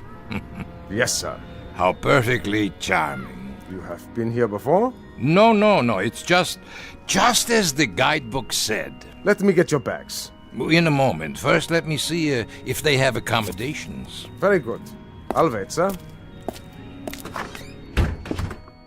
Hello? May I help you? Good day. I've just arrived in your town. Yes, sir. And I was wondering, do you by any chance have a room available? Let me see. That would be a single? Yes, I'm traveling alone. I can give you a lovely front room overlooking the square. That would be perfect. Would you care to see it? No need. I'm sure it will be quite satisfactory. In that case, welcome. If you would be so kind as to sign the guest book. Of course. Thank you, sir. There was something else? No, sir. Well, then? Yes? The key. Oh, yes, the key. Mr. Schmidt, is it? That's what I've written. Of course. Of course what? I mean, sir, I just wondered. Well, it was just that. You wondered what? It's just that you remind me of someone, Mr. Schmidt. Oh? During the war. The war, so long ago. There are times when it does not seem so. I suppose. There were SS stationed here. You don't say. They used to come to the inn very often. Did they? When they were off duty. Well, that must have been a very busy time. Busy, sir? Eventful. Yes. Well then. Will you be taking your meals with us? Perhaps. I should like to explore the town first, see the sights this afternoon while there is still light. As you wish. Ah, yes. Very, very quaint outside, isn't it? Quaint? Picturesque. Some have said so. You'll be here long? A day or two, perhaps. I'm not sure. You see, I'm on holiday. And you've never been here before? No, never. I'm told the scenery is lovely. I understand there's a wonderful old medieval castle one can visit. Castle? Oh, yes, sir. Very old. And other things? What do you mean? Other sights. What would you recommend for a tourist? Very little else, sir. Very little else of any particular interest. I'm told, though, that the town was quite active during the war. Active? Sir, it was like most places in Germany. Ah, but I'm told that it was not like most places. I'm told that it had some special attractions. What was it? A work camp or something that you had here? Something of the sort, sir. Well, was it a camp or not? A camp, sir. How's that? A camp, Mr. Schmidt. A concentration camp. You mean a relocation camp? Really, now, that's odd. I'm getting old, I guess. For the life of me, I can't seem to recall the name. Sir? The name. Surely I must have read about it. What is the name of this town? Dachau, sir. Dachau.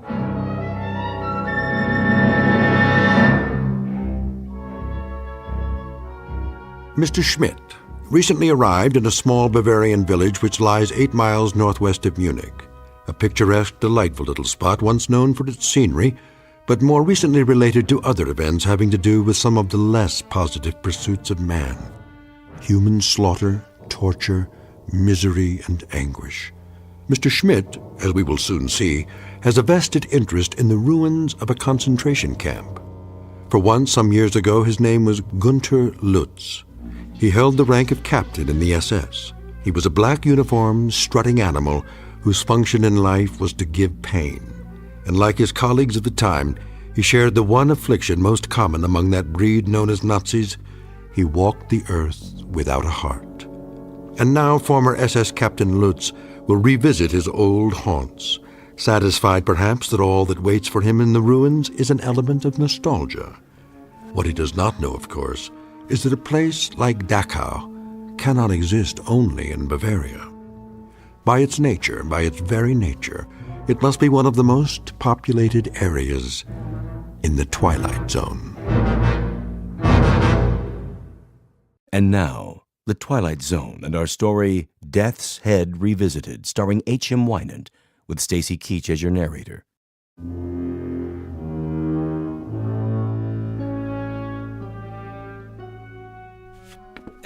To be sure, Dachau. Once a peaceful place to live, but now?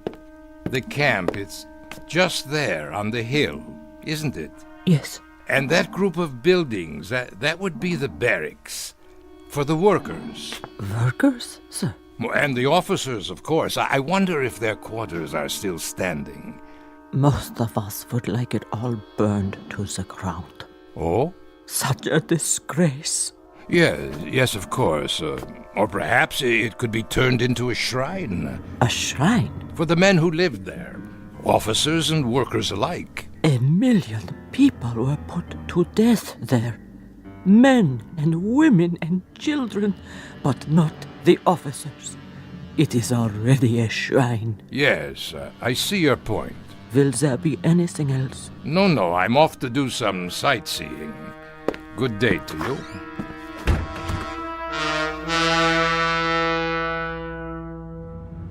You are on holiday, Herr Schmidt. What did you say, driver? The trip, sir. You have come here for pleasure? Pleasure? Oh, yes. A rest, to relax, to forget. It's the best kind of trip. To rest and enjoy life. That is all that matters to me now. For all of us, I should say. It's true.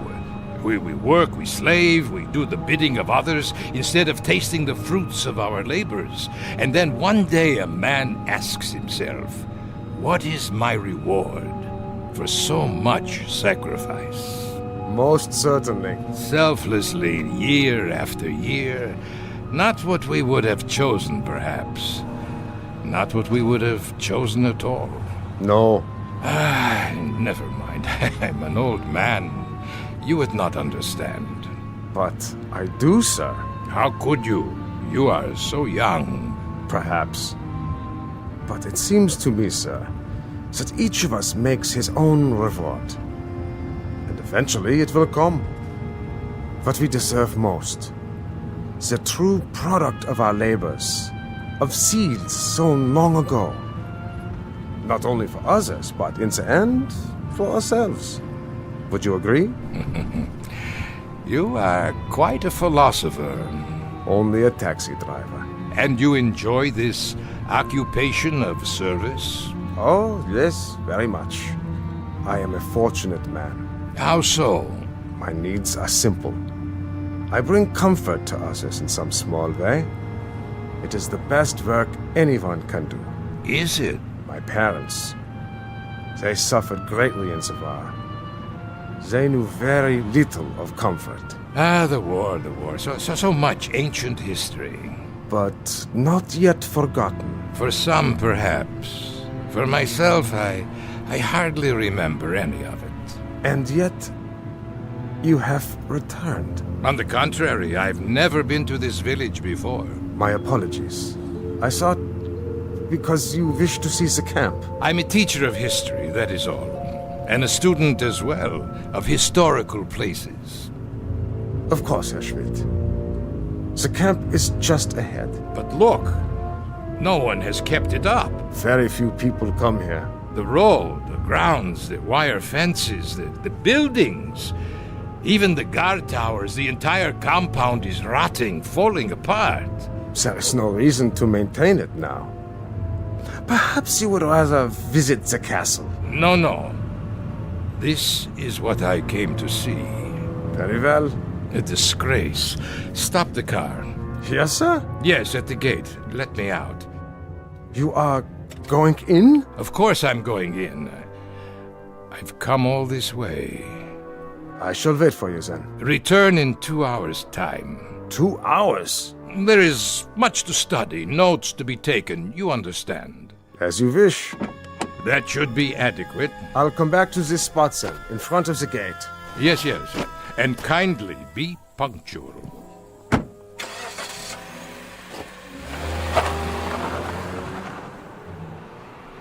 Oh, so cold here. No, wait! I've changed my mind! Well, I can always walk back to the hotel if I must. But first, look around.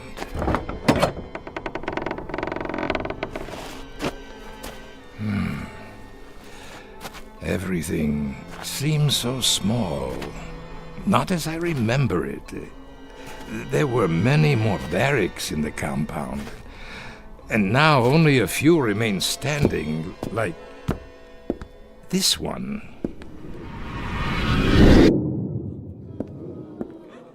All right, pigs. Up! Time to greet the morning. On your feet. Another splendid day, a day of glorious service to the fatherland. Please, Captain. More water. A ration of bread? Anything. I beg you. I'm pleased to bring you news. News? What has happened? The war. It is over. Even better. It snowed during the night, but the temperature's only slightly below zero. So, you will assemble in the yard at once. Do not trouble yourself with clothing for the occasion. First, we do some simple exercises to increase our physical strength. Not now. I have no shoes. We will freeze. My hands, my toes. Frostbite. Sir, I cannot stand. Outside, I say. Yes, outside. Nothing in there but an empty room. The yard. And the towers. I remember. Next to the punishment posts. 1, 2, 3. At least they still stand. What's that? A sign. Still hanging. On that building. It says detention. Ah, yes, I remember you. Oh, we had good times in that building. Oh, such good times. Water. Please. Water. Water? Pig? You'd like water? Unfortunately, we have no more water. Not for you. Why should you care? It's been only 5 days since you've been fed. Only 5 days, pig! 5 short, inconsequential days. That is nothing. On your feet, filth! Locked. It doesn't matter. Such a long time ago. But it doesn't seem so, and now there is no one to share those memories. Good afternoon. Where? Over here, at the window. But I thought there was no one inside. Who are you? Did I startle you? Well, I did not expect to see anyone here. Why not, Captain? Wait. Why do you call me that? But you are a captain, aren't you? No, I am Professor Schmidt. So, that is your name now. You have me confused with someone else. Is that right? Or is it you who are confused? I tell you, I never forget a face. I am Professor Schmidt. Are you? Your clothes. But about them, you don't approve? Why are you dressed that way, like... Like what? A prisoner. Very good, you do remember. But there are no more prisoners. No? Not now, surely. Welcome back, Captain. Why do you say that? Because I've been waiting. Waiting? For what? I can't forget a face. Especially yours. I tell you, I don't know you. Are you sure? I must go. Where are you going, Captain? That is none of your concern. Back to the town? To the life you have now? Yes, my life. I shouldn't have come. I am leaving now. I'm afraid that is no longer possible. Don't follow me. Get away! How can it be locked? There was no one near it. No one. Wasn't there? What have you done? I haven't touched the latch. Then who? I saw your own hand on it only a moment ago. Nonsense. As you wish, Captain. Why do you persist in calling me that? As I told you, I've been waiting. For what? For you, Captain. We've been waiting a long time. Such a long time. We? There's no one else in these ruins. Isn't there? Wait. You're... Yes, of course I remember you. And well you should. How well you should, Captain Lutz. Captain Gunther Lutz of the SS.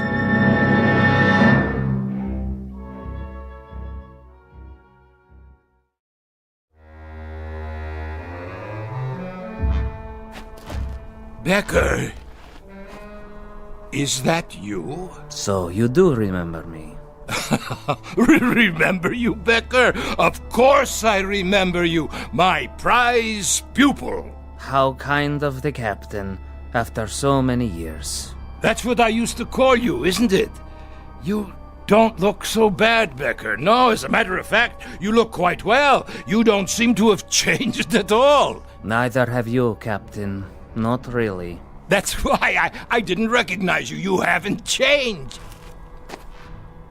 But how can that be? It isn't possible. Why, it's been years. A great many years, Captain Lutz, since we last saw one another. And now you must be what, the caretaker? Of course. That is why you're dressed like a prisoner. You are the caretaker here, aren't you? In a manner of speaking. Why, Becker, I must tell you, this is not only a surprise, it's a rather pleasant surprise. For me too, Captain. Isn't it odd? How so? It's odd that our paths cross again and we meet now under somewhat happier circumstances. Happier? Yes, for some of us, happier. What was that? What, Captain? It sounded like... The wind, Captain? Perhaps it was the wind. Yes, only the wind. But it is not the wind. No? Don't you hear them? It sounds like... Like what, Captain? Voices. Really? What do you want? Whoever you are, come out and face me! Cowards! If that is your desire, Captain. But I assure you, they are not cowards. Then why don't they show themselves? As you wish, Captain. As you wish. Where are they? They disturb you, Captain? Stop calling me Captain, please. I'm not a soldier anymore. Soldier? You never were a soldier, Lutz. The uniform you wore cannot be stripped off one's skin quite so easily. It was a part of you, a part of your body, an emblem of your mind, a tattoo, Captain. A skull and crossbones burned into your soul. What do you know about it? I was a soldier, Becker. No, Captain Lutz. You were a sadist. You go too far, Becker. Do I? Yes. How can you say such things to me now? Very easily. I speak only the truth. Then if that is the case, you must know. I know that you were a monster. Of the worst sort. One who derived pleasure from giving pain. A distinction that does not even apply to animals. Listen to me, Becker. There is no war now. That's all over with. It's in the past. Is it? There is no more Reich. There are no more camps. How convenient for you to think so. Oh, it is ridiculous. It is patently ridiculous to dwell on these things. What else should I be thinking of? You did as you thought best, and so did I. I performed my duties, functioned as I was told. Stop that noise! Odd that it should disturb you. It never used to. Not even when your victims screamed. Victims? What are you talking about? You weren't quite so sensitive when they screamed for mercy, but now they are not screaming, Lutz. They are simply reacting. They are responding. They have just listened to you offer the apologia for all the monsters of history. We did as we were told. We functioned as ordered. But that is the truth. We merely obeyed directives from our superiors. Familiar, is it, Captain? Stop this. It was the theme music at Nuremberg, the new lyrics to the Götterdämmerung, the plaintive litany of the master race as it lay defeated and dying. We were never defeated. We were betrayed by disloyalty from within, infiltrators, spies. Always the fault of others. We did not do, others did. We did it, but others told us to. Or someone else did it, but we never knew it was done. Captain Lutz, 10 million human beings were tortured to death in camps like this. The diseased, the lame. Women, children, tired old men. They could not contribute. You know nothing of history. In time of war, there is a hierarchy. There must be. Only the strongest survive. So you burned them in furnaces. Our facilities were inadequate. But you murdered them nonetheless. Not just the Jews, but the gypsies, the communists, the outsiders. You shoveled them into the earth. You tore up their bodies in sadistic rage. And now you come back and wonder that the misery you've planted has lived after you? That is the real wonder, that you are so naive. There is no point in talking about this any longer.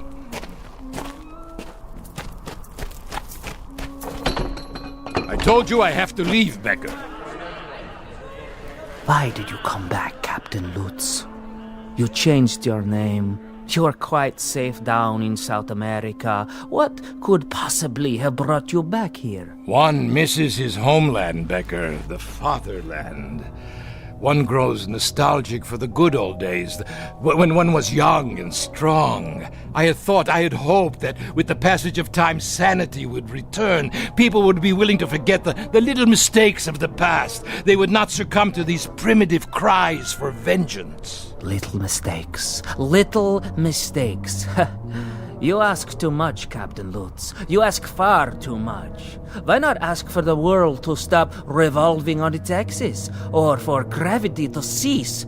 Don't ask the impossible. Don't ask forgiveness from those who you've destroyed to a point past forgiveness. Enough! My driver will be returning soon. Yes, time is short, Captain. We have something of great importance to accomplish here today. And what's that? It's time for the trial. Trial? The court is convening in Compound 6. The court, is it? Well, what is this nonsense? Is this a joke? No joke. Your trial, Captain. Trial? For what? You are to be tried for crimes against humanity. By whom? Who will try me? You're insane, Becker. You were insane when I used to string you up and... That's right. When you used to string me up, Captain, suspended over a hot pipe and feed me salt water until my tongue swelled. Burn me with cigarette butts and laugh at me when I screamed for you to please put an end to it. To have mercy and kill me. Your memory is quite good, Captain. Quite good indeed. Shall we go now? The court is waiting. Let me out! Someone, let me out of here! There is no escape. There was not then, and there is not now. Nothing has changed. You think the fences are in disrepair? Look again. They are secure, as they were when you were in charge. It is only fitting, wouldn't you say?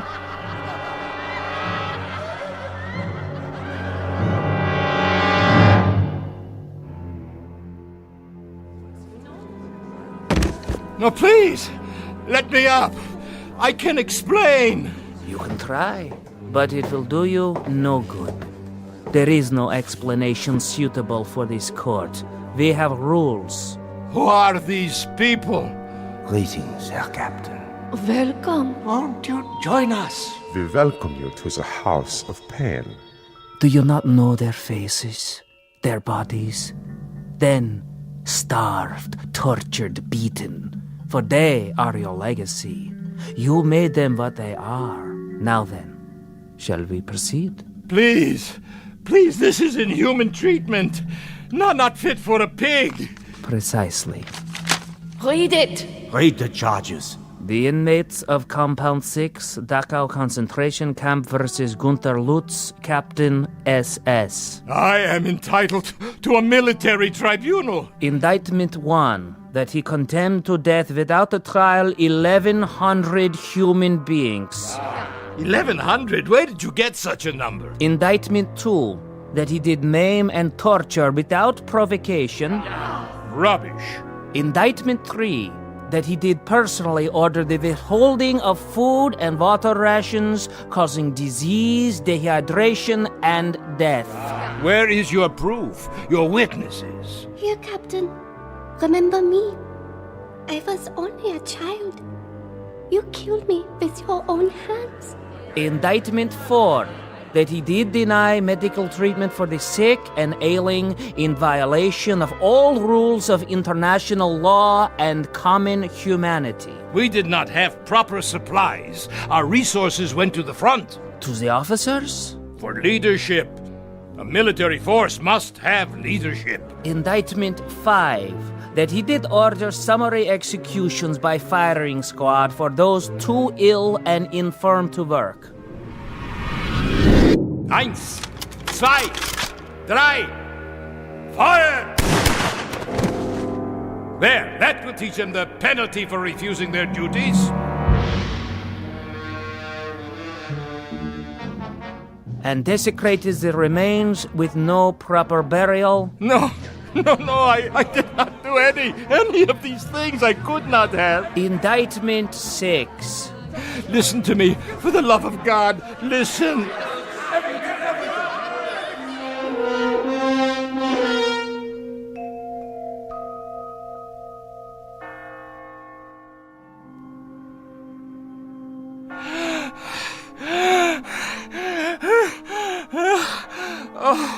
What? I fell asleep, Yes, that's it. I've been dreaming. The courtyard outside. The hanging posts, none of it used for years. Of course not. I'm a foolish old man.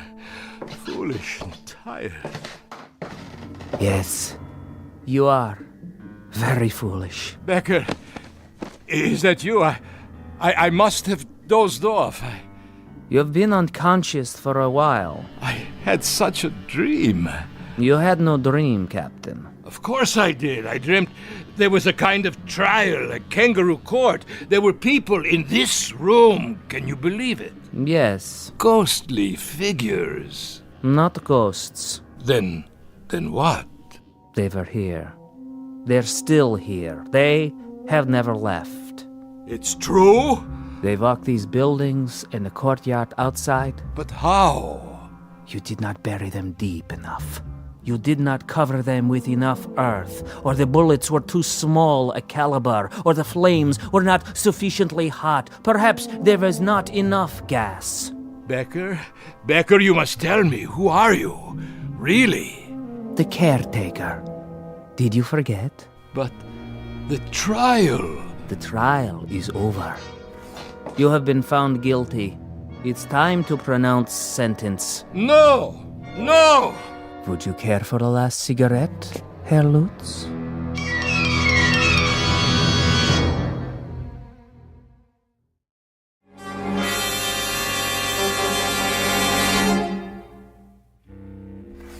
Yes, Lutz, it's time. For what?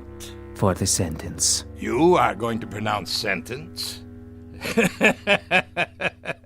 This is what you have in mind now? You will pronounce sentence and then you shall execute the sentence? Is that correct? That is the procedure, as always. And who? Who is there to carry out the sentence? Did you see anyone outside the window to help you? Anyone at all, do you? They are here. I see no one. Are you blind? Here, look for yourself. There! Pigs! Filth! You will assemble in the yard. You will crawl out of your graves to see that justice is done. You will pass sentence on Captain Lutz. Brave victims. Where are you now, eh? Not so brave at all, I should say. They won't answer. Why not? Your authority no longer applies here. But yours does. I am all that is left, and you are no longer a captain. You have been stripped of your authority as of this moment. Oh, I see. Do you? Then where is the judge? Where is the jury? The executioner? You are still obsessed with procedure. Shall I tell you where they are, Becker? They're in your mind. You have hatched them out of your hatred. You have planned your vengeance out of the crazy quilt of a warped imagination sewed together with little thin threads of wishful thinking. Why didn't I kill you when I had the chance? Why didn't I? But wait. Yes? I did, Becker, I did kill you. Ah.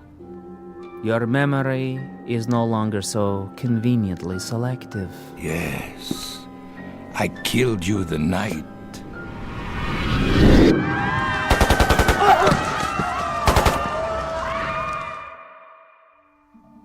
You killed me the night the Americans came close to the camp. You tried to burn it down. Of course I did. I had no choice. They would have commandeered our supplies, our weapons. And what of the prisoners? You've said that they were of no value. They were of no value. They were a burden. And yet you tried to kill everyone who was left. And in my case, you succeeded. So, it was a waste of time, wasn't it? A waste of your precious time with absolutely no practical value. And it would certainly be a waste of what little time you have left now to try to murder me again. But I will. I'll finish it. I still can. Where? You have been tried and found guilty of crimes against humanity. What crimes? It is the unanimous judgment of this court that from this day forward... Where are you? Show yourself! And for the rest of your natural life, you shall be rendered insane. What is this gibberish? This nonsense, this idiocy. Where have you gone now?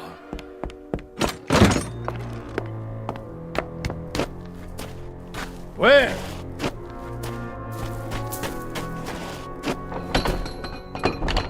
At this gate, this locked gate, you shut down hundreds of people with machine guns.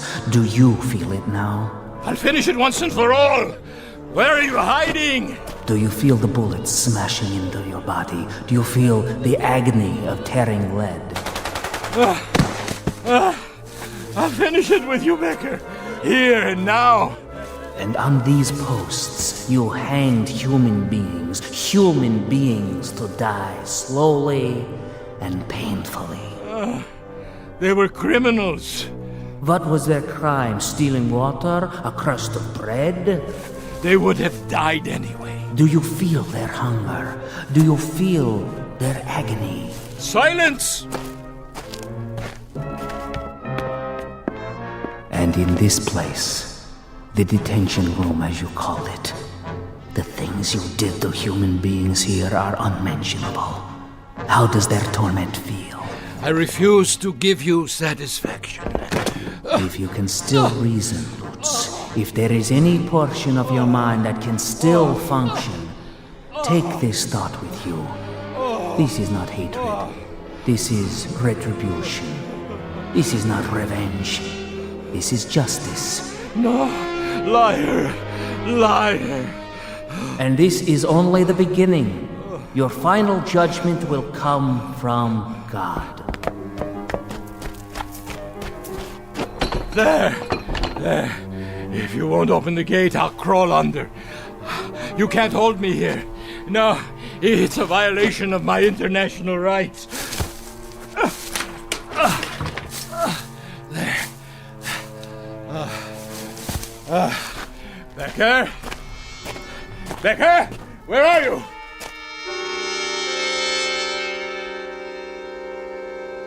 Becker! Where are you? Becker! I'll finish it, you swine! That man! What is he? He's crazy! Look out! Herr Schmidt, I didn't see you. Call for a doctor! Quickly! Get away! Get away! Ah!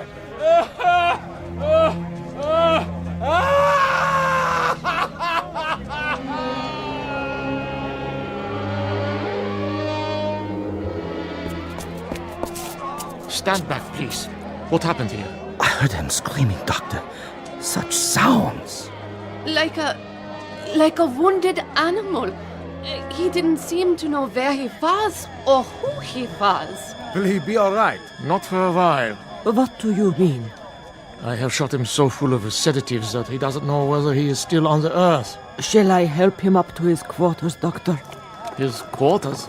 He registered for our best room, overlooking the square. Herr Schmidt did, if that is his name. It is the name on his passport. Where should we take him, Doctor? His room is ready. Release it to someone else. He won't be coming back anytime soon. I want him in the hospital, strapped to a bed. Yes, sir. Pity, I could look after him.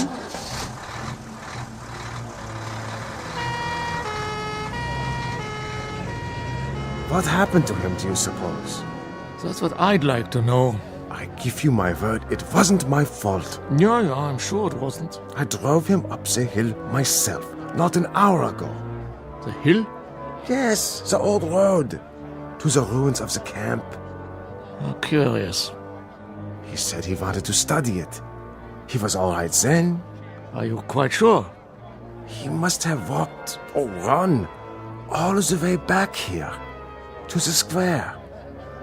But his screams. His screams.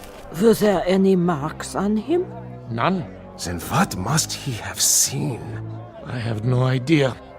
All I know is that he is in very real pain. More than pain. Agony. As if he has been tortured. But my taxi didn't strike him. Yeah, I believe you. He fell right here, as you saw. Clutching himself. As though he had been beaten or shot. He seemed insane. A raving maniac. Sometimes we cannot judge by appearances alone. What could happen to a man in 2 hours to change him so? Someone must tell me. I wish I knew. He said he was on holiday. Poor old fellow. Come here to reap the rewards of a life's work. I wonder what that life's work was to bring him to such a place as Dachau. There may be an answer to that question. Yes? But I'm sure I couldn't say. Ah, well. Tell the ambulance I will meet them at the hospital. Yes, Doctor. Thank you for coming so quickly. Yes, thank you. Not at all. That is my job. To heal. Only I don't know if I can help this man. But you will try, because that is your duty. Yes, I will try to understand. Someone will have to make a proper diagnosis. I'm afraid his affliction may lie beyond my understanding. Goodbye, then, Doctor. Auf Wiedersehen. Dachau. Why does it still stand? Why do we keep it standing? Some things I will never comprehend.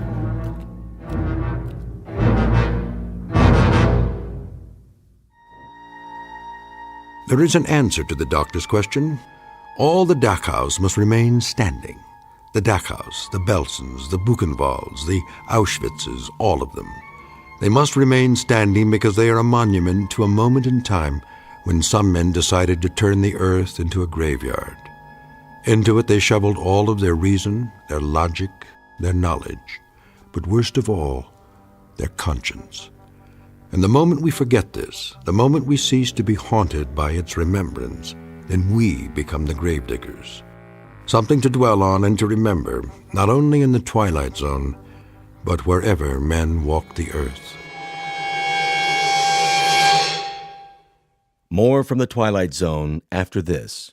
You are about to enter another dimension, a dimension not only of sight and sound, but of mind, a journey into a wondrous land of imagination.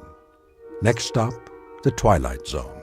Hi, this is Stacy Keach. I'd like to take a moment to tell you about our Twilight Zone website at twilightzoneradio.com. At twilightzoneradio.com, you'll find the latest information on these Twilight Zone radio dramas, including behind-the-scenes photographs, plus the newest product releases, trivia contests, ways to contact us, other Twilight Zone-related info and merchandise, plus links to other fascinating websites. So make your next stop twilightzoneradio.com.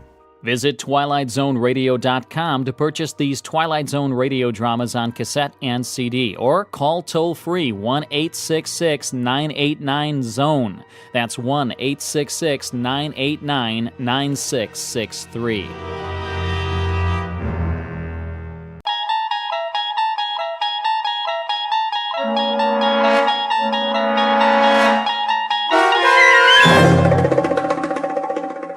He's Alive, starring Peter Mark Richmond and Marshall Allman, with Stacy Keach as your narrator, was adapted for radio by Dennis Etchison and written for The Twilight Zone by Rod Serling.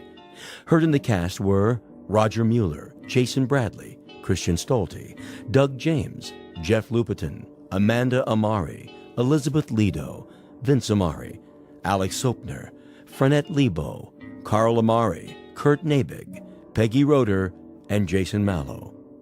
This copyrighted radio series is produced and directed by Carl Amari and Jason Mallow for Falcon Picture Group. Doug James speaking.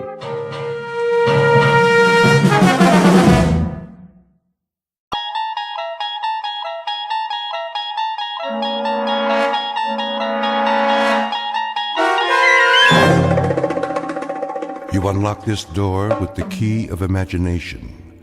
Beyond it is another dimension, a dimension of sound, a dimension of sight, a dimension of mind. You're moving into a land of both shadow and substance, of things and ideas. You've just crossed over into the Twilight Zone.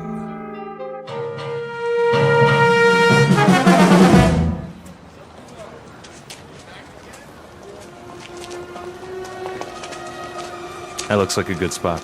Where? Up ahead on the corner. Yeah, we'll set up some boxes. I don't know.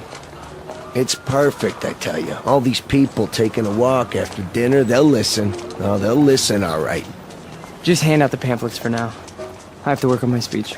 What speech? You don't need one. Just say it the way you say it to us. These people, they don't know what we stand for. So tell them, Pete. We'll make sure they listen. Put the flag up against the building. Which one? Both of them. Ours and Old Glory. The big two. There's some boxes. You can stand on them. I'll go set them up. Man, oh man, this is gonna be the night, huh, Pete? Well, I guess it's now or never. Got that right. How's my uniform look? Here, straighten your tie. The cap, the boots, perfect. You look like a leader. Big time. Go, Pete. Give him a dose of the truth. Hey, mister. Excuse me, little girl. Are you in the army? No army you ever heard of, sweetheart, but you will. My daddy's a lieutenant. Are you a lieutenant? Better than that, kid. A lot better. Now stand back. You're in the way.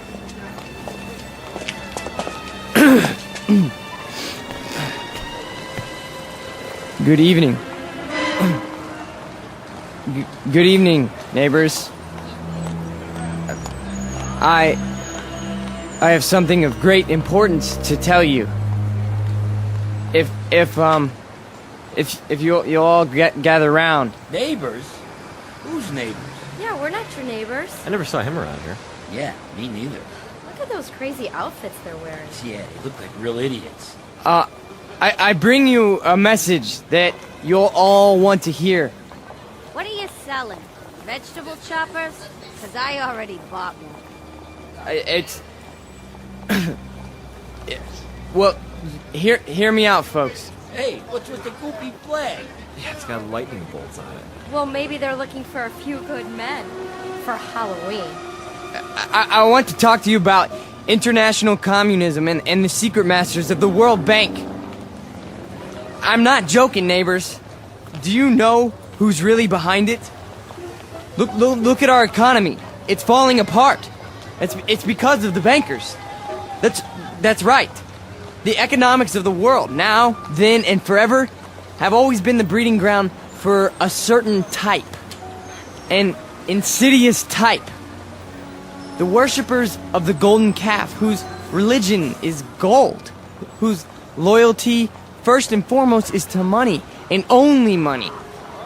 And we know who loves money more than anyone else, don't we?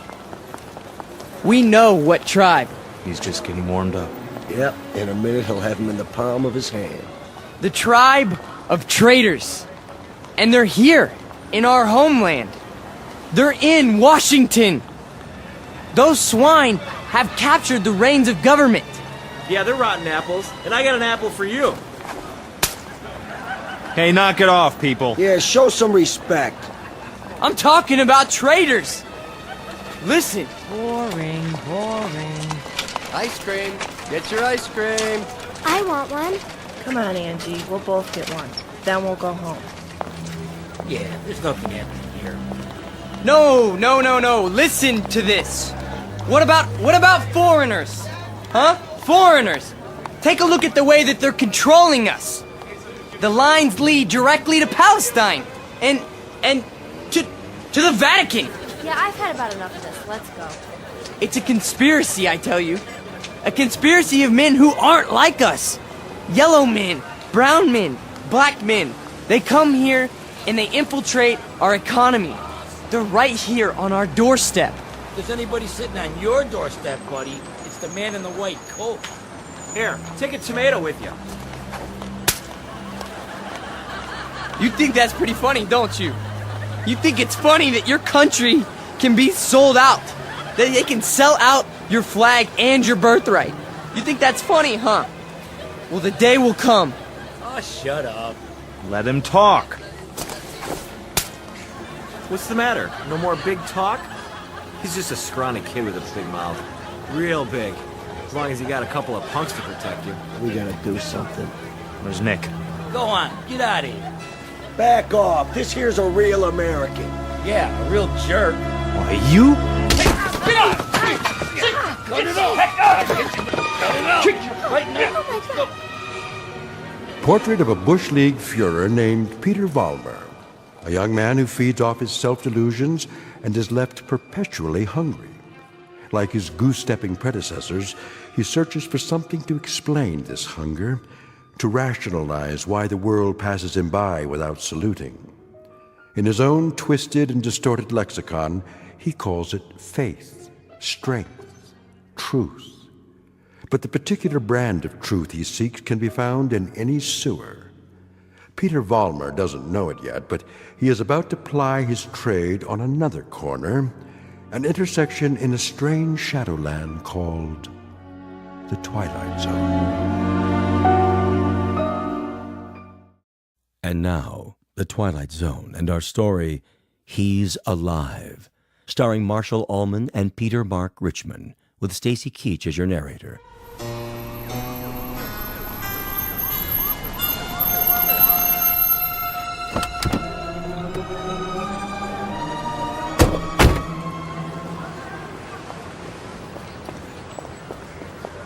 All right, folks, break it up. Party's over. Yeah, what's happening here? Looks like the boys in the brown shirts took a licking. No, we got him. We got him good. Said, what are you lying on the ground for? Problem, fellas? It was the communists. The communists did this. What? Which ones are those, Jack? All of them. They ran away like cowards. We want to press charges. What about names? We need names if we're going to charge anybody. Look, forget about it. We can take care of ourselves. Sure you can. You need some medical attention? No, we don't need your help. Come on, Peter, I'll help you out. Let's get out of here. Hey, Jack, you forgot your flag. Yeah, your mama made it for you. Give it to me. Sure. There'll come a day when guys like you will crawl on your belly to salute this. There'll come a day. Yeah, well, let me know the date, Jack, so I can stay home sick.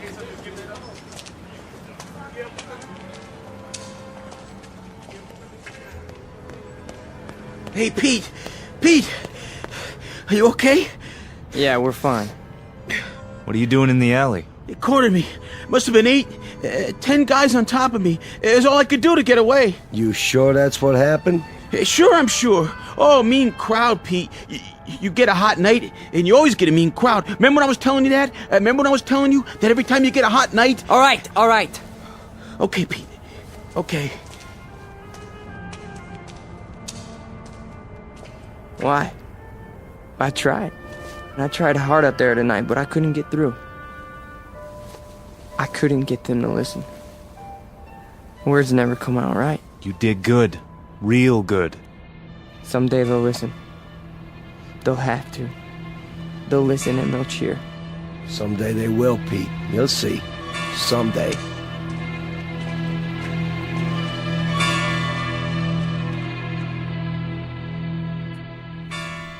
Now, hold still. It's only a cut, not a mortal wound. Wash your face when you get home and put some iodine on it. I think you will survive. Now, do you want a cup of coffee? I'd rather have a drink. A drink, is it? May I have a drink, Ernst? I have some wine. Will that do? Yes, please. Very well. You are a man now.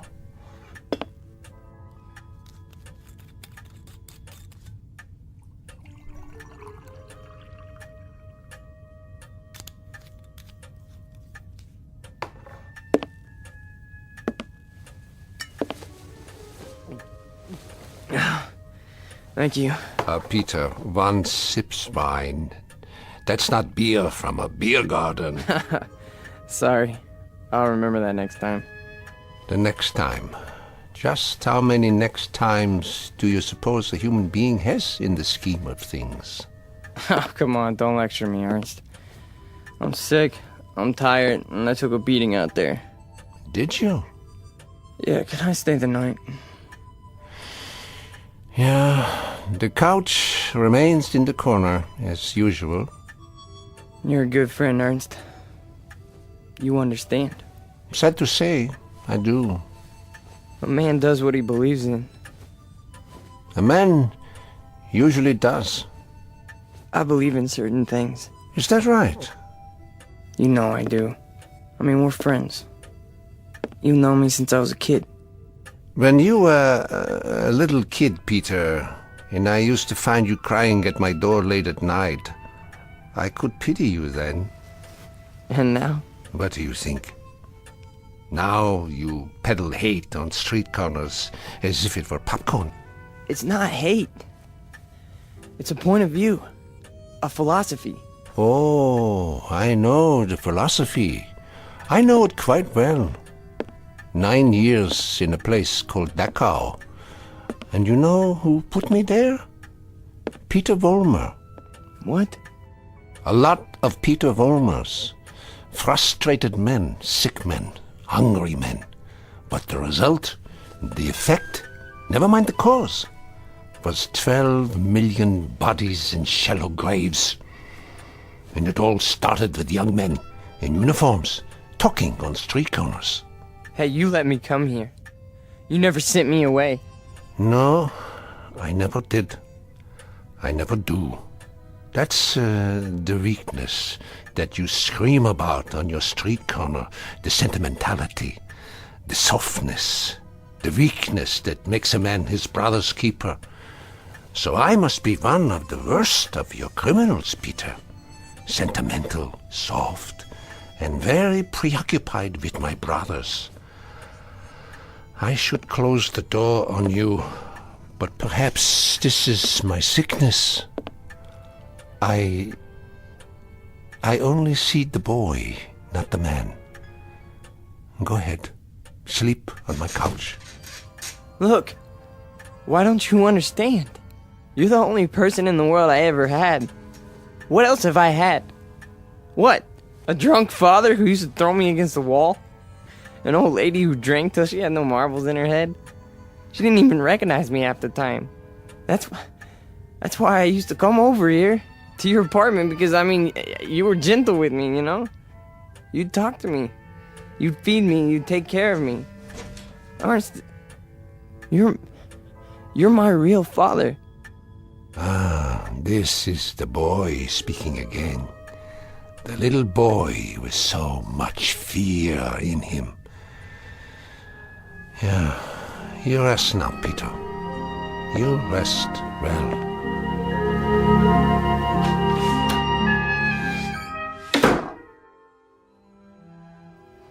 No. No. No. No. No. No. No. Wait. I'm dreaming.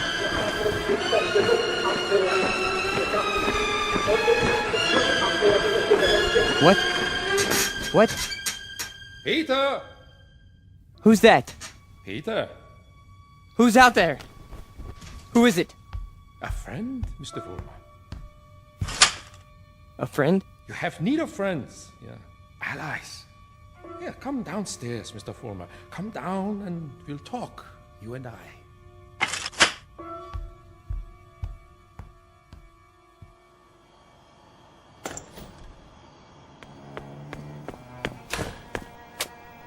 Hello, Mr. Vollmer.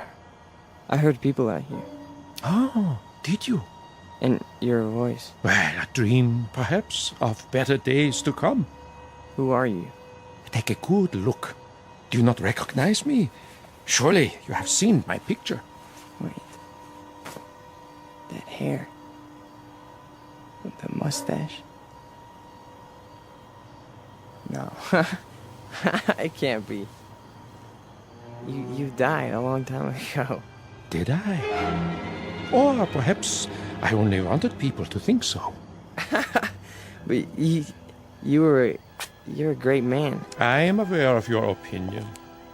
How did you know where to find me? I simply followed your tears, Mr. Vollmer. You said you have something to talk about? I do. I do indeed. I have you to talk about, and the things you believe in, which are the things I believe in as well. See, your success, Mr. Vollmer, will be my success. Are you interested? I am. I am. Please go on. Good. Then let us start by discussing a most important point. What are the dynamics of a crowd?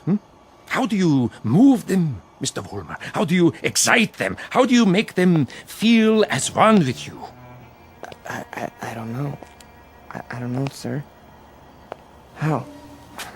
Join them first, Mr. Vollmer. Yeah? When you address them, speak as if you were a part of the mob. Speak to them in their language, on their level. Make them hate the things you hate. How do I do that? If they are poor, talk to them about poverty. If they are afraid, talk to them about their fears. And if they are angry, Mr. Vollmer, if they are angry, give them objects for their anger. But most of all, what is most of the essence is that you make the mob an extension of yourself. Say to them things like, things like this. They call us hate mongers. They say we're prejudiced. They say we're biased. They say we hate the minorities. The minorities. Understand the term, neighbors. Minorities. Shall I tell you who the minorities are? Shall I? We are. We are the minorities. That way, Mr. Vollmer. See, you started that way. I think I understand. That's right.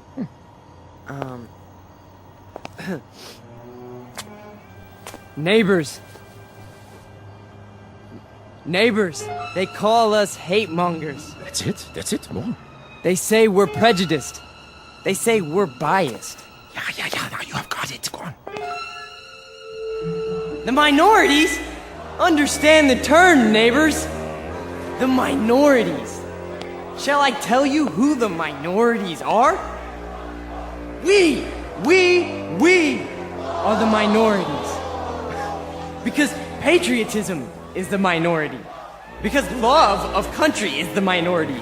Because to live in a free white America seems to be a minority opinion. Let me tell you something, neighbors. I want you to dwell on this. Just dwell on it. Once we had an atom bomb, and suddenly the Russians had it. We wanted to send men into space, but it was the Russians who got there first. We had a hydrogen bomb. It was the Russians who exploded theirs. Who gave them the bombs? Who sold us out? Who stabbed us in the back? Well, if it's the minority opinion that we must survive, then we are the minority. And this minority will not stop until it's the majority. This minority will not give up the fight. No, this is the promise, and this is the legacy.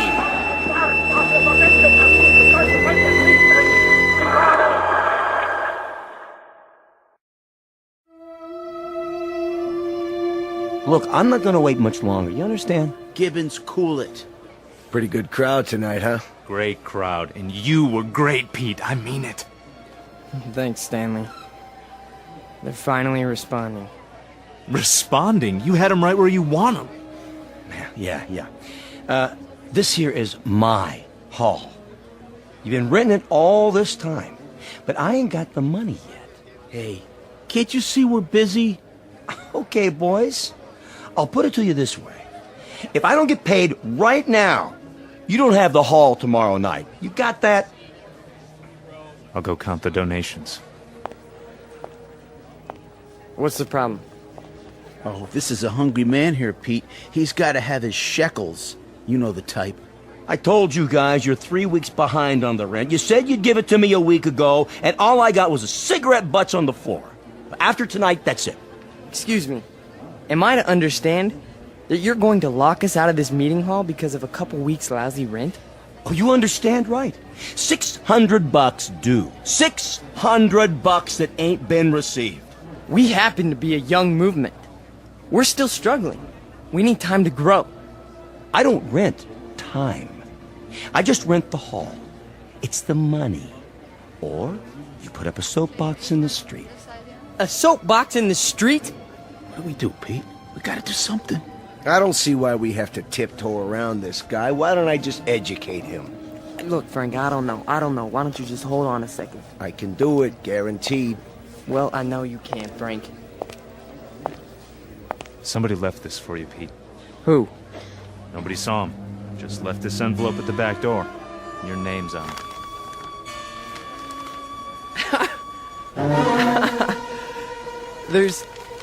There's money inside. 6 C-notes. Hey, how about that? We need $600, and here it is. Oh, man, how about that? Hey, Gibbons, come and get it. Yeah, it's about time. You satisfied? Then don't bother us. All right. You're paid up through this week. Where'd the dough come from, Pete? You have any idea? We must have a secret supporter. I can see why. You were really something tonight. I can't even tell you how it sounded. You had him. You really had him. Hey, we're gonna make it. And now something tells me we're really gonna make it. You bet your life. You guys go on. I'll see you outside. Sure, Pete. Anything you say.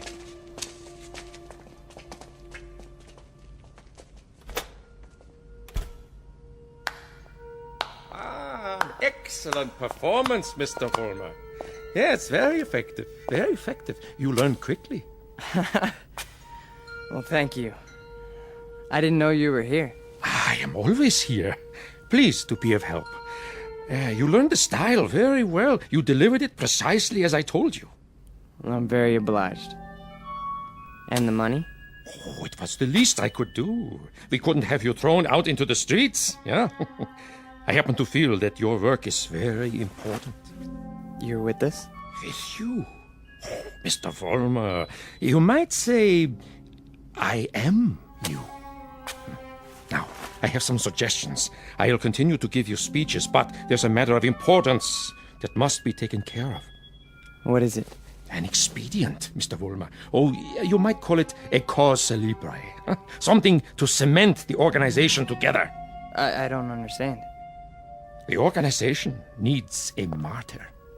A martyr? How do we find a martyr? You don't find one, Mr. Vollmer. You choose one. You pick out the one of least value, and you make him a symbol. You wrap him in a flag, and you make his death work for you. Find a man, Mr. Vollmer, who has no worth while he's alive, but who can serve you when he's dead. Like who? Oh, surely there is such a one. Pete, they're waiting. Be right there, Nick. Okay. Thought I heard voices. You talking to somebody? No. I'm just practicing my next speech. Look, hey, tell Frank to come in here, would you? Right away. Alone. Sure thing, Pete.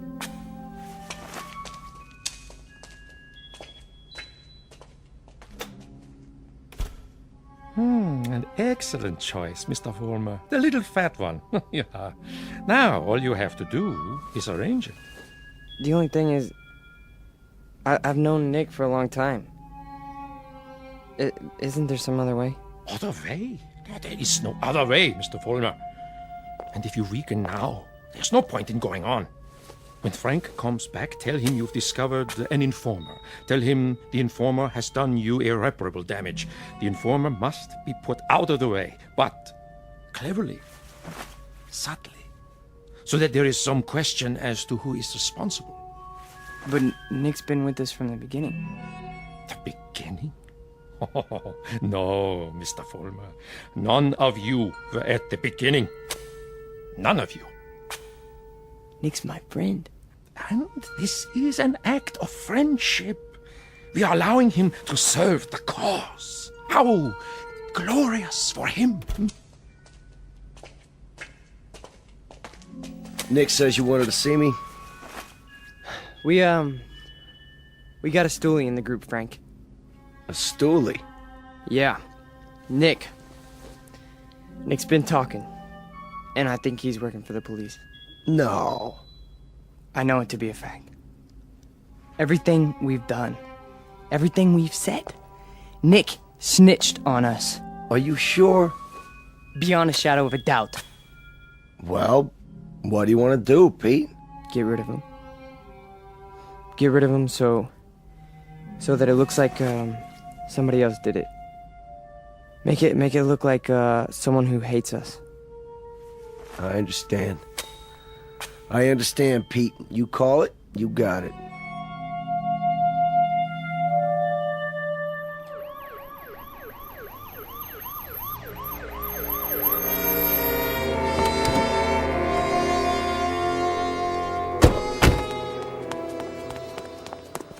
There you are, officers. Thank God. Stay calm, ma'am. Now just tell us, where's this body? Over here, in the alley. Shine your flashlight on it. Look at all that blood. Somebody did quite a number on him, huh? I've seen him before. It's one of those young hooligans. You can tell by the uniform.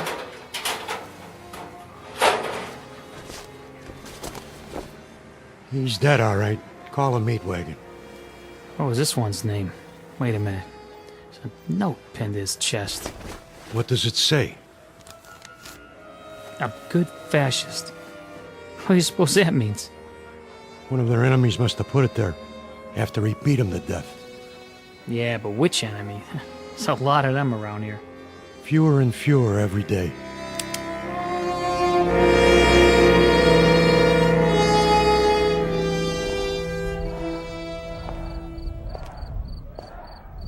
Hurry up, Frank. We've been waiting for you. Is it done? Cross off the little creep. Anything else? Then, we finally have our martyr. Pete, you better go on. They're going nuts in there. It's a good crowd tonight? Right to the ceiling. What's the matter, Stanley? Oh, nothing. Then why the look? It's just that... Nick was a nice guy, Pete. I miss him. Stan, you listen to me. You forget about Nick right now. He was a fat pig with no guts. He was a greasy big mouth who copped out every time he took a breath. A nickel and dime Judas who got exactly what he deserved. So don't mourn for Nick. He doesn't rate mourning. Not that pig. You got that, Stanley? Look at me, Stanley. You got that? Yeah. You have his poster ready? Blown up bigger in life. Just like you said. Good. When I give the signal, unveil it behind the podium.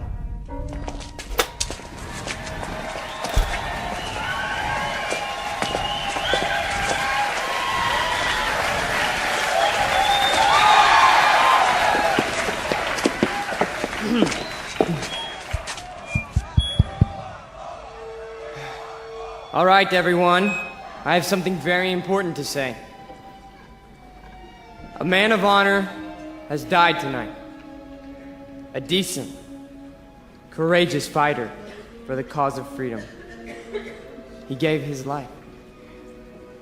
He gave his life for us. Some skulking assassin murdered him.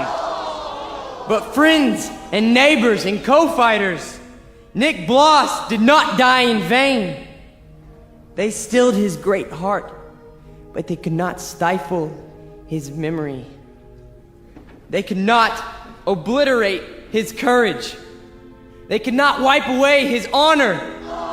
He lives, my friends. He lives in you, and he lives in me. He lives deep in the gut of any human being who believes that the United States of America should be free, should be untainted, should be free from the mongrels who try to enslave it. Now, Stanley, look at this portrait of Nick Bloss in his uniform. He wore it proudly. He died for it. And you and I, neighbors, we will live for it!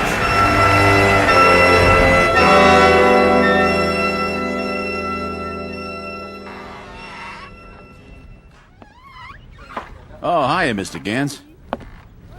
How do you do? How are you tonight? Oh, I'm very sober, unfortunately. Beer?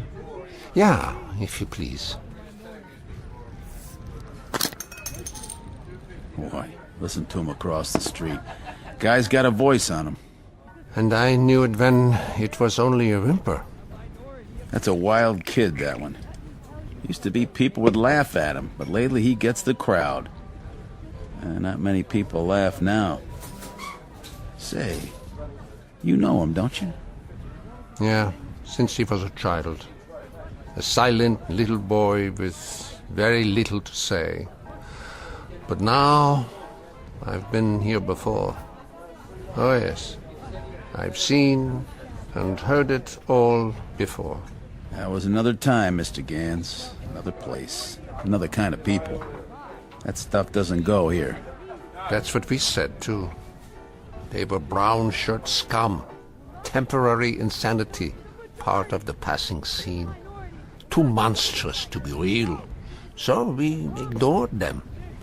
Or laughed at them. Because we couldn't believe that there were enough insane people to march for their cause. And then, one morning, the country woke up from an uneasy sleep, and there was no more laughter. The Peter Volmers had taken over. The wild animals had changed places with the zookeepers. Another one, Mr. Gans? No, thank you. I have had my fill. You take it easy now. You're not going to do anything foolish, are you? Me? Not this time. It mustn't happen again. We can't let it. We simply can't let it happen again. All the anguish, all the horror, all the nightmare. No. Not this time. Mr. Gans? Mr. Gans!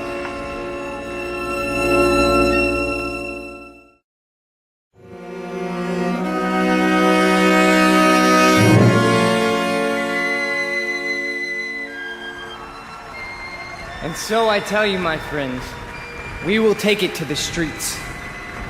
There's going to be a big meeting tomorrow night with searchlights and banners and drums and armbands. For every one of you who wants to join us, we have armbands. And soon, very soon, we will have uniforms for all of you. When we march! Who's that? Search me. Go on, Mr. Volmar. You were saying? Ernst, what are you doing here? I can tell them what you were saying. I have heard it all before. I have heard it 1,000 times before. In Munich, in Berlin, on 100 different street corners. It was drivel then, and it is drivel now. Ernst, you've got to stop. And what is this one here? The latest model? A new Führer right off the assembly line? Well, this one isn't so new. He is just a cheap copy. Oh, let me tell you about this one. About the breed, the species. They are all alike.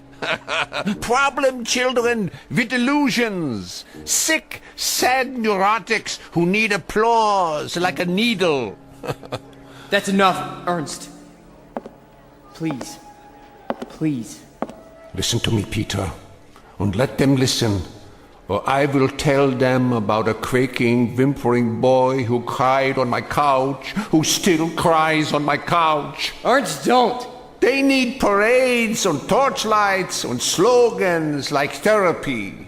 They need uniforms and armbands, because without them they are naked and pitiful. This one grew too old to bite his nails, so he made believe he could lead others. Pete, don't let him have the mic. Put him down, or I'll put him down. Yeah, put me down, Peter. Shut me up. Stifle me, huh? Why don't you? Why can't you? Because this is your courage right here. The symbol on your sleeve. A torch and a lightning bolt. A crude drawing for children. I'm warning you, Ernst. This patch is your strength. This and the crowds and the sick aisles. And if I tell you to your face, Peter, that your courage is made out of cloth, that your ideas are filthy garbage, and that you are something less than a man, what do you say to that? How do you answer me? Like this! Oh, the rebuttal. The only answer your kind knows how to give. Is that the best you can do? A bloody nose? This is your Führer? He is yours. I give him to you. A gift from the sewers. You see, folks, the way it is. Hey, Pete, don't worry about it. He's just an old man. One crummy old man. The way it is, I knew him. I knew the old man once. Is that a fact, Mr. Former? Yes, that is a fact. I used to know him. And... Who's he talking to? Mr. Former, I have no interest in who he is. My concern is in what he is. He cheapened you in front of these people. You barely had the strength to strike him a slap, like a woman. Your voice is like a lion, but your instincts are rabbits. And you? Instincts like a rabbit. Slap like a woman. You stand in the darkness and plan the battles. But you're never there when they're fought. No. Why don't you come up here alongside me, huh? Why don't you let them see who you really are? Why don't you make a speech? Mr. Former, I was making speeches before you knew how to read them. I was fighting battles when you were struggling to get out of a womb. I was taking over the world when your universe was a crib. And as for my standing in the darkness, Mr. Fulmer, I invented darkness. Then you take the stick. Go on. It's all yours. Pete, who were you talking to? Where are you going? You can't run out.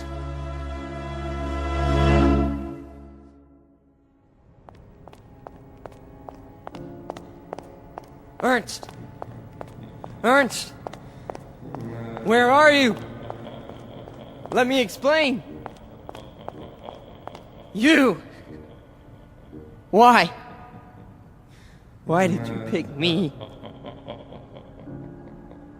I didn't pick you, Mr. Former. You picked me. You chose my ideas. You invoked my name. So now, you must take whatever comes with it. What? In the past, I've given you suggestions. Now, I give orders. Orders? What do you want me to do? From now on, you must be built of steel. No soft gaps of sentiment. Steel, Mr. Vollmer. The way we handled Nick, and the mobs, and the speeches. And gradually, bit by bit, we shall forge something strong, something powerful. Just as I did before, with my own hands. With my own hands! The old man, the Jew, he'll be back again tomorrow night, the next night. I know him. I know the type.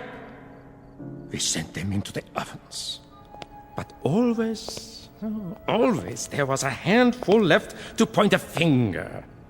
His kind, Mr. Vollmer, his kind are dangerous. See, they talk, they think, they plant seeds, they hold us back.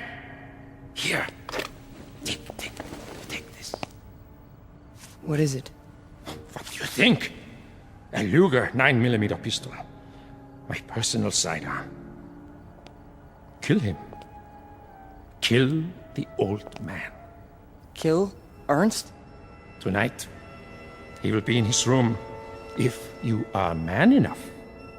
If you are steel. All right. I'll do it. I'll do it now. Then, Mr. Vollmer, when you come back, there's much we have to talk about. Plans, campaigns, ideas, the next steps. This is only the beginning, the dawn. It will be a long, long day.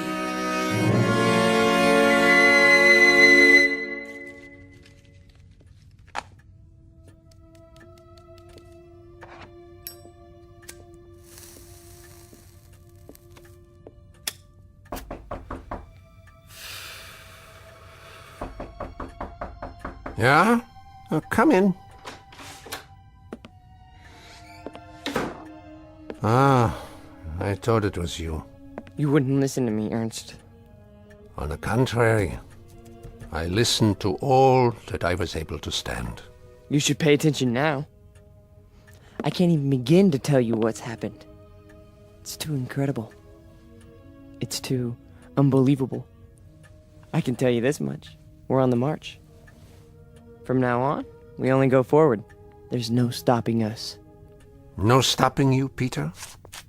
An old man stopped you tonight with a few words. He stopped you with the truth. You're wrong, Ernst. It's not just me anymore. There's someone else. Someone behind us. Someone even you tremble at. He'd have to be a very imposing figure, Peter. Much more imposing than you. Oh, he is. He gave me this. See? More imposing even than a gun. That's only because you don't think I'll use it.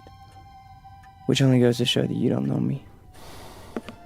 I know you, Peter, I know you.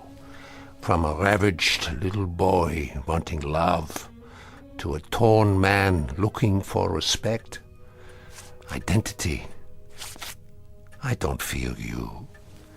So you may do what you have in mind at any time you wish. With this one last reminder. You can never kill an idea with a bullet. Never.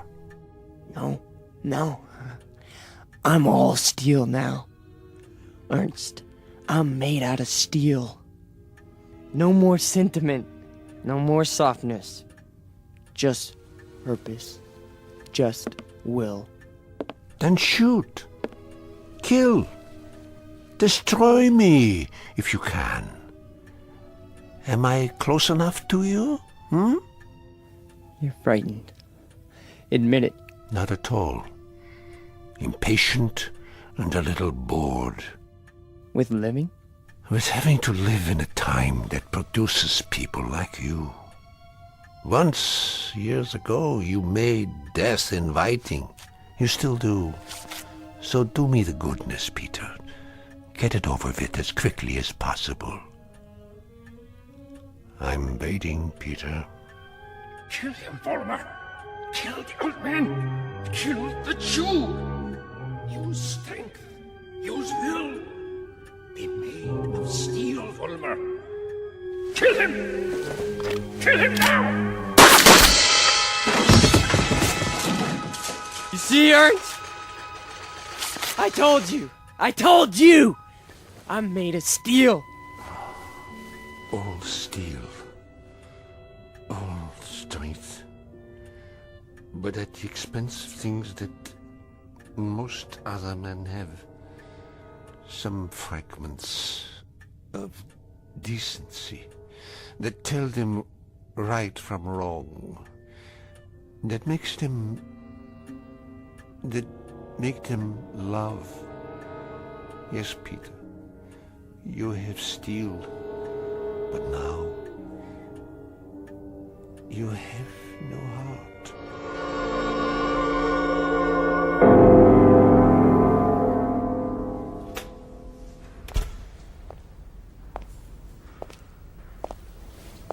Where is everybody? Pete? We were just cleaning up. What happened to you? Nothing. Nothing happened to me. You tell them. You go out there and you tell them. But they've all gone home. Tell them I'm still in charge. I'm number one. You serve, I lead. Understand? You serve, I lead. Come on, Pete. Let's go. No, he picked me. Out of everybody, he picked me. What's wrong? Don't you believe me? He did. He picked me. So long, Pete. See ya. Don't you walk away from me! Frank! Frank!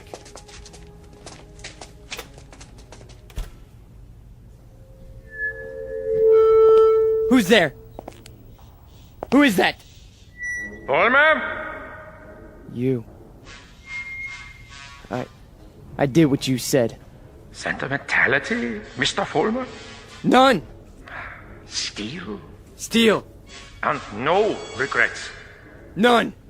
What did you destroy tonight? Only a disease. A growth on our flesh that had to be removed. Not a man, then? No. Hardly a man. How did it feel? It felt like I was immortal. Mr. Volmer, we are immortal. Yes. Yes.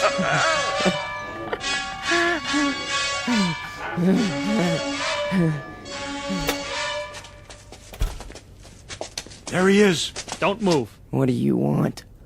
Peter Vollmer? Yes. We have a warrant for your arrest. That's impossible. The charge is conspiracy to commit murder. Your two friends are outside in cuffs. The victim's name was Nicholas Bloss. Get away from me. He's got a gun. Drop the gun! Now! Walk toward us with your hands up! Hey, look, he's going to the other door. Tell them to cover the alley. Halt! Halt, or I'll shoot!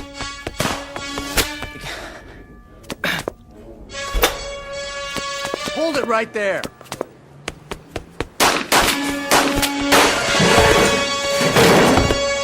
We got him! He's hit! Call for an ambulance. You have the right to remain silent.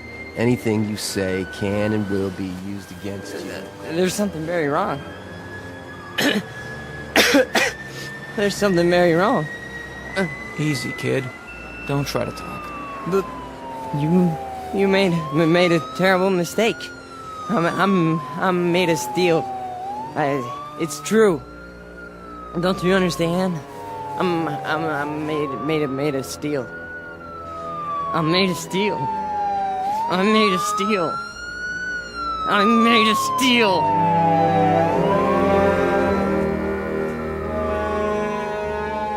Where will he appear next? This phantom from another time, this resurrected ghost of an old nightmare. Chicago? Los Angeles? Miami, Florida, perhaps. Vincennes, Indiana. Syracuse, New York. Any place, every place where there's hate, where there's prejudice, where there's bigotry. Because he's alive. He's alive so long as these evils exist. Remember that when he comes to your town, Remember it when you hear his voice speaking through the mouths of others, no matter who they may be. Remember it when you hear a name called a minority slandered. Any blind, unreasoning attack on a people or any human being. He's alive. Because through these things, we keep him alive.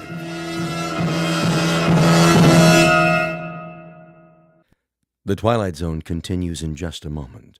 You are about to enter another dimension. A dimension not only of sight and sound, but of mind. A journey into a wondrous land of imagination. Next stop, the Twilight Zone. Hi, this is Stacy Keach. I'd like to take a moment to tell you about our Twilight Zone website at twilightzoneradio.com. At twilightzoneradio.com, you'll find the latest information on these Twilight Zone radio dramas, including behind-the-scenes photographs, plus the newest product releases, trivia contests, ways to contact us, other Twilight Zone-related info and merchandise, plus links to other fascinating websites. So make your next stop twilightzoneradio.com. Visit twilightzoneradio.com to purchase these Twilight Zone radio dramas on cassette and CD, or call toll-free 1-866-989-ZONE. That's 1-866-989-9663.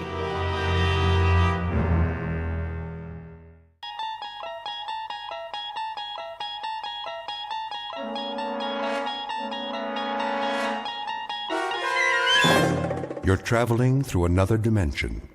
A dimension not only of sight and sound, but of mind. A journey into a wondrous land whose boundaries are those of imagination. Your next stop, the Twilight Zone.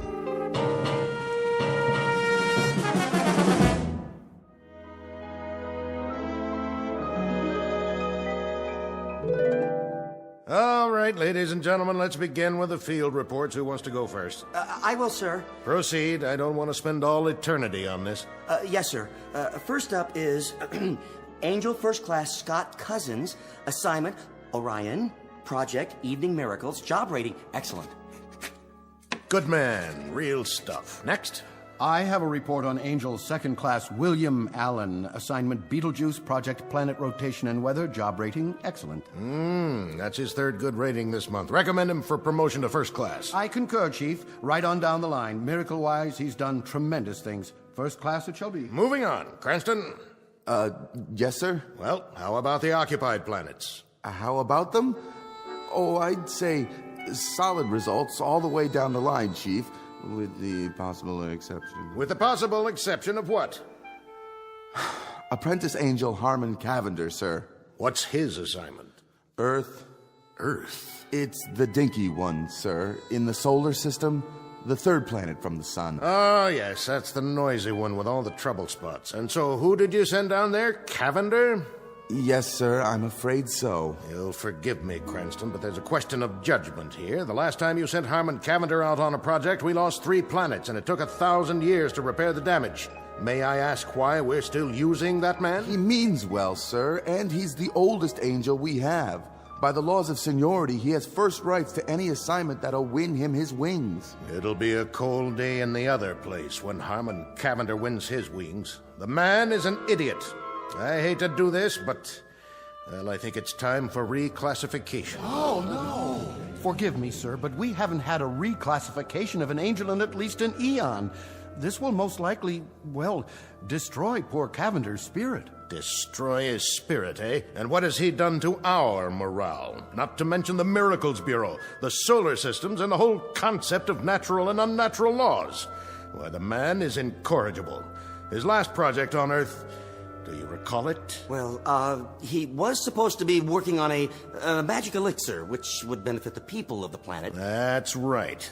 And after he went missing for 113 years, what did that elixir turn out to be? Gin. 113 years, and there he sat, an apprentice angel with the power of miracles, the prerogatives of a celestial entity, the acquired wisdom of 1 billion eons. And what is his accomplishment? The repeal of prohibition. With your permission, Chief. What? What's your recommendation now? That man won't win his wings, no matter the time, the place, the circumstances. With the Chief's permission, I could assign him to a very minor project.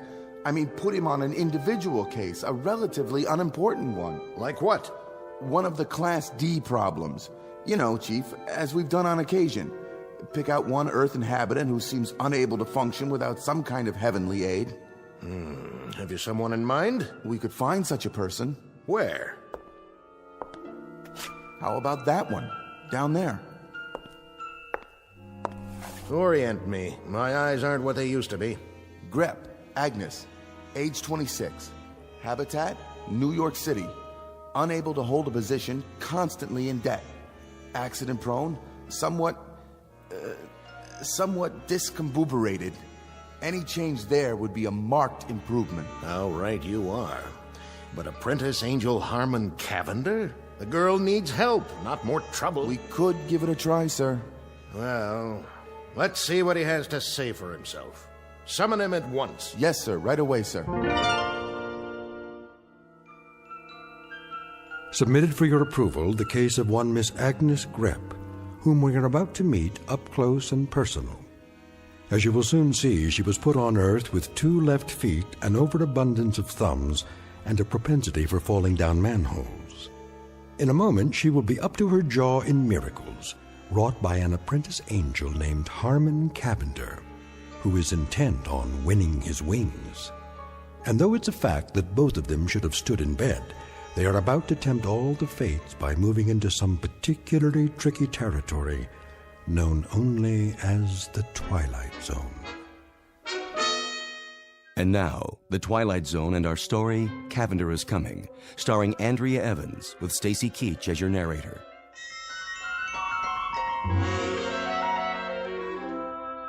Excuse me. Yes? Is this the 3rd Celestial Division? Yes, sir. Angel Placement Bureau? That's correct. Do you have an appointment? Yes, I'm looking for a Mr. Henry Polk. Our supervisor. And you are? Cavender. Harmon Cavender. Ah, yes. We've been expecting you. Go right in. Thank you.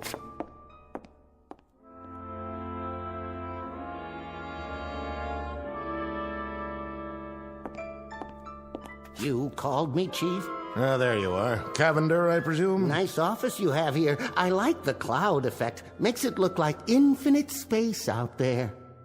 It is infinite. Oh.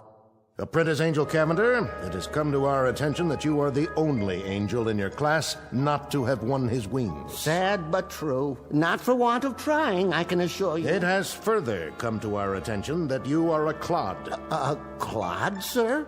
Never mind. Before reclassifying you... Reclassify? We're going to give you one more chance. Oh. Walk over to the edge with me and look down through the cloud cover. What do you see?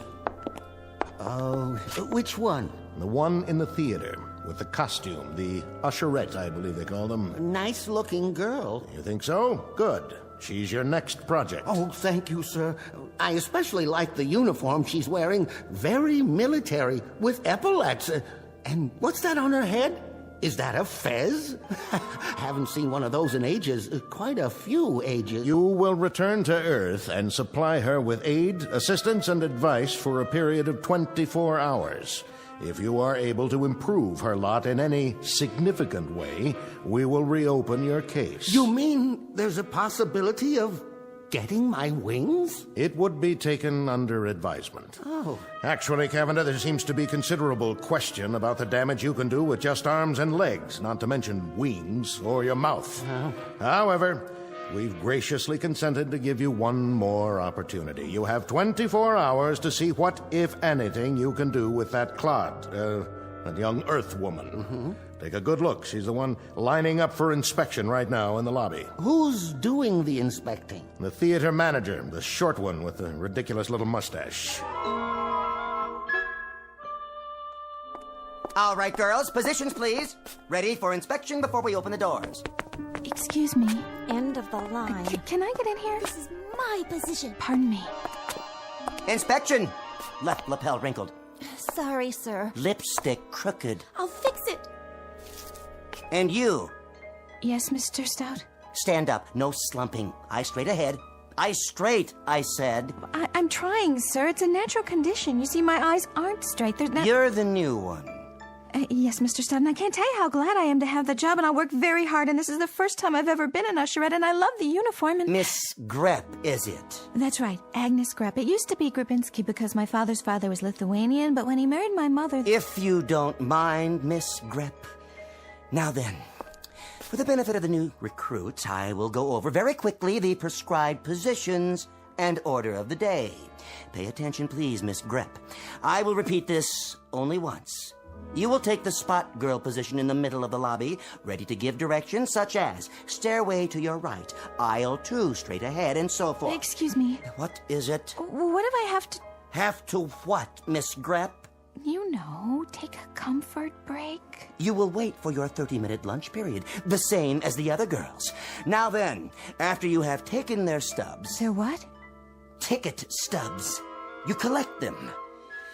Then the directions you give the patrons will be as follows. Stairway to your right, stairway to your left, aisle 2 straight ahead. Psst. Aisle 3 to your right, balcony and loge upstairs, and... Miss Grepp, if you please. What if I need a drink of water? Yeah, you know, all those directions and my mouth might go dry. It used to go dry when I had to stand up in front of the class, and sometimes it gets dry even when I... Then you look my way and make a face. Like this. Mr. Stout, you look like a fish, doesn't he? Isn't it cute the way he does his mouth like that? The doors are opening for the first performance of the day. Take your positions. Hup, hup. Yes, sir. I'll work the candy counter, sir. I'm in the loges. Where's my flashlight? Spot. Miss Grepp, take your spot. Oh, don't worry about me, sir. I got it covered. Hello, dear. Hi. Can you tell us where to find the best seat? Give her your ticket first, Gertrude. Oh, yes, of course. Here you are, dear. About those seats. Immediate lodging. 3 aisles straight up. I mean, in the balcony. Pardon? Well, and I think there's some candy to your right, popcorn, and... Oh, God knows what else. Pardon me?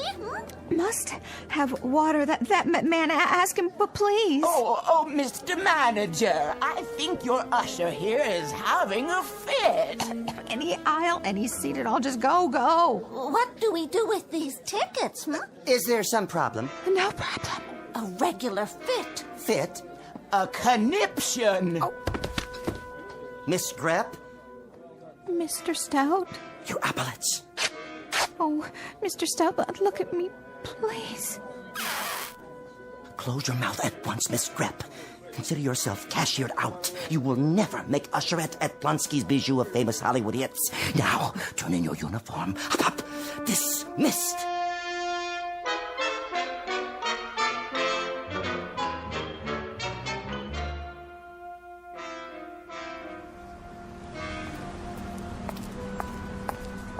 Oh, well, that's showbiz.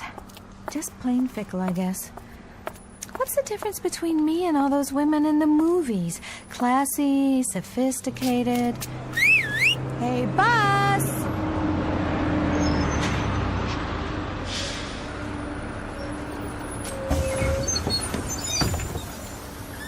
You got a bus pass? Not as such. I wanted to get one, but then I thought if I did, I might lose it, and then I'd be out all that money, so I never got one, and now Put your quarters in the machine.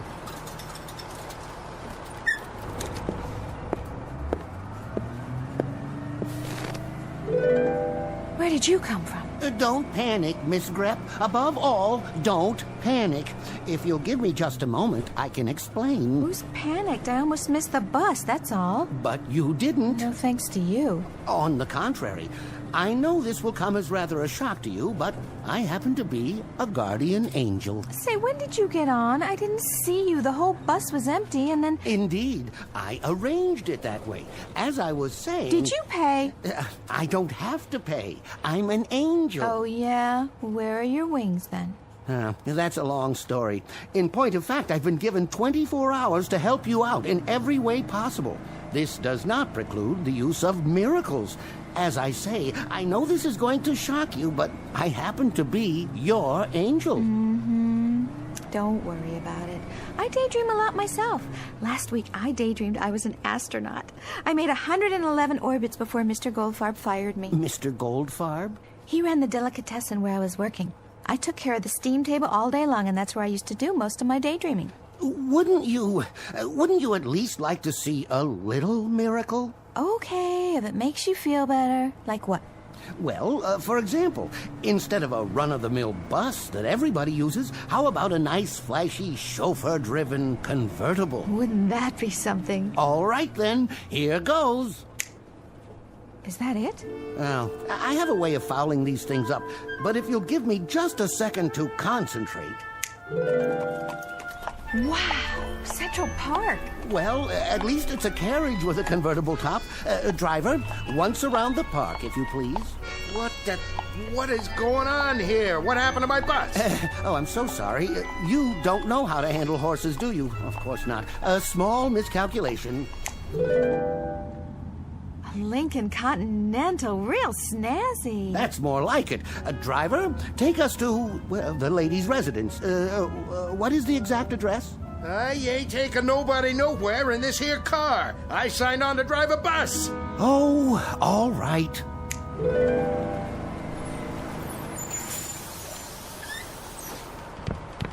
From here on out, folks, you're on your own. When the supervisor comes to claim the bus, tell him I resigned. Well, Miss Grep, what have you got to say now? Excuse me? Well, where are you going? Where do you think? I'm going home. This is my stop. No, wait! Miss Grep, please, wait!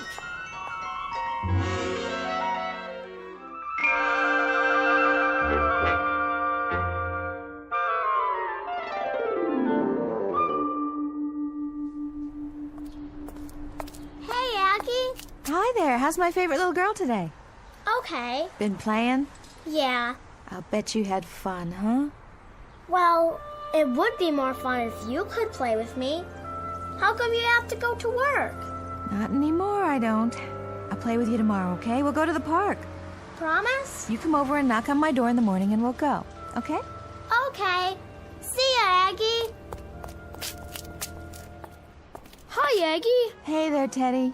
You got any candy today? Have I got candy? Look at this. I brought it all the way from Plonsky's Theater, just for you. Gee, thanks.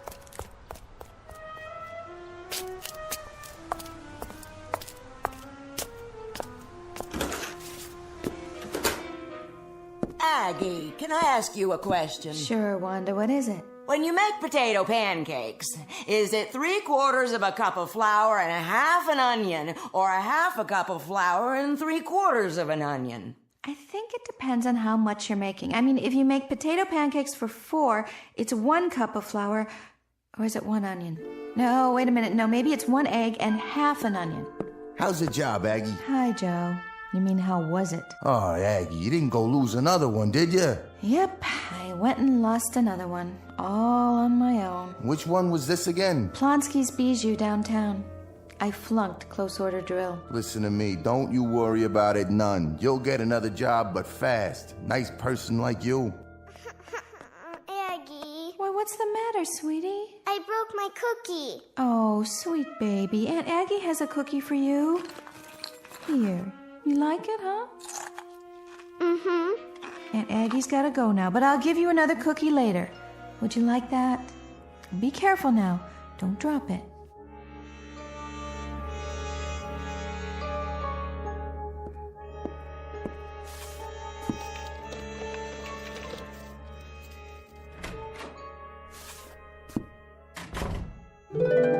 Don't panic.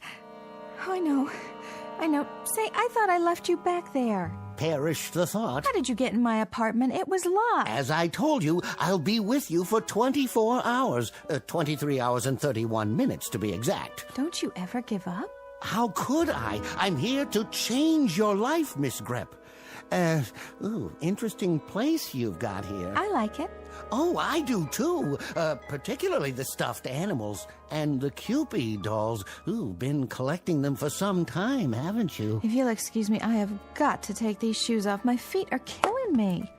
Let's get down to business, shall we? What kind of business? In a case like this, I usually examine the most pressing problems and then formulate a plan to alleviate them. Me too. Only whenever I make a plan, something always happens. You know, like a fly in the ointment. Is that an expression? Oh, my mother used to say that. Whenever my father made plans, like the time he went into business raising rock Cornish game hens, it was a great plan, let me tell you. I think the way to attack this employment problem of Would yours... you like something to drink? Oh, yes. That is, no, I really shouldn't. As I was saying... Tea or coffee? You look like a tea man to me. I think I've got some tea bags somewhere. Don't trouble yourself. How about a beer? Oh, no. No. Now, why don't we fix it so that you're independently wealthy and don't even need employment? Wine? What kind? I've got some sherry.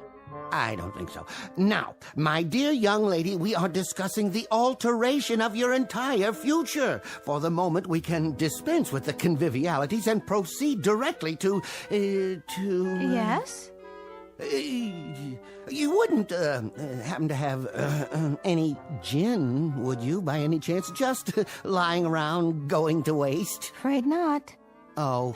Oh, but I could run down to Mrs. Riente's apartment. Her husband makes it. Well, sort of. You see, he starts with, what do you call it, neutral grain spirits, and then he adds these sloe gin berries, and then... No, thank you. I've had that kind. Manufactured in a bathtub, as I recall. But back to business. First off, you can't live here.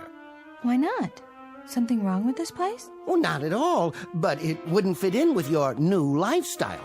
I happen to know that there is a penthouse available right now at the Savoy Arms. Where's that?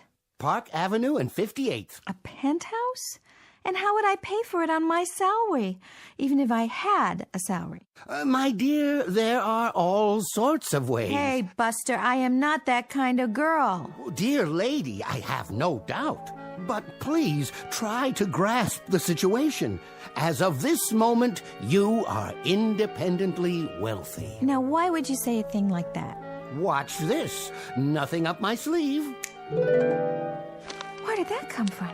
Look closely. This is an absolutely genuine statement from the New York National Bank, savings account number 66103, in the name of Miss Agnes Grepp. You think maybe there's another Agnes Grepp? I seriously doubt it. The total balance in liquid assets is... but perhaps you should read the figure for yourself. I like to use odd numbers, by the way. An aesthetic preference on my part, more pleasing to the eye, don't you agree? I think you like to use too many zeros, too, don't you? Perhaps you should sit down. Now, on to social activities. I go bowling on Thursdays. Bowling schmoling. That's okay for pin setters, not for a Park Avenue debutante. Who's a debutante? Look around. I think you'll get my drift. If I do say so myself, I'm getting pretty good at this. Look at the way they're all dressed. Tuxes and evening gowns, and me with these ratty clothes. Oh, oops. There, I hope you like the color. A perfectly charming party, Agnes, my dear. And you, ravishing, absolutely ravishing. Thank you very much, I guess. Anthony Chumley builds and operates ocean liners. The young lady is Miss Darlene Carruthers Morgan Jones. Her father is president of the bank where your money is. My dear, you are exquisite, enchanting, delightful. Hey, don't wear out the hand, okay? I intend to notify the society editor at the Times that this was the high point of the season. Absolument, the peak. What an image you are. What a dream. Jacques Lemond, very big in perfume. Champagne? Martinis? Over here. Very good, sir. Now this is what I call a miracle. Best martinis I ever conjured. The absolute peak. I better not drink. I get silly when I do. Say all kinds of crazy things. Come with me. If you think this is something, look in the other room. Where are we going?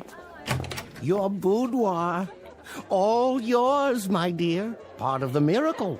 You have got to be kidding me. I've never even seen a round bed before, well, except in the movies. Is that satin on the walls? Want to try something? Now you wait a minute. No. Push the button there, on the wall.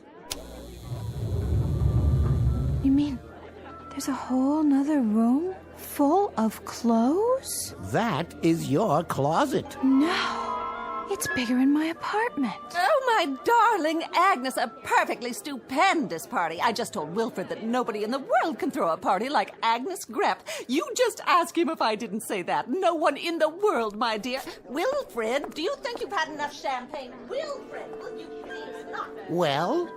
Well? It's a blast, isn't it? Yeah. Real crazy. Time to mingle with your constituents, Agnes. Go on, get out there. If you say so, Mr. Cavender. Guess I can give it a try. Oh, darling. Agnes, you simply must tell me who designed that dress. Come over here and meet my friends from the club. Ah, fabulous party if I do say so. The beverages, too. Absolutely fabulous.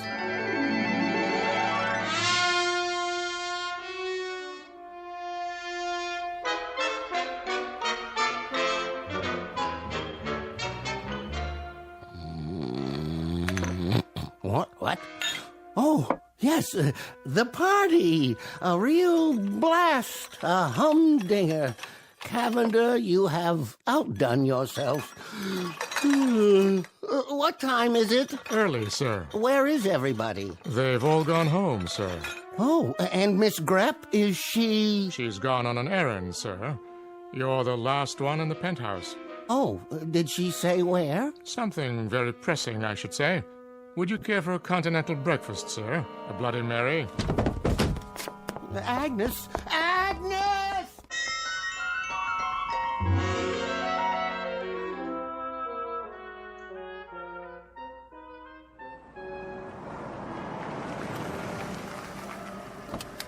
Wait here, driver. Yeah, miss. Are you sure? I'm sure.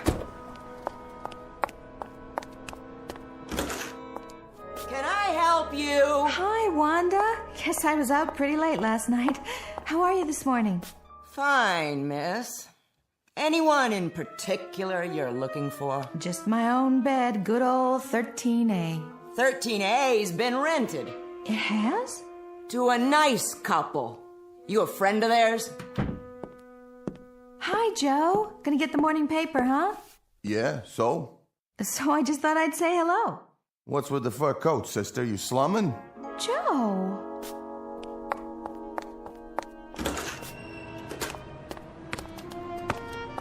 Hi, sweetie. Were you waiting for me? Huh? Remember? We said we'd go to the park today, you and me. Just as soon as I change this dress and get out of these awful shoes. Who are you? It's Aunt Aggie, honey. Don't you... My mom said not to talk to strangers. Oh, there you are. She doesn't know me. Of course not. And my apartment, it's been rented. Naturally. And my landlady didn't even recognize me. And you know what Joe, my neighbor, said? Miss Grepp, you can't have your cake and also eat it. That is, somebody's got to pay the fiddler, or something along those lines. What does that mean? Well, you know yourself. It's a kind of a give and take thing. Life, I mean. The whole philosophy of living. Well, what on earth did you expect? What do you want from me? Not much of anything, really. I didn't expect anything except... What? Friends, maybe. Excuse me. Hey, what do you say, slugger? Aunt Aggie's back, and she got candy for you. She's got... What's that? That's not a candy bar. No, honey, it's not a candy bar. It's a bottle of perfume. Costs $100 an ounce. Big deal, huh? You know what? I wish it were a chocolate bar. Come on, Teddy, leave the lady alone. Come back up here. Mrs. Rienti? That's okay, it's me, Aggie. Come on back for your breakfast. I told you don't bother the lady. Mrs. Rienti, it's Aggie. Don't let this sable coat throw you. Driver, take the lady back to the Savoy Arms. Yes, sir. No, not the Savoy Arms. How's that? No more Park Avenue and 58th. I don't want to go back there. I want to stay here. Why, I'll never win my wings now. I'll be drummed out. I'll be reclassified. Didn't we have a wonderful time? Don't you have everything you want? Mr. Cavender, you want to make me the happiest girl in the world?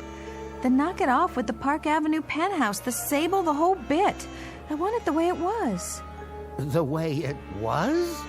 Unstable, unresolved, and unemployed? Disconnected, discombobulated, and behind in my rent. But that's for me. That and bowling, babysitting, and potato pancakes. How about it, Mr. Cavender? All right, Miss Grepp, but I think you're making an awful mistake. I tried. God knows I tried. Can you hear me up there? You can't take that away from me. What do you say, Egg? Top of the morning, Joe.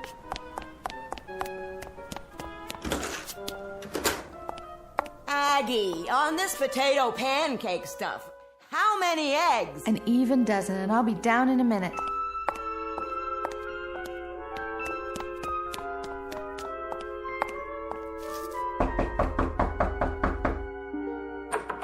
Hi, Egg. Hi, Mrs. Rienty. I hope you don't mind. I brought something for the kids. Hi, Aggie. Here you go. Here's a chocolate bar for you and some candies for you. Thanks, Aggie. No, thank you, you beautiful, gorgeous children. I just wish it was more.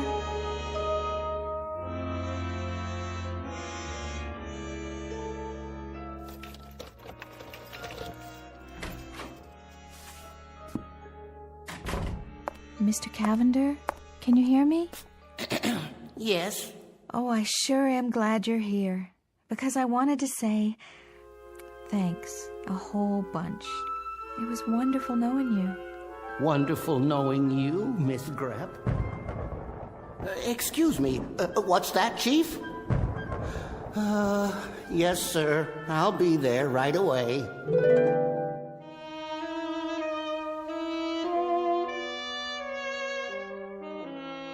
Cavender checking in, sir. I was just looking over the report we received on you.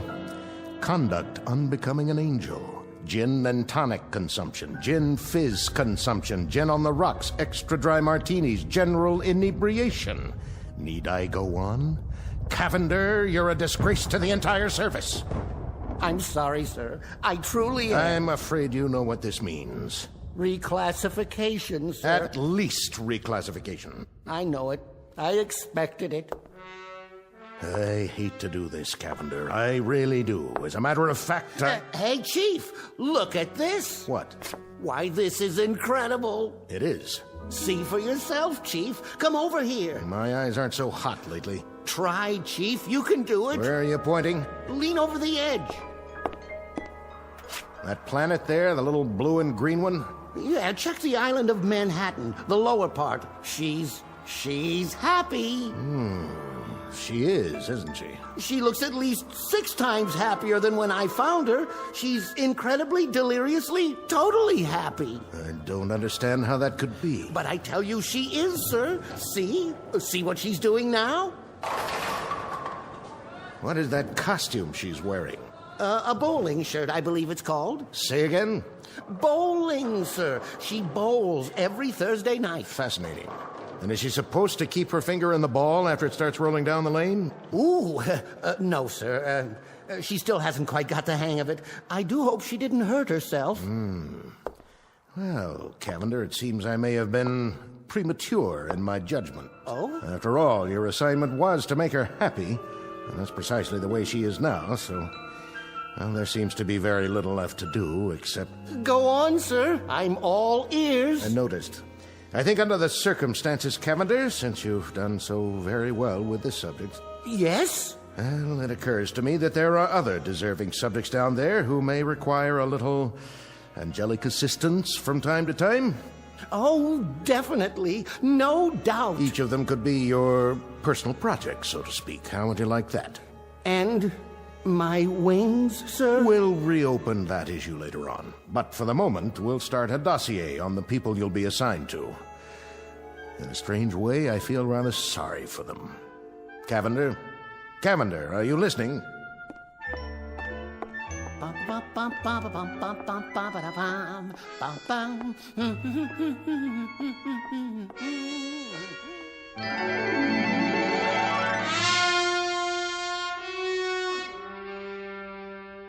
Chapter 1 in the saga of Harmon Cavender, Guardian Angel, proving, among other things, that happiness is relative, that angels have their own problems, and that some people never had it so good, or something along those lines.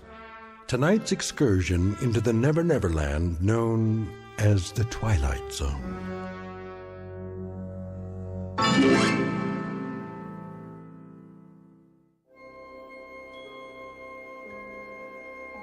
Hi, this is Carl Amari, producer of the Twilight Zone radio dramas. I'd like to take a moment to tell you about our official website at twilightzoneradio.com, where you'll get the latest news and information on these Twilight Zone radio dramas. Plus, at twilightzoneradio.com, you can digitally download 3 free episodes or any of our episodes for only $1.95 each. In this age of ever-changing technology, we've decided to make these episodes instantly available to you by making the Twilight Zone radio dramas a digital download-only series. This means that this series will no longer be offered on CD. The CD collections at our website are now being offered while supplies last at buy one, get one free. So be sure to get your favorites before they're sold out. Be sure to visit us often, and I'll see you in the zone.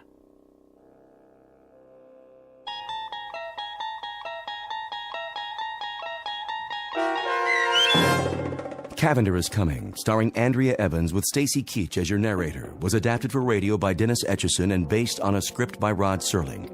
Heard in the cast were Richard Hensel, Roderick Peoples, Doug James, Peter DeFaria, Linda Reiter, Maggie Carney, Martin Hughes, Lauren Patton, David Darlow, Maria Stevens, and Meg Falcon. To learn more about the Twilight Zone radio dramas and to obtain audio cassettes and CDs of these programs, visit our website at twilightzoneradio.com. This copyrighted radio series is produced and directed by Carl Amari and Roger Wolski for Falcon Picture Group. Doug James speaking.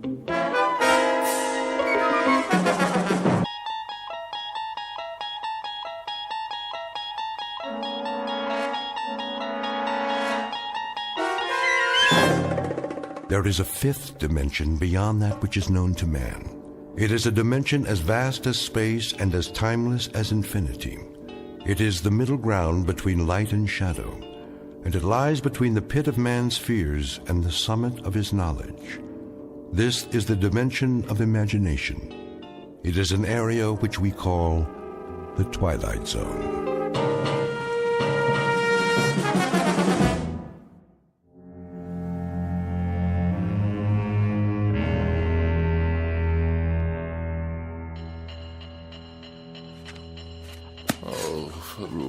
What's the matter, dear? Don't you hear it? Of course I hear it, Walter. It's that nice janitor fixing the pipes. Why don't you go on reading your book until he's finished? And when, pray tell, might that be? I'm sure it won't be much longer. Then the radiator will get just as hot as you want it. Isn't that what you told him? Yes, I know what I told him, but why does he have to make so much noise? I'm sure I couldn't say. The decibel level in this apartment is beyond human endurance. Well, I suppose it's what they have to do with steam heating, that sort of thing.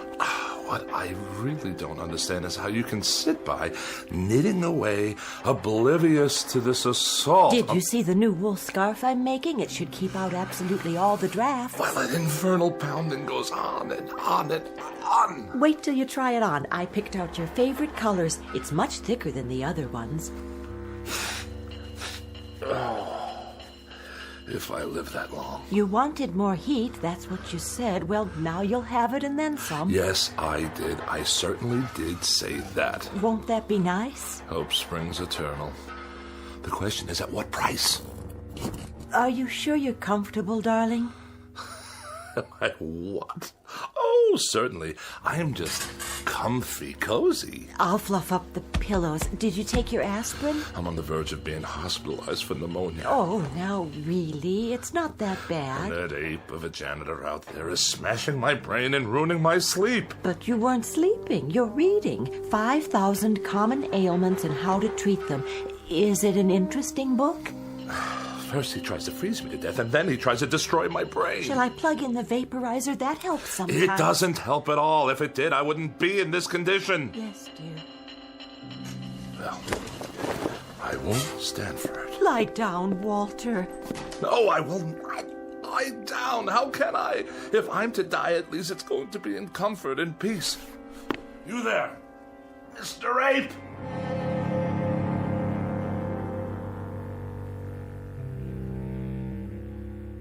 Witness Mr. Walter Bedecker, age 44, afraid of the following: death, disease, other people, germs, drafts, and just about everything else. He has one interest in life, and that's Walter Bedecker. One preoccupation: the life and well-being of Walter Bedecker. One abiding concern about society: that if Walter Bedecker should happen to die, how will it survive without him? But there's one thing he hasn't asked himself yet, and it's simply this: what happens if, despite all his precautions, Walter Bedecker should happen to stumble, not into the grave, but into the Twilight Zone?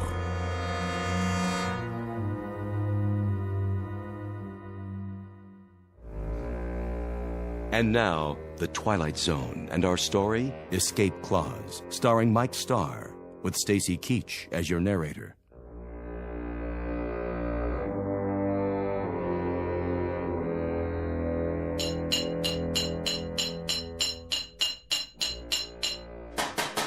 I asked you a question. You want more heat, don't you? That's not the answer, so I'll ask you again. How much longer? Put it this way. In 20 minutes, it'll be about 105 in here. Hot enough to fry an egg. That good enough for you? 20 minutes, you say? After hour upon hour of your clanking around in my living room while I'm on my deathbed, I have to wait 20 minutes more? If you do die, Bedecker, and you go where I think you're going, as far as the temperature's concerned, you ain't going to be able to tell the difference. You ape! Get out! My pleasure.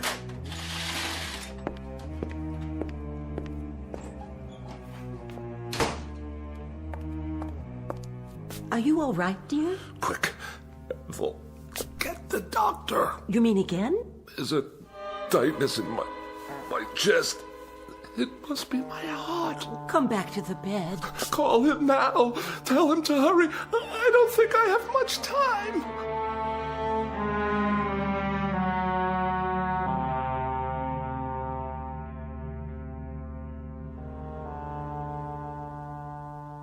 Well, doctor? Keep your mouth closed a few more seconds. I'm asking a question. All right, open, please. There. Well, how bad is it? What does that mean? Your temperature isn't bad at all. In fact, it's quite good. The thermometer wasn't in my mouth long enough. Oh, I think it was. I timed it exactly. I find that hard to believe. You'd better take it again. But why? I implore you before it's too late. There would be no point. You see, you have no temperature. What about my vital signs? Blood pressure's fine. Respiration and pulse, all normal. My throat? It's dry and achy all the time. Well, that's because it's so hot in here.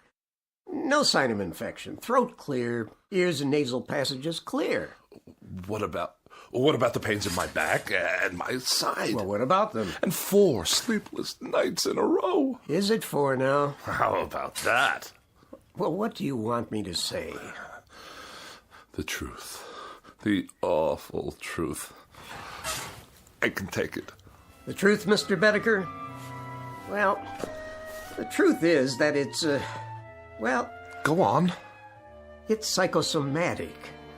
To use the scientific term. Psychosomatic. You're trying to tell me that I'm only sick in my mind? That's my considered opinion.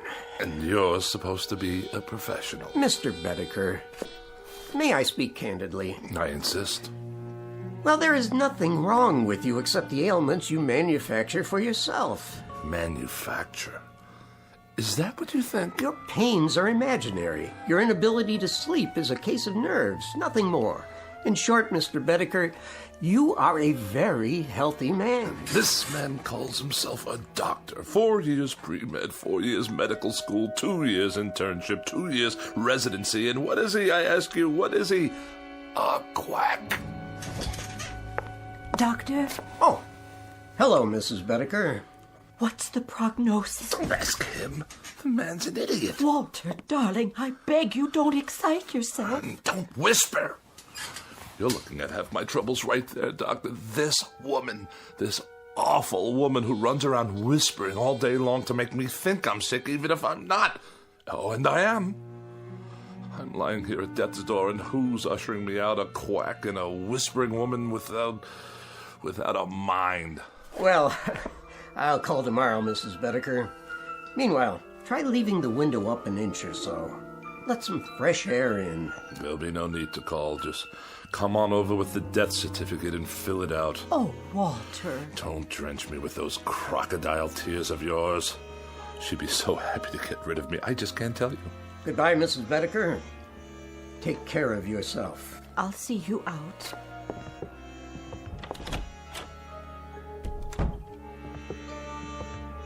No need to show me the way. I know it by now. Doctor, how is he, really?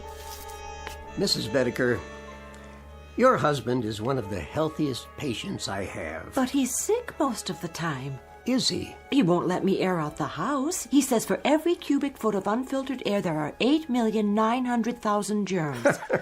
Well, he's probably right. And he's just quit his job. The 5th job he's quit since the first of the year. He says they make him work in a draft. Well, I suppose I'm oversimplifying it when I say there's nothing wrong with him, because in a sense, there really is. This constant worrying about himself is an illness of a sort. Has he always been this frightened a man? Ever since I can remember. When he was courting me, he told me he was in the final stages of TB and only had a week to live. I only married him because I felt so sorry for him. Oh, I don't mean that was the only reason. I think I understand. Do you? You see, people change. Sometimes for the better and sometimes in ways that aren't entirely healthy. We all assign blame. Your husband is taking it out on those nearest him. It's not your fault. But it must be. He never stops complaining. The problem isn't physical. He's getting older, so he sits here spinning his wheels. He needs to get out, do things, prove he's still strong, that there's a place for him in the world. Oh, Doctor, I'll do what I can. I'm sure you will. You already have. It's up to him now. I'll give you a call tomorrow. I don't think it would be a bad idea if you took some vitamins yourself.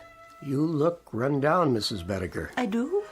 Just a little too pale. Ethel, there's a draft in the air, and I feel a coma coming on. Yes, darling, I'll be right in. Now, you remember about those vitamins.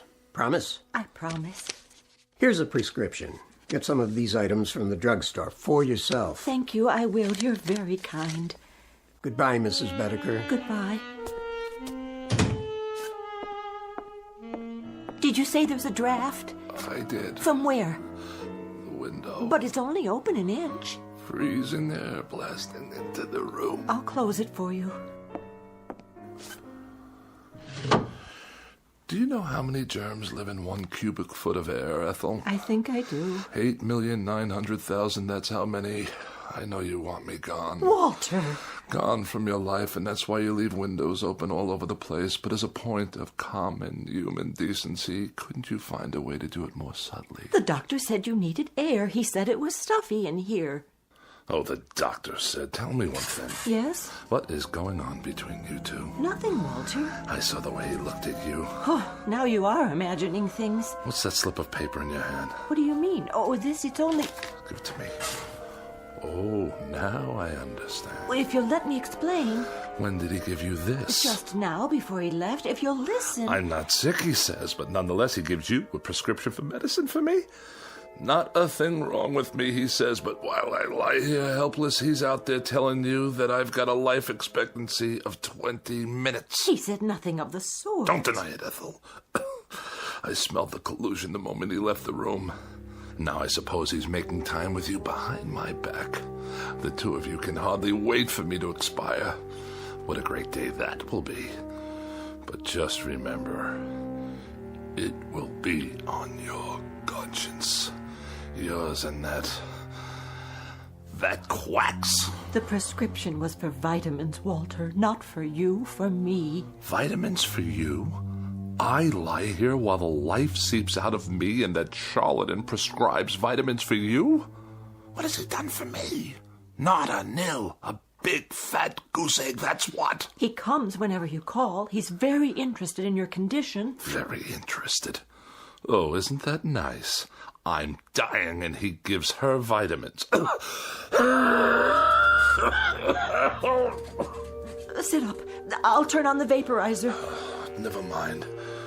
Go on, get out of here. Leave me to die in peace. All right, Walter. What? I meant I'll let you alone so you can take a little nap. Then maybe you'll feel better.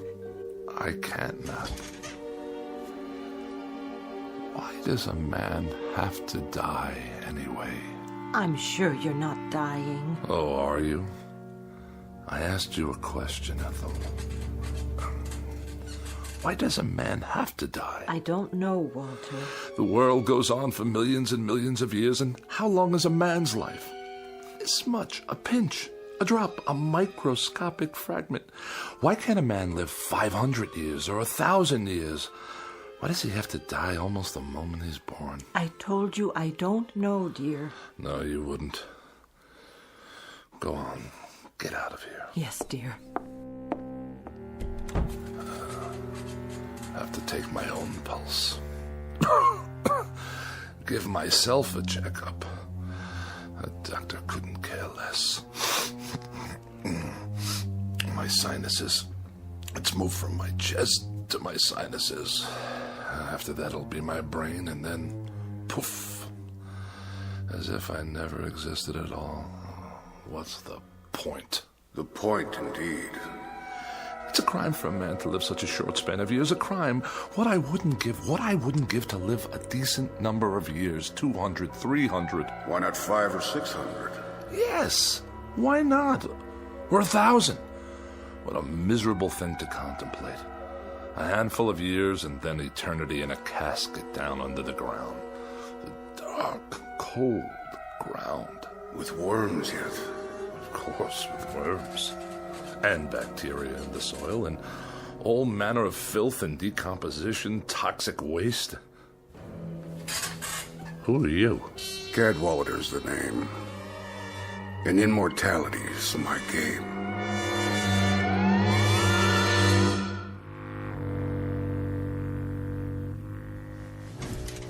Your name is what? Cadwallader.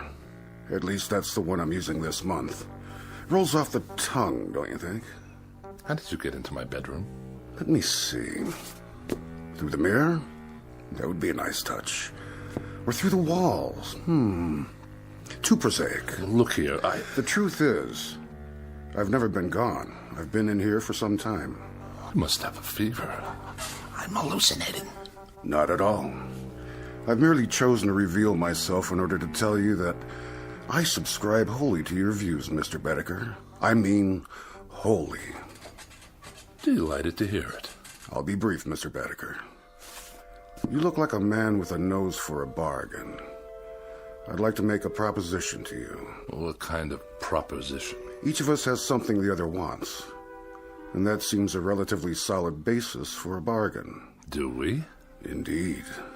What in the world do you have that I could possibly want? Oh, many things, Mr. Bedecker. You'd be surprised. Many things. Varied and delightful. Now, what do I have that could remotely interest you?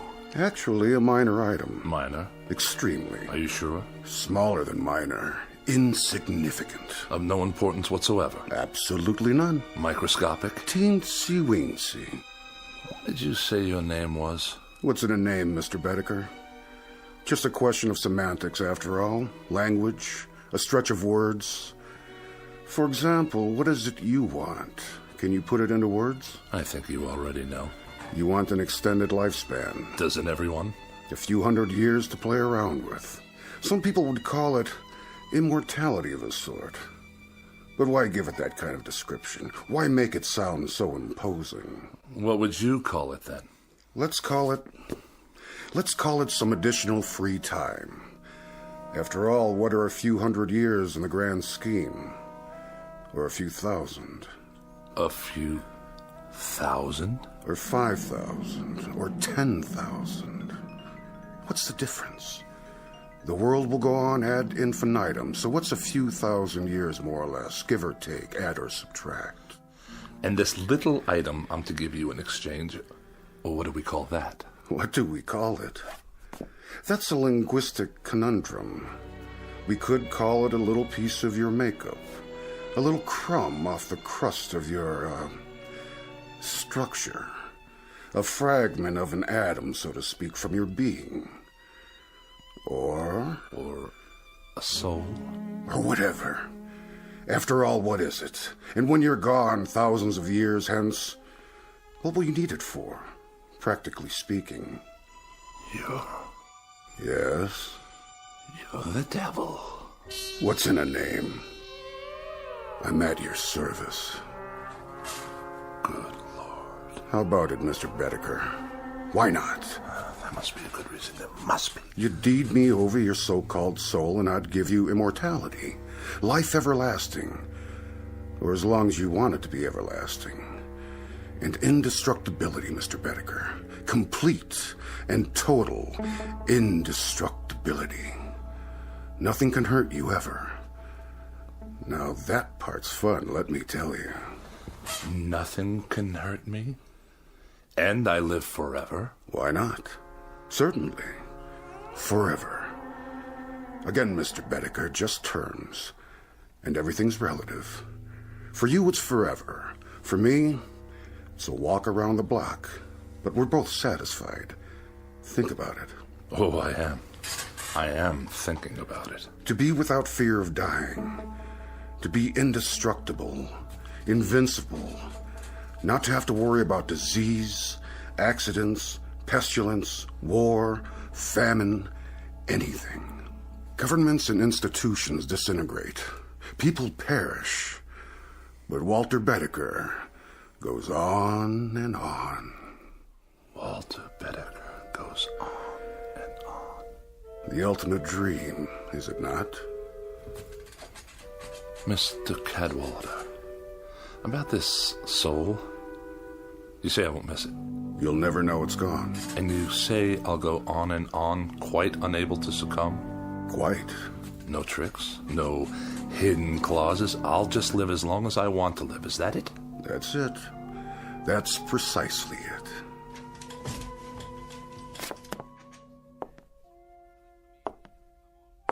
How about my appearance? I'm afraid I can't do much about that. Oh, I see what you mean. You should look pretty much the same. But in 500 years, I don't want to look like any dried-up old prune. Oh, Mr. Bedecker, you drive a mean bargain. A most difficult bargain. But you'll find me a cooperative, man. All right, you win. We'll throw that into the bargain. Say it. Whatever aging takes place in your features will be more or less imperceptible. Mr. Cadwallader, I believe we're close to making a deal. Mr. Bedecker, you'll never regret this. Not to your dying day. Hey? Which by rights should not be for several thousand years. You'd better say that. There is something. Aha! Aha! Aha! Now it comes out. For your benefit, I assure you. Where did you get that? The contract. Oh, one always seems to turn up when it's needed. Let's see. Article 93, right here. What about it? It's in the nature of an escape clause. Read it to me. Your escape clause. Whereas the party of the first part, upon due notification of the party of the second part, and so on and so forth. Go on, I want to hear it. Well, I'll just give it to you thumbnail. It's simply that if you get tired of living, Mr. Bedecker, you can exercise the clause by calling on me and requesting your... My what? Oh, there goes the embarrassing terminology again. Shall we say, your demise? At which point I will personally see to it that you are given a rapid and uncomplicated, how to put it, departure? I can assure you, Mr. Cadwallader, that I'm not the sort of man to kill the goose that lays the golden egg. I'm much relieved to hear that. When you talk immortality to me, brother, I mean immortality. Indubitably. You're going to have a long, long wait. Mr. Bedecker, nothing will please me more. And I think we've got... Yes? A deal. No further qualifications? None that I can think of. No ifs, ands, or buts? None whatsoever. Absolutely? Positively. Done. Oh, no fires in here, please. Only a small one to heat up my seal. My cartouche, as it were. Do I get a copy? This is your copy. Where's yours? Already on file, in a very safe place. If you say so. You sure keep it hot in here. Mm-hmm. Quirk of mine. I think the wording seems to be in order. Cadwallader, where did you go? Walter, did you call for me? What? Oh, no. I was only... Only what, dear? Talking to myself. You were? Not that I make a habit of it, mind you. What are those papers? Nothing. I was just looking over my life insurance policy. Whatever for? To be sure you're protected if anything should happen. Ever, to me, that is. Don't be silly. Your health's going to improve. It's already improved. Hit me. What? Hit me. As hard as you can. In the stomach. Or anywhere else you like. Anywhere at all. But why? I want you to see how strong I am. Strong as a bull. As a bull, dear? And as indestructible. 10 bulls, 100. Walter, you're not yourself. Come sit with me in the other room. It's warmer there. The radiator's going full force. Is it? See for yourself. Yes, I think I will. Watch this. What are you doing? Don't touch it.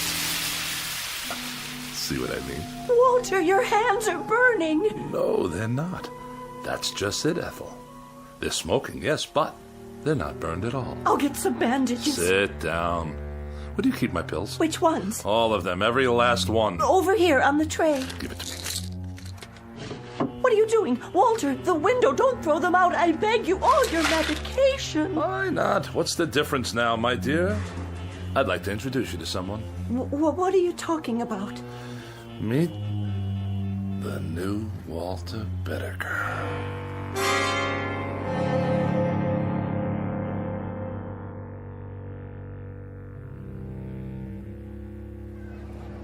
Get your paper! Boy rescued from well, lives to tell about it. All the latest news, right here. Let me see that. Sure, mister. 2 bits. A little boy, huh? Yeah, the one that fell in the hole. They got him out alive. Ain't that something? It's something, all right. A 10-year-old boy, and he's on the front page of every newspaper. He was down there for 18 hours. Can you believe it? And everybody thought he was a goner. It's amazing is what it is. Of all the news stories in the world, this little nobody makes the headlines. You think that's amazing? Wait right here. I'll show you amazing. Hey, where you going, mister? You owe me 25 cents. Watch this. Watch where you're going. Excuse me? Hey, buddy. I must get to the corner. Some people are so rude. I don't want to miss the crosstown. Wait your turn, do you mind? Look out! Get back on the curb. There's a bus coming. That man, stop!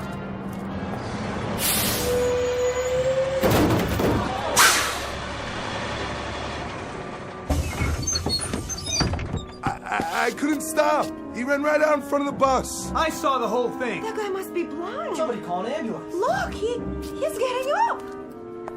Hey, pal, how'd you do that? Do what? Are you okay? Of course I am, you idiot. I can't believe it. I didn't even see you. Is there a photographer in the crowd by any chance? You better lay down. The ambulance is coming. Why would I want to go to a hospital? There's nothing wrong with me. Not a thing. Just your tire tracks on the front of my suit. Just the same, take it easy. Get some x-rays and I'll fill out an accident report. Don't bother. Just contact your claims adjuster. The name's Bedecker. Can you remember that? Walter Bedecker. It don't make sense. I could have sworn I ran over you. Oh, you did? Then how come you can walk? Like they used to say, You ain't seen nothing yet.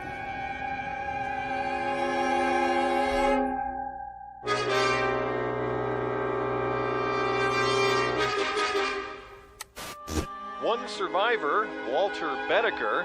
By now, these words should be familiar. You've heard them before on the Eyeball News, and if the past is any indication, you'll hear them again and again. It started when he was hit by a bus, then a car, and finally a subway train, but that wasn't enough for Walter Bedecker, the man whose luck never runs out. After an explosion at a construction site, what else could happen? Last week's plane crash killed 23 people, but not Mr. Bedecker. He's certified as the unluckiest man alive and the most indestructible. Is that you, Walter? He's all right, ma'am. Aren't you, Mr. Bedecker? You're all right. When you didn't come home, I was worried. Oh, this is my wife. Wait in the other room, dear. Are you sure? I can make you some hot tea. And your friend? He's no friend. He's a claims adjuster. In the other room, Ethel. Now. Yes, dear. You want to sign this now, Mr. Bedecker? $5,000, is that all? For falling down an elevator shaft?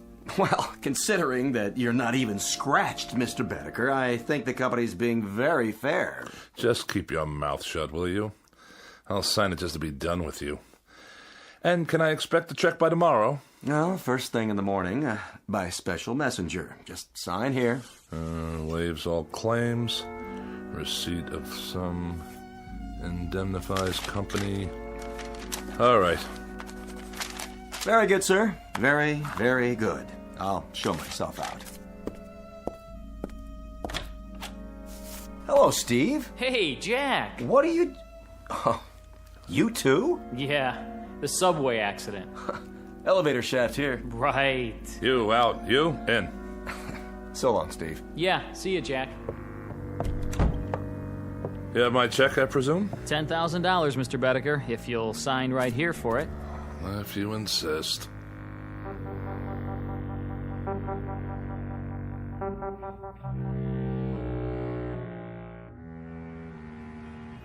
"14 accidents. More than anyone should have to bear. Now, wouldn't you think that there would be an element of thrill in 14 accidents? I'd appreciate it if you'd step away from the window, Walter. It's open, you know. 14 accidents in which you know nothing can happen to you? I guess so, dear. Well, it's a fact. There should be an excitement to this sort of thing. Well, there isn't. It's dull. It's absolutely without the remotest bit of excitement. In short, I'm bored stiff with it. Walter, dear, you should count your blessings. After all, there is the money. And you should shut your mouth. You look for all the world like a small gray mouse waiting for a piece of cheese. Walter, you can be so terribly cruel. Ethel, please. I'm thinking. I swear he's cheated me somehow. I don't know exactly how. What are you talking about? Who? Mortal schmortal. What's the good of it when there aren't any more kicks? Any more thrills? Anything to let a man know he's alive. Walter, do you feel all right? At least when I was concerned about my health, there was an element of risk, of danger. I mean, of course. That's it. What is? Iodine. Iodine? Have we got any? What for? Did you cut yourself? Do we? I suppose in the medicine cabinet. Get it. Now? And rubbing alcohol. And ammonia. Walter? I'll get it. You find me a drinking glass. A large one. There's one right there. I'll mix them all together like so. And stir them up. Wait! And drink it. Oh.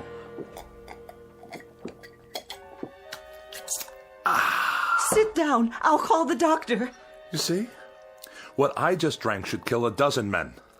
To me, it tastes like lemonade. Walter. Yes? What's this all about? You really want to know? All right, I'll tell you.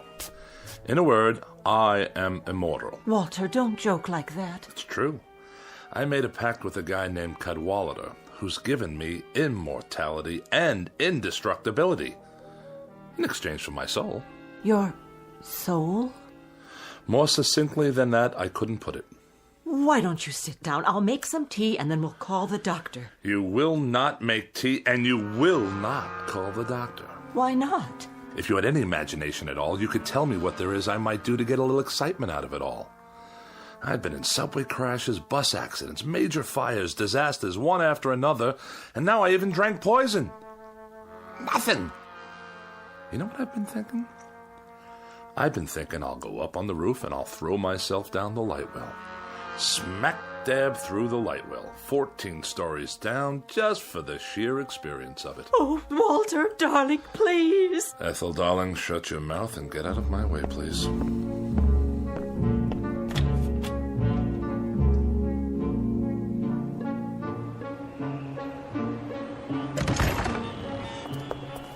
Please, Walter, please, darling. Ethel, go drown in a tub and leave me alone.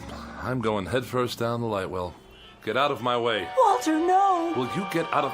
Ethel, be careful or you'll trip. Ethel!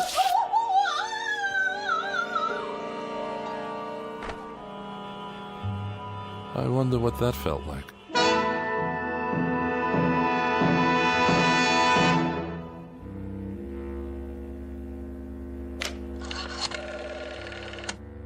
Operator, get me the police, please. Immediately, it's an emergency. Hello? Is this a police station? This is Walter Bedecker, 11 North 7th Street. That's right. Apartment 14B. Will you please come over here right away? No trouble. I just killed my wife. That's right. Yes, I'll stay right here. Goodbye. Now, this is going to be an experience.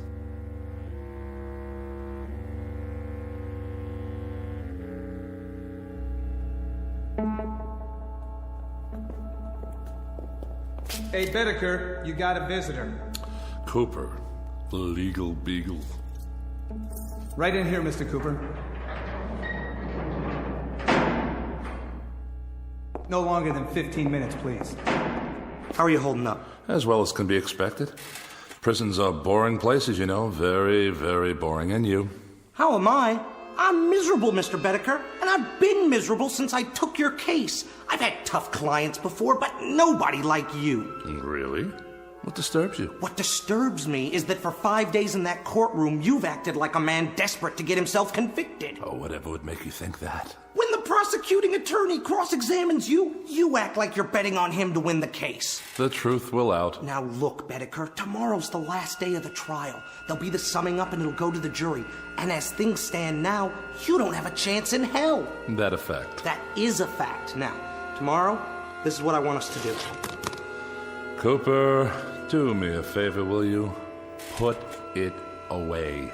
How's that? Bedecker, didn't you get what I was trying to tell you? You're about 12 hours away from a guilty verdict on charge of first-degree murder. What will the penalty be? The penalty in this state for first-degree murder is death in the electric chair. Death in the electric chair. Bedecker! And if I were in California? What? How would they try to kill me if I lived in California? Capital punishment there is the gas chamber, but I don't see... And in Kansas? In Kansas, it's hanging, but I'm gonna tell you something, Bedecker. No, Mr. Cooper, I'm gonna tell you something. The only thing they'll get for their troubles if they try to electrocute me is a high electricity bill. Good night, Mr. Cooper. See you in court. Guard! I don't know, Bedecker. I just don't understand you. The psychiatrist says you're sane, and you say you killed your wife. But way down deep, I know you didn't. So tomorrow, when I sum up for you, I'm gonna lead from a terrible position, a position of weakness. But I'll do the best I can. Mr. Cooper, really, don't bother.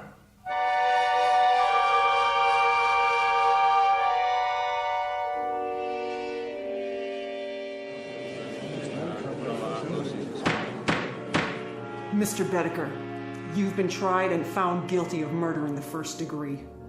Have you anything to say before the court pronounces sentence upon you? Oh, I don't have anything to say, Your Honor. Not a thing. Then the court sentences you to imprisonment in the state penitentiary for the rest of your natural life. I knew we could do it, Bedecker. I knew we could get you off without the death penalty. If I do say so myself, I gave that summation everything I had. Wait a minute. Does this mean that... It means that you're not going to the electric chair. You've been given life instead. You're a very fortunate man, Mr. Bedecker. Life? Did you say life imprisonment? We need help here! My client's fainted!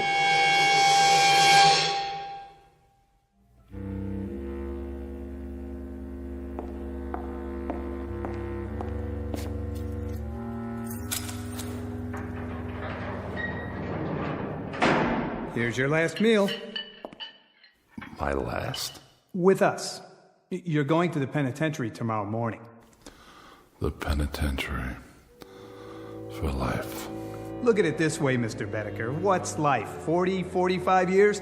You can do that standing on your head. Life. That's all. 45 years. Maybe not even that much.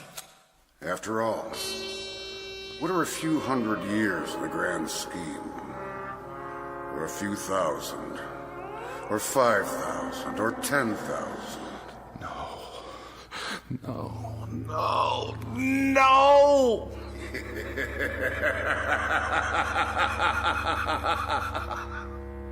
Mr. Bedecker. Yes? About the escape clause. Care to utilize it now? Yes. That's a wise man. Odd thing, Mr. Bedecker. You look like someone having a heart attack. Exactly. Like a man having a heart attack.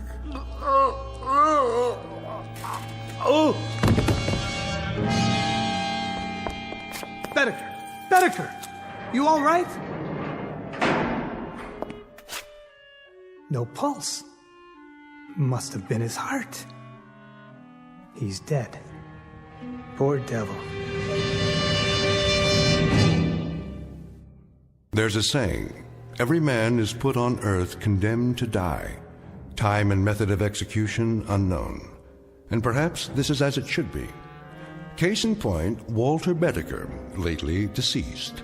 A little man with such a yen to live that he was beaten by the devil, by his own deadly boredom, and by his place in the scheme of things, including his position, such as it is, or was, in the Twilight Zone.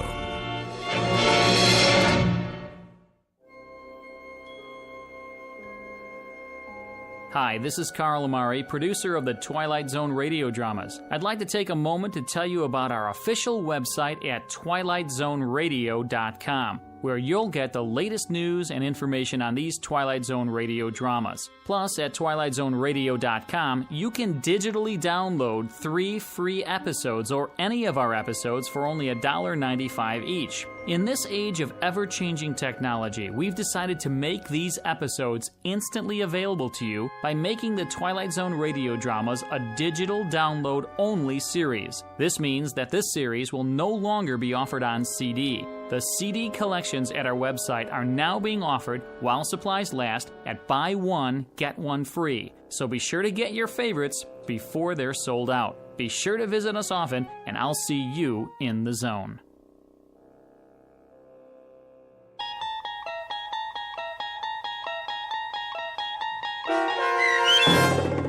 Escape Clause, starring Mike Starr with Stacy Keach as your narrator, was written for The Twilight Zone by Rod Serling and adapted for radio by Dennis Etchison.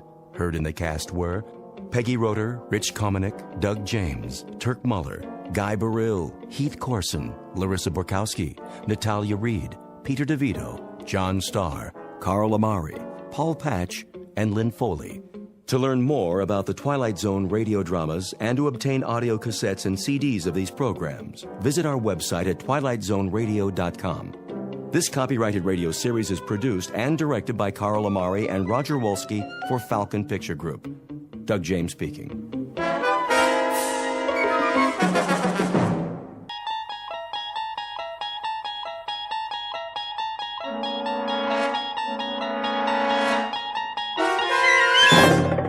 You're traveling through another dimension. A dimension not only of sight and sound, but of mind. A journey into a wondrous land whose boundaries are those of imagination. Your next stop, the Twilight Zone.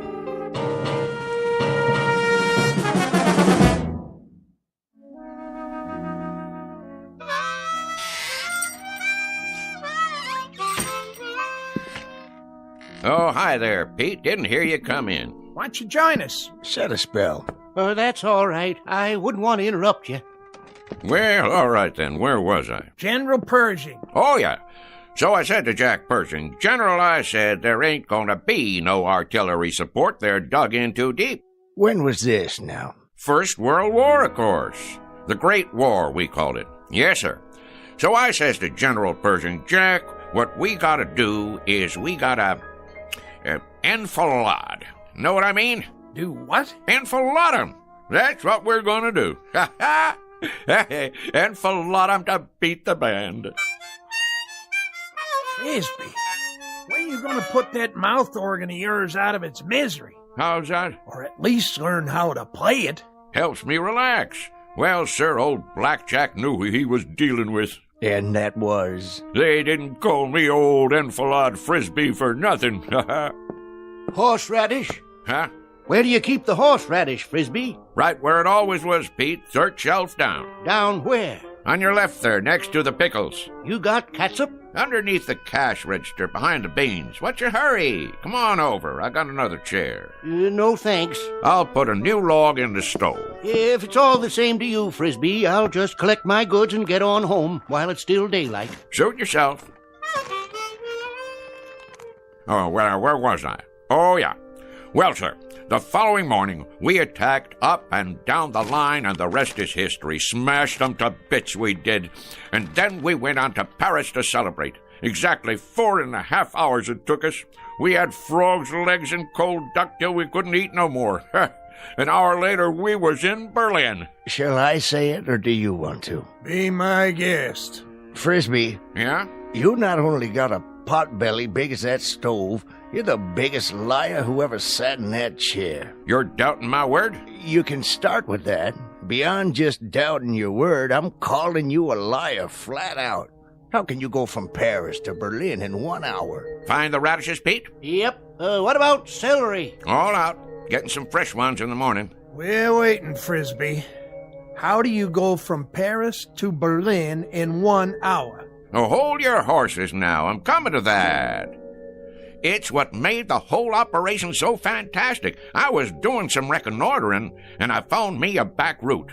That's very interesting, Frisbee, except last week you sat right there, big as life, and told us you were in the Balloon Corps. You sure did. And that over the Battle of Marne, you shot down 3 German Fokkers with a pistol and personally directed the artillery so the Marines could win. Oh, I did that too.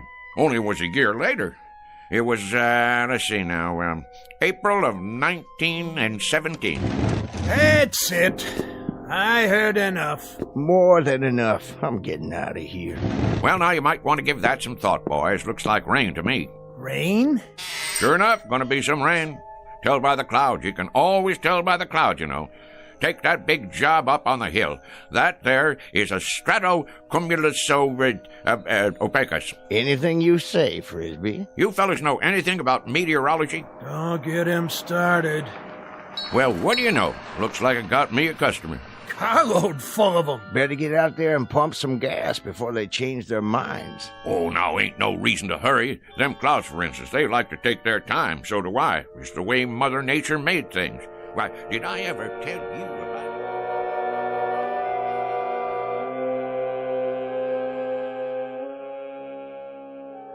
The slow-moving gentleman with the sizable mouth is Mr. Frisbee, proprietor of Frisbee's General Store, the local version of Gimbel's and Macy's.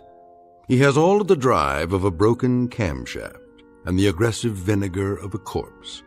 As you've no doubt gathered by now, his stock in trade is the tall tale, the outrageous falsehood, the bending of truth up to and beyond the breaking point. What he doesn't know is that the visitors in the car out front are a very special breed, destined to change his life beyond anything even his fertile imagination could manufacture and embroider. The place is Pitchville Flats. The time is the present, or thereabouts. and Mr. Frisbee is on the first leg of a rather fanciful journey into a place we call the Twilight Zone.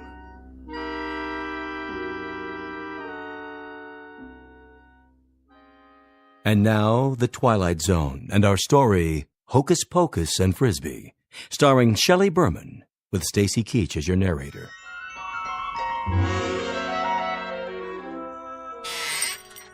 I believe I asked you boys a question. Oh, I'm sure you did. About meteorology. Well, I know plenty about that particular subject. University of Wichita it was. Got my doctorate in it. Did a treatise at the age of 13 that still uses standard text. Meteorology and You was the title. Talk was, it was the most scholarly treatise on the subject in the history of the field. My colleagues used to refer to me as Cumulus Frisbee. Cumulus Frisbee. Frisbee's a meteorologist. I'm Vice President of the United States. Well, what do you say, Mr. VP? Better get out there, Cumulus. I'm coming. All finished, Frisbee. You want to add it up? You do it, Pete. There's a pencil and paper right on the counter there. I could do it in my head for you, but it's been kind of a long day. I'm a little pooped out. 1 bottle of catsup, horseradish. Ever tell you about the time I gave a demonstration, me against the computer machines? 13 of them, lined up in an auditorium. 133 columns of figures, 8 digits apiece, and no pencil and paper, mind you, all in the head. Well, sir, people came from miles around. What happened, Frisbee? I thought no one would ever ask. 4 of the machines broke down from overwork. Not you, of course. 2 come up with incorrect answers, and I beat them all by 21 seconds. Ha ha. That does it for me. I simply can't take no more, Frisbee, I gotta tell you. Can't take what? I wouldn't mind if you was a bright liar. I mean, if there was some logic to it, but daggone, the way you tell it, well, you'd have to be 100 different people living in 200 different places in 12 different periods of American history. Hallelujah and amen. Shucks. What are they in such an all-fired hurry for? Time to do some work, Frisbee. You got customers. You just said a dirty word. Only thing that works in Frisbee's whole body is his mouth. All right. Keep your britches on.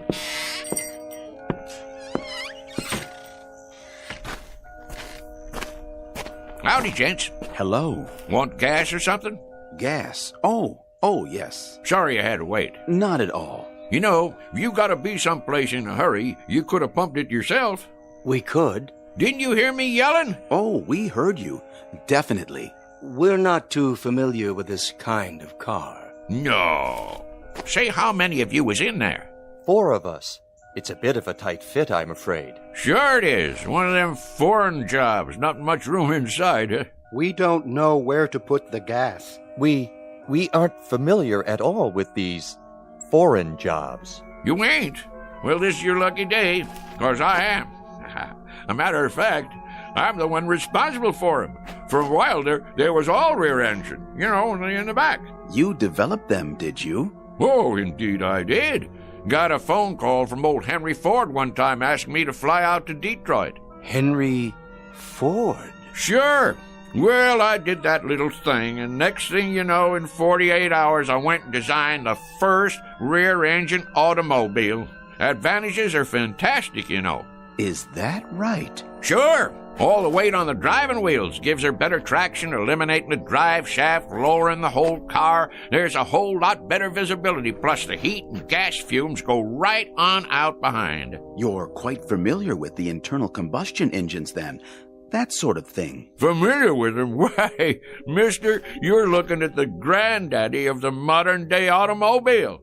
Henry said to me when I finished that there designing job, rear engine, he said, that's what he called me, old rear engine Frisbee.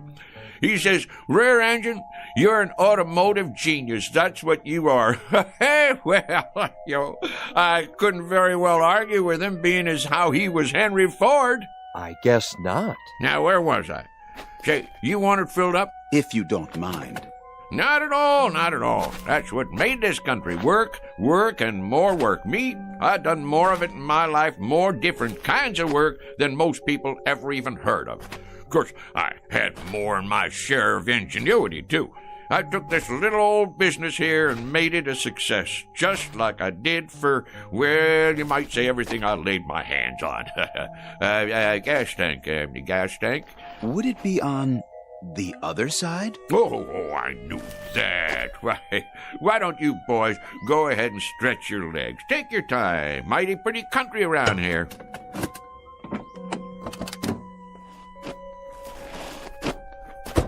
Yes, pretty. Of course, it wasn't very pretty when I moved in. First thing I did was plant all these trees, hundreds of them. I had to import them from my old friend Luther Burbank. You gotta give them just the right amount of water and a special kind of plant food I cooked up. This is the man, without doubt. Frisbee, is that it? Not a common name. He must be the one. Frisbee. An incredible specimen. Done it all, knows everything, and everyone. All the greats. Then what we've heard is true. All of it. Absolutely.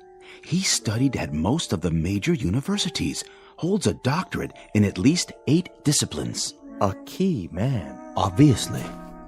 Water and oil okay? I believe they are, but I'd feel better if you checked them. Might as well, long as I'm out here. I'll just open the hood and let me see now.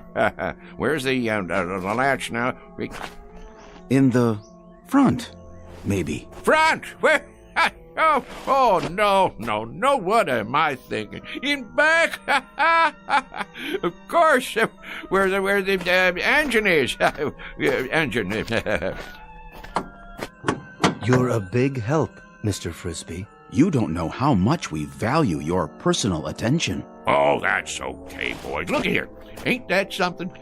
They got the dipstick and all hidden away so's nobody can go messing with them.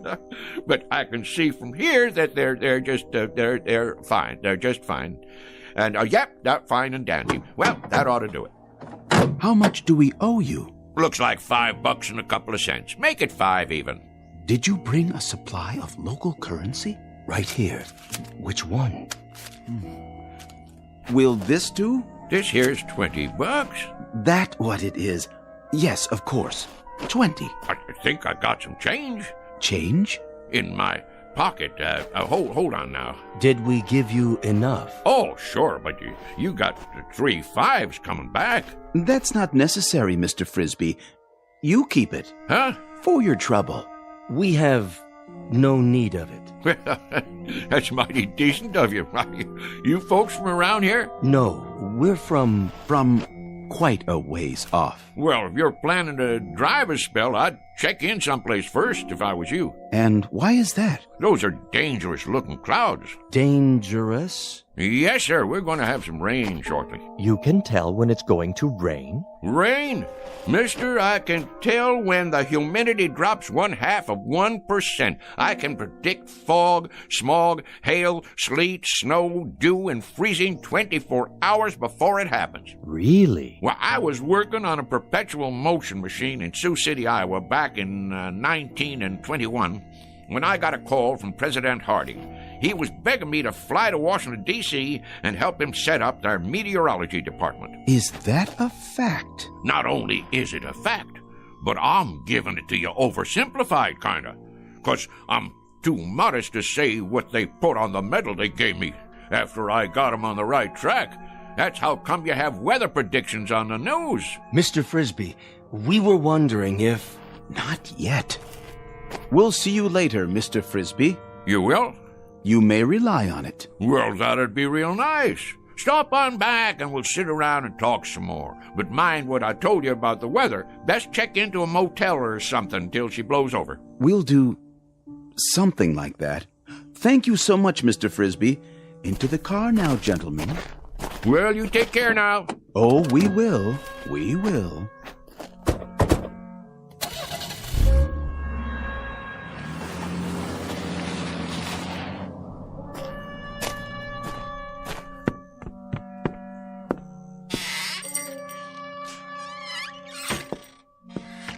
Odd fellers.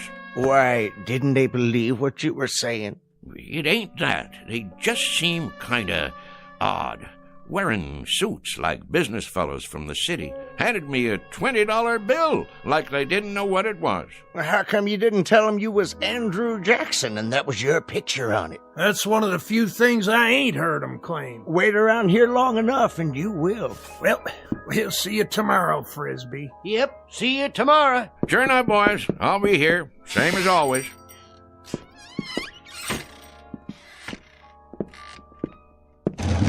Let's see now, 5 o'clock. Sounds to me like a good time to close. Mr. Frisbee? That's my name. Don't wear it out. Huh? Mr. Frisbee. Who's there? If you walk outside and head east down the highway... Where are you? Nobody left in the store but me. If you head east for 200 yards, you'll come upon something extraordinary. Oh, yeah? Like what? An adventure, Mr. Frisbee. New worlds to conquer. How's that? Worlds even you have never dreamed of. Say, where are you hiding? In the back room? Or over by the dry goods? Don't trouble yourself. You won't see us. Well, where are you then? With you, Mr. Frisbee. We are a part of you. And soon, very soon, you will be a part of us for all eternity. You are going to the stars, sir. To the stars.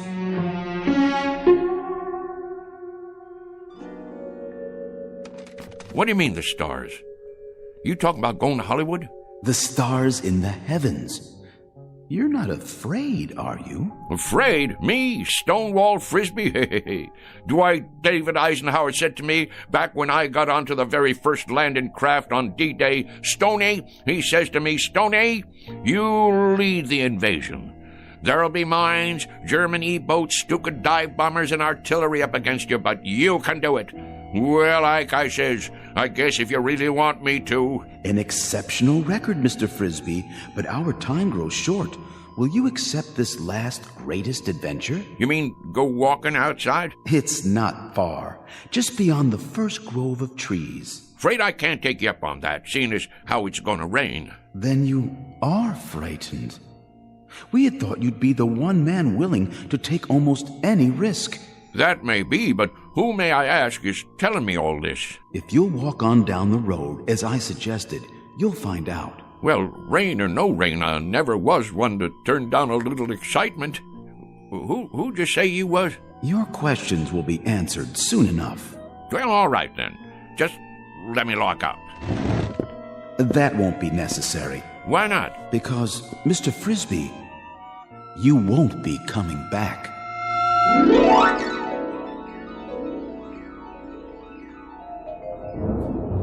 Well, will you look at that?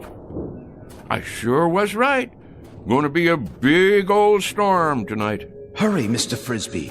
I'm coming. Don't get your long johns in a twist. Straight ahead. We're waiting for you. Where? Look to your right. I don't see... Wait a minute. What the heck? Oh, I get it. Some kind of movie prop, right? What you doing? Making one of them science fiction movies out here? Dang if it don't look like one of them flying saucers. That's exactly what it is. You may come inside. Now, how am I going to do that? You got it made to look like there ain't no doors or windows. Very well. In the interest of time, I suppose we can give you a slight assist at this point. Hey! Hold on, Mr. Frisbee. Whoa, Nellie! How'd you do that? Teleportation, Mr. Frisbee, but I'm sure you know all about it. Well, what do you know? You got a nice setup in here. I'll give you that. What's underneath all that aluminum paint? Wood frame or drywall? I assure you, it's all quite authentic. Impressed? Me? Impressed? With this rinky-dink set? Why, shucks, it looks like a flea on a doll compared to the one I designed for the United States Space Agency. Oh, we didn't know they had flying saucers yet. Apollo, of course, and Viking. Well, mine was called a Buzzard. Biggest span you ever saw. And that was back in 51. Old Rocket Thrust Frisbee, they called me. Please, Mr. Frisbee, be good enough to follow me. Well, don't this take all? How do you do, Mr. Frisbee? Welcome, Mr. Frisbee. How do you...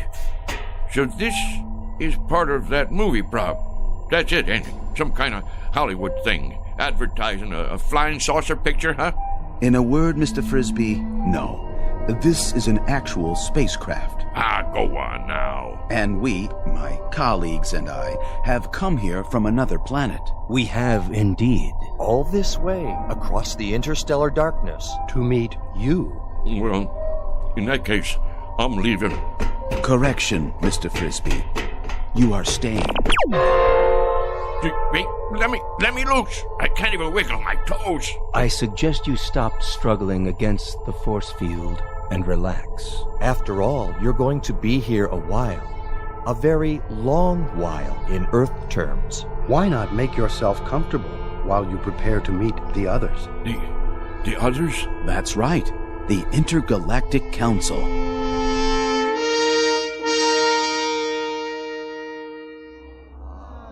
Well, sir, the government already knew about my research in atomic energy.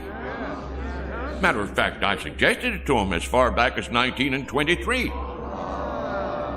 Spent a whole summer one time with Al Einstein, during which time I gave him the preliminary stuff about that relativity theory of his. Smart as paint, that fella. Smart as paint. He had bad hair, though. Should have put some Brill cream on it. A little dab'll do you. Anyhow, when I got this here call from New Mexico, I had to hightail it over there and show them how to make the bomb. Incredible. Fantastic. What a specimen. Now, let's see. That covers atomic energy. What was the next thing you fellows asked me about? If you wouldn't mind, sir. Go on, speak your mind. You're entitled, son. Your research in liquid propellants. Oh, yes, liquid propellants. Well, now, the main thing I gotta say about that is there ain't no liquid in the world that'll propel me faster than a dry martini on the rocks.